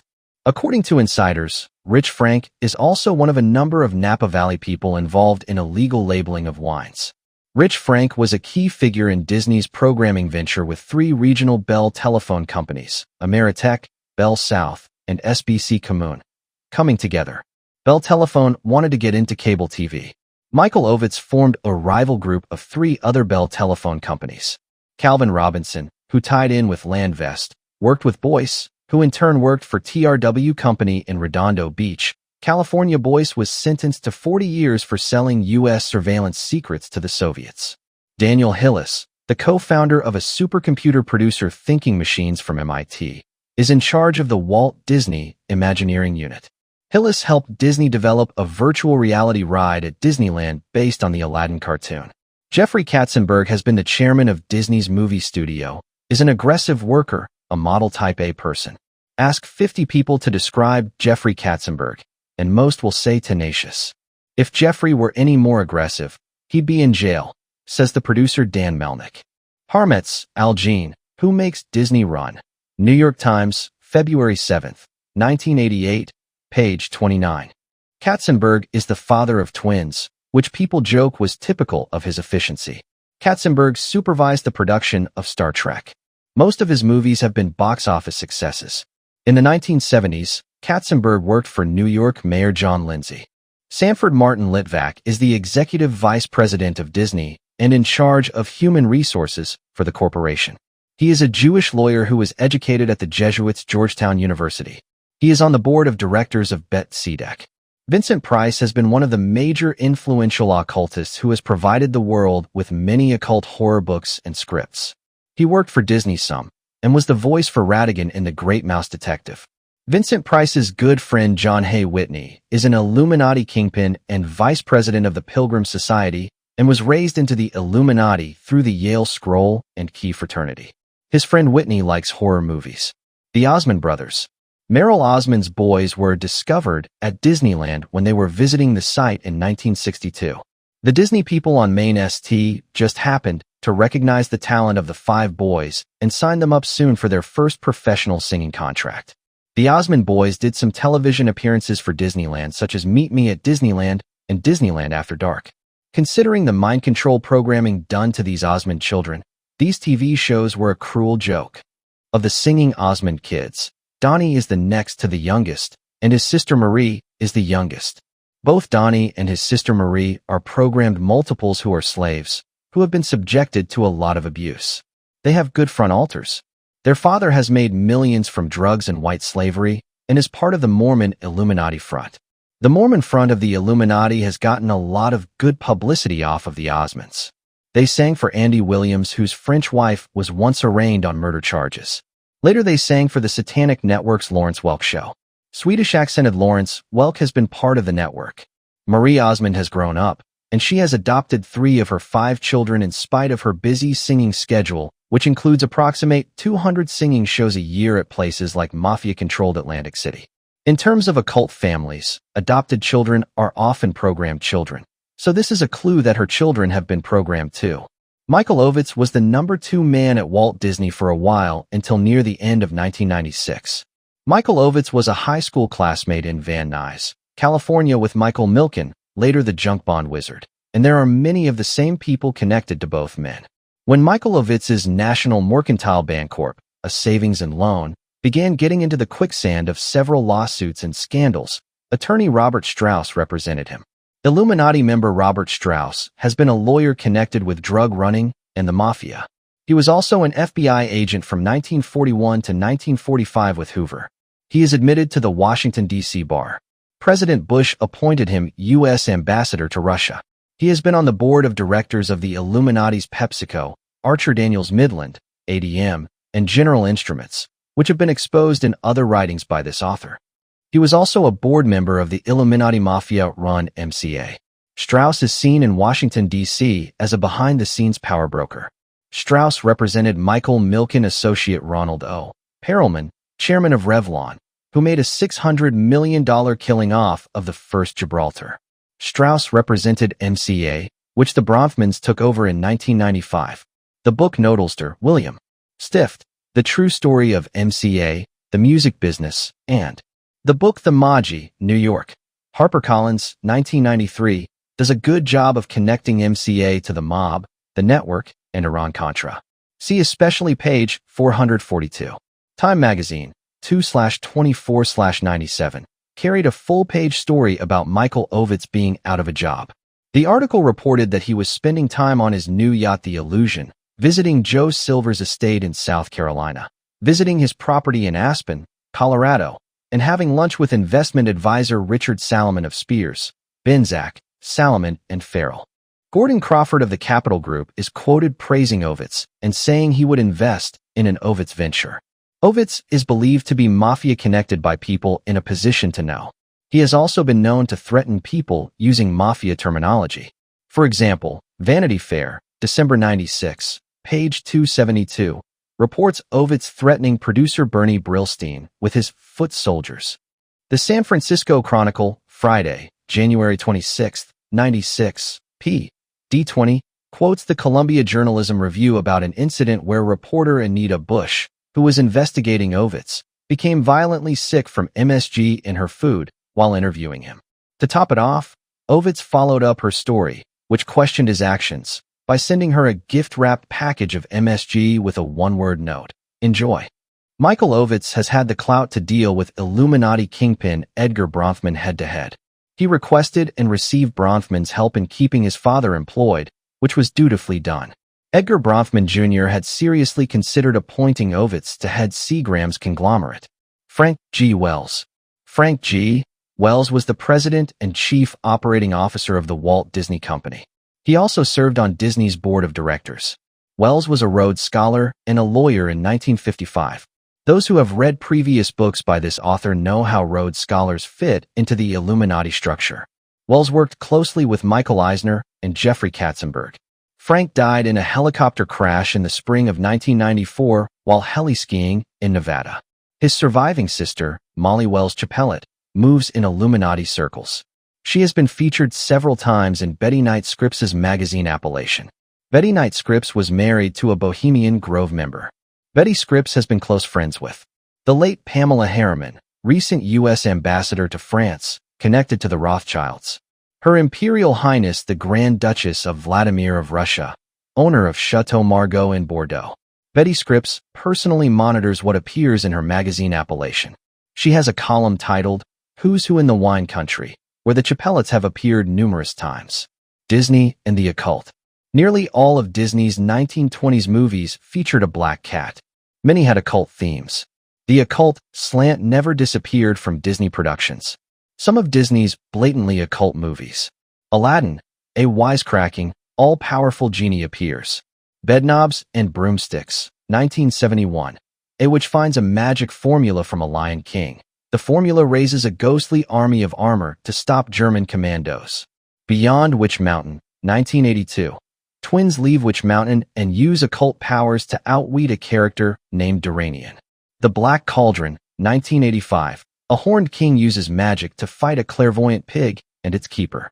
Bride of Boobdee, 1987. An evil spirit visits a family and puts the father under a spell. Child of Glass, 1978. A glass doll must be found to free a ghost in a haunted house.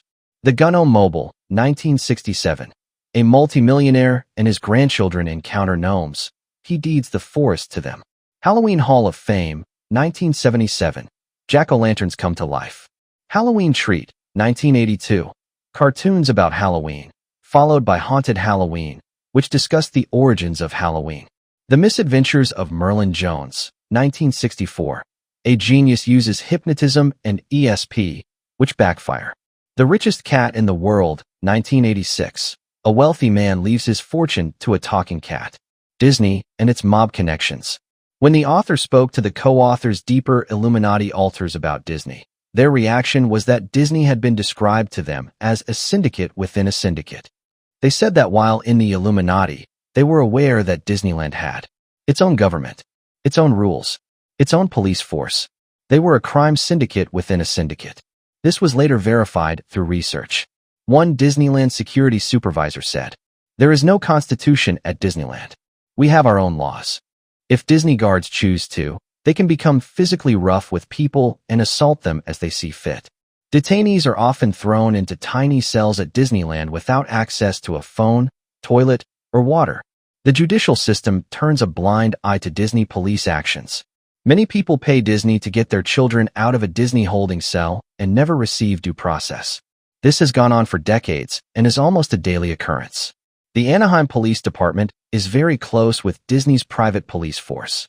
At one point, the Burbank chief of police was the brother-in-law of Disney's chief of security.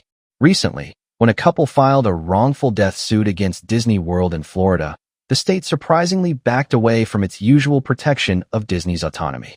The San Francisco Chronicle article Mickey's Dark Side, October 1st, 1996, p. C6, noted, "There is evidence of some nervousness with Disney's relative autonomy." An attorney in the case said, "Disney World's security people aren't just cops, they're bad ones. I don't think any corporation has ever had the perceived power that Disney has." Richard Fogelsong, professor of politics at Rollins College, stated, "Because Disney World controls so much of its corporate and municipal universe, it can't help but act in a heavy-handed manner to protect its self-interest.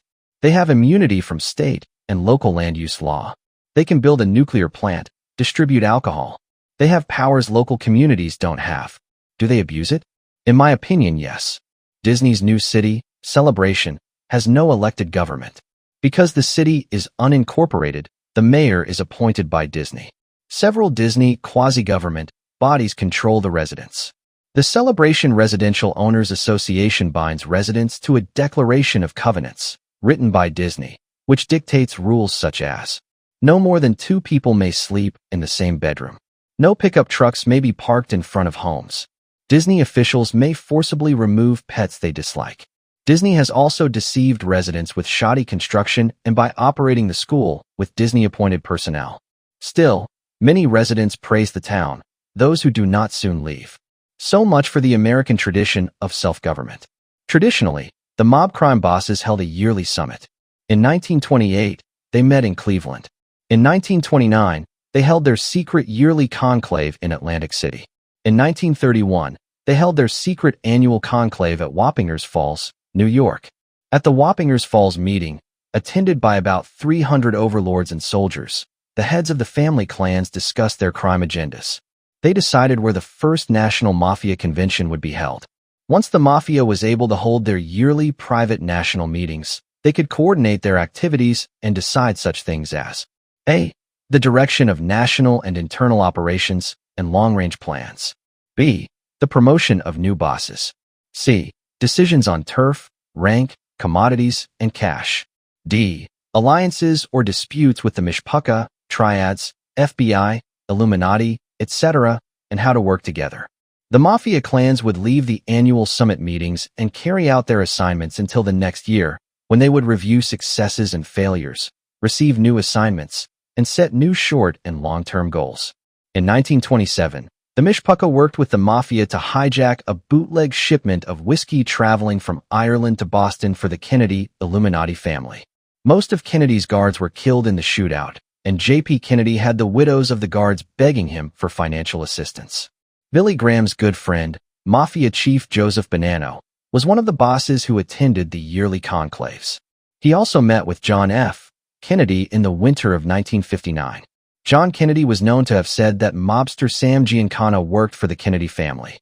The mob, Illuminati alliances, and infighting are too complex to cover fully here, but both groups had to plan for the repeal of Prohibition, which would end their lucrative bootlegging operations. The short-term plan for the mafia was to control the film industry in Hollywood, strengthen their penetration of unions. The long-term plan was to send their next generations to top schools, place them in legitimate corporate positions, learn the inner workings of legal business, blend illegal operations with legal ones, expand into politics, Harvard, Stanford business circles, and elite corporate boardrooms, increase their presence in the Bohemian Grove and other elite clubs, produce and direct television and films. Their plan to take over the film industry hinged on controlling unions and theaters. The Chicago mob controlled the International Alliance of Theatrical Stage Employees. They also controlled the Projectionist Union. If the mob shut down theaters, film studios were powerless. Rather than fight a long war, the studios made a deal. Major studios paid the mob about $50,000 a year. Smaller studios paid about $25,000 a year. Mob lieutenants Willie Byoff and George E. Brown orchestrated the Hollywood takeover. Time magazine, November 1, 1943, wrote, "In the witness chair in Manhattan's federal court sat Bland, wily Willie Byoff, star witness against 8 ex-pals, who are charged with shaking down $1 million from the movie industry." Byoff admitted he could make producers dance to his tune. Although Byoff later cooperated and was eventually killed by a car bomb, the mafia, Mishpucha infiltration of Hollywood continued. Byoff had tried to repair his image by helping Walt Disney settle a labor dispute with mob-led unions. But Walt rejected his help and made sure not to offend the Chicago mob leaders who were angry with Byoff. Hundreds of millions of dollars were laundered into Southern California real estate through legitimate businessmen. Hollywood was declared a free zone where all mafia and Mishpucha families could operate without turf wars. Let us backtrack slightly to 1930.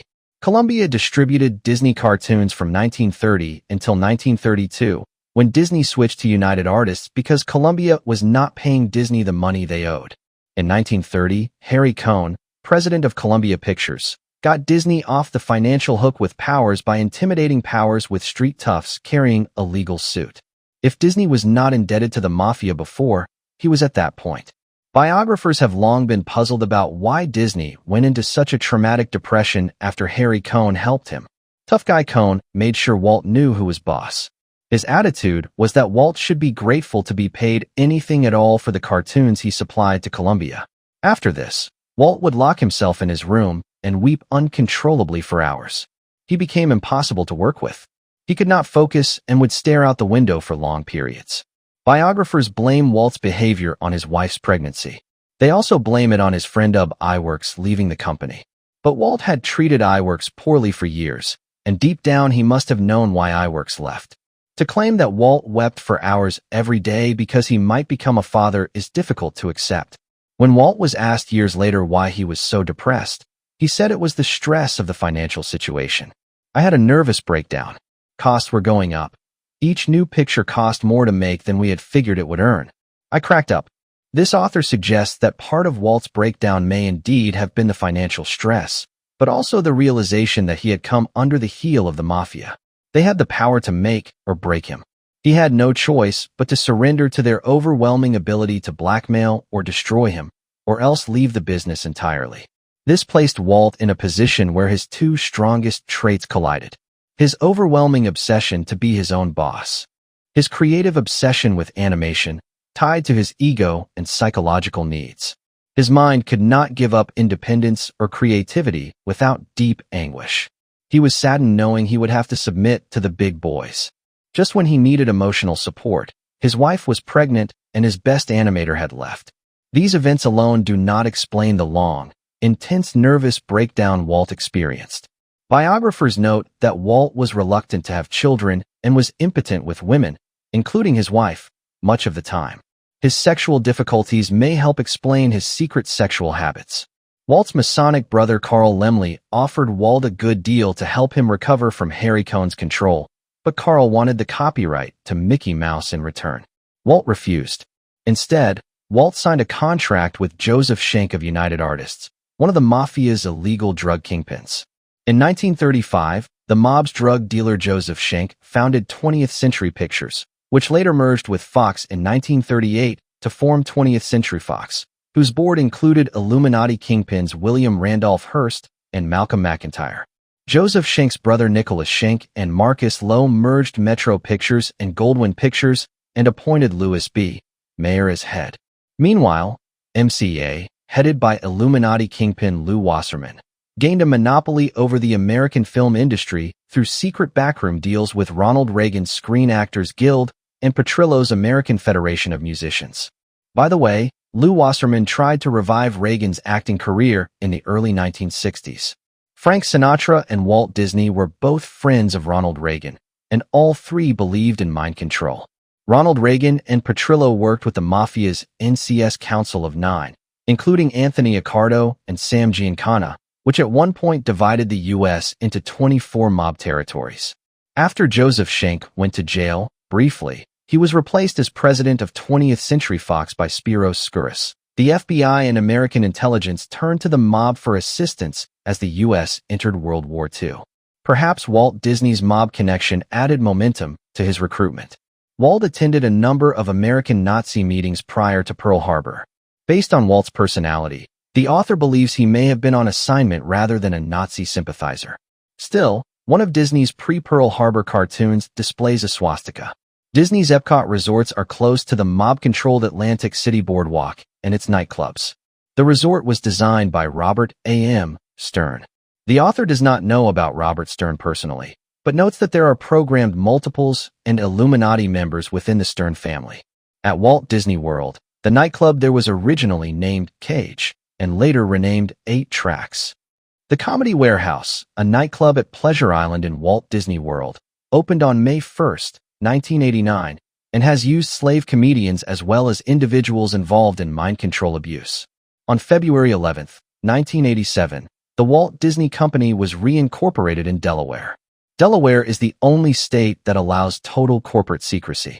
No one can discover who truly runs a Delaware corporation, and many other secrets can be hidden under Delaware's corporate laws. Capital Group holds considerable shares in Disney, as well as 29% of the shares of the Robert Mondavi Winery at 7801 St. Helena Highway, Oakville, CA. Wellington Group and Mellon Bank also hold shares. Behind Capital Group are mob-connected entities such as DeBartolo Realty Corp., La Quinta Inns, a Bass Brothers operation. Sam Bronfman operates Sterling and Monterey Vineyards. There are countless people who have experienced the ruthless, impersonal, controlling, money-driven side of the Disney Corporation. There are also numerous journalists who have experienced firsthand how Disney executives steal land across the U.S. Over the years, Walt Disney developed several sneaky and reliable techniques to acquire land. They acquire land through their executives, large stockholders, and family members of those executives and stockholders.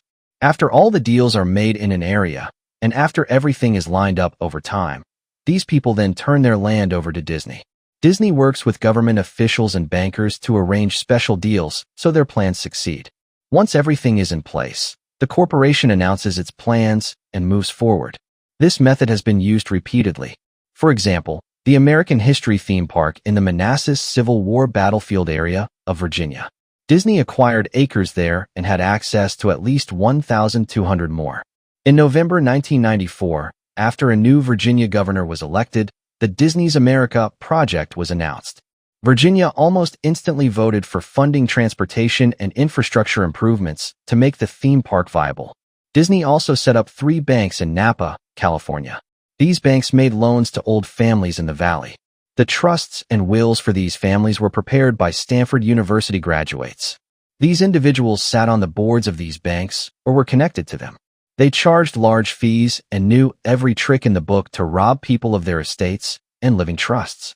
The Stanford graduates, who were connected to intelligence agencies and the mob, used certain code words when setting up their businesses, such as Resource, Evergreen, and Pacific. Many landholders in the Napa Valley region have been intimidated into selling their land. Disney and the government. Just before World War II, the FBI recruited Walt Disney. His job was to spy on Hollywood or anything else that looked suspicious. Documents obtained through the Freedom of Information Act, despite heavy censoring, clearly show that Walt Disney became a paid special correspondent for the FBI. He reported to FBI agent E. E. Conroy. In 1954, Walt was promoted to Special Agent in Charge, SAC, meaning others reported to him. After leaving the CIA, former CIA Director William Hedgecock Webster became a lawyer for the Washington, D.C. firm Milbank, Tweed, Hadley & McCloy. In 1993, when news broke about Walt Disney's FBI membership, Webster worked with the Disney family to cover up the fact that Walt had been an FBI agent. Webster went on television and gave interviews claiming Walt was not connected to the FBI. Why? One of the many things Disney was involved in was the investigation into the disappearance and rape of 6-year-old Rosemarie Riddle on November 21, 61. According to FOIA documents, FBI agent W. G. Simon met with SAC Walt Disney in Los Angeles about the case. Simon has publicly lied by claiming Walt Disney was never an FBI agent. The paper trail proves otherwise. Why is it so important for the FBI and CIA to hide Walt's government role? The author theorizes that the FBI and CIA are extremely sensitive about revealing that Walt worked for them because the network knows how the FBI and CIA cooperated to procure children for mind control programming. Since Disney and Disneyland played such a major role in mind control, Disney's connection to them, though seemingly minor, sits atop a massive, horrifying secret. Disney during World War II. When World War II began, the government incorporated Disney Studios into the war machine. The military paid Disney for 20 training cartoons, which cost Disney $72,000 to produce. Disney Studios also made secret films for the military. Mickey Mouse and Goofy cartoons were given war themes. For example, The Art of Self-Defense, 1941. How to Be a Sailor, 1944. In honor of Disney's contribution to the war effort, Mickey Mouse was the password used by millions of Allied soldiers during the D-Day invasion on June 6, 1944. Walt Disney produced a film showing Donald Duck paying his taxes faithfully. The film, titled The New Spirit, was very effective in getting Americans to comply with the IRS. In 1946, Disney made a sex education film for public schools titled The Story of Menstruation. For the United Nations, Walt Disney created the It's a Small World attraction for UNICEF for the 1964-65 World's Fair. This attraction was later moved to the theme parks and became a major feature used in mind control programming.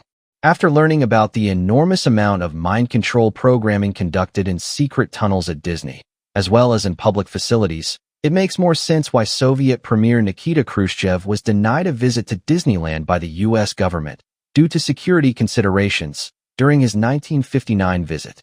His security team working alongside American security would have complicated matters for intelligence agencies who did not want Russians near a major programming site. Military connections. Some powerful military men have been connected to Disney films. Two former commanding officers of the USS Alabama nuclear submarine were technical advisors for the Disney film Crimson Tide. Walt Disney was tied to the U.S. government, and recent disclosures show he was tied to the FBI. Walt used his FBI connection to destroy the life of Art Babbitt, who led the 1940 strike against Disney. Babbitt found that everything he attempted afterward was mysteriously sabotaged. Was Walt part of naval intelligence attached to the FBI? Was he part of the FBI's child procurement and mind control operations? The author suggests these are legitimate questions to eye in the 1950s. The Illuminati began organizing covens on the West Coast and consolidating their power. This comes from several independent sources. Likewise, it is clear that Disney did not yet have the political clout in 1953 that it has today. Walt Disney was unsuccessful when he tried to get permission from the city of Los Angeles and the Burbank City Council to build Disneyland, then called Disneylandia, in the Burbank area. One Burbank councilman told Walt, "We don't want the carny atmosphere in Burbank." Ironically, within a few years they gave permission to Universal to build an amusement park in Burbank, which opened in 1964. Disney then asked the Stanford Research Institute to locate a suitable site for Disneylandia. They found the location in Anaheim, Disney's modern political power. In recent years, Disney decided to build another amusement park, California Adventure, across from Disneyland. To do so, the interstate highway required modifications, and the Anaheim City Council needed to approve a 55-acre expansion. In contrast to the Burbank City Council of 1953, Anaheim City Council was enthusiastic about the expansion despite significant local opposition. Residents complained at council meetings that the city had no business going hundreds of millions of dollars into debt to help a corporate giant. Anaheim would issue $400 million in bonds. The public school system was already strained to the breaking point. Disney should care as much about Anaheim's school children as it does about its amusement parks. Disneyland's president, Paul Pressler, bragged about the new California Adventure Park. Disney's California Adventure is really a celebration of the fun, the beauty, the people, and the accomplishments of this magical state. We really have set out to try to capture a bit of what the California dream is all about. The author comments that the dream seems to be wealth and control. The elite prefer to give the public bread and circus rather than education. Disney and federal agencies. The Dragnet films were partially produced at Disney Studios. In an office memo from the Los Angeles SAC FBI agent to J. Edgar Hoover, December 16, 54, obtained through the Freedom of Information Act, the memo states, Mr. Disney has volunteered representatives of this office complete access to the facilities of Disneyland for use in connection with official matters.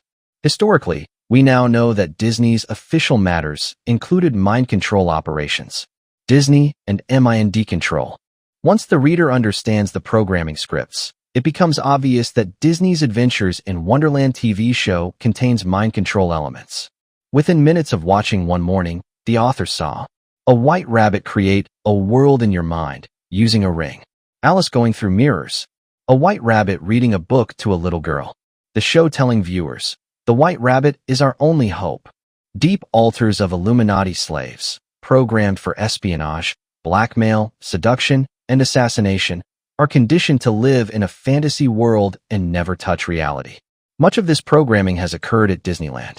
Visitors are taken on a boat ride where dolls sing the around-the-world theme song, It's a Small World. These doll world sections are used for programming assassination and espionage altars. The song and dolls play important roles in mind control. Some slaves, around age 19, have this programming tested to ensure it is solid. The song It's a Small World was composed by the Sherman Brothers for Disney as a theme for the 1964-65 World's Fair. The Sherman Brothers were discovered by Disney, born in New York City, and both graduated from Beverly Hills High School. They wrote songs for at least 29 Disney films. Mind-controlled slaves who repeatedly encounter each other, without knowing why, often say, "It's a small, small world." Both rituals and programming occur at Disney amusement parks during the day and night.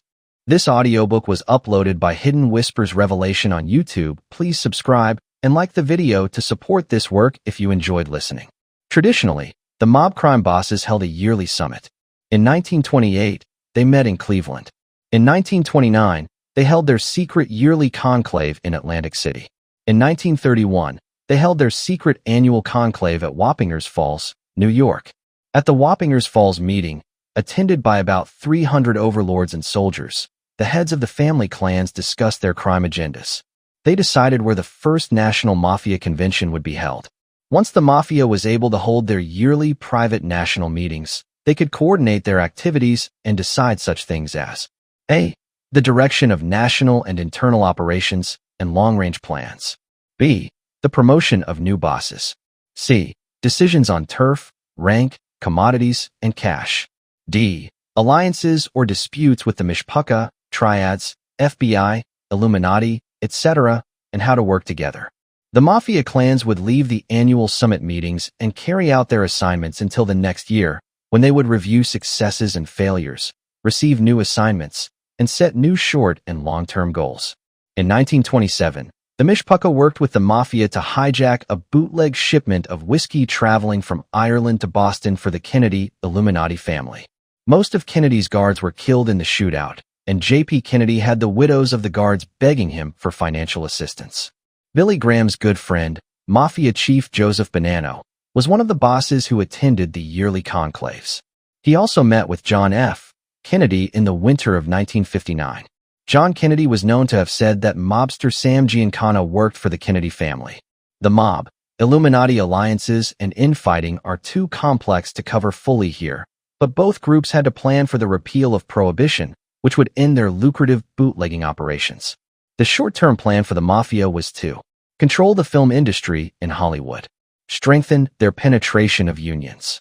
The long-term plan was to send their next generations to top schools, place them in legitimate corporate positions, learn the inner workings of legal business, blend illegal operations with legal ones, expand into politics, Harvard, Stanford business circles, and elite corporate boardrooms, increase their presence in the Bohemian Grove and other elite clubs, produce and direct television and films. This audiobook was uploaded by Hidden Whispers Revelation on YouTube. Please subscribe and like the video to support this work if you enjoyed listening. Their plan to take over the film industry hinged on controlling unions and theaters. The Chicago mob controlled the International Alliance of Theatrical Stage Employees. They also controlled the Projectionist Union. If the mob shut down theaters, film studios were powerless. Rather than fight a long war, the studios made a deal. Major studios paid the mob about $50,000 a year. Smaller studios paid about $25,000 a year. Mob lieutenants Willie Byoff and George E. Brown orchestrated the Hollywood takeover. Time magazine, November 1, 1943, wrote, "In the witness chair in Manhattan's federal court sat Bland, wily Willie Byoff, star witness against 8 ex-pals, who were charged with shaking down $1 million from the movie industry." Byoff admitted he could make producers dance to his tune. Although Byoff later cooperated and was eventually killed by a car bomb, the mafia, Mishpucha infiltration of Hollywood continued. Byoff had tried to repair his image by helping Walt Disney settle a labor dispute with mob-led unions. But Walt rejected his help and made sure not to offend the Chicago mob leaders who were angry with Byoff. Hundreds of millions of dollars were laundered into Southern California real estate through legitimate businessmen. Hollywood was declared a free zone where all mafia and Mishpucha families could operate without turf wars. Let us backtrack slightly to 1930. Columbia distributed Disney cartoons from 1930 until 1932, when Disney switched to United Artists because Columbia was not paying Disney the money they owed. In 1930, Harry Cohn, president of Columbia Pictures, got Disney off the financial hook with Powers by intimidating Powers with street toughs carrying a legal suit. If Disney was not indebted to the mafia before, he was at that point. Biographers have long been puzzled about why Disney went into such a traumatic depression after Harry Cohn helped him. Tough guy Cohn made sure Walt knew who was boss. His attitude was that Walt should be grateful to be paid anything at all for the cartoons he supplied to Columbia. After this, Walt would lock himself in his room and weep uncontrollably for hours. He became impossible to work with. He could not focus and would stare out the window for long periods. Biographers blame Walt's behavior on his wife's pregnancy. They also blame it on his friend Iwerks leaving the company. But Walt had treated Iwerks poorly for years, and deep down he must have known why Iwerks left. To claim that Walt wept for hours every day because he might become a father is difficult to accept. When Walt was asked years later why he was so depressed, he said it was the stress of the financial situation. I had a nervous breakdown. Costs were going up. Each new picture cost more to make than we had figured it would earn. I cracked up. This author suggests that part of Walt's breakdown may indeed have been the financial stress, but also the realization that he had come under the heel of the mafia. They had the power to make or break him. He had no choice but to surrender to their overwhelming ability to blackmail or destroy him, or else leave the business entirely. This placed Walt in a position where his two strongest traits collided. His overwhelming obsession to be his own boss. His creative obsession with animation, tied to his ego and psychological needs. His mind could not give up independence or creativity without deep anguish. He was saddened knowing he would have to submit to the big boys. Just when he needed emotional support, his wife was pregnant and his best animator had left. These events alone do not explain the long, intense nervous breakdown Walt experienced. Biographers note that Walt was reluctant to have children and was impotent with women, including his wife, much of the time. His sexual difficulties may help explain his secret sexual habits. Walt's Masonic brother Carl Laemmle offered Walt a good deal to help him recover from Harry Cohn's control, but Carl wanted the copyright to Mickey Mouse in return. Walt refused. Instead, Walt signed a contract with Joseph Schenck of United Artists, one of the mafia's illegal drug kingpins. In 1935, the mob's drug dealer Joseph Schenck founded 20th Century Pictures, which later merged with Fox in 1938 to form 20th Century Fox, whose board included Illuminati kingpins William Randolph Hearst and Malcolm McIntyre. Joseph Schenck's brother Nicholas Schenck and Marcus Lowe merged Metro Pictures and Goldwyn Pictures and appointed Louis B. Mayer as head. Meanwhile, MCA, headed by Illuminati kingpin Lew Wasserman, gained a monopoly over the American film industry through secret backroom deals with Ronald Reagan's Screen Actors Guild and Petrillo's American Federation of Musicians. By the way, Lew Wasserman tried to revive Reagan's acting career in the early 1960s. Frank Sinatra and Walt Disney were both friends of Ronald Reagan, and all three believed in mind control. Ronald Reagan and Petrillo worked with the mafia's NCS Council of Nine, including Anthony Accardo and Sam Giancana, which at one point divided the U.S. into 24 mob territories. After Joseph Schenck went to jail, briefly, he was replaced as president of 20th Century Fox by Spiros Skouras. The FBI and American intelligence turned to the mob for assistance as the U.S. entered World War II. Perhaps Walt Disney's mob connection added momentum to his recruitment. Walt attended a number of American Nazi meetings prior to Pearl Harbor. Based on Walt's personality, the author believes he may have been on assignment rather than a Nazi sympathizer. Still, one of Disney's pre-Pearl Harbor cartoons displays a swastika. Disney's Epcot resorts are close to the mob-controlled Atlantic City Boardwalk and its nightclubs. The resort was designed by Robert A.M. Stern. The author does not know about Robert Stern personally, but notes that there are programmed multiples and Illuminati members within the Stern family. At Walt Disney World, the nightclub there was originally named Cage, and later renamed 8 Tracks. The Comedy Warehouse, a nightclub at Pleasure Island in Walt Disney World, opened on May 1, 1989, and has used slave comedians as well as individuals involved in mind control abuse. On February 11, 1987, the Walt Disney Company was reincorporated in Delaware. Delaware is the only state that allows total corporate secrecy. No one can discover who truly runs a Delaware corporation, and many other secrets can be hidden under Delaware's corporate laws. Capital Group holds considerable shares in Disney, as well as 29% of the shares of the Robert Mondavi Winery at 7801 St. Helena Highway, Oakville, CA. Wellington Group and Mellon Bank also hold shares. Behind Capital Group are mob-connected entities such as DeBartolo Realty Corp., La Quinta Inns, a Bass Brothers operation. Sam Bronfman operates Sterling and Monterey Vineyards. There are countless people who have experienced the ruthless, impersonal, controlling, money-driven side of the Disney Corporation. There are also numerous journalists who have experienced firsthand how Disney executives steal land across the U.S. Over the years, Walt Disney developed several sneaky and reliable techniques to acquire land. They acquire land through their executives, large stockholders, and family members of those executives and stockholders. After all the deals are made in an area, and after everything is lined up over time, these people then turn their land over to Disney. Disney works with government officials and bankers to arrange special deals so their plans succeed. Once everything is in place, the corporation announces its plans and moves forward. This method has been used repeatedly. For example, the American History theme park in the Onassis Civil War battlefield area of Virginia. Disney acquired acres there and had access to at least 1,200 more.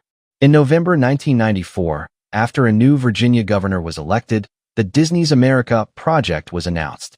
Virginia almost instantly voted for funding transportation and infrastructure improvements to make the theme park viable. Disney also set up 3 banks in Napa, California. These banks made loans to old families in the valley. The trusts and wills for these families were prepared by Stanford University graduates. These individuals sat on the boards of these banks or were connected to them. They charged large fees and knew every trick in the book to rob people of their estates and living trusts. The Stanford graduates, who were connected to intelligence agencies and the mob, used certain code words when setting up their businesses, such as Resource, Evergreen, and Pacific. Many landholders in the Napa Valley region have been intimidated into selling their land. Disney and the government. Just before World War II, the FBI recruited Walt Disney. His job was to spy on Hollywood or anything else that looked suspicious. Documents obtained through the Freedom of Information Act, despite heavy censoring, clearly show that Walt Disney became a paid special correspondent for the FBI. He reported to FBI agent E. E. Conroy. In 1954, Walt was promoted to Special Agent in Charge, SAC, meaning others reported to him. After leaving the CIA, former CIA Director William Hedgecock Webster became a lawyer for the Washington, D.C. firm Milbank, Tweed, Hadley and McCloy. In 1993, when news broke about Walt Disney's FBI membership, Webster worked with the Disney family to cover up the fact that Walt had been an FBI agent. Webster went on television and gave interviews claiming Walt was not connected to the FBI. Why? One of the many things Disney was involved in was the investigation into the disappearance and rape of 6-year-old Rosemarie Riddle on November 21, 1961. According to FOIA documents, FBI agent W. G. Simon met with SAC Walt Disney in Los Angeles about the case. Simon has publicly lied by claiming Walt Disney was never an FBI agent. The paper trail proves otherwise. Why is it so important for the FBI and CIA to hide Walt's government role? The author theorizes that the FBI and CIA are extremely sensitive about revealing that Walt worked for them because the network knows how the FBI and CIA cooperated to procure children for mind control programming. Since Disney and Disneyland played such a major role in mind control, Disney's connection to them, though seemingly minor, sits atop a massive, horrifying secret. Disney during World War II. When World War II began, the government incorporated Disney Studios into the war machine. The military paid Disney for 20 training cartoons, which cost Disney $72,000 to produce. Disney Studios also made secret films for the military. Mickey Mouse and Goofy cartoons were given war themes. For example, The Art of Self-Defense, 1941. How to Be a Sailor, 1944. In honor of Disney's contribution to the war effort, Mickey Mouse was the password used by millions of Allied soldiers during the D-Day invasion on June 6, 1944. Walt Disney produced a film showing Donald Duck paying his taxes faithfully. The film, titled The New Spirit, was very effective in getting Americans to comply with the IRS. In 1946, Disney made a sex education film for public schools titled The Story of Menstruation. For the United Nations, Walt Disney created the It's a Small World attraction for UNICEF for the 1964-65 World's Fair. This attraction was later moved to the theme parks and became a major feature used in mind control programming. After learning about the enormous amount of mind control programming conducted in secret tunnels at Disney, as well as in public facilities, it makes more sense why Soviet Premier Nikita Khrushchev was denied a visit to Disneyland by the U.S. government due to security considerations during his 1959 visit. His security team working alongside American security would have complicated matters for intelligence agencies who did not want Russians near a major programming site. Military connections. Some powerful military men have been connected to Disney films. Two former commanding officers of the USS Alabama nuclear submarine were technical advisors for the Disney film Crimson Tide. Walt Disney was tied to the U.S. government, and recent disclosures show he was tied to the FBI. Walt used his FBI connection to destroy the life of Art Babbitt, who led the 1940 strike against Disney. Babbitt found that everything he attempted afterward was mysteriously sabotaged. Was Walt part of naval intelligence attached to the FBI? Was he part of the FBI's child procurement and mind control operations? The author suggests these are legitimate questions to eye in the 1950s. The Illuminati began organizing covens on the West Coast and consolidating their power. This comes from several independent sources. Likewise, it is clear that Disney did not yet have the political clout in 1953 that it has today. Walt Disney was unsuccessful when he tried to get permission from the city of Los Angeles and the Burbank City Council to build Disneyland, then called Disneylandia, in the Burbank area. One Burbank councilman told Walt, "We don't want the carny atmosphere in Burbank." Ironically, within a few years they gave permission to Universal to build an amusement park in Burbank, which opened in 1964.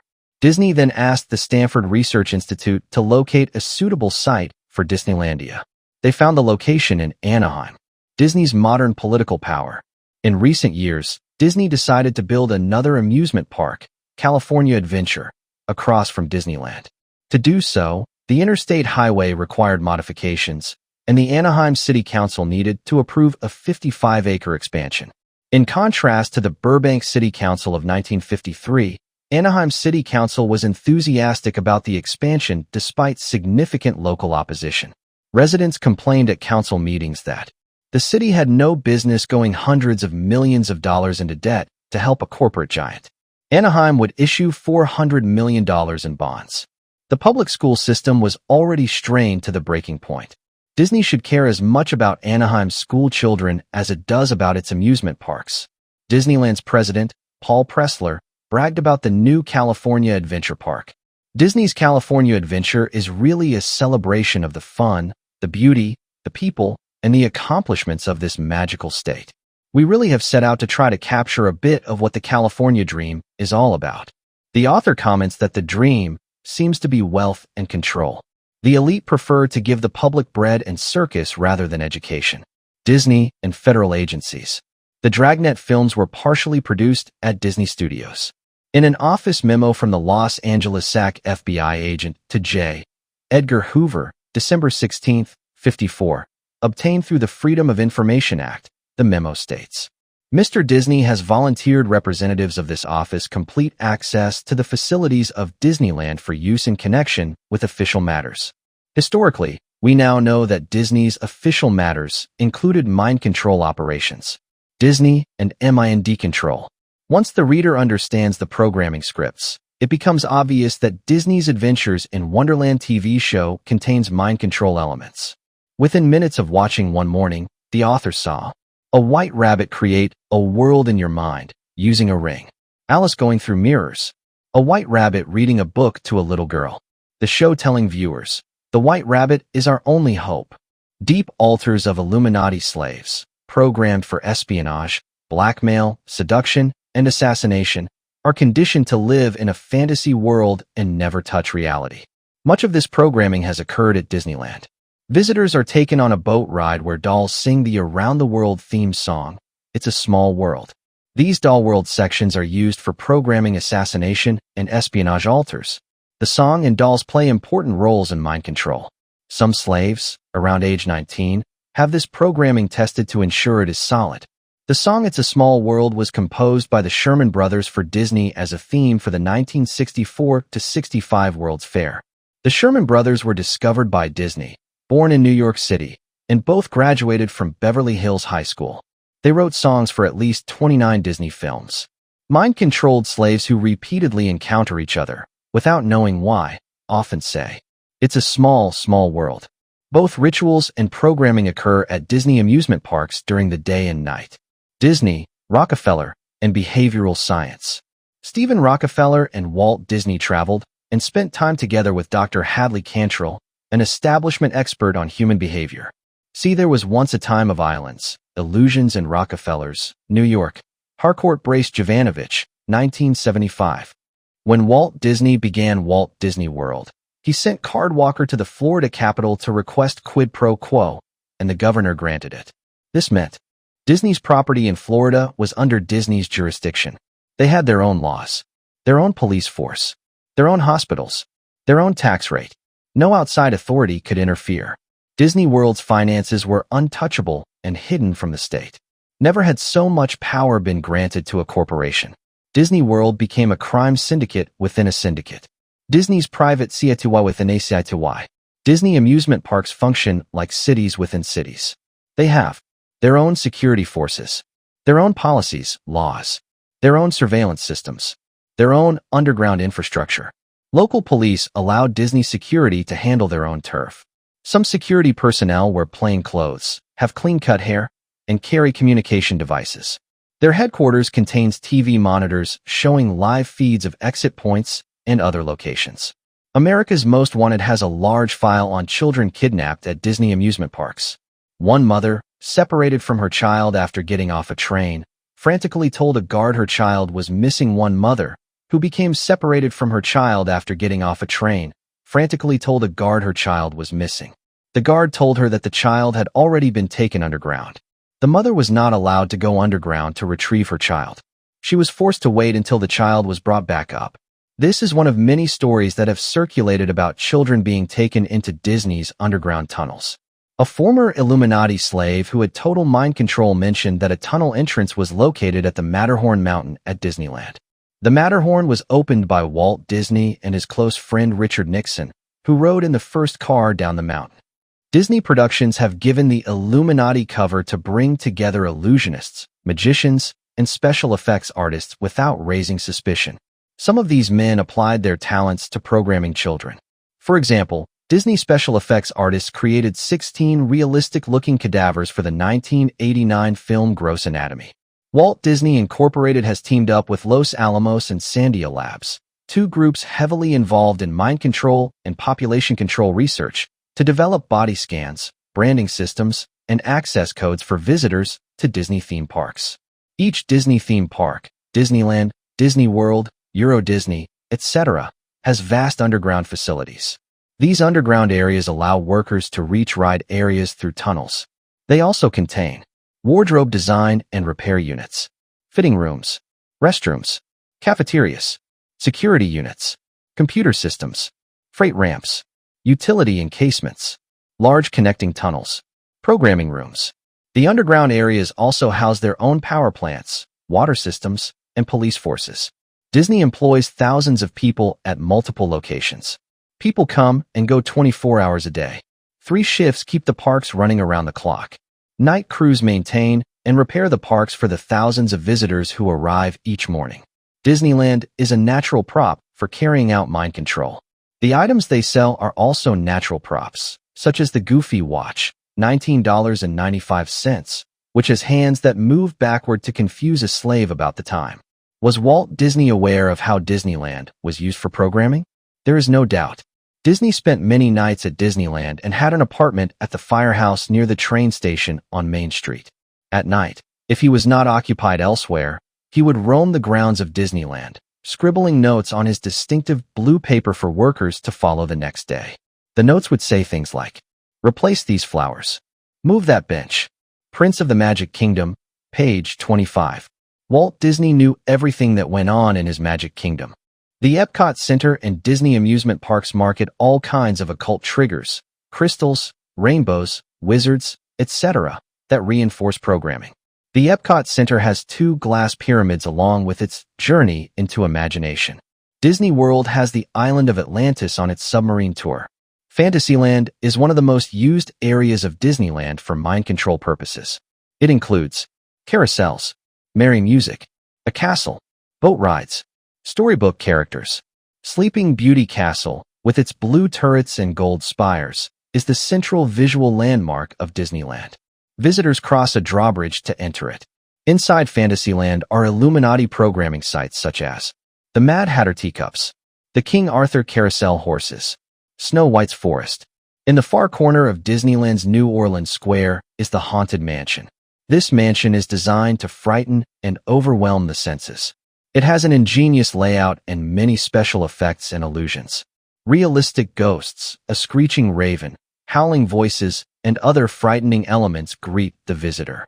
Life-size holograms dance and sync with the music and then fade out at specific moments. A hologram of a woman's head inside a crystal ball speaks continuously. It is a disturbing experience for a small child undergoing programming. Toward the end of the ride, visitors look into a mirror where a hologram ghost appears beside them. Starspeeder is another major programming location at Disneyland. It was created by George Lucas and Disney Imagineers. The technology is borrowed from Star Wars and is similar to military flight simulators used to train pilots. The Disneyland Hotel offers character breakfasts, where children eat with Disney characters if special arrangements are made. U.S. Special Forces, which carry out mind control operations, own 2 hotels near Disney World, and the Mormons own one as well. Knott's Berry Farm, with its ghost town, amusement park, and Charlie Brown themes, is located near Disneyland. One Disney executive founded one of the most horrific trauma-based mind control programming centers in Los Angeles, called Magic Castle, a comedy warehouse. This trauma center contained torture chambers. Children were brought in from South and Central America to be programmed at Magic Castle. A brave LA policeman exposed the operation, for which he lost his job, and eventually succeeded in getting the site shut down. One of Disney's recent ventures is the Disney Institute, which Newsweek labeled the Disneyland of the Mind. Newsweek, March 4, 1996, page 61. A private club called Club 33, located upstairs in New Orleans Square at Disneyland, is believed to be involved in mind control. Cub's Den supervises children's activities at the Wilderness Lodge Resort at Walt Disney World. At Disney MGM Studios, the major attraction is the Twilight Zone Tower of Terror. Guests take a frightening trip through a haunted hotel, culminating in an elevator that drops 13 stories. The ride has been heavily advertised on television. Disneyland now has the Temple of the Forbidden Eye, which is essentially a temple dedicated to the all-seeing eye, the Illuminati symbol. Visitors who wait in line can strap themselves into a ride that violently shakes them through a temple filled with snakes, rats, and mummies. One aerobics teacher reportedly could not walk for 3 days after the jarring experience. The ride is more traumatizing than fun, perhaps intentionally. Disney Vacations for the Elite. Years ago, the author's newsletters exposed Hilton Head Island, South Carolina, as a gathering place for powerful elites, including retired generals and admirals, and as the site of the elite's Renaissance weekend meat market. At one time, Hilton Head Island was private, with imported alligators in the surrounding waters. Entry required passing through security gates with clearance. Later, Disney's Hilton Head Island Resort was mentioned. This resort, built by Disney Vacation Development Incorporated, is located on a 15-acre private island connected to Hilton Head by a narrow bridge. Members of the Disney Vacation Club can exchange time for vacations at Disney and other resorts worldwide. Memberships cost a minimum of $9,412. Melodyland. Directly across from the entrance to Disneyland is the Assembly of God's Melodyland Christian Center, the birthplace of TBN, Trinity Broadcasting Network. The Assemblies of God denomination has been heavily infiltrated by the Illuminati and has been used as a front for programmed slaves. Paul Crouch, president of Trinity Broadcasting Systems Incorporated, was affiliated with Melodyland in 1973 when TBS was getting started. At that time, Melodyland was a wealthy, heavily infiltrated charismatic church with its share of programmed multiples. In 1973, closet homosexual minister Jim Bakker and his wife Tammy Faye, a programmed multiple, were with Paul Crouch in Anaheim at Melodyland. Paul Crouch had been the assistant pastor of Bakker's home church in Muskegon, Michigan. Crouch's right-hand man was Alexander Valderrama, a charismatic Roman Catholic. TBS used an abandoned military base as their TV complex, using hangars as studios. In the early 1970s, ABC aired Bakker and Crouch's early shows on Sunday mornings. Bakker had already launched his career with Illuminatus Pat Robertson and the 700 Club. Jim Bakker later split and went to the East Coast. To help Bakker with finances, Bill Perkins, a former financial analyst for mind control research at Sandia National Labs in Livermore, joined his ministry. Later, televangelist Bakker began building Heritage USA, intended to be a major money-making resort. Backer hired people who had worked for Disney to construct Heritage USA. Backer studied Disneyland, Disney World, and other Disney properties as models. After Disney World opened in Florida, Jim Backer became a regular visitor. Heritage USA's Fort Heritage was modeled after Disney's Fort Wilderness. Main Street was modeled after the Magic Kingdom's Main Street. Disney's wrought iron fencing was also copied. Most people know about Jim Backer's $265,000 payoff to Jessica Hahn to keep her sexual involvement with him secret, his long-term homosexual relationship with his right-hand man David Taggart, and his prison sentence.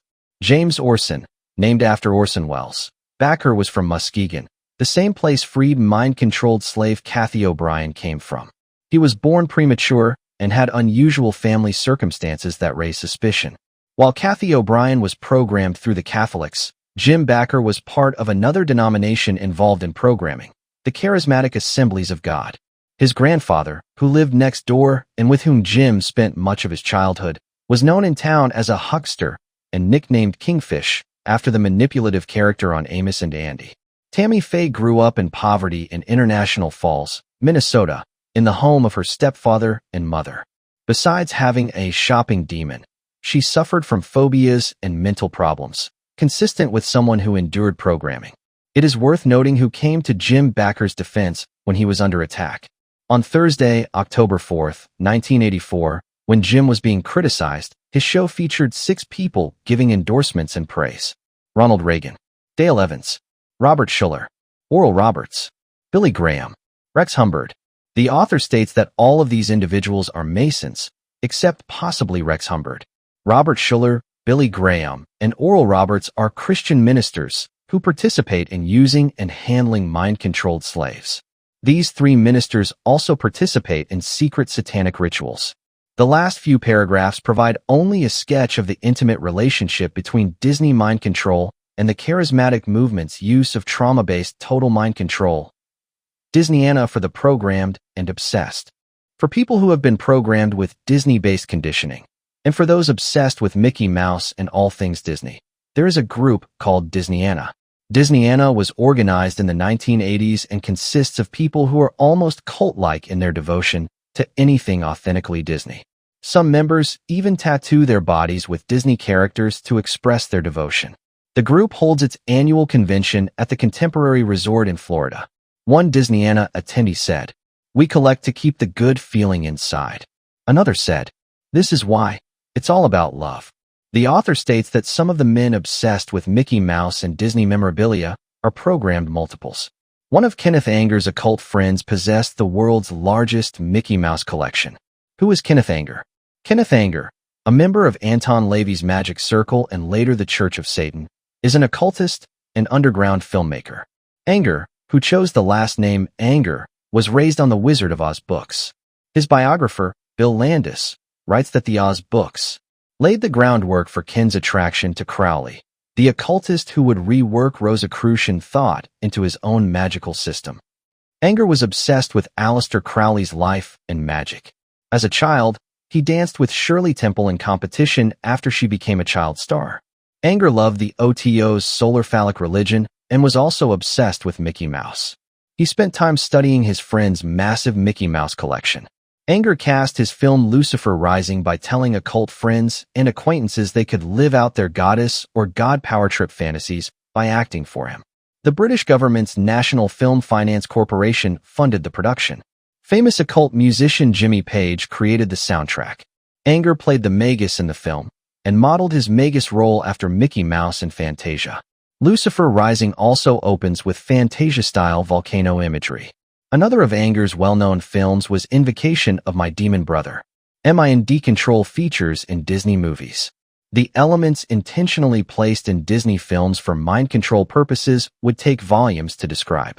A detailed breakdown of how just one Disney movie is used as a programming script follows later. Fantasia is used as the example. A random sampling of features in Disney movies used for programming includes Cogsworth, the enchanted mantle clock in Beauty and the Beast. The doorknob character in Alice in Wonderland, useful for programming doorknob altars. The Blue Yonder, a Disney film about a boy who time travels. Time travel themes are used to disrupt a victim's sense of time. Animated alphabet, where letters come alive. Useful for programming. The 1982 Disney film Computers Are People Too.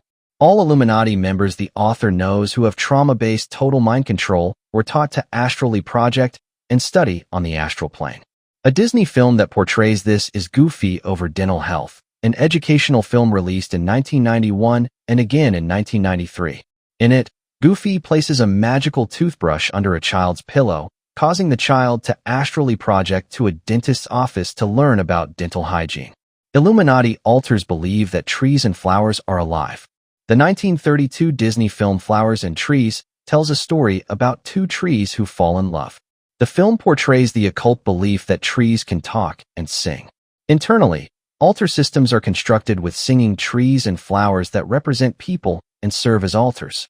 These singing trees give internal codes to move altars where they need to go. Return to Oz, 1985. This Disney film begins with a girl who is believed to have psychological problems because of her stories about Oz. She is warned not to talk about Oz. She is taken to a psychologist wearing a large ruby ring, who tells Dorothy that electroshocks will not hurt her and that they are at the dawn of a new age. Dorothy is told her memories are just dreams caused by excess electrical current in the brain. She is sent to a mental institution to receive shock treatments for talking about Oz. A lightning storm interrupts the shock treatment, and when Dorothy sleeps, she awakens in Oz.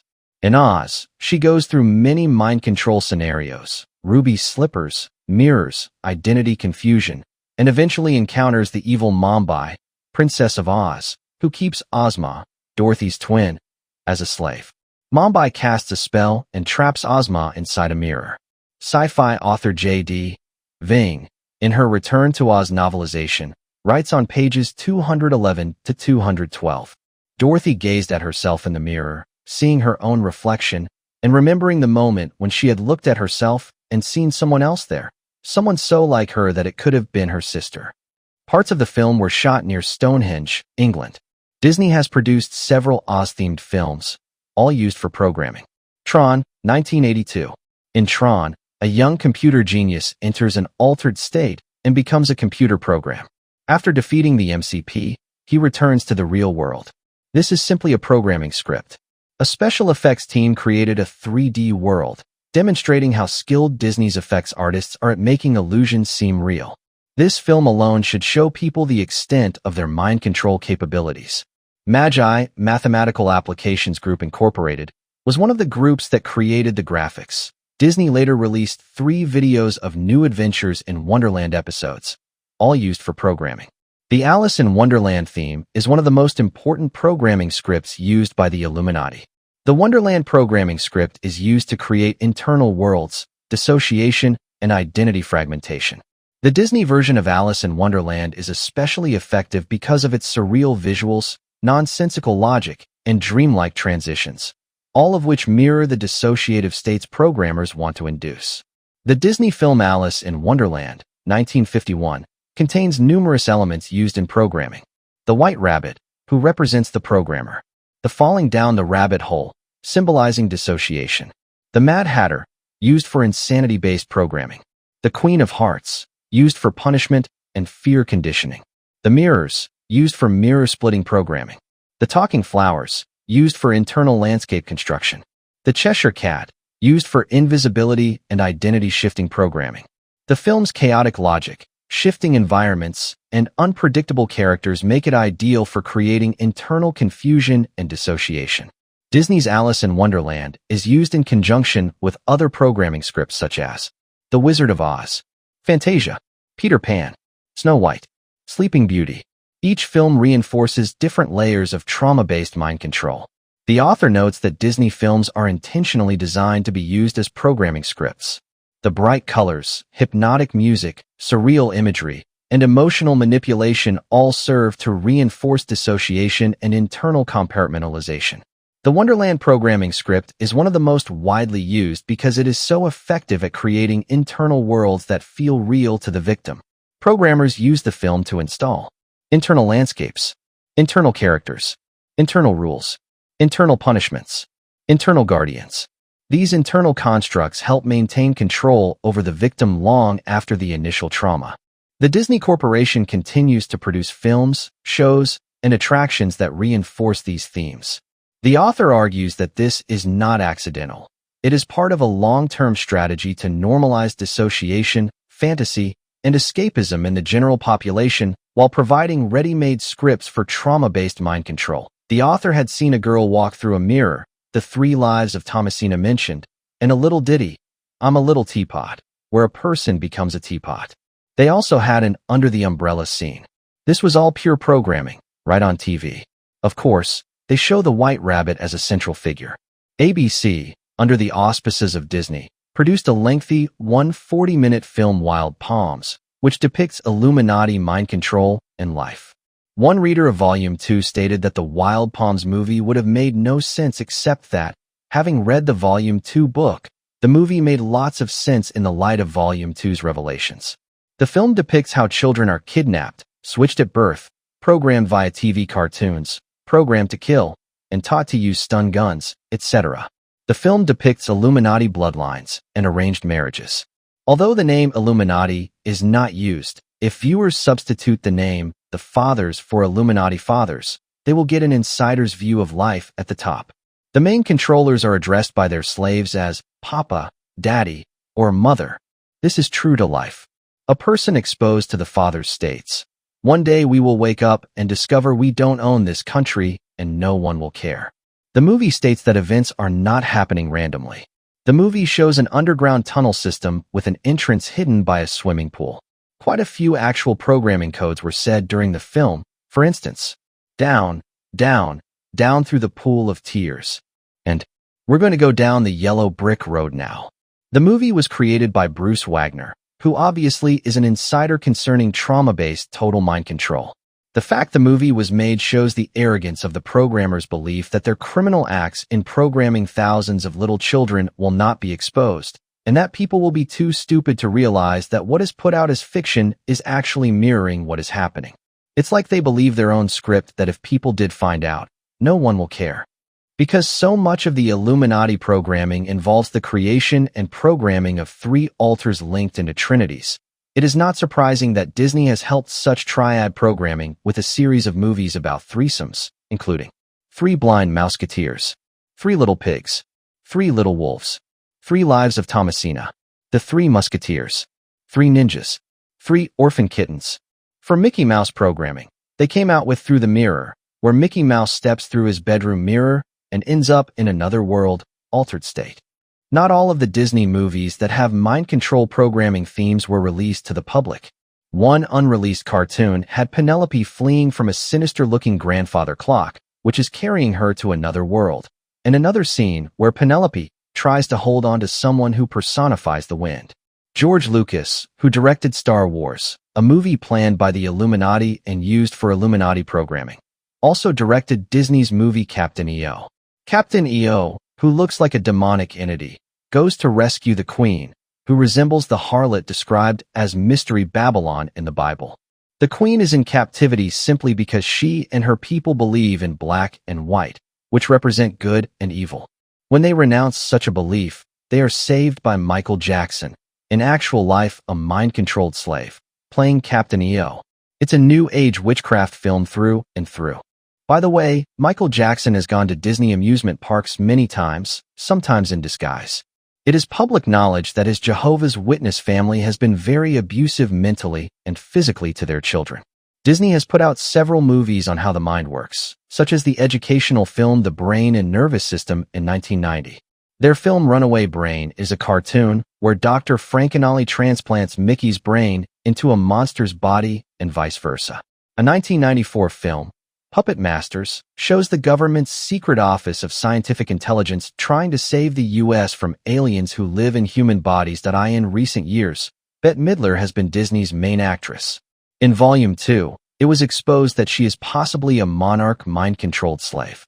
She is famous for her mood swings, switches in personality, and she had a mental breakdown in 1985. Her eyes and body gestures are those of a programmed multiple. She has gone out on tour for Disney without making money, and she is best friends with Jeffrey Katzenberg, second in command at Disney. Jeffrey Katzenberg, by the way, is extremely disliked by his counterpart Sid Sheinberg. Bette Midler plays Stella in the movie Stella. Stella is an occult name. In the movie, the script seems tailored for Bette Midler and for someone who is a programmed slave, rather than the actress fitting the role. At the movie's end, Stella, Bette Midler, attends her own daughter's marriage by peeking in a window and watching from the outside. This is the script they give to many of the parts of a slave, so that they feel unworthy and feel like they are always on the outside looking in at life. Many parts, personalities, of slaves find it hard to connect with real life because they feel they are on the outside looking in. And then, in true Disney fashion, Disney had Bette Midler play the role of the lead witch in Hocus Pocus. The movie Hocus Pocus does some hocus pocus of its own. While pretending to make fun of witchcraft, they actually teach witchcraft. They do make the three witches look comical. By the way, the three witches stand for the maiden-mother crone combo that the Illuminati reverence. Disney subtly works in deep occult things, such as the all-seeing eye on the cover of the book, the little girl promising the cat, who is a familiar spirit, that her descendants would always care for it. True, because the cat was a generational spirit. The cat is killed in the movie but can't die. And Bette Midler, as lead witch in her costume, which has some Mother of Darkness symbolism on it, states as she gets ready to take the life force from an innocent girl. We want to live forever, so we take children's lives. This is wholesome entertainment for children? The Disney capacity for deception extends to its own workers. PR men recruit young people for its Disney College program. They tell the young people what a great stepping stone it will be for their careers. They have been known to make it sound like the greatest thing in your life. Kids come from all over the country due to the slick recruiting tactics to work for Disney. They are then housed in Disney housing, given menial jobs, and paid low wages. Most people in the college program leave disillusioned. If the worker happens to think of a great idea, Disney officials have been known to steal the idea. And because the worker was working for Disney, the worker will find that they are unable to get any credit or money for the idea that Disney steals and makes millions off of. One uncredited creator of a Disney sale item said, "Literally, they're using everybody." The text then transitions into the discussion of mind control foundations. To build a dependable altar system means that the worlds need a solid foundation. Fantasia has provided the means to get a solid foundation for the internal worlds that the Illuminati slaves have in their minds. It is also a masterpiece in coordinating color and music. The Disney film Fantasia, which premiered on November 13, 1940, at Broadway Theater in NYC, was a financial disaster as a movie, but was an Illuminati programming masterpiece. The film was released to theaters in 1940, 1946, 1956, 1963, 1969, 1977, 1982, 1985, and 1990 in order to catch every generation of children. The video was released in 1991. During programming, much of the child slave's mind will watch the film. One particular part, altar, will be forced to memorize everything in the film. This small part, small altar, is well hidden in each victim's mind. This small altar, who has a vivid and total recall of the film Fantasia, is locked carefully away so that only an access code will pull him or her up. Watching the videotape Fantasia is not going to pull this altar up. The programmers pull this altar up when they have a clean slate altar. When they are taking a clean slate of the mind, they will pull the clean part up and have the altar who has memorized Fantasia throw its memory onto an internal big screen. The internal outer space, also called Rubicon, is shaped like an amphitheater and functions as a vast screen for replay. There is an internal ball or sun created via the lighting effect of the movie Fantasia, so that the movie appears projected in the mind as on a globe. And the Fantasia film images hit this internal globe and go circular in the mind and spin through the system. The programmer will then say to the new part, "This is what I want you to create. This is what we need." In this fashion, Fantasia has provided the programmers with their primary tool for taking a dissociated clean slate part of the mind and manipulating it to become a new workable part within the system. The young part that holds the entire Fantasia memory is strategically placed in the system so that it can be called up from any place in the system. No matter where the programmer is working in the system, he can access this small altar whose function is to remember the movie. Most of the system will go into a trance sleep if shown the movie. The front, as well as most of the system's altars, will be totally amnesic to having ever seen the movie. Since the programming put in with Fantasia is so fundamental, it should come as no surprise that the programmers have done an excellent job in protecting this programming from everyone, including the slave. Abreacting the film for many alters could rip the system apart, because after the film is memorized, severe trauma begins to be overlaid and attached to the film. There may be some small alters that still carry tiny bits and pieces of memory of the movie, but only one will really remember it. The following script will be a running account of how Fantasia has been used as an important preparatory film for Illuminati trauma-based mind control to train the victim's mind to visualize the programming that will be layered in. The time clock will begin when the feature film's action begins and will run its entire 116 minutes. This will give the researcher of mind control a blow-by-blow description of how a Disney movie is used for programming. The film was often shown to child victims around 3 to 4 years of age on a widescreen while the child was under a guided LSD trip. Prior to the use of LSD, other drugs were used. A Grande Dame or Mother of Darkness often worked with the Illuminati programmer as an assistant programmer. The scripts and the programming have already been discussed prior to showing the child the film, so the programmers know the direction they want to take the child and will tailor some of what is said to the child victim to individualize the programming. When a 3 or 4-year-old is shown Fantasia on a hypnotically prepared and controlled LSD trip, the colors and effects of Fantasia are increased about 10 times. The film is realer than real to the child. The movie will not be shown just once, but over and over so that the scripts are ingrained into the mind. The imagery for the child's internal world will be well established, because the big screen movie, enhanced by both the drugs and the bright colors of the artwork, will seem more real than life itself. At this time, the child is a multiple, but the walls between the various parts of the mind are not solid, more like the walls between ego states in an adult non-multiple. A large part of the 3 or 4-year-old child system will be allowed to view the film, including the Christian parts. Then the entire system, with the single exception of the alter carrying the entire memory of the film, will be hypnotically told to forget having seen the film. Years later, the front alters will not remember having seen the movie, but they may have a strange dislike for the film. They may find that they can't identify where their feelings of dislike stem from. The child victim will watch the movie with its programmer and assistant programmer one-on-one, with no other children in the room. The child will watch the film repeatedly and be grilled about what is in the movie. The child will see the movie so many times in such a vivid form and will be tested to the point that the movie will be memorized. But it will be hypnotically locked up in the subconscious by the programmers, so that it forms a base for the mind to begin building programming, but will remain hidden from the conscious. At the time the Fantasia film was made, the Illuminati had been creating trained multiples for years, but they knew they wanted to program the different personalities in accordance with the best mind control techniques of the day.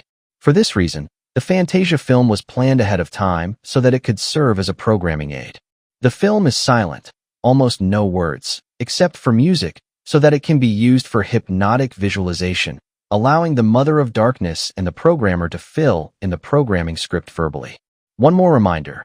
The sentences that are in all caps in the script are things that the programmers are saying to the child victim as the child watches the film.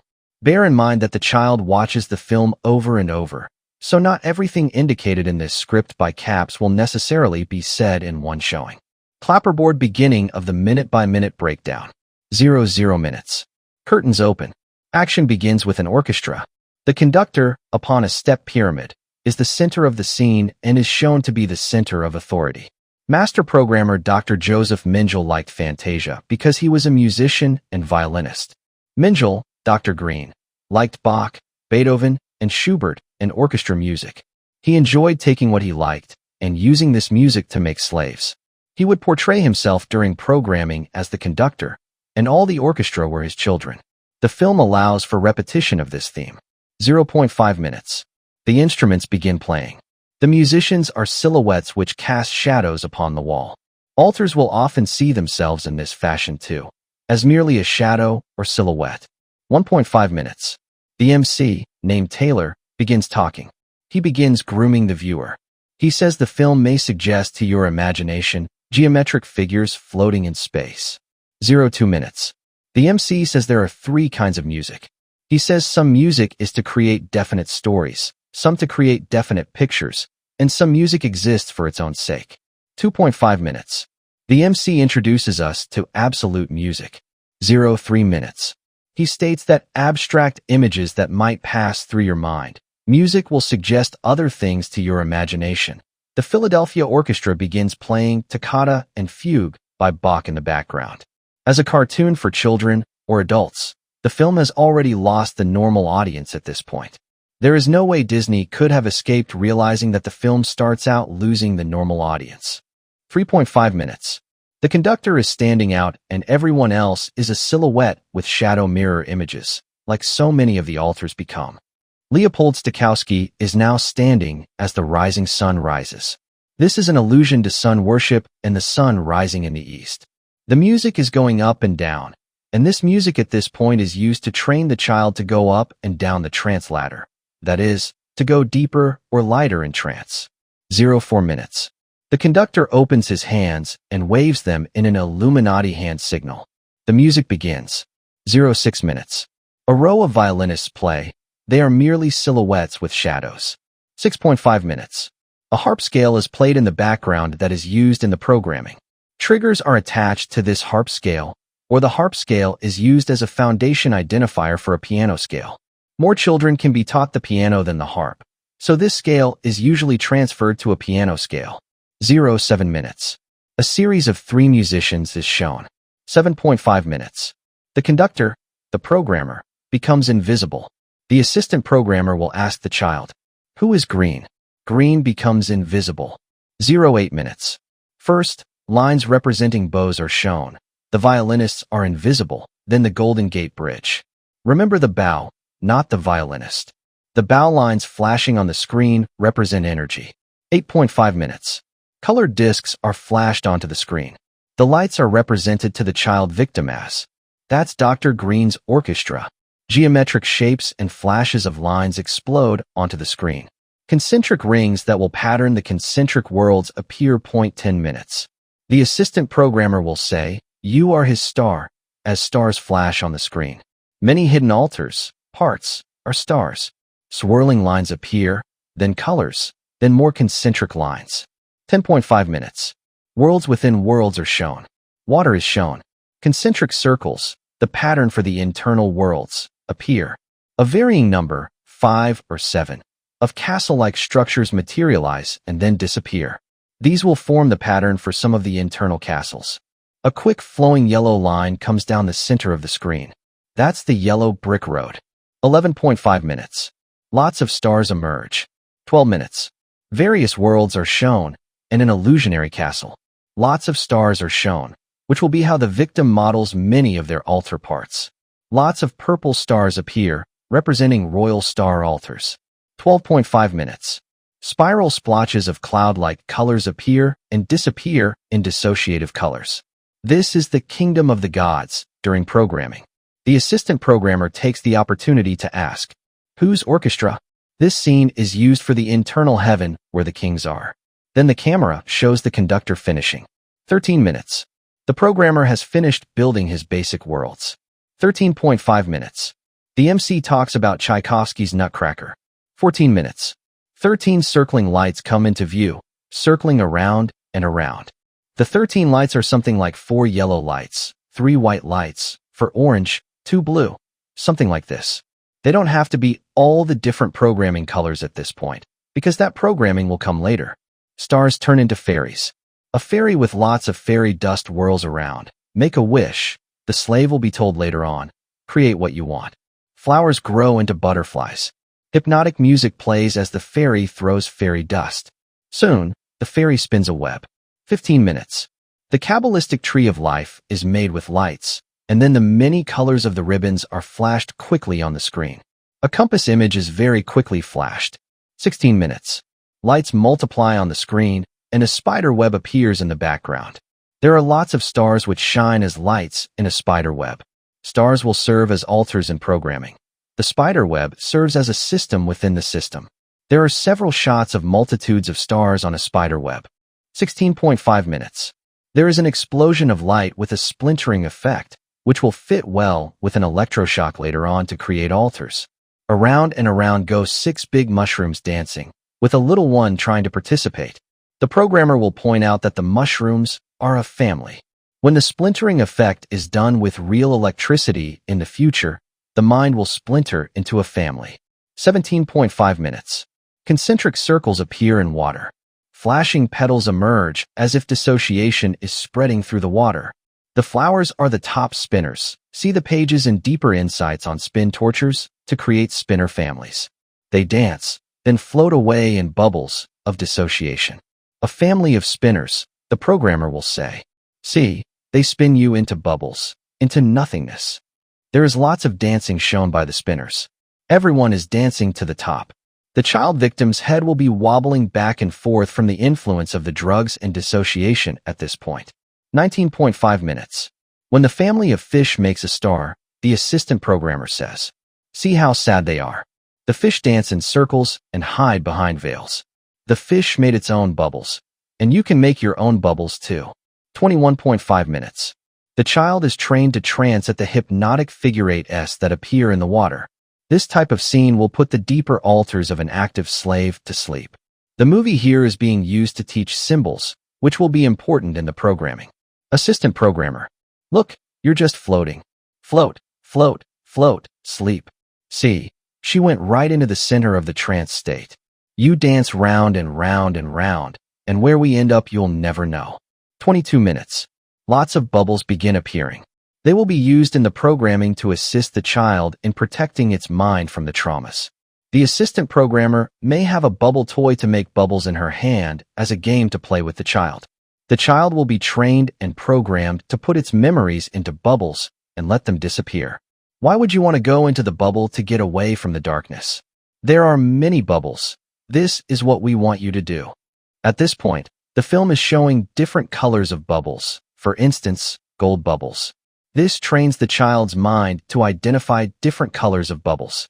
The bubble fish flower scene continues. Don't you feel like that fish? Round and round you go. Dissociation encouraged. The fish continues spinning in a dissociative loop. The fish swim in graceful, perfect figure 8s, which have a subconscious hypnotic induction message to the victim. Sleepy little fish is said when the music becomes hypnotic. You're sleepy and you're tired. This is nothing but a dream. All the diamonds are all around, not you. In other words, this teaches the child that their entire internal world can be around them, but you don't know that it's you. The child begins to lose the ability to realize that other parts of itself belong to itself. They are only stars, etc. The fish changes into another character. Flowers appear in different colors of the color coding: red, green, orange, blue, white. All of a sudden it gets still. Listen closely. 22.5 minutes. Eyes shine in the darkness. Everything is fine. You just relax. Silhouettes appear, representing fish, altars, and people, who are there but unseen, behind the veil like silhouettes. They aren't there. If you see them, they aren't real. They look like a flower. When you see them, you won't see a child. You will see a flower. The silhouette veil gives the child the sense that something is there, but not there. 23 minutes. Different plants appear and dance. This part of the movie is very important in structuring. The plants separate into many plants and flowers, multiplying on the screen, but at the end they solidify into a single plant. This teaches the "you are one but you are many" concept. Families always work together. Whether you are blue or yellow or green, families always work together in harmony. 24 minutes. Bubbles all have a life source. There, look, what's in that bubble? 24.5 minutes. You can have your own orchestra. Fruit on the tree is shown, which will be the basis for how they hang the programs, the fruit, in the internal world. Note the colors: orange, white, yellow, purple, blue, green. 24.5 minutes. Fairyland appears on the screen. The fairies awake and fly through leaves. There's your fairies. She is very magical. She can create anything, and so can you. The fairies are so magical. When the core is first split, the parts of the mind that are creative are taken and used to create the fairies. The programmers will only take these original creative splits. They will not try to get fairies from further torture. The fairies are the creative parts of the child, Parts that the child has splintered will be the number of fairies created. These parts of the mind receive very heavy programming. They are core splits.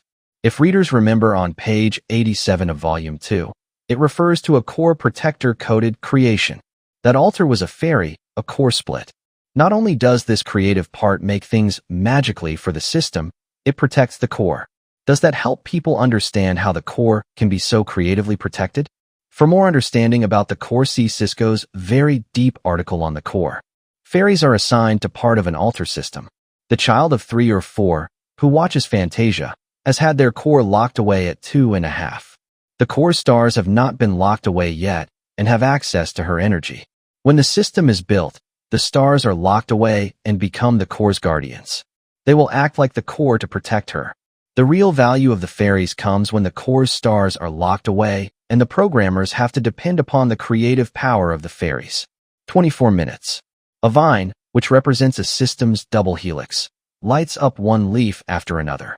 The leaves are staggered, alternated, and they light up in sequence, which teaches the child the foundation of how they will create the DNA helix and its staggered exit permissions.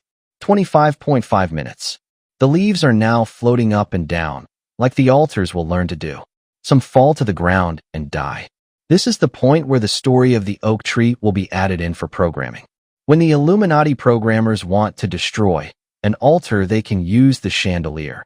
MT 622-23 torture mentioned on page 310 of the Volume 2 formula book, and then have the splintered altars become leaves that fall to the ground and die. After this, these disobedient and now dead altars can be taken and dissociated from their memories. The memories are locked up someplace permanent within the mind. 26 minutes. Out of a leaf-like box comes a series of fairies. The child is taught to put things, such as altars, in boxes of various shapes. 26.5 minutes. Leaves blow in the wind. Fairies cover things and keep them safe. 27 minutes. Fairies continue flying around. The seasons are passing in sequence. An internal green-skirted fairy will be connected to the internal hourglass during the programming. 27.5 minutes. The fairies quit flying and skate on ice. The season has turned to winter. 28 minutes. A winter scene. The 4 seasons have come to an end. 28.5 minutes. A sorcerer is introduced by the MC. The sorcerer is shown and then his assistant or trainee, who is Mickey Mouse. Mickey Mouse wants to be creative and magical like the great wizard. Mickey Mouse sees the power that the sorcerer has and wants that power. What is really being subtly portrayed here is the programmer, the wizard, and the core's creative splits, Mickey Mouse. Showing the programmer as a great wizard is actually accurate. The top programmers are all grandmasters in the Illuminati and are very much into witchcraft. 29 minutes. The sorcerer, wizard, is shown again. This time the wizard, with his skull beside him, creates from his witch's cauldron a big colorful butterfly, which is forever changing. The great wizard magically creates the big colorful butterfly and then shatters it into countless splinters. 30 minutes. Mickey sneaks around and grabs the magic hat. The magic hat is one of the few things in the film that doesn't mean anything for the programming. It merely has witchcraft symbols. Then a magic broom appears. 30.5 minutes. The broomstick comes alive. The broomstick imagery will be used to help create the pancake people, ribbon altars who will haul the internal computer messages. The broomstick person in the film hauls buckets of water. The child is having story after story layered in over a period of time, which are being skillfully constructed toward a programming end. 31 minutes. Mickey as the apprentice sorcerer, in a sense the victim who the programmer is training, manipulates the broomstick person. The child, Mickey, can do what the great magician did. You can tell your mind what to do. You get power by learning to be creative. Mickey and the victim become mirror images of the wizard. 32 minutes. Then the sorcerer sits on his throne, and while on the throne acts like the conductor. Here is a subtle mental tie-in that Mickey is playing the role of programmer, conductor, and is sitting on an Illuminati throne. 32.5 minutes. Mickey in the film is clearly shown leaving his physical body and astrally projecting himself. This again lays the mental foundation for the child to leave its body mentally and either hover over its body in dissociation or travel somewhere via astral projection. 33.5 minutes. Mickey begins conducting waves. Then Mickey begins going through the different magic spheres, conquering the different spirits. 34 minutes. Mickey wakes up back in his body and is in trouble with rising water, a water trauma. Mickey is thrown into the water. 34.5 minutes. More water continues to flow. 35 minutes. All of a sudden, without any continuity of action, Mickey gets an axe and kills the broom by splitting it. The broom dies and then multiplies when it comes back to life. 35.5 minutes. Water is being thrown in by the brooms while Mickey throws water out. 36 minutes. All of a sudden, a hypnotic vortex sinks things in during the film. 36.5 minutes. The brooms all march in an army while Mickey reads his magic book. Mickey then uses his magic book as a lifeboat when he gets whirled into a vortex. 37 minutes. At the bottom of vortices in the Illuminati programming, the programmers place guardian demons. In Fantasia, when Mickey gets to the bottom of the vortex, there is a guardian there to meet him. 38 minutes. The conductor and Mickey Mouse shake hands. Mickey congratulates the conductor and then the conductor says, "Mickey, you've done a good job." 39.5 minutes. The MC says, "Imagine a lonely, tormented little planet spinning in a sea of nothingness." 40 minutes. A swirl of stars in a galaxy appears. Swirls of comet-like lights flash by. Many worlds there. 42 minutes. The face of the planet emerges. 42.5 minutes. Lots of volcanoes erupt on the screen. 45 minutes. Oceans, water, and fire are coming into being. 47 minutes. A calm occurs in the action. 47.5 minutes. The screen gets dark except for an amoeba, which becomes two amoebas. 48.5 minutes. If God can make a fish, you can make a fish. You can do anything. You can be anything. 49 minutes. Dinosaurs appear. 50 minutes. Dinosaur birds swoop down and grab prey. 51.5 minutes. Fierce dinosaurs protect the swamps. 52 minutes. More swamps appear. 54 minutes. Fierce Tyrannosaurus Rex chases dinosaurs. 54 min. Fierce Tyrannosaurus Rex chases dinosaurs. This chase scene is especially frightening to a young child on an LSD trip. Long-necked snake-like dinosaurs appear. They may be reframed as a demon. The assistant programmer will say, "Look, the seed of Satan. That is a demon." While the child watches, they reframe the huge dinosaurs as being demons. Pictures of reptilian-looking demons will be shown to the child too. At that age, the child is not going to see the difference. A note for therapists: some demons may actually be important parts of an altar system and are being used to protect unauthorized users from entering important areas of the system. 55 minutes. The dinosaurs fight. The Tyrannosaurus kills another dinosaur. This is used to build fear and to reinforce the idea of guardian demons and internal monsters. 56 minutes. The dinosaurs begin to die. The land dries up. The child is told, "If you don't obey, you will dry up and die like this." The scene reinforces obedience through fear. 57 minutes. The dinosaurs collapse. The assistant programmer will say, "See, they didn't listen." The child is conditioned to associate disobedience with destruction. 58 minutes. A desert appears. Wind blows sand across the screen. This becomes the basis for internal deserts, barren places inside the mind used for isolation programming. 59 minutes. Skeletons of dinosaurs are shown. The assistant programmer will say, "This is what happens when you don't do what you're told." 60 minutes. A lightning storm begins. The lightning is reframed as the programmer's power. The child is told, "The master can do this."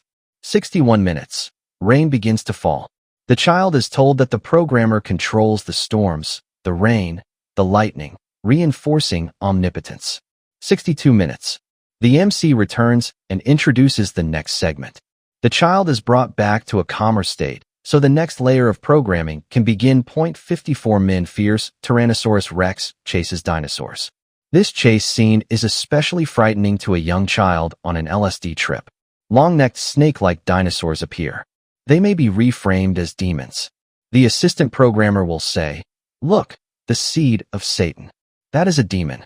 While the child watches, they reframe the huge dinosaurs as being demons. Pictures of reptilian-looking demons will be shown to the child too. At that age, the child is not going to see the difference. A note for therapists: some demons may actually be important parts of an altar system and are being used to protect unauthorized users from entering important areas of the system. Python snake. T-Rex is also known as Leviathan, a demon that inhabits the Kundalini spinal column and causes pain in the victim. He is written about on page 302 in our Volume 2 book. In the film, a long, fierce struggle between T-Rex and other dinosaurs ensues. 55 minutes. The dinosaurs begin dying and soon die. The Lord doesn't like them. This will later be reframed that if parts integrate, they are to die. If someone tries to get into the system, the altars are to bury themselves deep like these dinosaurs do in the film. 56 minutes. Dead bones appear. 59 minutes. Mountains soar out of the ground into eminence. 59.5 minutes. It gets stormy on the screen, winds and floods appear. 60 minutes. Stillness comes as the sun rises. 61 minutes. The sun sets. During the programming, this may be reframed as the moon setting. It can be both or either. Remember, the programmer is working with the child's creativity. Various scenes during the film show the moon in different phases, which is important for bringing in programming concepts like Mr. Moon. 61.3 minutes. The orchestra is now playing. Music is an important part of mind control programming. The effect of music on the mind and body has been studied.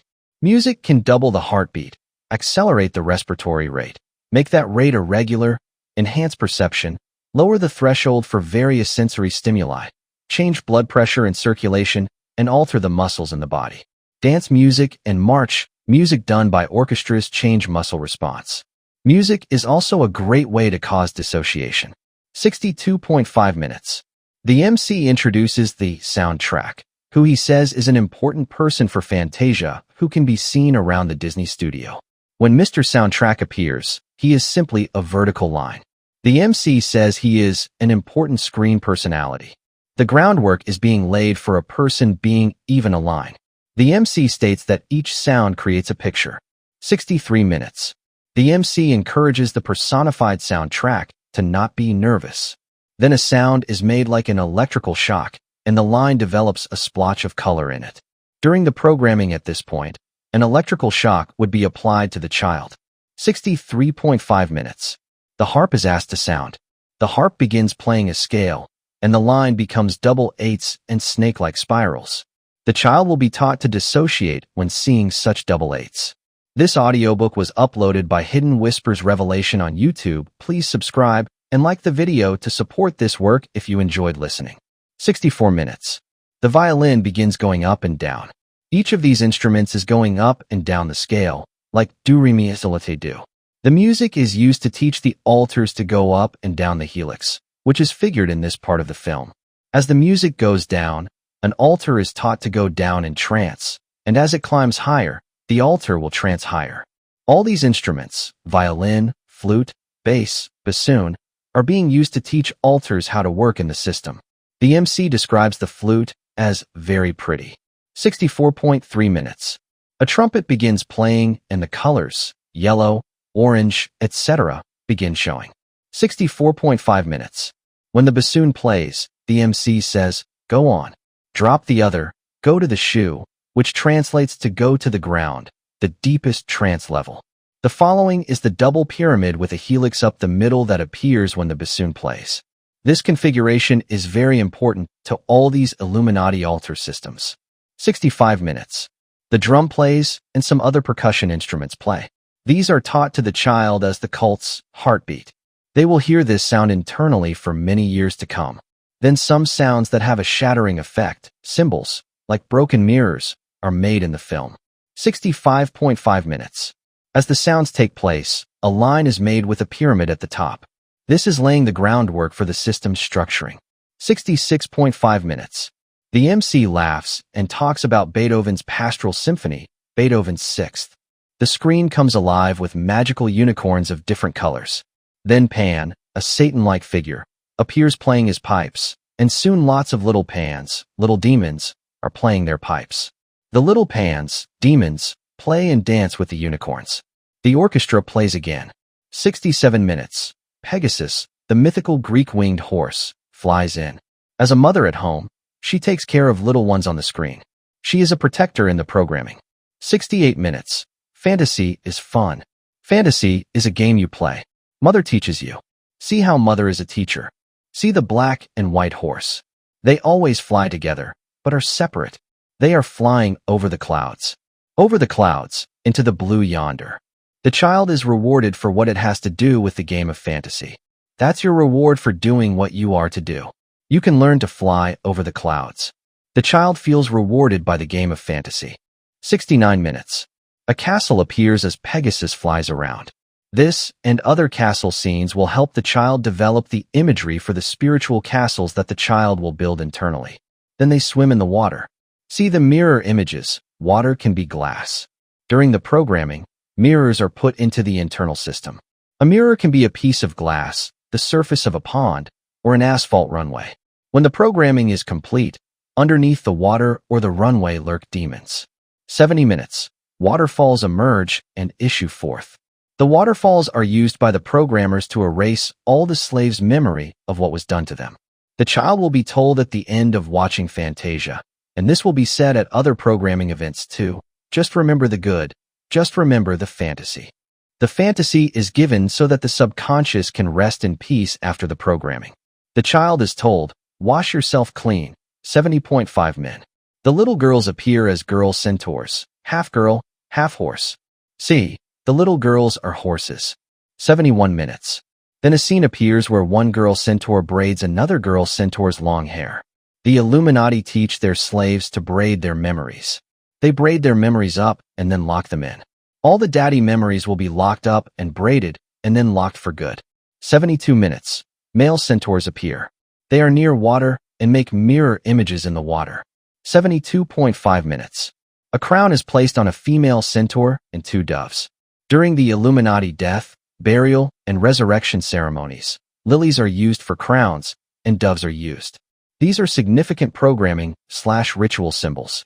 The female centaurs look at the male centaurs. This will be reframed as, a system can have both male and female parts. 73 minutes. Starting with one female centaur, the females act seductive to the males, who then respond. For bras, the females have bras of daisies. The Volume 2 book explained how the daisy programming is a life or death type program. Vivid colors are used for each centaur. For instance, one may be purple and another a different color, which sets the groundwork for altars to have different access color codes. Altars do not usually see themselves as being in different colors, although it does happen. 73.8 minutes. A marriage takes place between the centaurs. The programmers catch these nuances of the film and use them. The marriage here teaches the child to be acquainted with the arm-in-arm marriage ceremonies.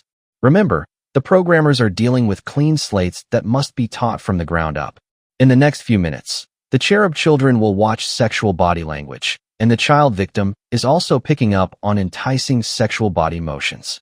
74.2 minutes. The centaurs go swimming. Feel like a little girl with a horse's body. 75 minutes. Little cherubs are dancing and flying around. When pictured, the artists at times single out 3 cherubs who blow flutes together. The female centaur appears, who is fair-haired, blonde, and blue-eyed, which is what the Illuminati like. When she hears the tone of the flutes, she goes into a trance state and walks with her eyes closed.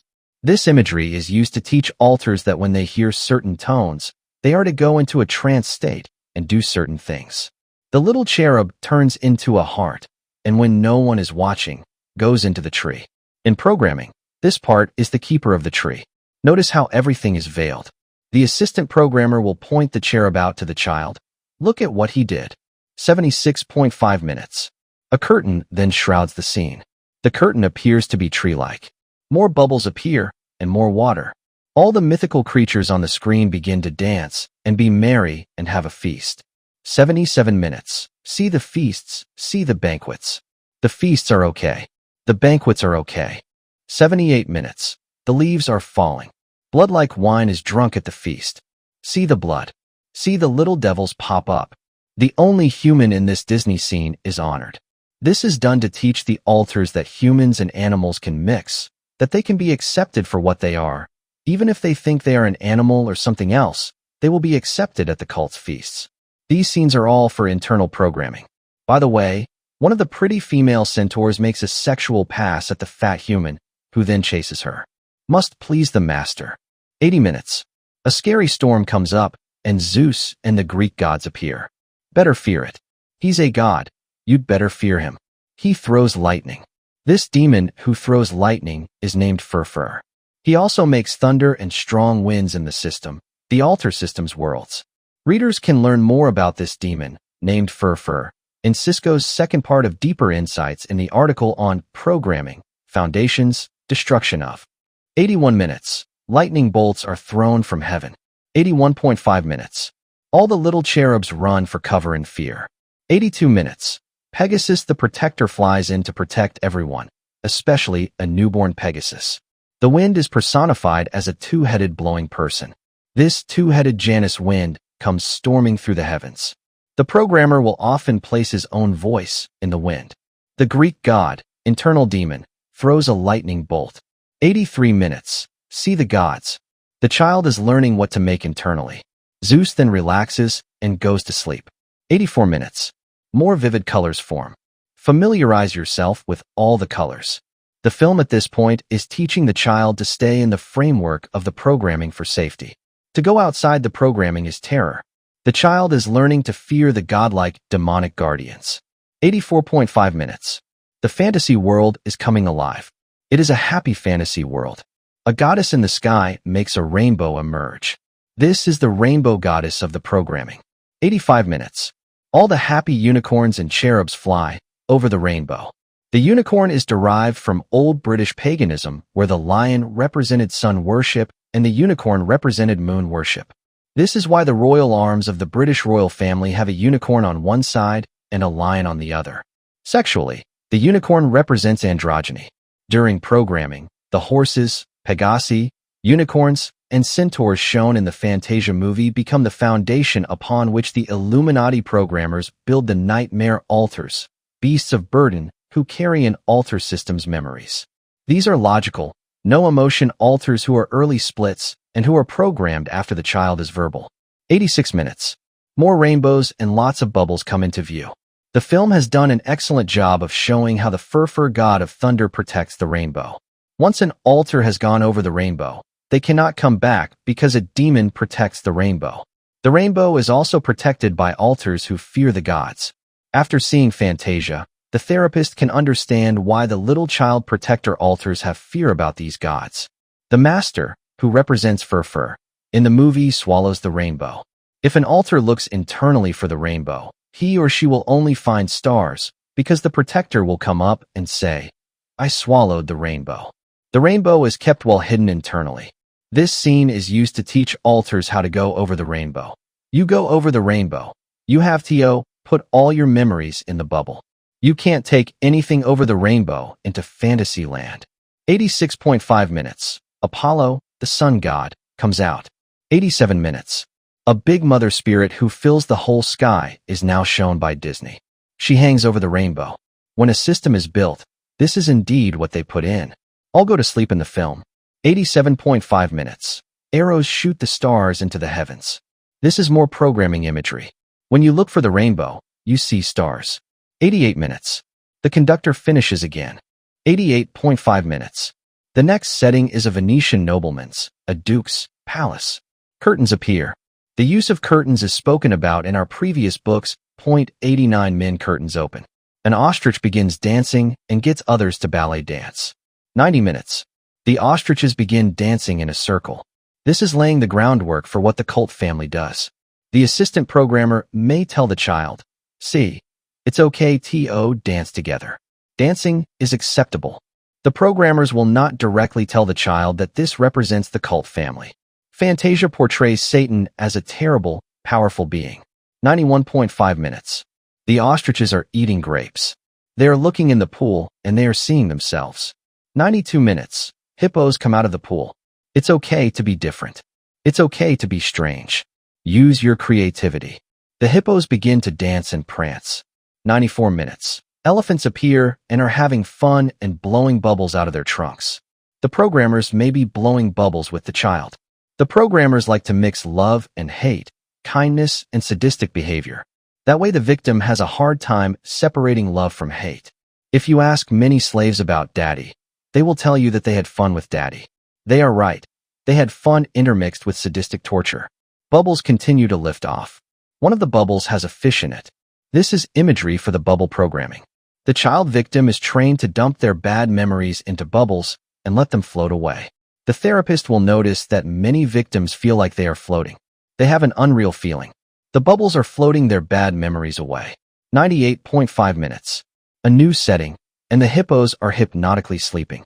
3 sinister alligators that remind one of the 3 primary programmers appear. The 3 alligators have robes that hide them, and shadow images of themselves lurking behind them. The alligators are trying to get the hippos. The 3 alligators are portrayed like the programmer is, someone to fear, love, and respect all at once. The hippo is running away and dancing. The alligator dances with the hippo, but makes menacing attempts to eat him. A flying hippo lands on an alligator. Elephants, hippos, and alligators are shown. The elephants, ostriches, hippos, and alligators all dance in Fantasyland. 100 minutes. The scene is dancing. Do what you're told, and we will have fun. 101 minutes. The MC announces the next part as the struggle between the profane and the sacred. The conductor stands in a silhouette that suggests the same pose that the upcoming Satan takes. 102 minutes. A high dark mountain with a castle looms in front of the viewer. A winged, fearsome Satan figure raises his wings. His wings are sectioned like fingers with claws and will form the imagery of the demon Malebranche, whose satanic claws hang over the altars and terrorize them. In the illustrated guidebook, the reader will find lots of these claws in the pictures lurking in the background. A child victim will be taught to fear the hands of the programmer, Satan, and Malebranche. The wings, hands with claws, open, and Satan is portrayed as an awe-inspiring figure. By the way, the word maleficia means evil misfortune caused by witches. The witch in Disney's Sleeping Beauty has the demonic name of Maleficent. 102.5 minutes. Satan begins raising the dead skeletons. This provides a foundation to layer in the valley of the dry bones coming alive with armies of skeletons. 103 minutes. The film also has some images at this point that will help with the foundation for the Armageddon programming. Satan calls everything to himself. 104.5 minutes. The Hell Pit is shown. This is laying a foundation for the Hell Pit with all its demons. All kinds of vivid colors are shown in hell to make the scene more real than real for the child victim.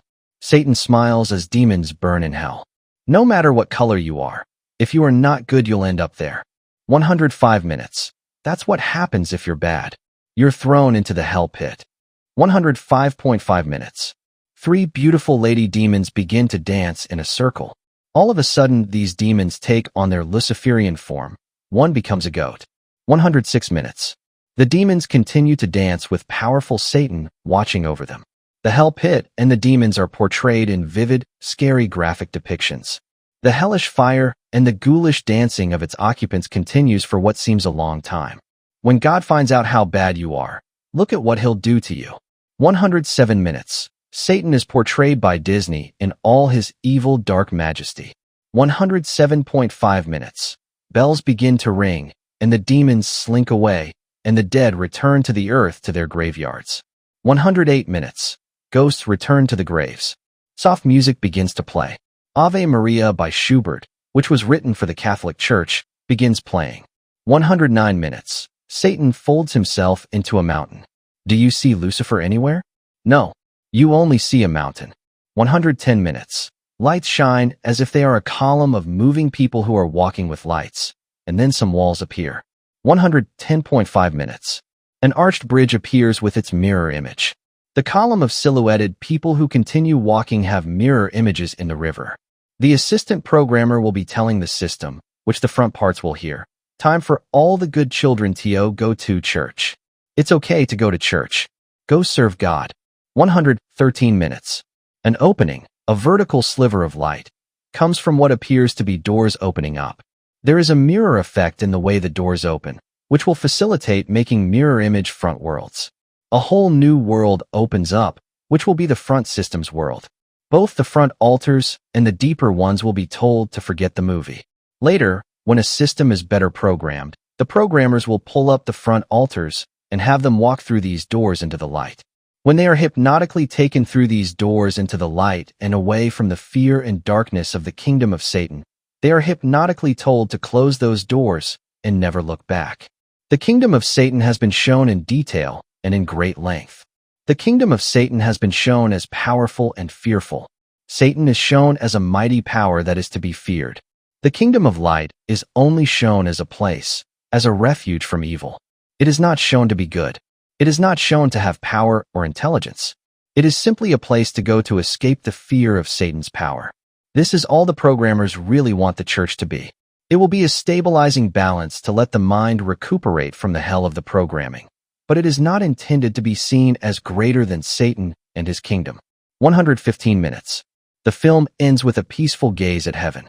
The child is being told in the last few minutes, that world belongs to you. It's a beautiful world. It's the world we want you to live in. It's beautiful. After all the hell that is eventually dumped on the child, and the scare that Satan gives them in this Fantasia film, the child is only too happy to create a beautiful world to live in. The effectiveness of Disney's Fantasia is that it is used to communicate to and build the unconscious structures within the child's mind. The unconscious mind is the seat of our creative abilities. Then the conscious mind makes adaptations to this unconscious thinking. Now that the reader has covered so much, the following quotes, with bold emphases added, take on even deeper meaning. Joe Flower in Prince of the Magic Kingdom. Walt Disney was obsessed with creation, driven to build magical worlds not, as many artists are, out of paint and canvas, or words, or even film, but physically, out of concrete, wires, smoke, electricity, and highly programmed employees. Page 23. Julian Halevi in Nanan decries Disney taking this nation into a drift to fantasy. He adds, one feels our whole culture heading up the dark river to the source. That heart of darkness where Mr. Disney traffics in pastel trinket evil for gold and ivory. For those who understand programming, Aubrey Minon's comments about Disney's success are profoundly appropriate. The strongest desire an artist knows, to create a world of his own where everything is just as he imagines it. John Chardy was not so nice. He termed Walt Disney the shyster in the backroom of illusion. Eliot said, while his filmed fairy tales may have appeared at first glance to be light and dreamlike, upon closer examination, they seemed more like nightmares of deconstructed reality. The text then describes how these films were used on children whose minds and souls were stolen from them. Because many of the child slaves programmed with Disney themes are given roles in bringing in the Antichrist, Walt Disney and his family have played a major role for the Antichrist. And now you can see how accurate the Word of God is when it says, what is highly esteemed among men is an abomination to God. Types of sources. People who have worked for Disney and who are receiving pensions and medical insurance have talked about Disney under the condition of anonymity. The Disney hierarchy will not permit exposure without retaliation. Several non-Disney people who helped uncover facts for this section were threatened that their children's lives would be taken if they continued to investigate Disney. What I, Fritz Springmeier, finally put in this is solely my responsibility. Books on the Hollywood film industry and Disney films. About 20 books were reviewed to understand who the Disney brothers were and what the Disney company was about. One of the best was The Art of Walt Disney, From Mickey Mouse to the Magic Kingdom by Christopher Finch, 1975. Standard biographical reference books such as Who's Who in the West, 1951, World Biography, Current Biography 1952, etc. Critics of Disney's movies, including articles exposing The Lion King, Media Spotlight's article on Fantasia, Rush Limbaugh's comments about Disney betraying viewer trust, and Spotlight's February 26, 1996 article, Disney Turns Back on Family Values. Magazine and newspaper articles, such as the Oregonian article on a Disney director being a convicted child molester, New York Times, Newsweek, and others. A key set of investigative reports by Harry V. Martin for the Napa Sentinel, 1989, exposed Illuminati/CIA/Contra drug-running activities in Napa Valley involving Roy Disney. Victims of Illuminati mind control who recovered memories of being programmed at Disneyland and Disney World. Watching Disney movies as an investigative tool to understand how Disney programs and indoctrinates the public into witchcraft, etc. The author has personally been to both Disneyland, Anaheim, California, and Disney World, Orlando, Florida. Walt Disney Company Annual Reports and the Directory of Corporate Affiliations, 1986.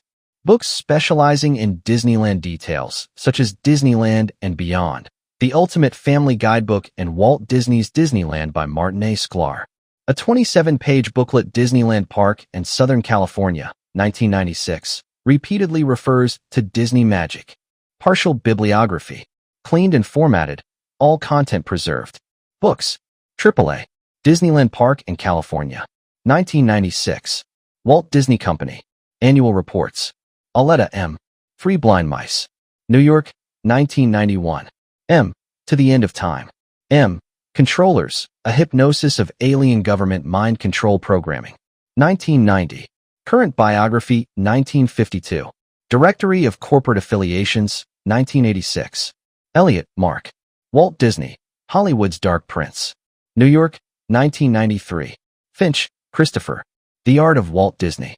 Hagstrom, G. Jr. The Warren Way. John L. Motives, Ethical Problems. Monty R. Reynolds and Frank E. Reynolds. Three Worlds According to King Ruana. Jane Reynolds. Cosmobiology. Lloyd J. K. Reynolds. My Dear Rundmeister. And many others listed in your document. Periodical sources. Cleaned. All content preserved. Appellation, October/NOV 1995. Garden, October 1996. Napa Sentinel, 1989 Investigative Series. Mon 2000, number 12. Encounter Chronicles Journal of Scientific Intelligence. Media Spotlight, Fantasia. New York Times, various articles. Press Democrat, San Francisco Chronicle, San Francisco Examiner, etc. Spotlight, February 26, 1996. Many others listed in your text. R.J. Reynolds Industries of Winston-Salem, North Carolina had annual sales of over $6 billion and 37,000 employees. I have the 1976 profit figure for the company, $353 million. The company was a giant conglomerate. It owned R.J. Reynolds Tobacco Company, Del Monte Corporation, Sealand Service Incorporated, Amine Oil Incorporated, R.J. Reynolds Foods Incorporated, R.J. Reynolds Industries International, R.J. Reynolds Leasing Corporation, R.J. Reynolds Development Corporation, R.J. Reynolds Tobacco International Incorporated. The Reynolds family has had major influence in all of these. R.J. Reynolds Tobacco Company was the second largest tobacco company in the United States. It produced Winston, Salem, Camel, Vantage, Moore, Now, Doral, Real, Century, Sterling, Prince Albert, Carter Hall, Kodiak, Levi Garrett, and other brands. The company also had major foreign operations. Del Monte Corporation was the largest producer of canned fruits and vegetables in the world. It also produced Hawaiian Punch, Contadina, Starkist Tuna, and other food products. Sealand Service Incorporated was the largest containerized shipping company in the world. Amine Oil Incorporated was a major oil company with operations in the United States, the Middle East, and elsewhere. R.J. Reynolds Foods Incorporated produced Hawaiian Punch, Chunking, Patio Foods, Morton Frozen Foods, and other food products. R.J. Reynolds Leasing Corporation leased ships, aircraft, rail cars, and other equipment. R.J. Reynolds Development Corporation was involved in real estate development. R.J. Reynolds Tobacco International Incorporated handled foreign tobacco operations. The Reynolds family has had a major influence in all of these companies. R.J. Reynolds Industries of Winston-Salem, North Carolina had annual sales of over $6 billion and 37,000 employees. I have the 1976 profit figure for the company, $353 million. The company was a giant conglomerate. It owned R.J. Reynolds Tobacco Company, Del Monte Corporation, Sealand Service Incorporated, Amine Oil Incorporated, R.J. Reynolds Foods Incorporated, R.J. Reynolds Industries International, R.J. Reynolds Leasing Corporation, R.J. Reynolds Development Corporation, R.J. Reynolds Tobacco International Incorporated. The Reynolds family has had major influence in all of these. R.J. Reynolds Tobacco Company was the second largest tobacco company in the United States.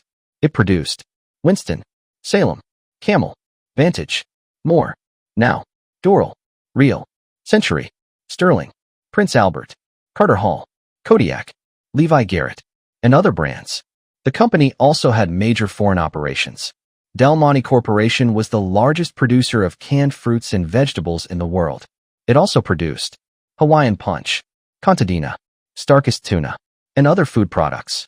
Sealand Service Incorporated was the largest containerized shipping company in the world. Amin Oil Incorporated was a major oil company with operations in the United States, the Middle East, and elsewhere. R.J. Reynolds Foods Incorporated produced Hawaiian Punch, Chunking, Patio Foods, Morton Frozen Foods, and other food products. R.J. Reynolds Leasing Corporation leased ships, aircraft, rail cars, and other equipment.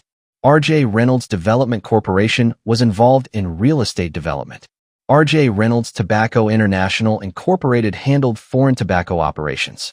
The Reynolds family has had a major influence in all of these companies. This audiobook was uploaded by Hidden Whispers Revelation on YouTube. Please subscribe and like the video to support this work if you enjoyed listening.